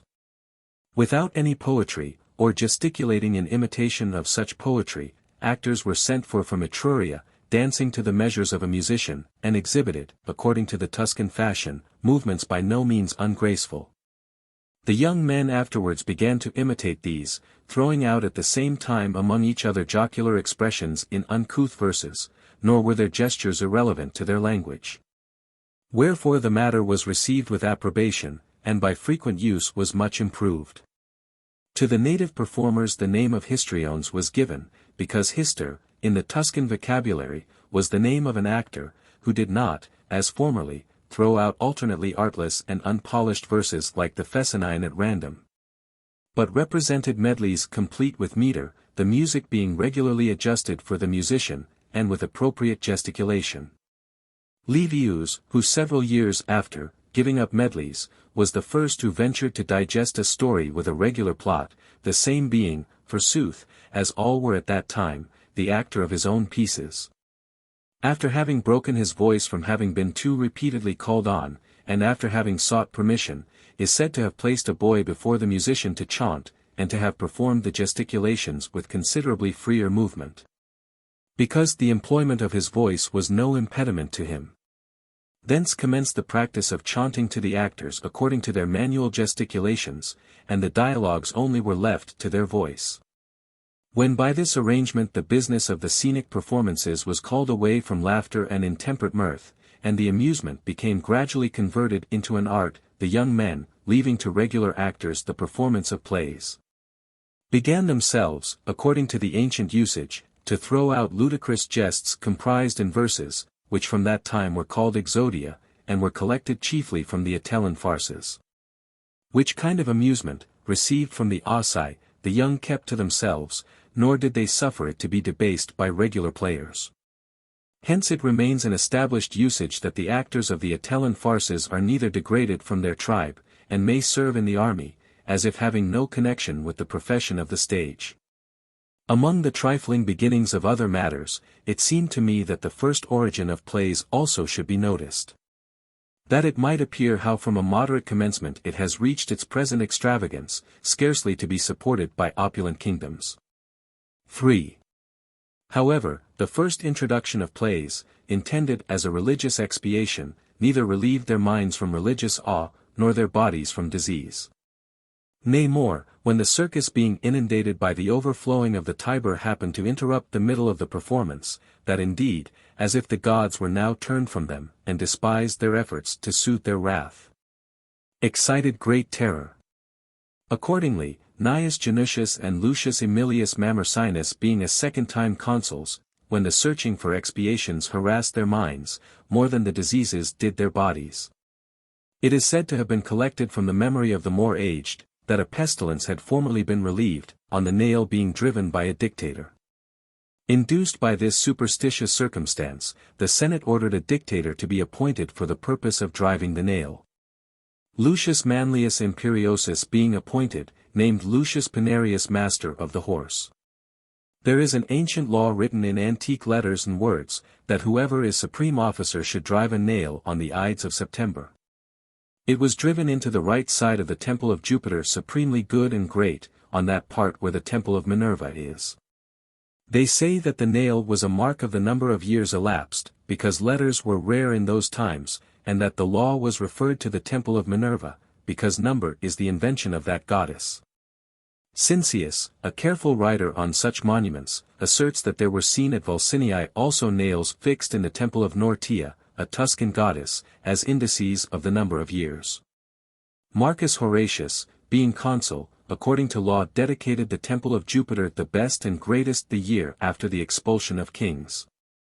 The solemnity of fixing the nail was afterwards transferred from the consuls to the dictators, because theirs was a superior office. The custom being afterwards dropped, it seemed a matter of sufficient importance in itself, on account of which a dictator should be appointed. For which reason Lucius Manlius being appointed, just as if he had been appointed for the purpose of managing the business of the state in general, and not to acquit it of a religious obligation, being ambitious to manage the Hernician war, harassed the youth by a severe levy, and at length, all the plebeian tribunes having risen up against him, whether overcome by force or shame, he resigned the dictatorship. 4. Notwithstanding this, in the commencement of the ensuing year, Quintus Servilius Ahala, Lucius Janutius being consuls, a day of trial is appointed for Manlius, by Marcus Pomponius, tribune of the commons. His severity in the levies, carried not only to the fining of the citizens, but even to the laceration of their bodies, those who had not answered to their names being some beaten with rods, others thrown into prison, was hateful. And more hateful than all was his violent temper, and the surname of Imperiosus, offensive to a free state, adopted by him from an ostentation of severity, which he exercised not more against strangers than his nearest friends, and even those of his own blood. And among other things, the tribune alleged as a charge against him that he had banished his son, a youth convicted of no improper conduct, from the city, home, household gods, forum, light, from the society of his equals, and consigned him in a manner to a prison or workhouse, where a youth of dictatorian rank, born of a very high family, should learn by his daily suffering that he was descended of a truly imperious father. And for what offense? Because he was not eloquent, nor ready in discourse. Which defect of nature, whether ought it to be treated with leniency if there were a particle of humanity in him, or ought it to be punished, and rendered more remarkable by harsh treatment? The dumb beasts even, if any of their offspring happen to be badly formed, are not the less careful in nourishing and cherishing them. But Lucius Manlius aggravated the misfortune of his son by severity, and further clogged the slowness of his intellects. And if there were in him even the least spark of natural ability, he extinguished it by a rustic life and a clownish education, and keeping him among cattle. 5. By these charges the minds of all were exasperated against him more than that of the young man himself, nay, on the contrary, being grieved that he was even the cause of public odium and accusations to his father. That all the gods and men might know that he would rather afford aid to his father than to his enemies, he forms the design, characteristic of a rude and rustic mind no doubt, and though of a precedent not conformable to the rules of civil life, yet commendable for its filial piety. Having furnished himself with a knife, without the knowledge of any one, he proceeds early in the morning into the city, and from the gate straightway to the house of Marcus Pomponius the tribune. He tells the porter that he wanted to see his master immediately, and bid him to announce that he was Titus Manlius, son of Lucius. Being introduced immediately, for he had hopes that the youth, incensed against his father, brought either some new charge or some advice to accomplish the project. After mutual greeting, he says that there were some matters which he wished to transact with him in private. Then, all persons being ordered to withdraw to a distance, he draws his dagger, and standing over the couch with his dagger ready to strike, he threatens that he would immediately stab him, unless he would swear in the words which he would dictate, that he never would hold a meeting of the commons for the purpose of prosecuting his father. The tribune alarmed, for he saw the steel glittering before his eyes, himself alone and unarmed. The other a young man, and very powerful, and what was no less terrifying, savagely ferocious in his bodily strength, swears in the terms in which he was obliged, and afterwards acknowledged that forced by this proceeding he gave up his undertaking. Nor though the commons would have preferred that an opportunity was afforded them of passing sentence on so cruel and tyrannical a culprit, they were not much displeased that the son had dared to act so in behalf of his father. And that was the more commendable in this, that such great severity on the part of the father had not weaned his mind from his filial affection. Wherefore the pleading of his cause was not only dispensed with for the father, but the matter even became a source of honor to the young man. And when it had been determined on that year for the first time that tribunes of the soldiers for the legions should be appointed by suffrage, for before that the commanders themselves used to appoint them, as they now do those whom they call rufuli, he obtained the second place among 6, without any merit of a civil or military nature to conciliate public favor, as he had spent his youth in the country and at a distance from all intercourse with the world. 6. On the same year the middle of the forum is said to have fallen into an immense depth, forming a sort of vast cave, either by reason of an earthquake, or some other violent cause. Nor could that gulf be filled up by throwing earth into it, every one exerting himself to the utmost, until by the admonition of the gods an inquiry began to be instituted, as to what constituted the chief strength of the Roman people. For the soothsayers declare that must be devoted to that place, if they desired the Roman state to be perpetual. Then they tell us that Marcus Curtius, a youth distinguished in war, reproved them for hesitating, whether there was any greater Roman good than arms and valor. Silence being made, looking to the temples of the immortal gods, which command a view of the Forum, and towards the Capitol, and extending his hands at one time towards heaven, at another towards the infernal gods. Through the gaping aperture of the earth, he devoted himself, then, mounted on a horse accoutred in the most gorgeous style possible, he plunged in full armor into the opening. And offerings and the fruits of the earth were thrown in over him by the multitude of men and women, and the lake was called Curtian not from Curtius Metus, the ancient soldier of Titus Tatius, but from this circumstance.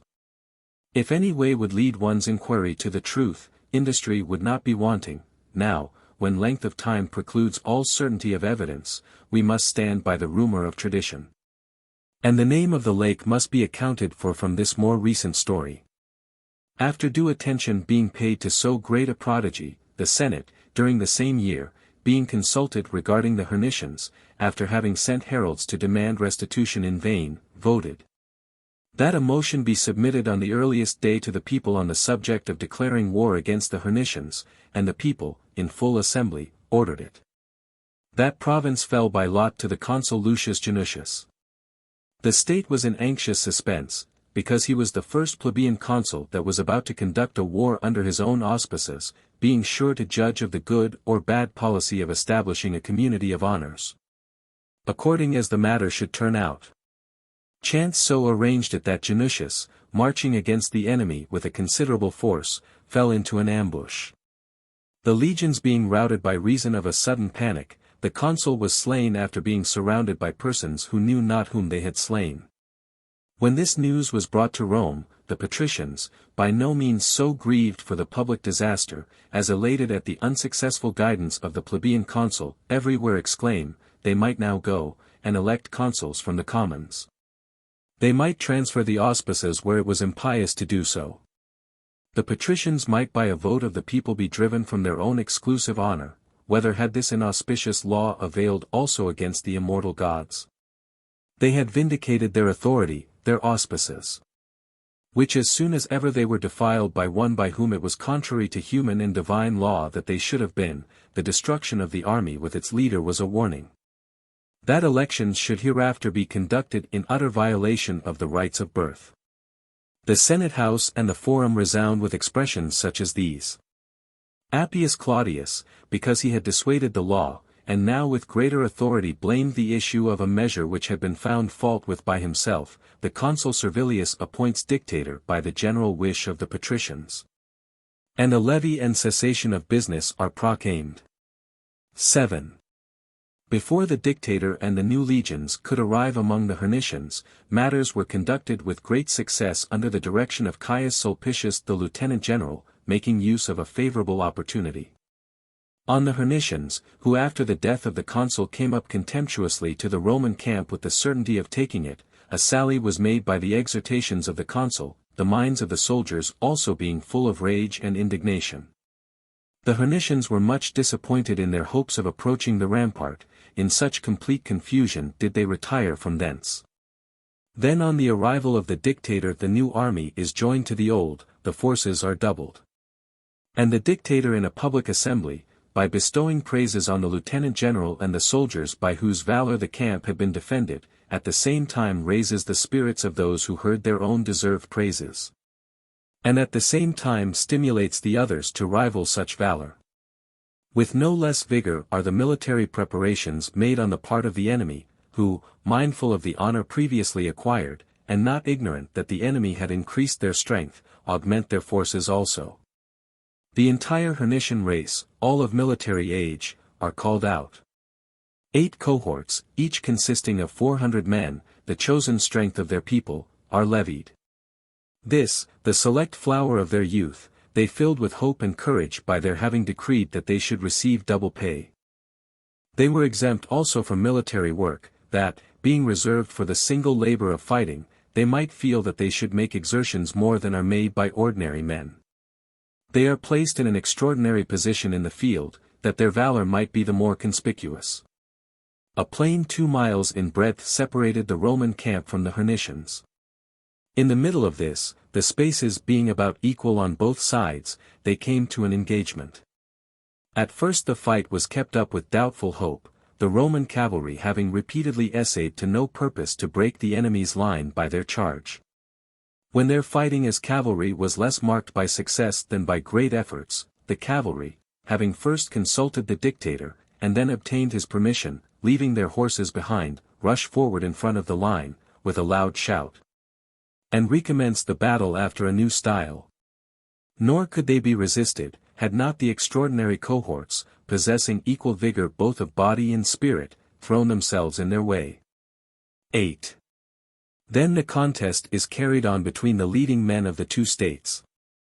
Whatever the common fortune of war carried off from either side, the loss was many times greater than can be estimated by the numbers, the rest, an armed populace, as if they had delegated the fight to the leading men.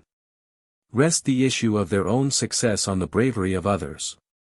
Many fall on both sides, more are wounded.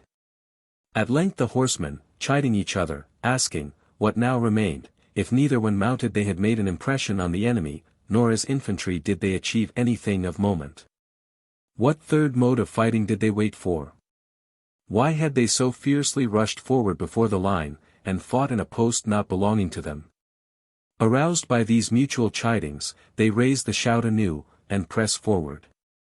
And first they made the enemy shrink, then made them give way, and at length fairly made them turn their backs. Nor is it easy to say what circumstance obtained the advantage against strength so well matched.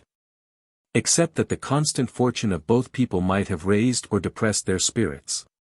The Romans pursued the Hernicians in their flight to their camp, they refrained from attacking the camp, because it was late. The fact of not having finished the sacrifices with success detained the dictator, so that he could not give the signal before noon, and hence the contest was protracted till night. Next day the camp of the Hernicians was deserted, and some wounded men were found left behind, and the main body of the fugitives was routed by the Signians, as their standards were seen passing by their walls but thinly attended, and dispersed over the country in precipitate flight. Nor was the victory an unbloody one to the Romans, a fourth part of the soldiers perished, and, where there was no less of loss, several Roman horsemen fell. 9. On the following year, when the consuls Caius Sulpicius and Caius Licinius Calvus led an army against the Hernicians, and finding no enemy in the country took their city Ferentinum by storm, as they were returning thence. The Tiburtians shut their gates against them. Though many complaints had been made on both sides before this was the determining cause why war was declared against the Tiburtian people, restitution having been demanded through heralds. It is sufficiently ascertained that Titus Quinctius Penus was dictator that year, and that Servius Cornelius Melogenensis was his master of the horse. Macer Licinius writes, that he was named by the consul for the purpose of holding the elections, because his colleague hastening to have the elections over before undertaking the war, that he might continue the consulship. He thought it right to thwart his ambitious designs. This being designed as a compliment to his own family, renders the authority of Licinius of the less weight. As I find no mention of that circumstance in the more ancient annals, my mind inclines me to consider that the dictator was appointed on account of the Gallic War. On that year, certainly, the Gauls pitched their camp at the third stone on the Salarian road, at the further side of the bridge of Aeneas. The dictator, after he had proclaimed a cessation of civil business on account of the Gallic tumult, bound all the younger citizens by the military oath. And having set forth from the city with a great army, pitched his camp on the hither bank of the Aeneas. The bridge lay between both armies, neither side attempting to break it down, lest it should be an indication of fear. There were frequent skirmishes for the possession of the bridge, nor could it be clearly determined who were masters of it, the superiority being so indecisive. A Gaul of very large stature advanced on the bridge, then unoccupied, and says with as loud a voice as he could exert, "Let the bravest man that Rome now possesses come forward here to battle.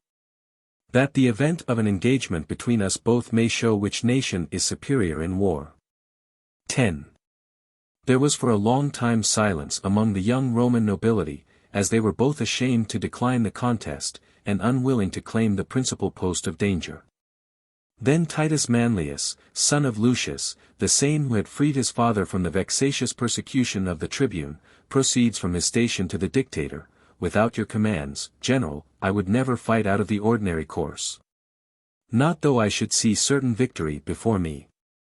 If you permit me, I wish to show that brute, who insolently makes such a parade before the enemy's line, that I am sprung from that family which dislodged a body of Gauls from the Tarpeian rock. Then the dictator says, Titus Manlius, may you prosper for your valor and dutiful affection to your father and your country. Go on, and make good the invincibility of the Roman name with the aid of the gods. His companions then arm the youth. He takes a footman's shield, girds himself with a Spanish sword, fit for a close fight.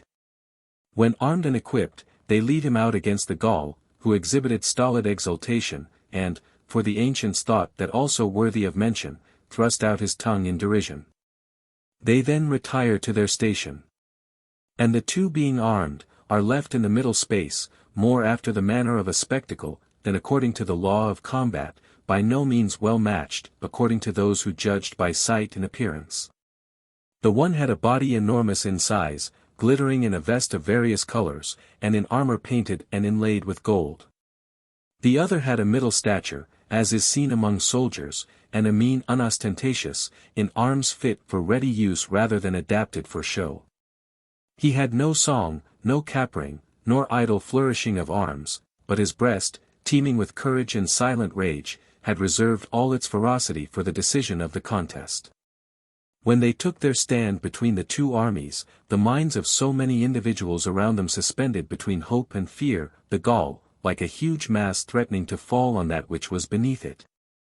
Stretching forward his shield with his left hand, discharged an ineffectual cut of his sword with a great noise on the armor of his foe as he advanced towards him.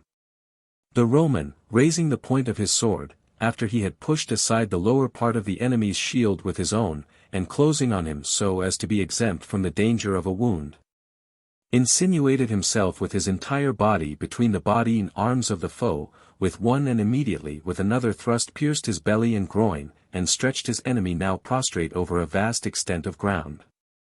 Without offering the body of the prostrate foe any other indignity, he despoiled it of one chain, which, though smeared with blood, he threw around his neck. Dismay with astonishment now held the Gauls motionless. The Romans, elated with joy, advancing from their post to meet their champion, with congratulations and praises conduct him to the dictator. Among them uttering some uncouth jests in military fashion somewhat resembling verses, the name of Torquatus was heard. This name, being kept up, became afterwards an honor to the descendants even of the family. The dictator added a present of a golden crown, and before a public assembly extolled that action with the highest praises. 11. And, indeed, of so great moment was the contest with respect to the issue of the war in general, that on the night following the army of the Gauls, having abandoned their camp in confusion, passed over into the territory of Tibur.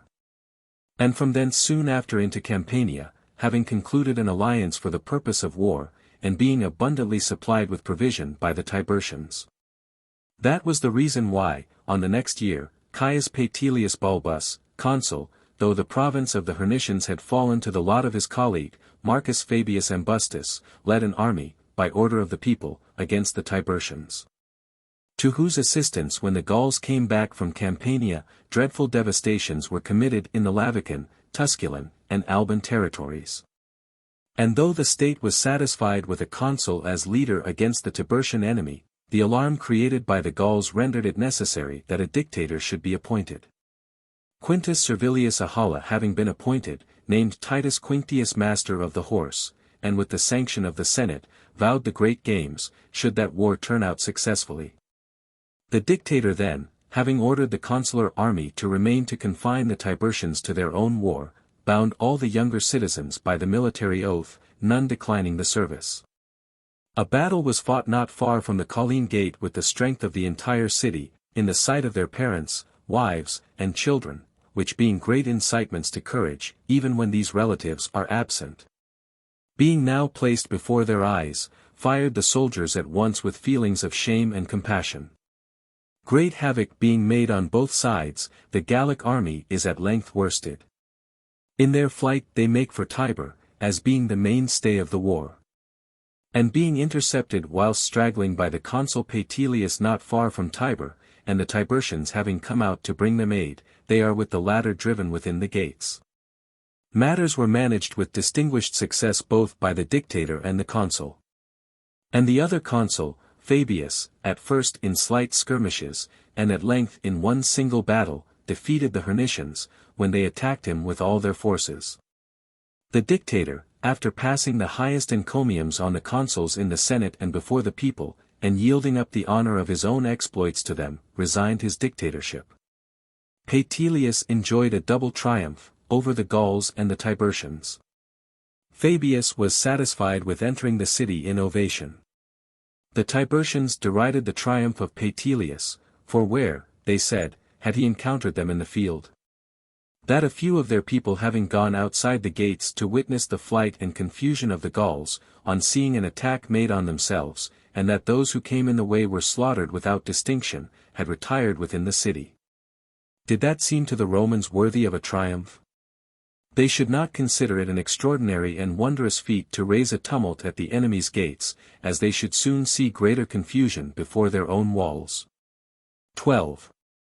Accordingly in the year following, Marcus Popilius Laenas and Gnaeus Manlius being consuls, during the first silence of the night having set out from Tiber with an army prepared for action, they came to the city of Rome. The suddenness of the thing, and the panic occurring at night, occasioned some terror among them on being suddenly aroused from sleep, further, the ignorance of many as to who the enemy were or whence they had come. However they quickly ran to arms, and guards were posted at the gates, and the walls were secured with troops. And when daylight showed but an inconsiderable force before the walls, and that the enemy were none other than the Tiburtines, the consuls, having gone forth from the two gates, attack on either side the army of these now advancing up to the walls.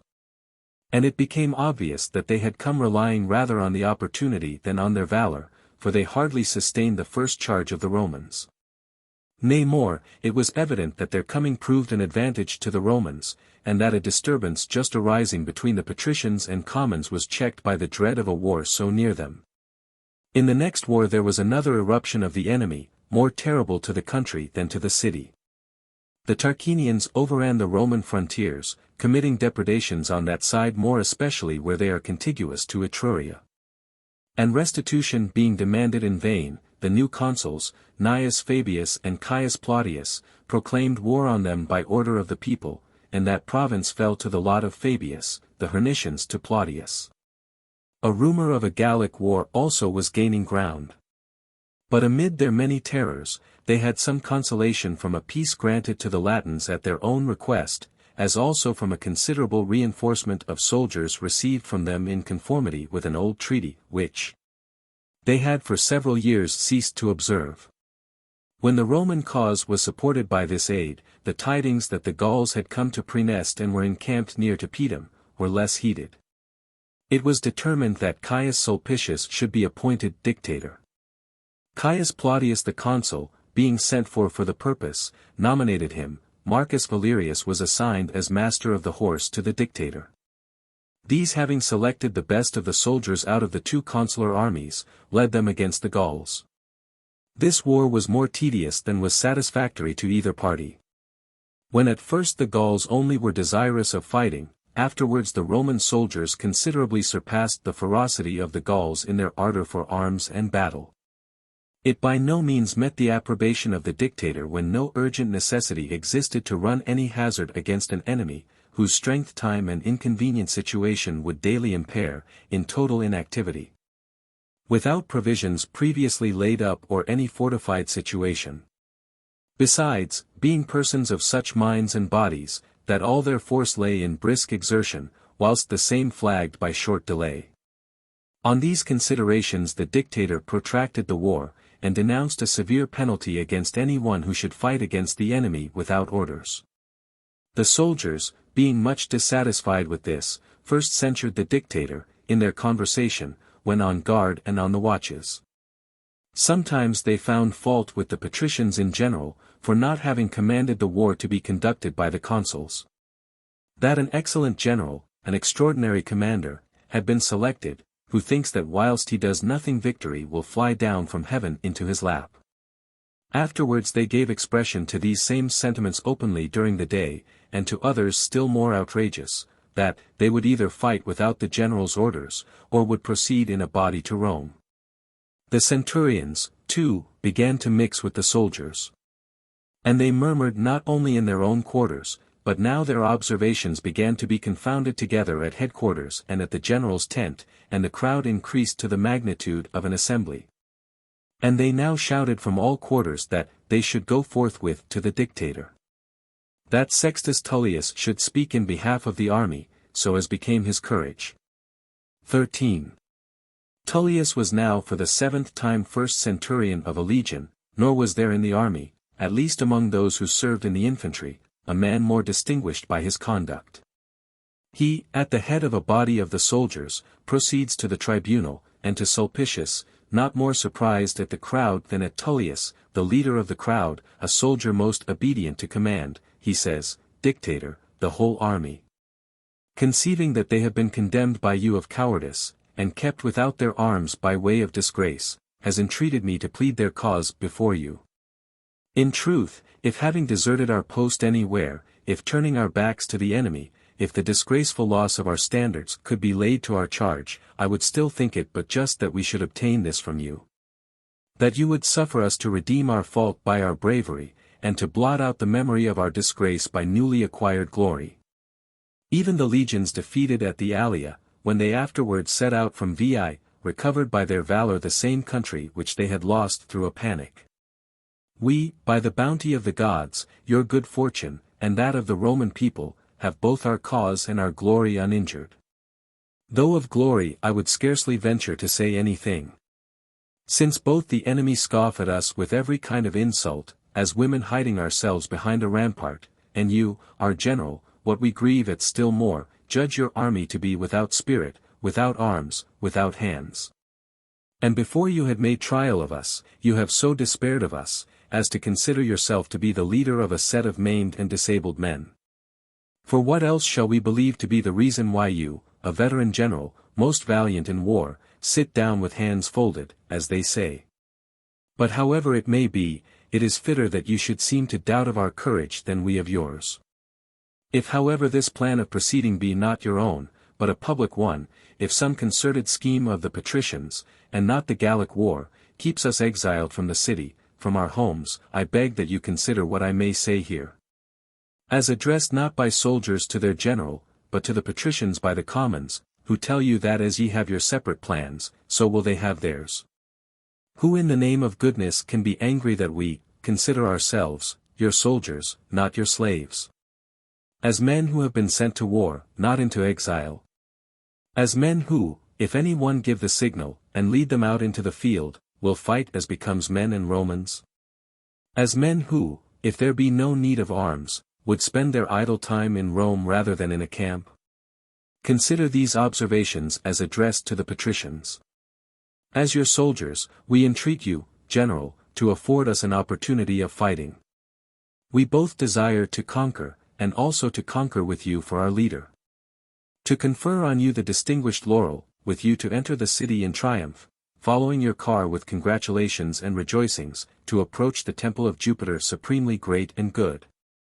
The entreaties of the multitude followed the speech of Tullius, and from every side they cried out, that he would give the signal, that he would order them to take arms. 14. The dictator, though he saw that a good result was brought about by a precedent not to be approved of, yet took on himself to do what the soldiers wished, and inquires of Tullius privately, what the nature of this transaction was, or on what precedent it was done. Tullius earnestly entreated the dictator not to believe him forgetful of military discipline, of himself, nor of the respect due to his general. That he had not declined to put himself at the head of the excited multitude, who generally were like to their instigators, lest any other person might step forward, such an excited multitude were wont to elect. That for his own part he would do nothing without the orders of his general. That he also however must carefully see, that he keep the army in obedience. That minds so excited could not be put off, that they would choose for themselves time and place, if they were not granted by the general. While they are conversing in this way, it so happened, that as a Gaul was driving away some cattle feeding on the outside of the rampart, 2 Roman soldiers took them from him. Stones were thrown at them by the Gauls, then a shout was raised at the next Roman post, and several ran forward on both sides. And now matters were not far from a regular engagement, had not the contest been quickly stopped by the centurions. By this event the testimony of Tullius was certainly confirmed with the dictator, and the matter not admitting of further delay, a proclamation is issued that they were to fight on the day following.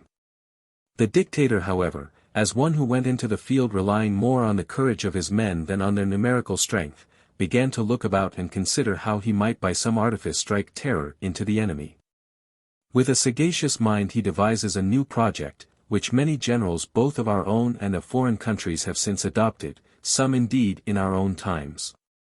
He orders the panniers to be taken from the mules, and 2 side cloths only being left, he mounts the muleteers on them, equipped with arms partly belonging to the prisoners, and some to the sick. About 1,000 of these being equipped, he mixes with them 100 horsemen, and orders them to go up during the night into the mountains over the camp and to conceal themselves in the woods, and not to stir from thence, till they should receive a signal from him. As soon as day dawned, he himself began to extend his line along the bottom of the mountain, for the express purpose that the enemy should face the mountains. The measures for infusing groundless terror being now completed, which terror indeed proved almost more serviceable than real strength. The leaders of the Gauls first believed that the Romans would not come down to the plain, then when they saw them begin on a sudden to descend, they also, on their part eager for the fight, rushed forward to the encounter. And the battle commenced before the signal could be given by the leaders. 15. The Gauls attacked the right wing with greater fierceness, nor could they have been withstood, had not the dictator happened to be on the spot, rebuking Sextus Tullius by name, and asking him, was it in this way he had engaged that the soldiers would fight? Where now were the shouts of those demanding their arms? Where the threats that they would commence the fight without the orders of their general? Behold the general himself calling them with a loud voice to battle, and advancing in arms before the front of the line. Would any of those now follow him, who were just now to have led the way, fierce in the camp, but cowards in the field? What they heard was all true, wherefore shame applied such strong incentives, that they rushed upon the weapons of the enemy, their attention being turned away from the thought of danger. This onset, which was almost frantic at first, threw the enemy into disorder, then the cavalry charging them whilst thus disordered, made them turn their backs. The dictator himself, when he saw their line wavering in one direction, carries round some troops to the left wing, where he saw a crowd of the enemy collected, and gave to those who were on the mountain the signal which had been agreed on. When a new shout arose from that quarter also, and they seemed to make their way in an oblique direction, down the mountain to the camp of the Gauls. Then through fear lest they should be cut off from it, the fight was given up, and they were carried towards the camp with precipitate speed. Where when Marcus Valerius, master of the horse, who, after having routed their left wing, was riding towards the enemy's entrenchment, met them. They turned their flight to the mountains and woods, and the greater part of them were there intercepted by the fallacious show of horsemen, and the muleteers, and of those whom panic had carried into the woods. A dreadful slaughter took place after the battle was ended. Nor did any one since Camillus obtain a more complete triumph over the Gauls than Caius Sulpicius. A considerable weight of gold taken from the Gallic spoils, which he enclosed in hewn stone, he consecrated in the Capitol. The same year the consuls also were engaged in fighting with various success. For the Hernicians were vanquished and subdued by Gnaeus Plautius. His colleague Fabius fought against the Tarquinians without caution or prudence. Nor was the loss sustained in the field so much, a subject of regret, as that the Tarquinians put to death 307 Roman soldiers, their prisoners. By which barbarous mode of punishment the disgrace of the Roman people was rendered considerably more remarkable. To this disaster moreover was added, the laying waste of the Roman territory, which the Privernatians, and afterwards the people of Velletri, committed by a sudden incursion. The same year 2 tribes, the Pomptine and Publilian, were added. The votive games, which Marcus Furius in his dictatorship had vowed, were performed. And a proposition was then for the first time made to the people regarding bribery at elections by Caius Paetilius, tribune of the commons, with the approbation of the Senate. And by that bill they thought that the ambition of new men in particular, who had been accustomed to go around the markets and places of meeting, was checked. 16. Not equally pleasing to the patricians on the following year was a law passed in the consulship of Caius Marcius and Gnaeus Manlius, by Marcus Duilius and Lucius Manius, tribunes of the commons, regarding the interest of money at 12%. And the people received and passed it with much more eagerness. In addition to the new wars determined on the preceding year, a new enemy arose in the Philicians, in consequence of a double charge. Both that their youth had taken up arms in conjunction with the Tarquinians, and because they had refused to restore to the demand of the Roman heralds those who had fled to Falerii, after the unsuccessful battle.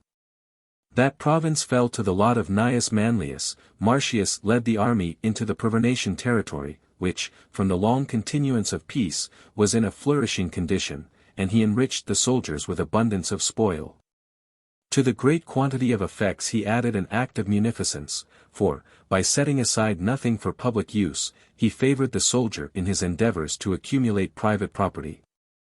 When the Privernatians had taken their post in a well-fortified camp under their own walls, having summoned the soldiers to an assembly, he says to them, I now give to you the camp and city of the enemy for plunder. If you promise me that you will exert yourselves bravely in the field, and that you are not better prepared for plunder than for fighting. With loud shouts they call for the signal, and elated and buoyed up with certain confidence, they proceed to the battle. Then, in front of the line, Sextus Tullius, whom we have already mentioned, exclaims, Behold, General, says he, how your army are performing their promises to you, and laying aside his javelin, he attacks the enemy sword in hand. The whole van follow Tullius, and at the first onset put the enemy to flight, then pursuing them, when routed, to the town, when they were just applying the scaling ladders to the walls, they received the city on a surrender. A triumph was had over the Privernatians.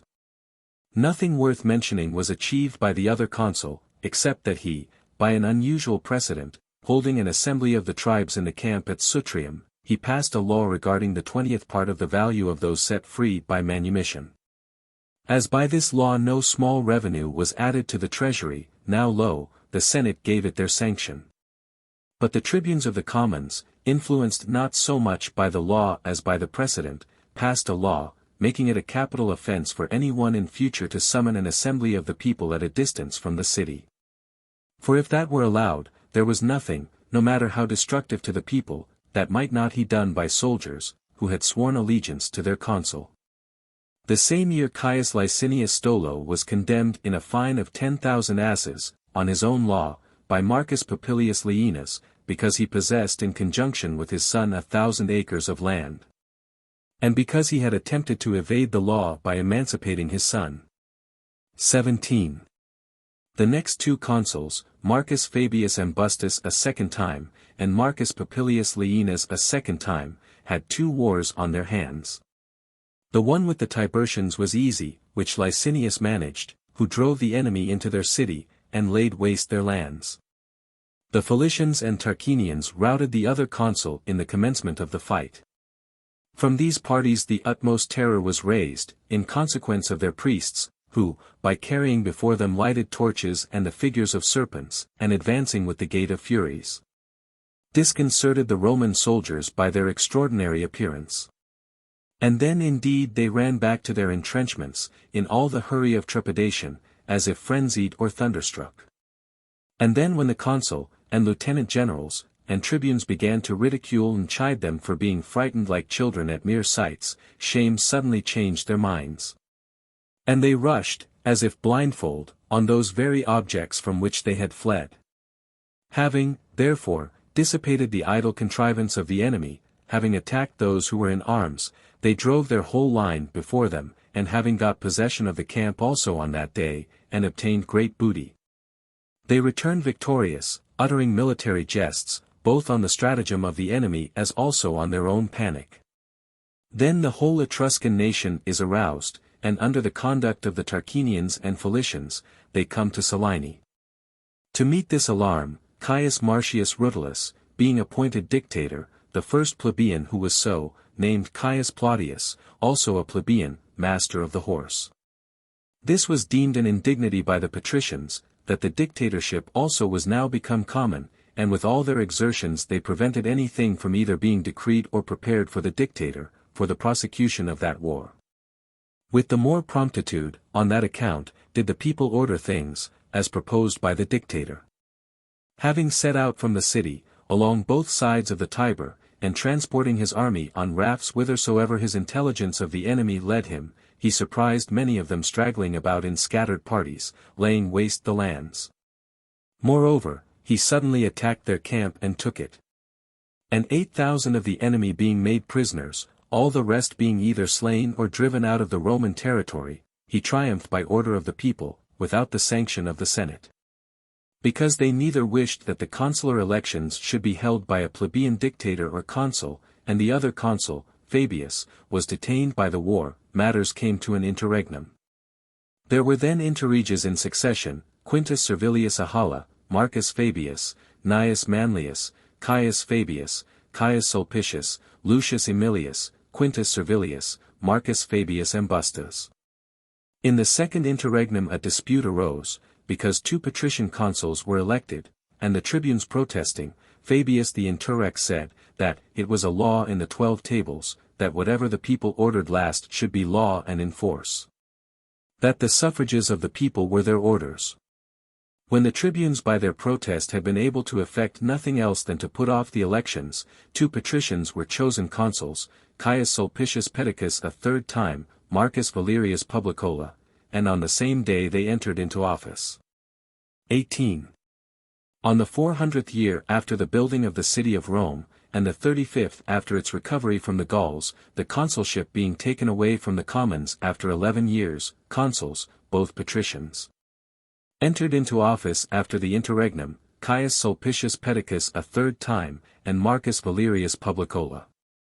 During this year Empulum was taken from the Tiburtians with a struggle not worth mentioning, whether the war was waged there under the auspices of the 2 consuls, as some have stated, or whether the lands of the Tarquinians were laid waste by the consul Sulpicius about the same time that Valerius led the troops against the Tiburtians. The consuls had a more arduous contest at home with the commons and tribunes. As 2 patricians had received the consulship, they considered that not only their resolution, but their honor also, was involved in their consigning it to 2 patricians. For if the consulship were made a plebeian magistracy, they must either yield it up entirely, or possess it entire, which possession they had received from their fathers unimpaired. The commons on the other hand loudly remonstrate. Why did they live, why were they reckoned in the number of citizens, if they collectively cannot maintain that which was acquired by the firmness of 2 men, Lucius Sextius and Caius Licinius?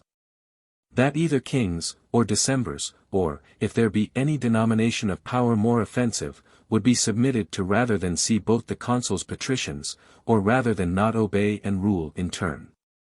But the one half, located in perpetual power, thinks the commons born for no other purpose than to be subservient.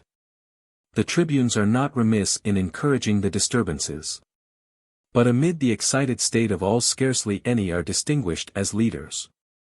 When they had several times gone down to the Campus Martius to no purpose, and when many days of meeting had been spent in seditious movements.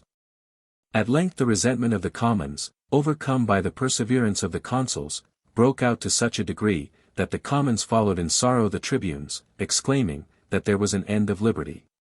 That not only the campus should be relinquished, but the city also as being held captive and oppressed by the tyranny of the patricians.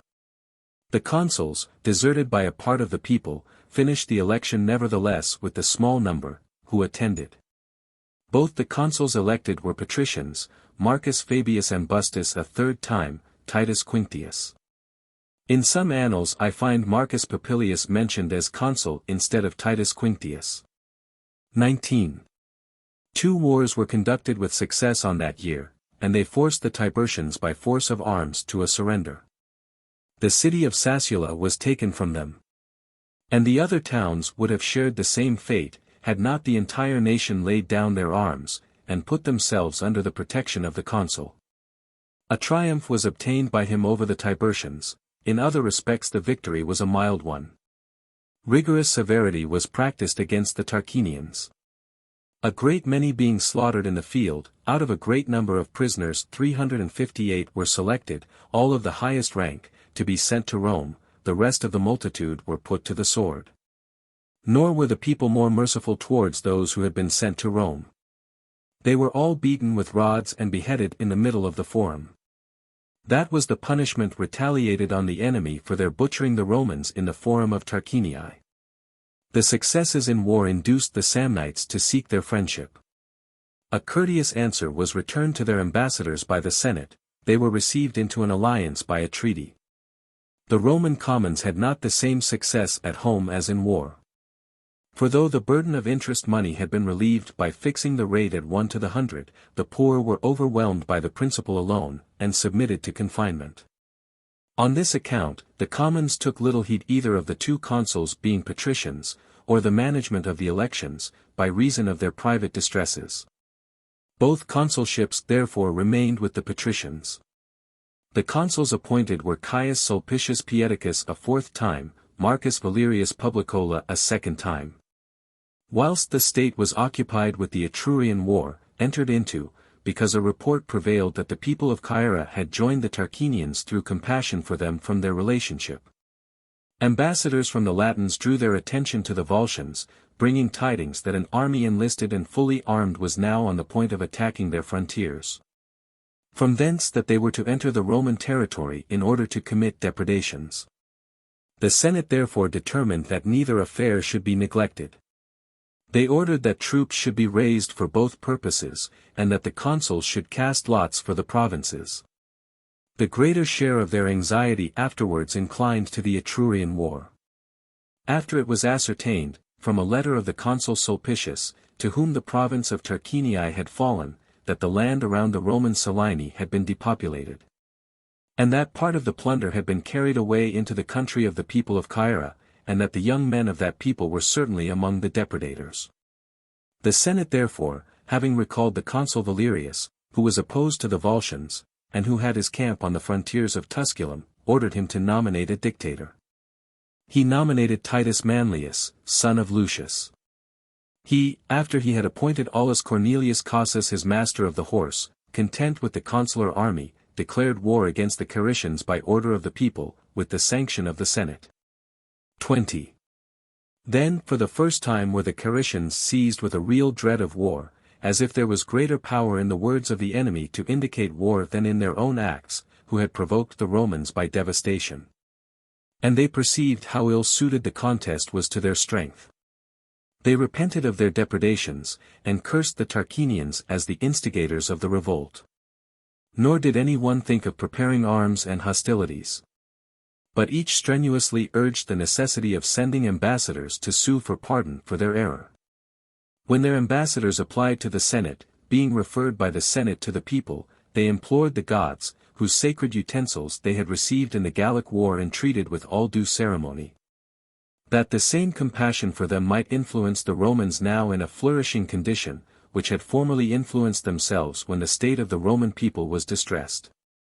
And turning to the temple of Vesta, they invoked the bonds of hospitality subsisting, between themselves, and the Flamens and Vestals entered into by them with holy and religious zeal. Would any one believe that persons, who possessed such merits, had suddenly become enemies without cause? Or if they had committed any act in a hostile manner, that they had, through design rather than under the influence of error from frenzy, so acted, as to cancel their former acts of kindness by recent injuries? More especially when conferred on persons so grateful, and that they would choose to themselves as enemies the Roman people, now in the most flourishing state and most successful in war, whose friendship they had cultivated when they were distressed. That they should not call it design, which should rather be called force and necessity. That the Tarquinians, passing through their territory with a hostile army, after they had asked for nothing but a passage, forced with them some of their peasants, to accompany them in that depredation, which was charged on them as a crime. That they were prepared to deliver them up, if it pleased them that they should be delivered up, or that they should be subjected to punishment, if they desired that they should be punished.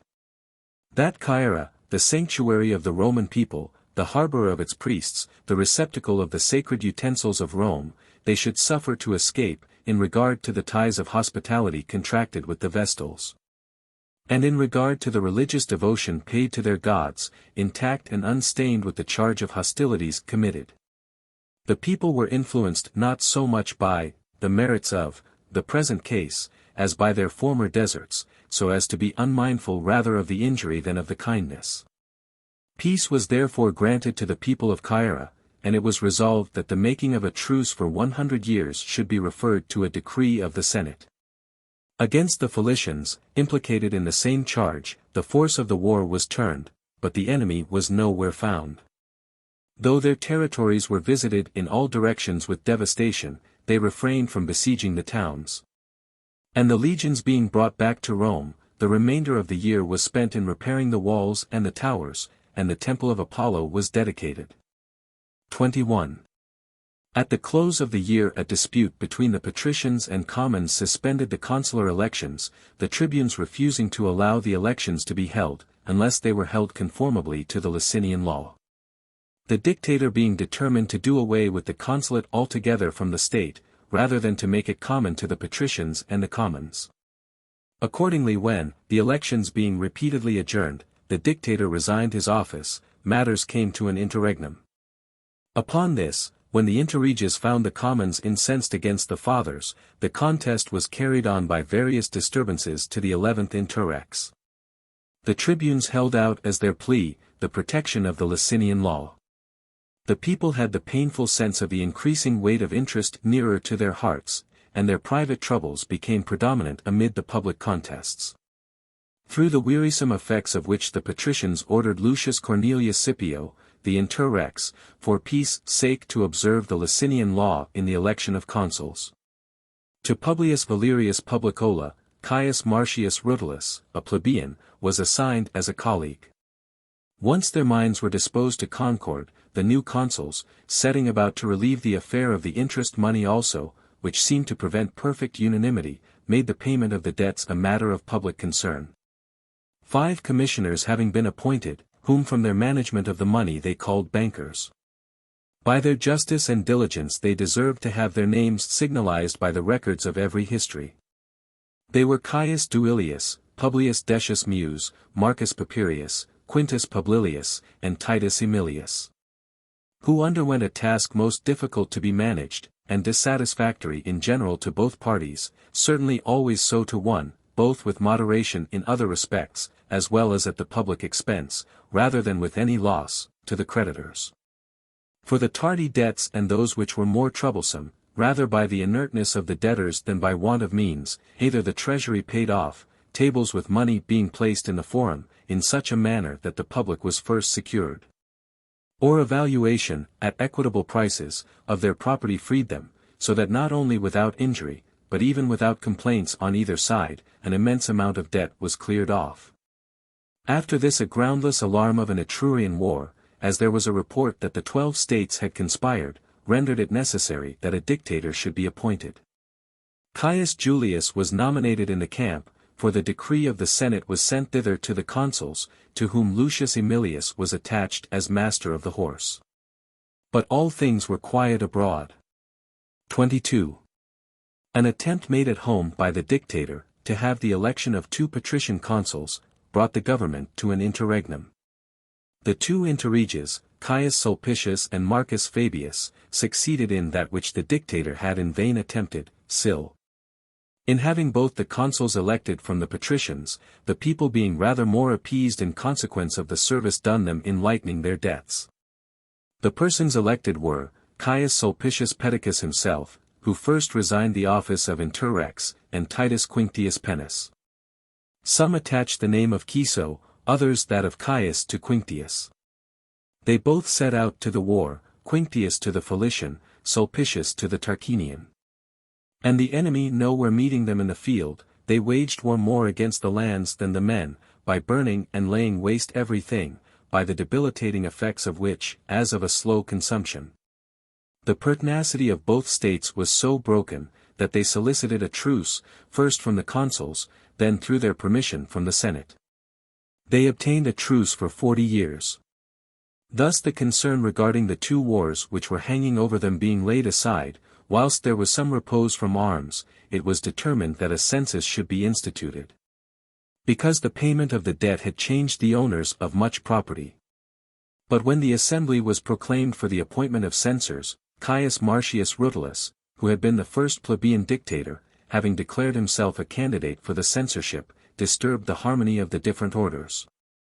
This step he seemed to have taken at an unseasonable time, because both the consuls then happened to be patricians, who declared that they would take no account of him. But he both succeeded in his undertaking by his own perseverance, and the tribunes aided him by recovering a right lost in the election of the consuls. And both the worth of the man brought him to the level of the highest honor. And also the commons were anxious that the censorship also should be brought within their participation through the medium of the same person who had opened a way to the dictatorship. Nor was any dissent, from this feeling, evinced at the election, so that Marcius was elected censor along with Gnaeus Manlius. This year also had Marcus Fabius as dictator, not by reason of any terror of war, but in order that the Licinian law should not be observed at the consular elections. Quintus Servilius was attached to the dictator as master of the horse. Nor yet did the dictatorship render that combination of the senators more effectual at the consular elections, than it had proved at that of the censors. 23. Marcus Popilius Laenas was chosen consul on the part of the commons, Lucius Cornelius Scipio on that of the patricians. Fortune even rendered the plebeian consul more distinguished. For when news was brought that a vast army of the Gauls had pitched their camp in the Latin territory, Scipio being attacked with a serious fit of illness, the Gallic war was entrusted out of course to Popilius. He having raised an army with great energy, after he had ordered the younger citizens to assemble in arms outside the Capuan gate, and the quaestors to carry the standards from the treasury to the same place, having completed 4 legions. He gave the surplus of the men to the praetor Publius Valerius Publicola, recommending to the Senate to raise another army, which might be a reserve to the state against the sudden contingencies of war. He himself, after sufficiently preparing and arranging everything, proceeds towards the enemy. And in order to ascertain their strength before he should hazard a decisive action, he commenced drawing an entrenchment on a hill, the nearest he could select to the camp of the Gauls. They being a fierce race and of an eager turn for fighting, when, on descrying the standards of the Romans at a distance, they drew out their forces, as expecting to commence the battle forthwith. When they perceived that neither the opposite army descended into the plain, and that the Romans were protected both by the height of the ground and also by the entrenchments, supposing that they were dismayed with fear, and also more exposed to attack, because they were intent on the work, they advance with a furious shout. On the side of the Romans neither the works were interrupted, it was the Triarii who were employed at them, but the battle was commenced by the Hastati and the Principes, who stood in front of the workmen armed and prepared for the fight. Besides their own valor, the higher ground aided them, so that all the spears and javelins did not fall ineffectual, as when thrown on the same level, as is generally the case, but being steadied by their own weight they took effect. And the Gauls weighed down by the weapons, with which they had their bodies transfixed, or their shields rendered too cumbrous by those sticking in them. When they advanced almost up the steep at a run, becoming irresolute, they at first halted. Then when the very delay shook the courage of the one party, and raised that of the enemy, being then pushed backwards they fell one upon the other, and produced a carnage among themselves more shocking than the carnage, caused by the enemy. For more were crushed by the precipitate rout, than there were slain by the sword. 24. Nor as yet was the victory decided in favor of the Romans, another difficulty still was remaining for them after they had descended into the plain. For the great numbers of the Gauls being such as to prevent all feeling of such a disaster, raised up fresh troops against the victorious enemy, as if a new army rose up once more. And the Romans stood still, suppressing their ardor. Both because the struggle had to be undergone a second time by them wearied as they were, and the consul, having his left arm well nigh transfixed with a javelin, whilst he exposed himself incautiously in the van, had retired for a short time from the field. And now, by the delay, the victory was on the point of being relinquished, when the consul, having had his wound tied up, riding back to the van, cries out, "Soldiers, why do you stand? You have not to do with a Latin or Sabine enemy, whom, when you have vanquished by your arms, from an enemy you may make an ally. Against brutes we have drawn our swords. Their blood must be drawn or ours given to them. You have repulsed them from your camp, you have driven them headlong down the valley, you stand on the prostrated bodies of your foes. Fill the plains with the same carnage as you have filled the mountains. Do not wait till they fly, you standing still, your standards must be advanced, you must proceed against the enemy." Roused again by these exhortations, they drive back from their ground the foremost companies of the Gauls, and by forming wedges, they break through the centre of their body. By these means, the enemy being disunited, as being now without regular command, or subordination of officers, they turn their violence against their own. And being dispersed through the plains, and carried beyond their own camp in their precipitate flight, they make for the citadel of Alba, which met their eyes as the most elevated among hills of equal altitude. The consul, not pursuing them beyond the camp, because the wound weakened him, and he was unwilling to expose his wearied army to hills occupied by the enemy, bestowed the entire plunder of the camp on the soldiers, and led back his army, victorious and enriched with the Gallic spoils, to Rome. The consul's wound occasioned a delay of the triumph, and the same cause made the Senate wish for a dictator, that there might be someone who, the consuls being both sick, should hold the elections. Lucius Furius Camillus being nominated dictator, Publius Cornelius Scipio being attached as master of the horse, restored to the patricians their former possession of the consulship. He himself being, for that service, elected consul, had Appius Claudius Crassus named as his colleague. 25. Before the new consuls entered on their office, a triumph was celebrated by Popilius over the Gauls amid the great applause of the commons. And they, in a low voice, frequently asked one another, whether any one was dissatisfied with a plebeian consul. At the same time they found fault with the dictator, who had obtained the consulship as a bribe for having infringed the Licinian law, more dishonorable for the private ambition, evinced, thereby than for the injury inflicted on the public. So that, when dictator, he might have himself appointed consul. The year was remarkable for many and various commotions. The Gauls, descending, from the Alban mountains, because they were unable to endure the severity of the winter, straggling through the plains and the parts adjoining the sea, committed devastations. The sea was infested by fleets of the Greeks, and the borders of the Antian shore, and the mouth of the Tiber. So that the maritime plunderers, encountering those on land, fought on one occasion an obstinate fight, and separated, the Gauls to their camp, the Greeks back to their ships, doubting whether they should consider themselves as vanquished or victors. Among these the greatest alarm arose at the circumstance, that assemblies of the Latin states were held at the grove of Ferentina. And an unequivocal answer was given to the Romans on their ordering soldiers from them, that they should cease to issue their orders to those of whose assistance they stood in need, that the Latins would take up arms in defense of their own liberty, rather than for the dominion of others. The Senate becoming uneasy at the defection of their allies, whilst two foreign wars existed at the same time, when they perceived that those whom fidelity had not restrained, should be restrained by fear, ordered the consuls to exert to the utmost the energies of their authority in holding a levy, for that they should depend on an army of their countrymen, since their allies were deserting them. 10 legions are said to have been levied, consisting each of 4,200 infantry and 300 horse. Such a newly raised army, if any foreign force should assail, the present power of the Roman people, which is scarcely confined within the whole world, could not easily raise now, if concentrated upon one point, so true it is. We have improved in those particulars only about which we are solicitous, riches and luxury. Among the other distressing events of this year, Appius Claudius, one of the consuls, dies in the midst of the preparations for the war, and the whole direction of affairs devolved on Camillus, over whom, the only consul, it did not appear seemly that a dictator should be appointed, either in consideration of his high character, which should not be made subordinate to the dictatorship, or on account of the auspicious omen of his surname with respect to a Gallic war.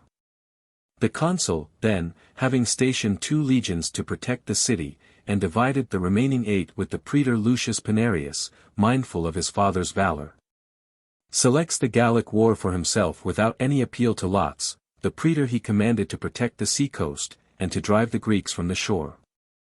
And after he had marched down into the Pontine territory, because he neither wished to engage on the level ground, no circumstance rendering it necessary, and he considered that the enemy were sufficiently subdued, by preventing from plunder persons whom necessity obliged to live on what was so obtained, he selected a suitable place for a fixed encampment. 26.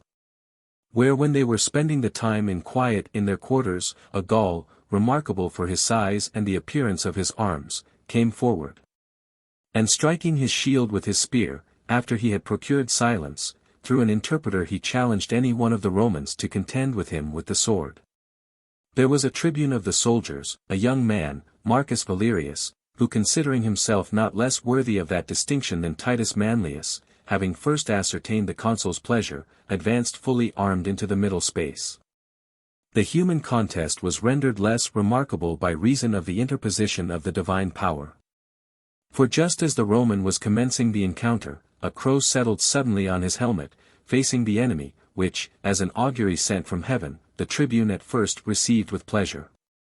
Then he prayed that whatever god or goddess had sent him the auspicious bird, would willingly and kindly aid him. Wondrous to relate, the bird not only kept the place it had once taken, but as often as the encounter was renewed, raising itself on its wings, it attacked the face and eyes of the foe with its beak and talons, until Valerius slays him. Terrified at the sight of such a prodigy, and confounded both in his vision and understanding, the crow soaring out of sight makes towards the east. Hitherto the advanced guards on both sides remained quiet. When the tribune began to strip the body of the slain enemy, neither the Gauls any longer confined themselves to their post, and the Romans began to run to their successful champion with still greater speed. There is scuffle taking place around the body of the prostrate Gaul, a desperate fight is stirred up. And now the contest is carried on not by the companies of the nearest posts, but by the legions pouring out from both sides. The soldiers exulting in the victory of the tribune, and also at such favor and attention from the gods, are commanded by Camillus to advance against the enemy, and he, pointing to the tribune distinguished by the spoils, soldiers, said he, imitate this man. And around their fallen leader strew heaps of Gauls. Gods and men assisted at that fight. And the struggle was carried on against the Gauls with a fury by no means equivocal in its result, so thoroughly were both armies impressed with the respective success of the 2 soldiers, between whom the single combat had taken place. Among the first party, whose encounter had called out the others, there was a desperate encounter. The rest of the soldiery, before they came within throw of a weapon, turned their backs. At first they were dispersed through the Volscians and the Falernian territory, thence they made for Apulia and the Upper Sea. The consul, calling an assembly, after heaping praises on the tribune, bestows on him 10 oxen and a golden crown. He himself, being commanded by the Senate to take charge of the maritime war, joined his camp to that of the praetor. There because matters seemed to be delayed by the dastardly conduct of the Greeks, who did not venture into the field, with the approbation of the Senate, he nominated Titus Manlius Torquatus dictator. The dictator, after appointing Aulus Cornelius Casus his master of the horse, held the consular elections, and with the greatest applause of the people he returned Marcus Valerius Corvus, for that was his surname from thenceforth, as consul. Though absent, the rival of his own glory, then 23 years of age.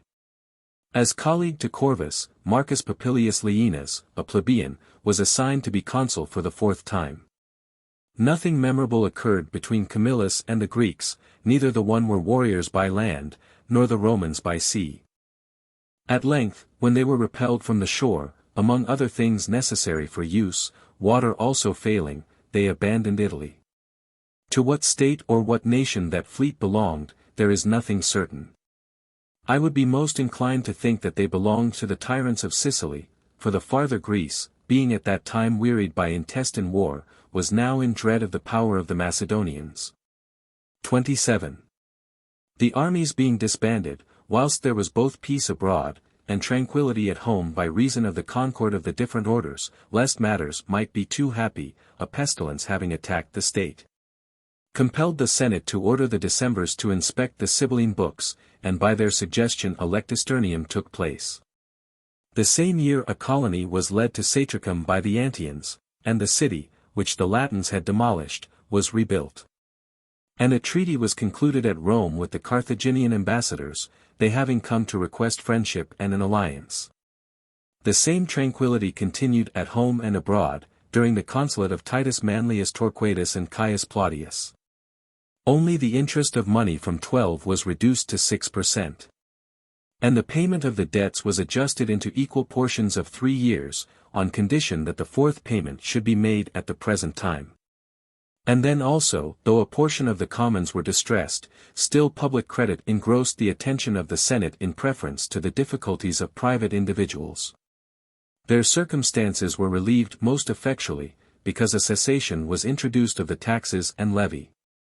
On the 3rd year after Satricum was rebuilt by the Volscians, Marcus Valerius Corvus having been elected consul for the 2nd time with Caius Poetilius, when news had been brought from Latium that ambassadors from Antium were going round the states of the Latins to excite a war, being ordered to attack the Volscians, before greater numbers of the enemy should be assembled, proceeds to Satricum with his army ready for action. And when the Antians and other Volscians met him, their forces being previously prepared, in case any movement should be made on the part of Rome, no delay of engaging took place between the two parties incensed with long pent-up hate. The Volscians, a nation more spirited to renew hostilities than to carry on war, being defeated in the fight, make for the walls of Satricum in a precipitate flight. And their reliance in their walls not being sufficiently strong, when the city, encompassed by a continuous line of troops, was now on the point of being taken by Scalade, they surrendered to the number of 4,000 soldiers. Besides the unarmed multitude, the town was demolished and burnt, only they kept the fire from the temple of Mother Matuta. The entire plunder was given up to the soldiers. The 4,000 who had surrendered were considered exclusive of the spoil. These the consul when triumphing drove before his chariot in chains, afterwards by selling them he brought a great sum of money into the treasury. There are some who state that this body of captives consisted of slaves. And this is more probable than that persons who had surrendered were exposed to sale. 28. Marcus Fabius Dorso and Servius Sulpicius Camerinus succeeded these consuls. After this the Auruncan War commenced in consequence of a sudden attempt at depredation, and through fear lest this act of one state might be the concerted scheme of the whole Latin nation, Lucius Furius being created dictator. As if against all Latium already in arms, nominated Gnaeus Manlius Capitolinus his master of the horse. And when, a suspension of public business being proclaimed, a measure usually adopted during great alarms, the levy was held without exemptions, the legions were led against the Auruncans with all possible expedition. The spirit of freebooters rather than of enemies was found there. They were vanquished therefore in the first encounter. However the dictator, both because they had commenced hostilities without provocation, and presented themselves to the contest without reluctance, considering that the aid of the gods should also be engaged, vowed a temple to Juno Moneta in the heat of the battle, and when he returned victorious to Rome, obliged by his vow, he resigned his dictatorship. The Senate ordered duumvirs to be appointed to have the temple built suitably to the grandeur of the Roman people. The site destined for it was in the citadel, where the ground was on which the house of Marcus Manlius Capitolinus had stood. The consuls, having employed the dictator's army for the Volscian war, took Sora from the enemy, having attacked them by surprise. The temple of Moneta is dedicated the year after it had been vowed, Caius Marcius Rivulus being consul for the 3rd time, and Titus Manlius Torquatus for the 2nd time. A prodigy immediately followed the dedication, similar to the ancient one of the Alban Mount. For it both rained stones, and during the day night seemed to be spread, over the sky. And on the books being inspected, the state being filled with religious scruples, it was resolved by the Senate that a dictator should be nominated for the purpose of regulating the ceremonies. Publius Valerius Publicola was nominated. Quintus Fabius Ambustus was assigned to him as master of the horse. It was determined that not only the tribes, but the neighboring states also should offer supplications, and a certain order was appointed for them on what day each should offer supplication. Severe sentences of the people are said to have been passed on that year against usurers, for whom a day of trial had been appointed by the aediles. Matters came to an interregnum, there being no particular reason on record. After the interregnum, both the consuls were elected from the patricians, Marcus Valerius Corvus a third time, and Aulus Cornelius Casus, so that it would seem that such was the end aimed at. 29. Henceforward shall be recorded wars of greater importance, both by the strength of the belligerent powers, by the distance of the countries, or the length of time during which they were carried on. For in that year arms were taken up against the Samnites, a nation powerful both in wealth and in arms. Pyrrhus followed as an enemy the war of the Samnites carried on with various success, the Carthaginians followed Pyrrhus. How great a mass of events! How often have extreme dangers been encountered, that the empire might be raised to its present magnitude, which is now scarcely sustained. But the cause of the war between the Samnites and Romans, as they had been joined in alliance and friendship, came from without, it originated not among themselves. After the Samnites had unjustly taken up arms, because they had the advantage in strength, against the Sidicinians, the weaker party being obliged to have recourse to the aid of the more powerful, unite themselves to the Campanians. As the Campanians brought to the relief of their allies rather a name than strength, enervated as they were by luxury, they were beaten in the Sidicinian territory by men who were inured to the use of arms. And then brought on themselves the entire burthen of the war.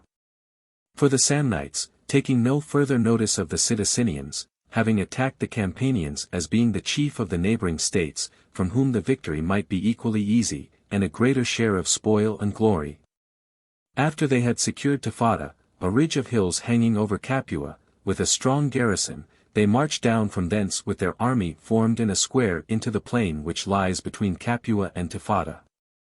There a second battle was fought, and the Campanians, after an unsuccessful fight, being driven within their walls, when the flower of their youth being cut down, no hope was nigh at hand, they were obliged to sue for aid from the Romans.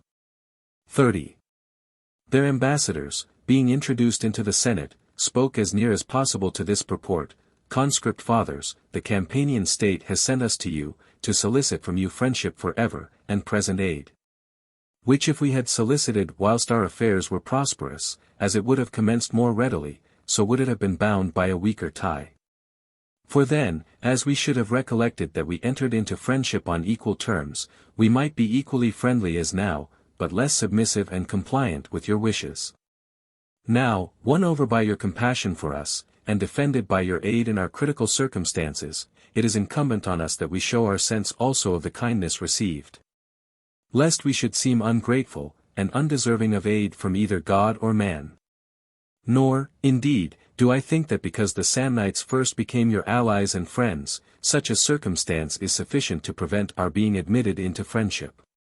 But merely shows that they excel us in priority and in the degree of honor, for no provision has been made in your treaty with the Samnites that you should not form any new treaties. It has ever been with you a sufficient title to your friendship, that he who sought it desired to be a friend of yours.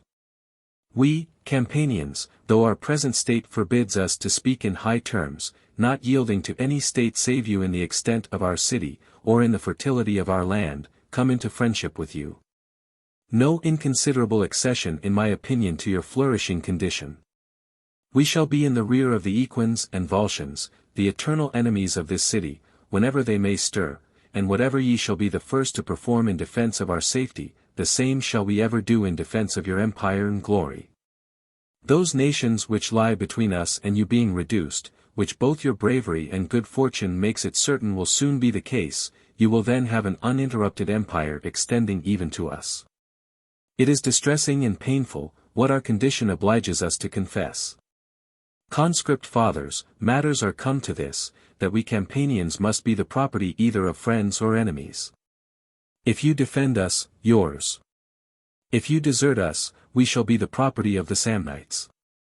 Consider, then, whether you would rather that Capua and all Campania should be added to your power or to that of the Samnites. Romans, it is surely but just, that your compassion and your aid should lie open to all men, to those, however, chiefly, who, whilst they afford it beyond their means to others imploring aid, have themselves been involved in this distress. Although we fought nominally for the Sidicinians, in reality for ourselves, when we saw a neighboring state assailed by the nefarious plunder of the Samnites. And after the Sidicinians had been consumed, we saw that the conflagration would pass over to ourselves. For the Samnites do not come to attack us, because they resent an injury received, but because they are glad that a pretext has been presented to them. If this were the gratification of their resentment, and not an occasion for satiating their ambition, was it not sufficient that they cut down our legions once in the Sidicinian territory, a second time in Campania itself? What sort of resentment must that be, which the blood shed in two pitched battles cannot satiate? To this add the laying waste of our lands, the spoil of men and cattle driven away, the burning and ruin of our country houses, everything destroyed by fire and sword. Could not resentment be satisfied with this? But ambition must be satiated. That hurries them on to besiege Capua. They either wish to destroy that most beautiful city, or to possess it themselves. But, Romans, do you take possession of it in your kindness, rather than suffer them to hold it by injustice. I am not addressing a people who decline just wars. But still, if you make but a show of your aid, I do not think that you will have occasion for war. The contempt of the Samnites has just reached to us, it soars not higher. Accordingly, Romans, we may be protected even by the shadow of your aid, whatever after this we shall possess, whatever we ourselves shall be, determined to consider all that as yours. For you the Campanian field shall be ploughed. For you the city of Capua shall be made populous, you shall be to us in the light of founders, parents, aye, even immortal gods. There shall be no colony of your own which shall surpass us in attachment and loyalty to you. Grant to the Campanians, conscript fathers, your nod, and your irresistible favor, and bid us hope that Capua will be safe. With what crowds of persons of all classes attending us do you suppose that we set out from thence? How, think you, did we leave every place full of vows and tears? In what a state of expectation do you suppose that the Senate are, the Campanian nation, our wives and our children? I am certain that the entire multitude are standing at the gates, looking forward to the road that leads from hence, anxious as to what answer you may order us, conscript fathers, to bring back to them, in their solicitude and suspense of mind. One kind of answer may bring them safety, victory, light, and liberty, what the other may, I feel horror to think. Determine therefore about us, as about persons who will be your future friends and allies, or as persons who are to have no existence anywhere. 31. The ambassadors then withdrawing, after the Senate had been consulted, though to a great many, their city the greatest and wealthiest in Italy, their land the most fertile, and situated near the sea, seemed likely to prove a granary to the Roman people for all varieties of provision. Still the faith of their engagements was more regarded than such great advantages, and the consul, by the direction of the Senate, answered as follows: Campanians, the Senate considers you deserving of aid. But it is meet that friendship be so established with you, that no prior friendship and alliance be violated. The Samnites are united in a treaty with us. Therefore we refuse you arms against the Samnites, which would be a violation of duty to the gods first, and then to men. We will, as divine and human law requires, send ambassadors to our allies and friends to entreat that no violence be committed against you. To this the chief of the embassy replied, for such were the instructions they had brought from home, since you are not willing to defend by just force our possessions against violence and injustice, at least you will defend your own. Wherefore, conscript fathers, we surrender the Campanian people, and the city of Capua, their lands, the temples of the gods, all things divine and human, into your jurisdiction and that of the Roman people. Whatever we shall suffer henceforth, being determined to suffer as men who have surrendered to you. On these words, all extending their hands towards the consuls, bathed in tears they fell prostrate in the porch of the Senate house. The fathers, affected at the vicissitude of human greatness, seeing that a nation abounding in wealth, noted for luxury and pride, from which a little time since their neighbors had solicited assistance, was now so broken in spirit as to give up themselves and all they possessed into the power of others. Moreover, their honor also seemed to be involved in not betraying those who had surrendered, nor did they consider that the people of the Samnites would act fairly. If they should attack a territory and a city which had become the property of the Roman people by a surrender. It was resolved therefore, that ambassadors should be sent forthwith to the Samnites. Instructions were given, that they should lay before the Samnites the entreaties of the Campanians, the answer of the Senate duly mindful of the friendship of the Samnites, and finally the surrender that had been concluded. That they requested, in consideration of the friendship and alliance subsisting between them, that they would spare their subjects, and that they would not carry hostilities into that territory which had become the property of the Roman people. If by gentle measures they did not succeed, that they should denounce to the Samnites in the name of the Senate and Roman people, to withhold their arms from the city of Capua and the Campanian territory. When the ambassadors urged these matters in the assembly of the Samnites, so fierce an answer was returned, that they not only said that they would prosecute that war, but their magistrates, having gone out of the Senate house, in the very presence of the ambassadors, summoned the prefects of the cohorts, and with a distinct voice commanded them, to proceed forthwith into the Campanian territory, in order to plunder it. 32. The result of this embassy being reported at Rome, the care of all other concerns being laid aside, the Senate, having dispatched heralds to demand satisfaction, and, because this was not complied with, war being proclaimed in the usual way, they decreed that the matter should be submitted to the people at the very earliest opportunity. And both the consuls having set out from the city by order of the people with 2 armies, Valerius into Campania, Cornelius into Samnium, the former pitches his camp at Mount Gaurus, the latter at Siticula. The legions of the Samnites met with Valerius first, for they thought that the whole weight of the war would incline to that side. At the same time resentment stimulated them against the Campanians, that they should be so ready at one time to lend aid, at another to call in aid against them. But as soon as they beheld the Roman camp, they fiercely demanded the signal each from his leader. They maintained that the Roman would bring aid to the Campanian with the same fate with which the Campanian had done to the Sidicinian. Valerius, having delayed for a few days in slight skirmishes for the purpose of making trial of the enemy, displayed the signal for battle, exhorting his men in few words, not to let the new war or the new enemy terrify them.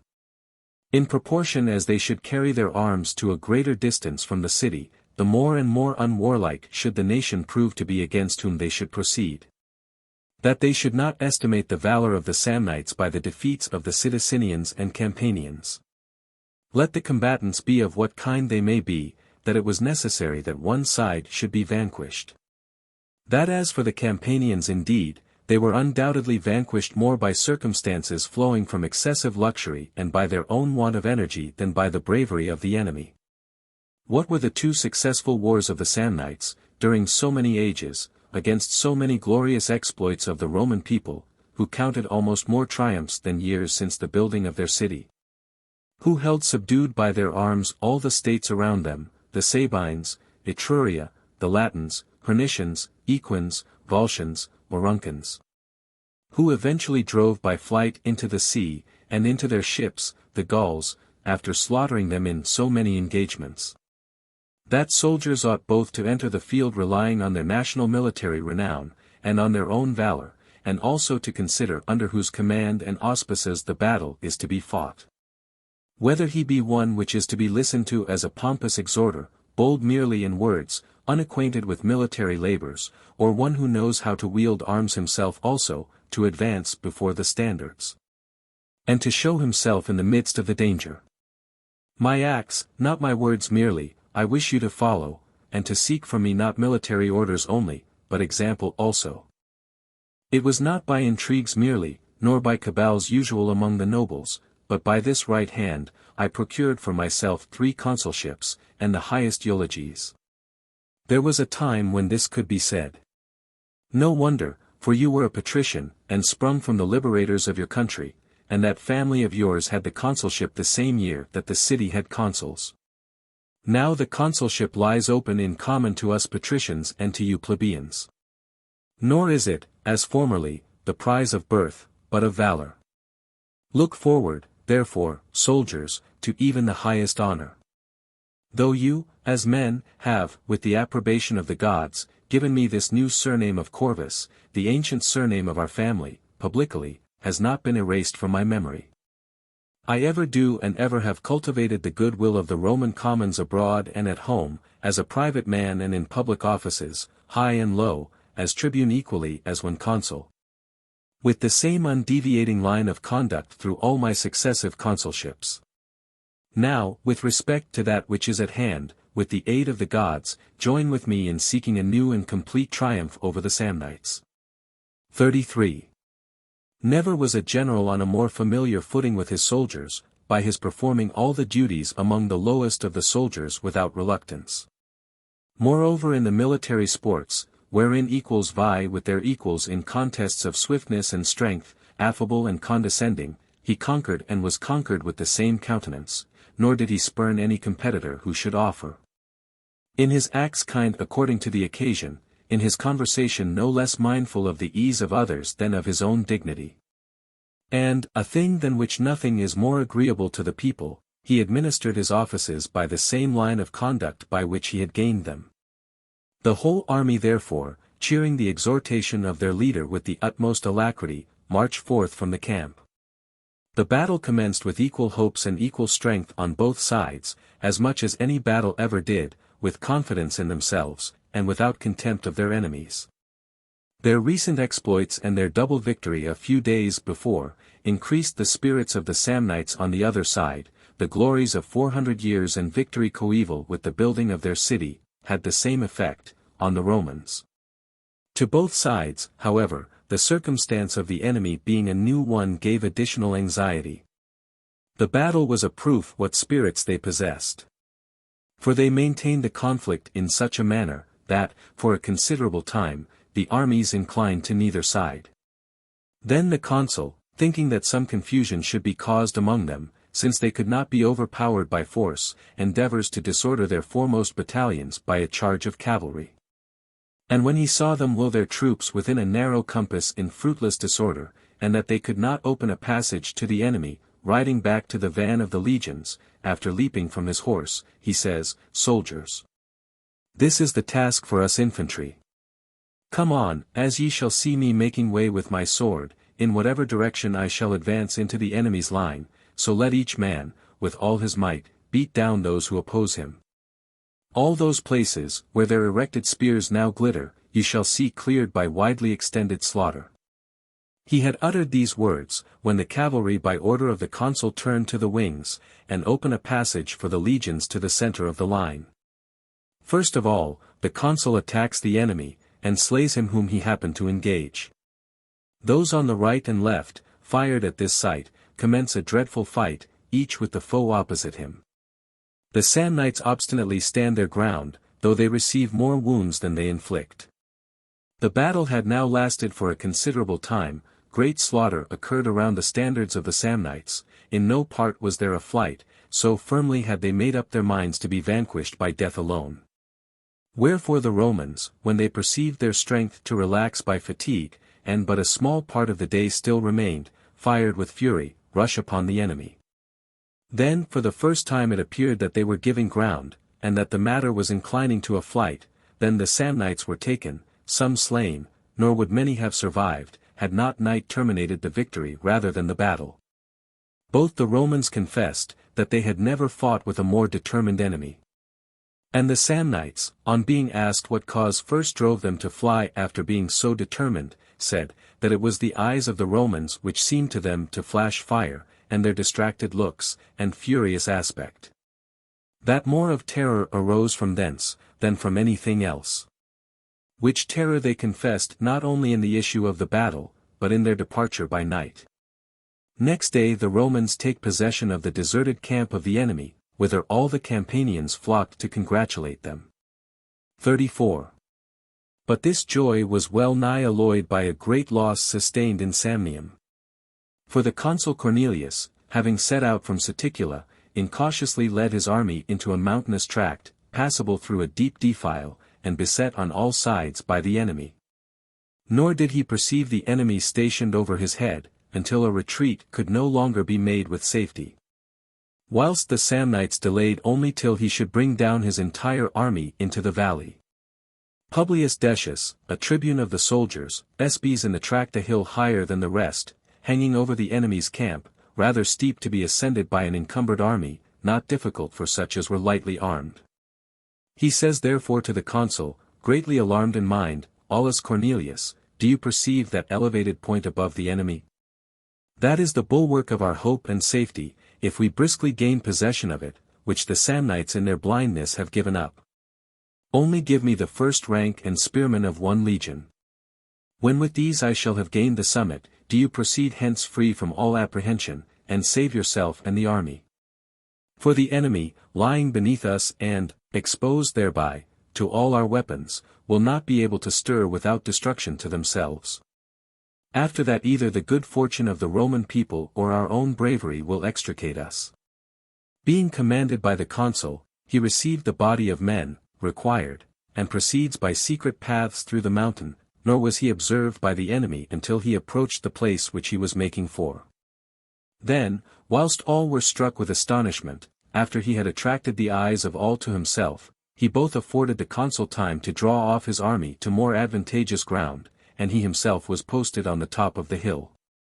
The Samnites, whilst they marched their forces now in this direction, now in that, having lost the opportunity of effecting either object, can neither pursue the consul, unless through the same defile in which they had him a little before exposed to their weapons, nor march up the rising ground over themselves, which had been seized on by Decius.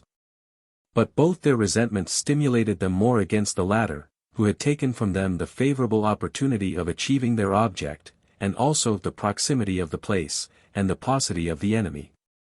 And one time they would fain surround the hill on all sides with armed men, so as to cut off Decius from the consul. At another time they wished to open a passage, so that they may fall on them when they had descended into the defile. Before they had determined on what they should do, night came on them. Decius at first entertained a hope, that he would have to engage them from the higher ground, as they ascended against the steep. Then surprise took possession of him, that they neither commenced the fight, nor if they were deterred from that by the unevenness of the ground, that they did not surround him with works and a circumvallation. Then summoning the centurions to him, he said, what ignorance of war and indolence is that? Or how did such men obtain a victory over the Sidicinians and Campanians? You see that their battalions move to and fro, that sometimes they are collected to one spot, at other times they are drawn out. As for work, no one attempts it, when we might by this time have been surrounded with a rampart. Then indeed should we be like to them, if we delay longer here than is expedient. Come on, accompany me, that whilst some day light remains, we may ascertain in what places they put their guards, in what direction an escape may lie open from hence. All these points he carefully observed, clad in a soldier's vest, the centurions whom he took with him being also in the attire of common soldiers, lest the enemy might notice the general going the round. 35. Then having placed watch guards, he commands the ticket to be issued to all the rest, that when the signal had been given by the trumpet of the second watch, they should assemble to him in silence fully armed. Whither when they had assembled in silence according to the orders issued, soldiers, says he, this silence is to be observed in listening to me, waiving the military mode of expressing assent. When I shall have thoroughly explained my sentiments to you, then such of you as shall approve the same, will pass over, we will follow that line of conduct which shall meet the judgment of the majority. Now hear what I meditate in mind. The enemy have surrounded you, not brought hither in flight, nor left behind through cowardice. By valor you seize this ground, by valor you must make your way from it. By coming hither you have saved a valuable army of the Roman people. By forcing your way hence, save yourselves. You have proved yourselves worthy, though few in number, of affording aid to multitudes, whilst you yourselves stand in need of aid from no one. You have to do with that enemy, who on yesterday, through their supineness, availed themselves not of the fortunate opportunity of destroying our whole army, who did not see this hill so advantageously situate hanging over their heads, until it was seized on by us, who with so many thousand men did not prevent us so few from the ascent, and did not surround us with a rampart when in possession of the ground, though so much of the day still remained. That enemy which with their eyes open and awake you so baffled, it is incumbent on you now to beguile, buried, as they are, in sleep, nay, it is absolutely necessary. For our affairs are in that situation, that I am rather to point out to you your necessity than to propose advice. For whether you are to remain or to depart hence, can no longer be matter of deliberation, since, with the exception of your arms, and courage mindful of those arms, fortune has left you nothing, and we must die of famine and thirst. If we are more afraid of the sword than becomes men and Romans. Therefore our only safety is to sally forth from this and to depart. That we must do either by day or by night. But lo! Another point which admits of less doubt. For if daylight be waited for, what hope is there, that the enemy, who have now encompassed the hill on every side, as you perceive, with their bodies exposed at disadvantage, will not hem us in with a continued rampart and ditch?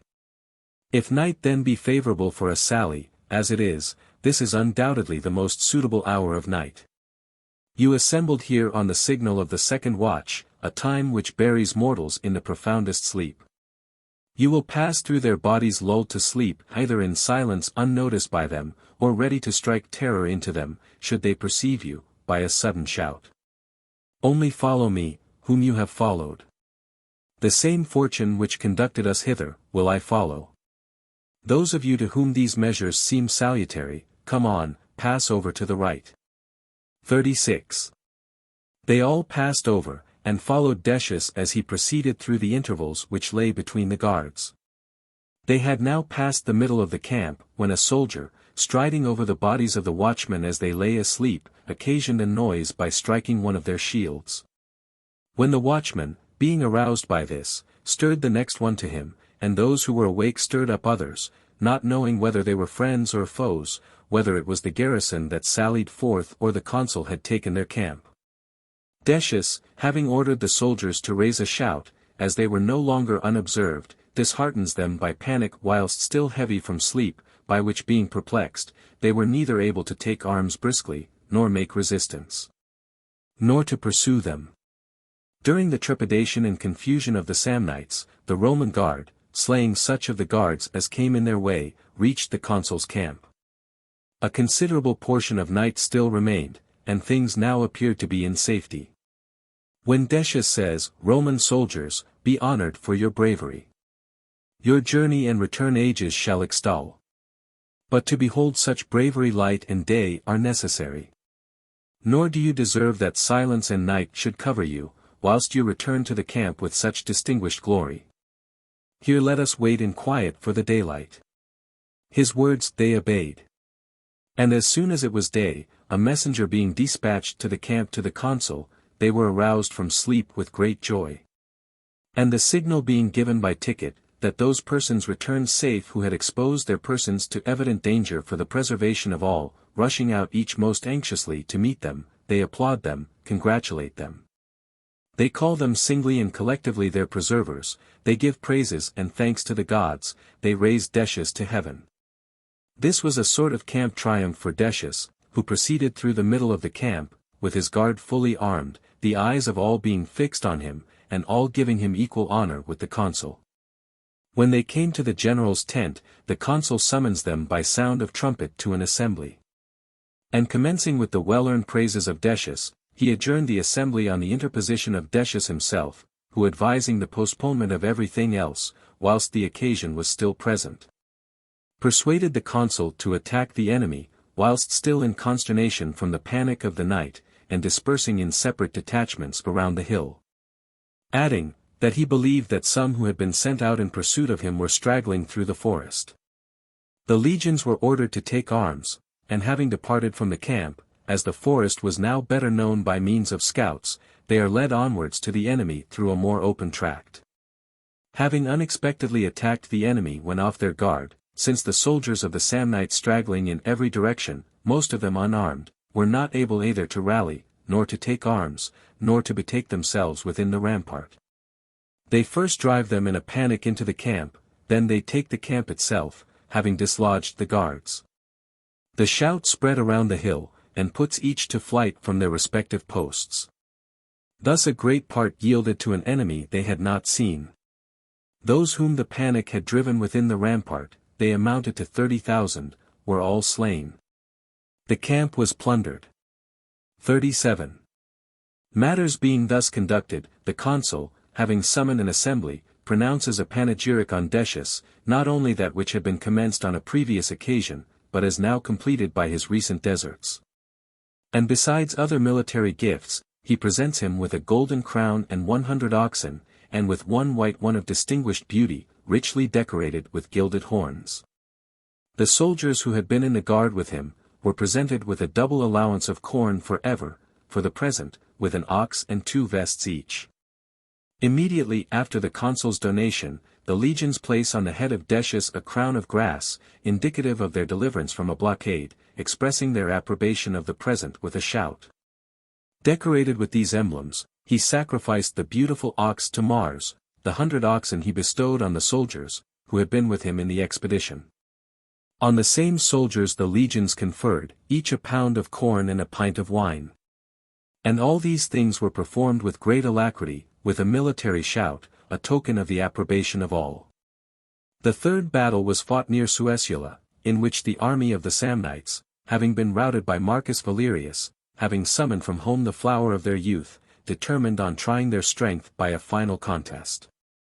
From Suessula messengers came in great haste to Capua, and from thence horsemen in full speed to the consul Valerius, to implore aid. The troops were immediately put in motion. And the baggage in the camp being left with a strong guard, the army moves on with rapidity. And they select at no great distance from the enemy a very narrow spot, as, with the exception of their horses, they were unaccompanied by a crowd of cattle and servants. The army of the Samnites, as if there was to be no delay in coming to an engagement, draw up in order of battle, then, when no one came to meet them, they advanced to the enemy's camp in readiness for action. There when they saw the soldiers on the rampart, and persons sent out to reconnoiter in every direction, brought back word into how narrow a compass the camp had been contracted, inferring thence the scanty number of the enemy. The whole army began to exclaim, that the trenches ought to be filled up, the rampart to be torn down, and that they should force their way into the camp. And by that temerity the war would have been soon over, had not the generals restrained the impetuosity of the soldiers. However, as their own numbers bore heavily on their supplies, and in consequence, first of their sitting down so long at Suessula, and then by the delay of the contest, they were not far from a want of provisions, it was determined, whilst the enemy remained shut up as if through fear, that the soldiers should be led through the country to forage. Supposing, in the meantime, that all supplies would fail the Romans also, who having marched in haste, had brought with him only as much corn as could be carried on his shoulders amid his arms. The consul, after he had observed the enemy scattered through the country, that the posts were left but insufficiently attended, having in a few words encouraged his men, leads them on to besiege the camp. After he had taken this on the first shout and contest, more of the enemy being slain in their tents than at the gates and rampart, he ordered the captive standards to be collected into one place. And having left behind 2 legions as a guard and protection, after giving them strict order that they should abstain from the booty, until he himself should return. Having set out with his troops in regular order, the cavalry who had been sent on driving the dispersed Samnites as it were by hunting toils, he committed great slaughter among them. For in their terror they could neither determine by what signal they should collect themselves into a body, whether they should make for the camp, or continue their flight to a greater distance. And so great was their terror, and so precipitate their flight, that to the number of 40,000 shields, though by no means were so many slain, and 170 standards, with those which had been taken in the camp, were brought to the consul. Then they returned to the enemy's camp, and there all the plunder was given up to the soldiers. 38. The result of this contest obliged the Philicians, who were on terms of a truce, to petition for a treaty of alliance from the Senate. And diverted the Latins, who had their armies already prepared, from the Roman to a Polignian war. Nor did the fame of such success confine itself within the limits of Italy. But the Carthaginians also sent ambassadors to Rome to congratulate them, with an offering of a golden crown, to be placed in Jupiter's shrine in the capital. Its weight was 25 pounds. Both consuls triumphed over the Samnites, whilst Decius followed distinguished with praises and presents, when amid the rough jesting of the soldiers the name of the tribune was no less celebrated than that of the consuls. The embassies of the Campanians and Suesulans were then heard, and to their entreaties it was granted that a garrison should be sent thither, in order that the incursions of the Samnites might be repelled. Capua, even then by no means favorable to military discipline, alienated from the memory of their country the affections of the soldiers, which were debauched by the supply of pleasures of all kinds. And schemes were being formed in winter quarters for taking away Capua from the Campanians by the same kind of wickedness as that by which they had taken it from its original possessors, and not undeservedly would they turn their own example against themselves. For why should the Campanians, who were neither able to defend themselves nor their possessions, occupy the most fertile land of Italy, and a city worthy of that land, rather than the victorious army? Who had driven the Samnites from thence by their sweat and blood? Was it reasonable that men who had surrendered to them should have the full enjoyment of that fertile and delightful country? That they, wearied by military toil, had to struggle in an insalubrious and arid soil around their city, or within the city to suffer the oppressive and exhausting weight of interest money daily increasing? These schemes agitated in secret cabals, and as yet communicated only to a few, were encountered by the new consul Caius Marcius Rutilius, to whom the province of Campania had fallen by lot, Quintus Servilius, his colleague, being left behind in the city. Accordingly, when he was in possession of all these circumstances just as they had occurred, having ascertained them through the tribunes, matured by years and experience, for he was consul now for the 4th time, and had been dictator and censor. Thinking it the wisest proceeding to frustrate the violence of the soldiers, by prolonging their hope of executing their project whenever they might wish, he spreads the rumor that the troops were to winter in the same towns on the year after also. For they had been cantonied throughout the cities of Campania, and their plots had spread from Capua to the entire army. This abatement being given to the eagerness of their projects, the mutiny was set at rest for the present. 39.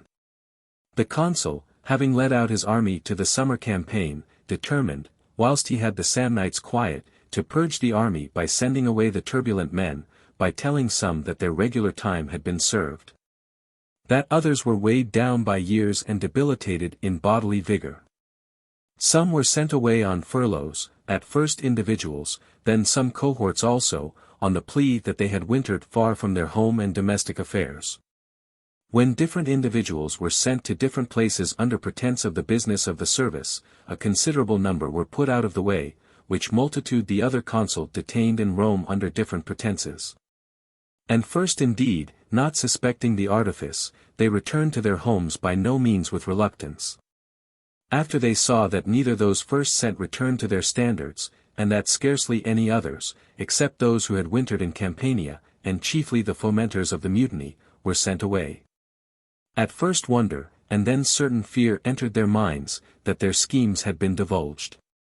That now they would have to suffer trials, discoveries, the secret punishments of individuals, and the tyrannical and cruel despotism of the consuls and the Senate.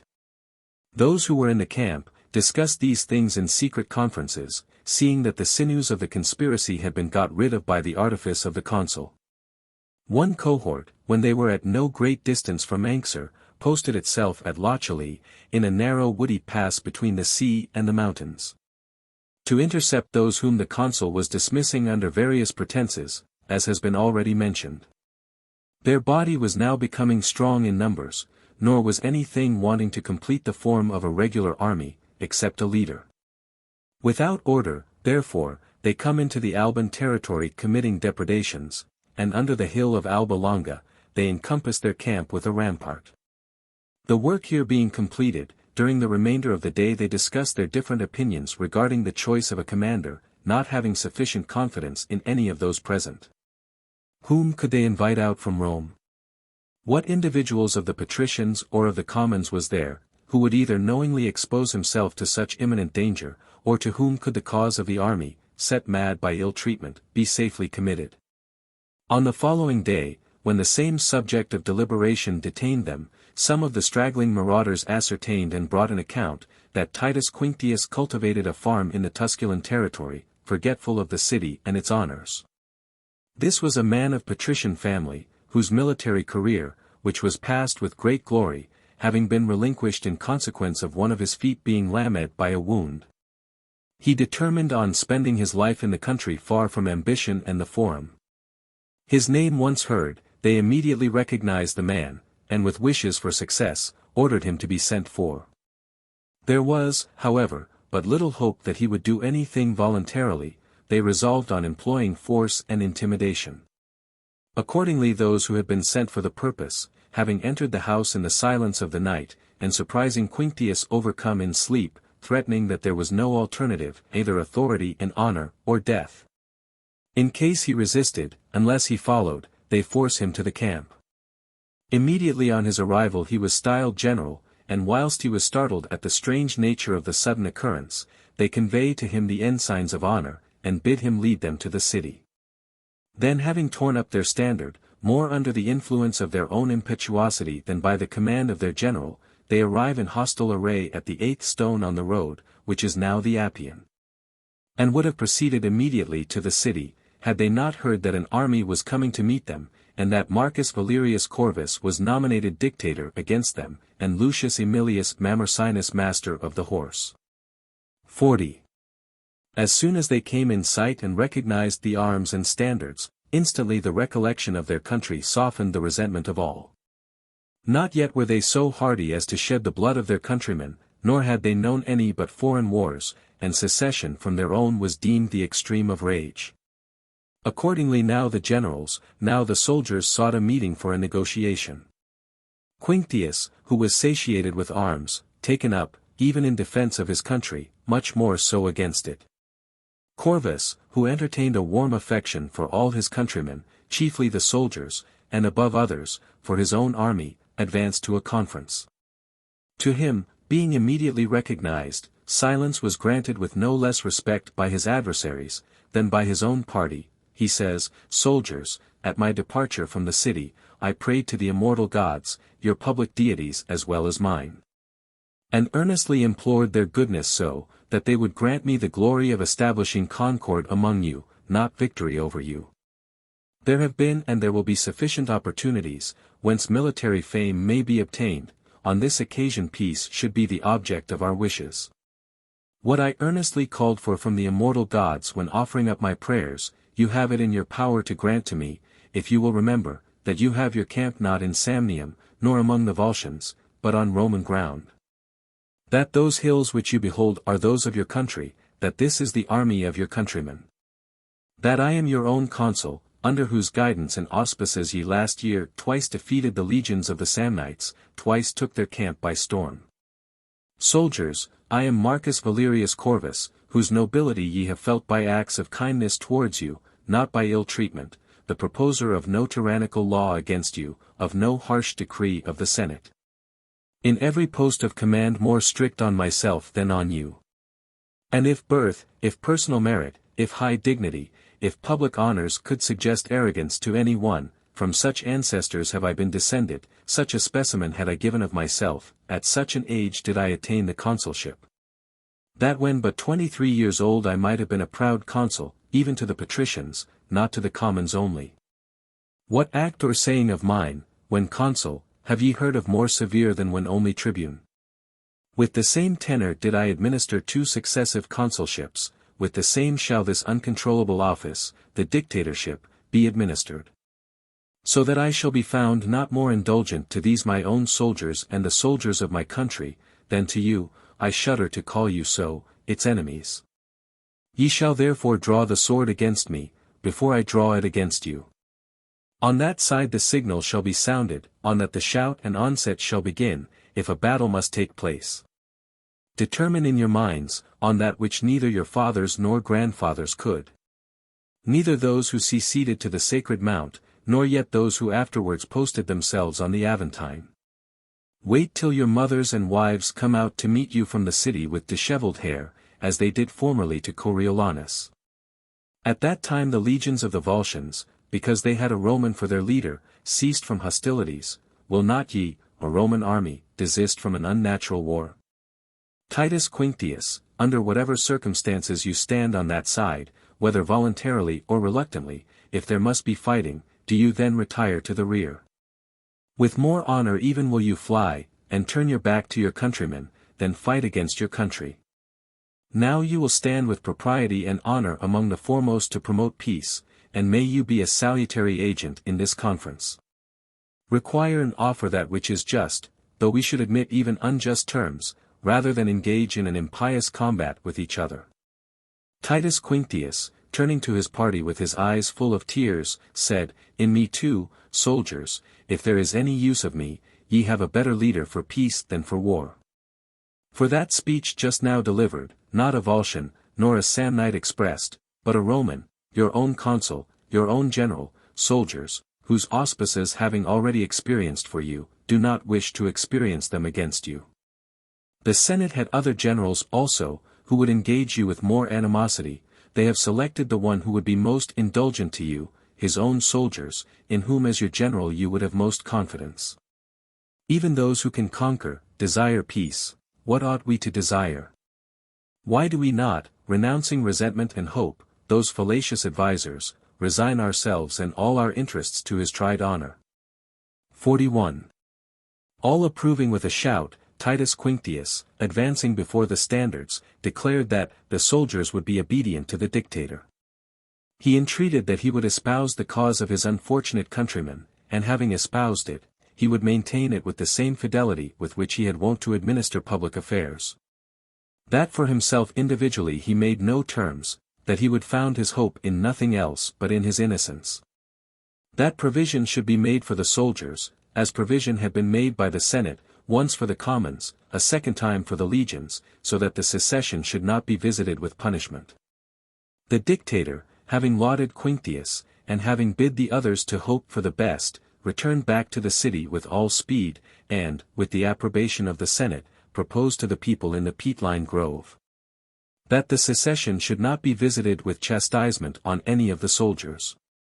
He also entreated, with their permission, that no one should either in jest or earnest upbraid any one with that proceeding. A military devoting law was also passed, that the name of any soldier once enrolled, should not be erased unless with his own consent. And to the law, a clause, was added that no one, after he had been a tribune of the soldiers, should afterwards be a centurion. That demand was made by the conspirators on account of Publius Silonius, who in alternate years was both tribune of the soldiers and first centurion, which they now call primi pili. The soldiers were incensed against him, because he had always been opposed to their recent measures, and had fled from Lancially, that he might have no share in them.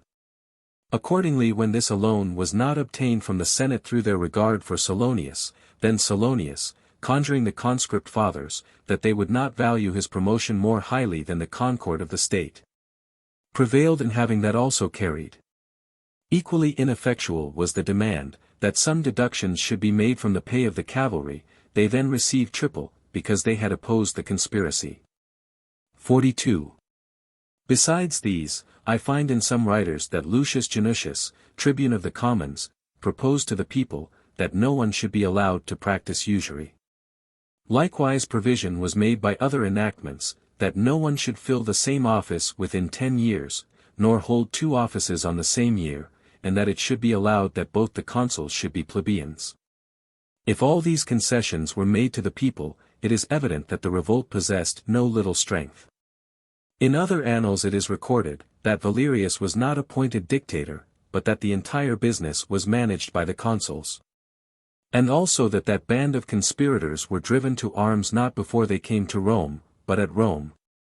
And that it was not on the country house of Titus Quinctius, but on the residence of Caius Manlius the assault was made by night. And that he was seized by the conspirators to become their leader, that having proceeded thence to the 4th milestone, they posted themselves in a well-defended place. And that it was not with the leaders mention of a reconciliation originated, but that suddenly, when the armies marched out to battle fully armed, a mutual salutation took place.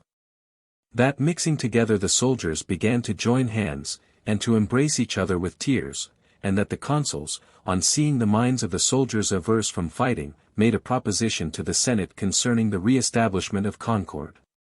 So that among ancient writers nothing is agreed on, except that there was a mutiny, and that it was composed. Both the report of this disturbance, and the heavy war entered into with the Samnites, alienated some states from the Roman alliance, and besides the treaty of the Latins, which now for a long time was not to be depended on. The Praevernians also by a sudden incursion laid waste Norba and Caesia, Roman colonies in their neighborhood.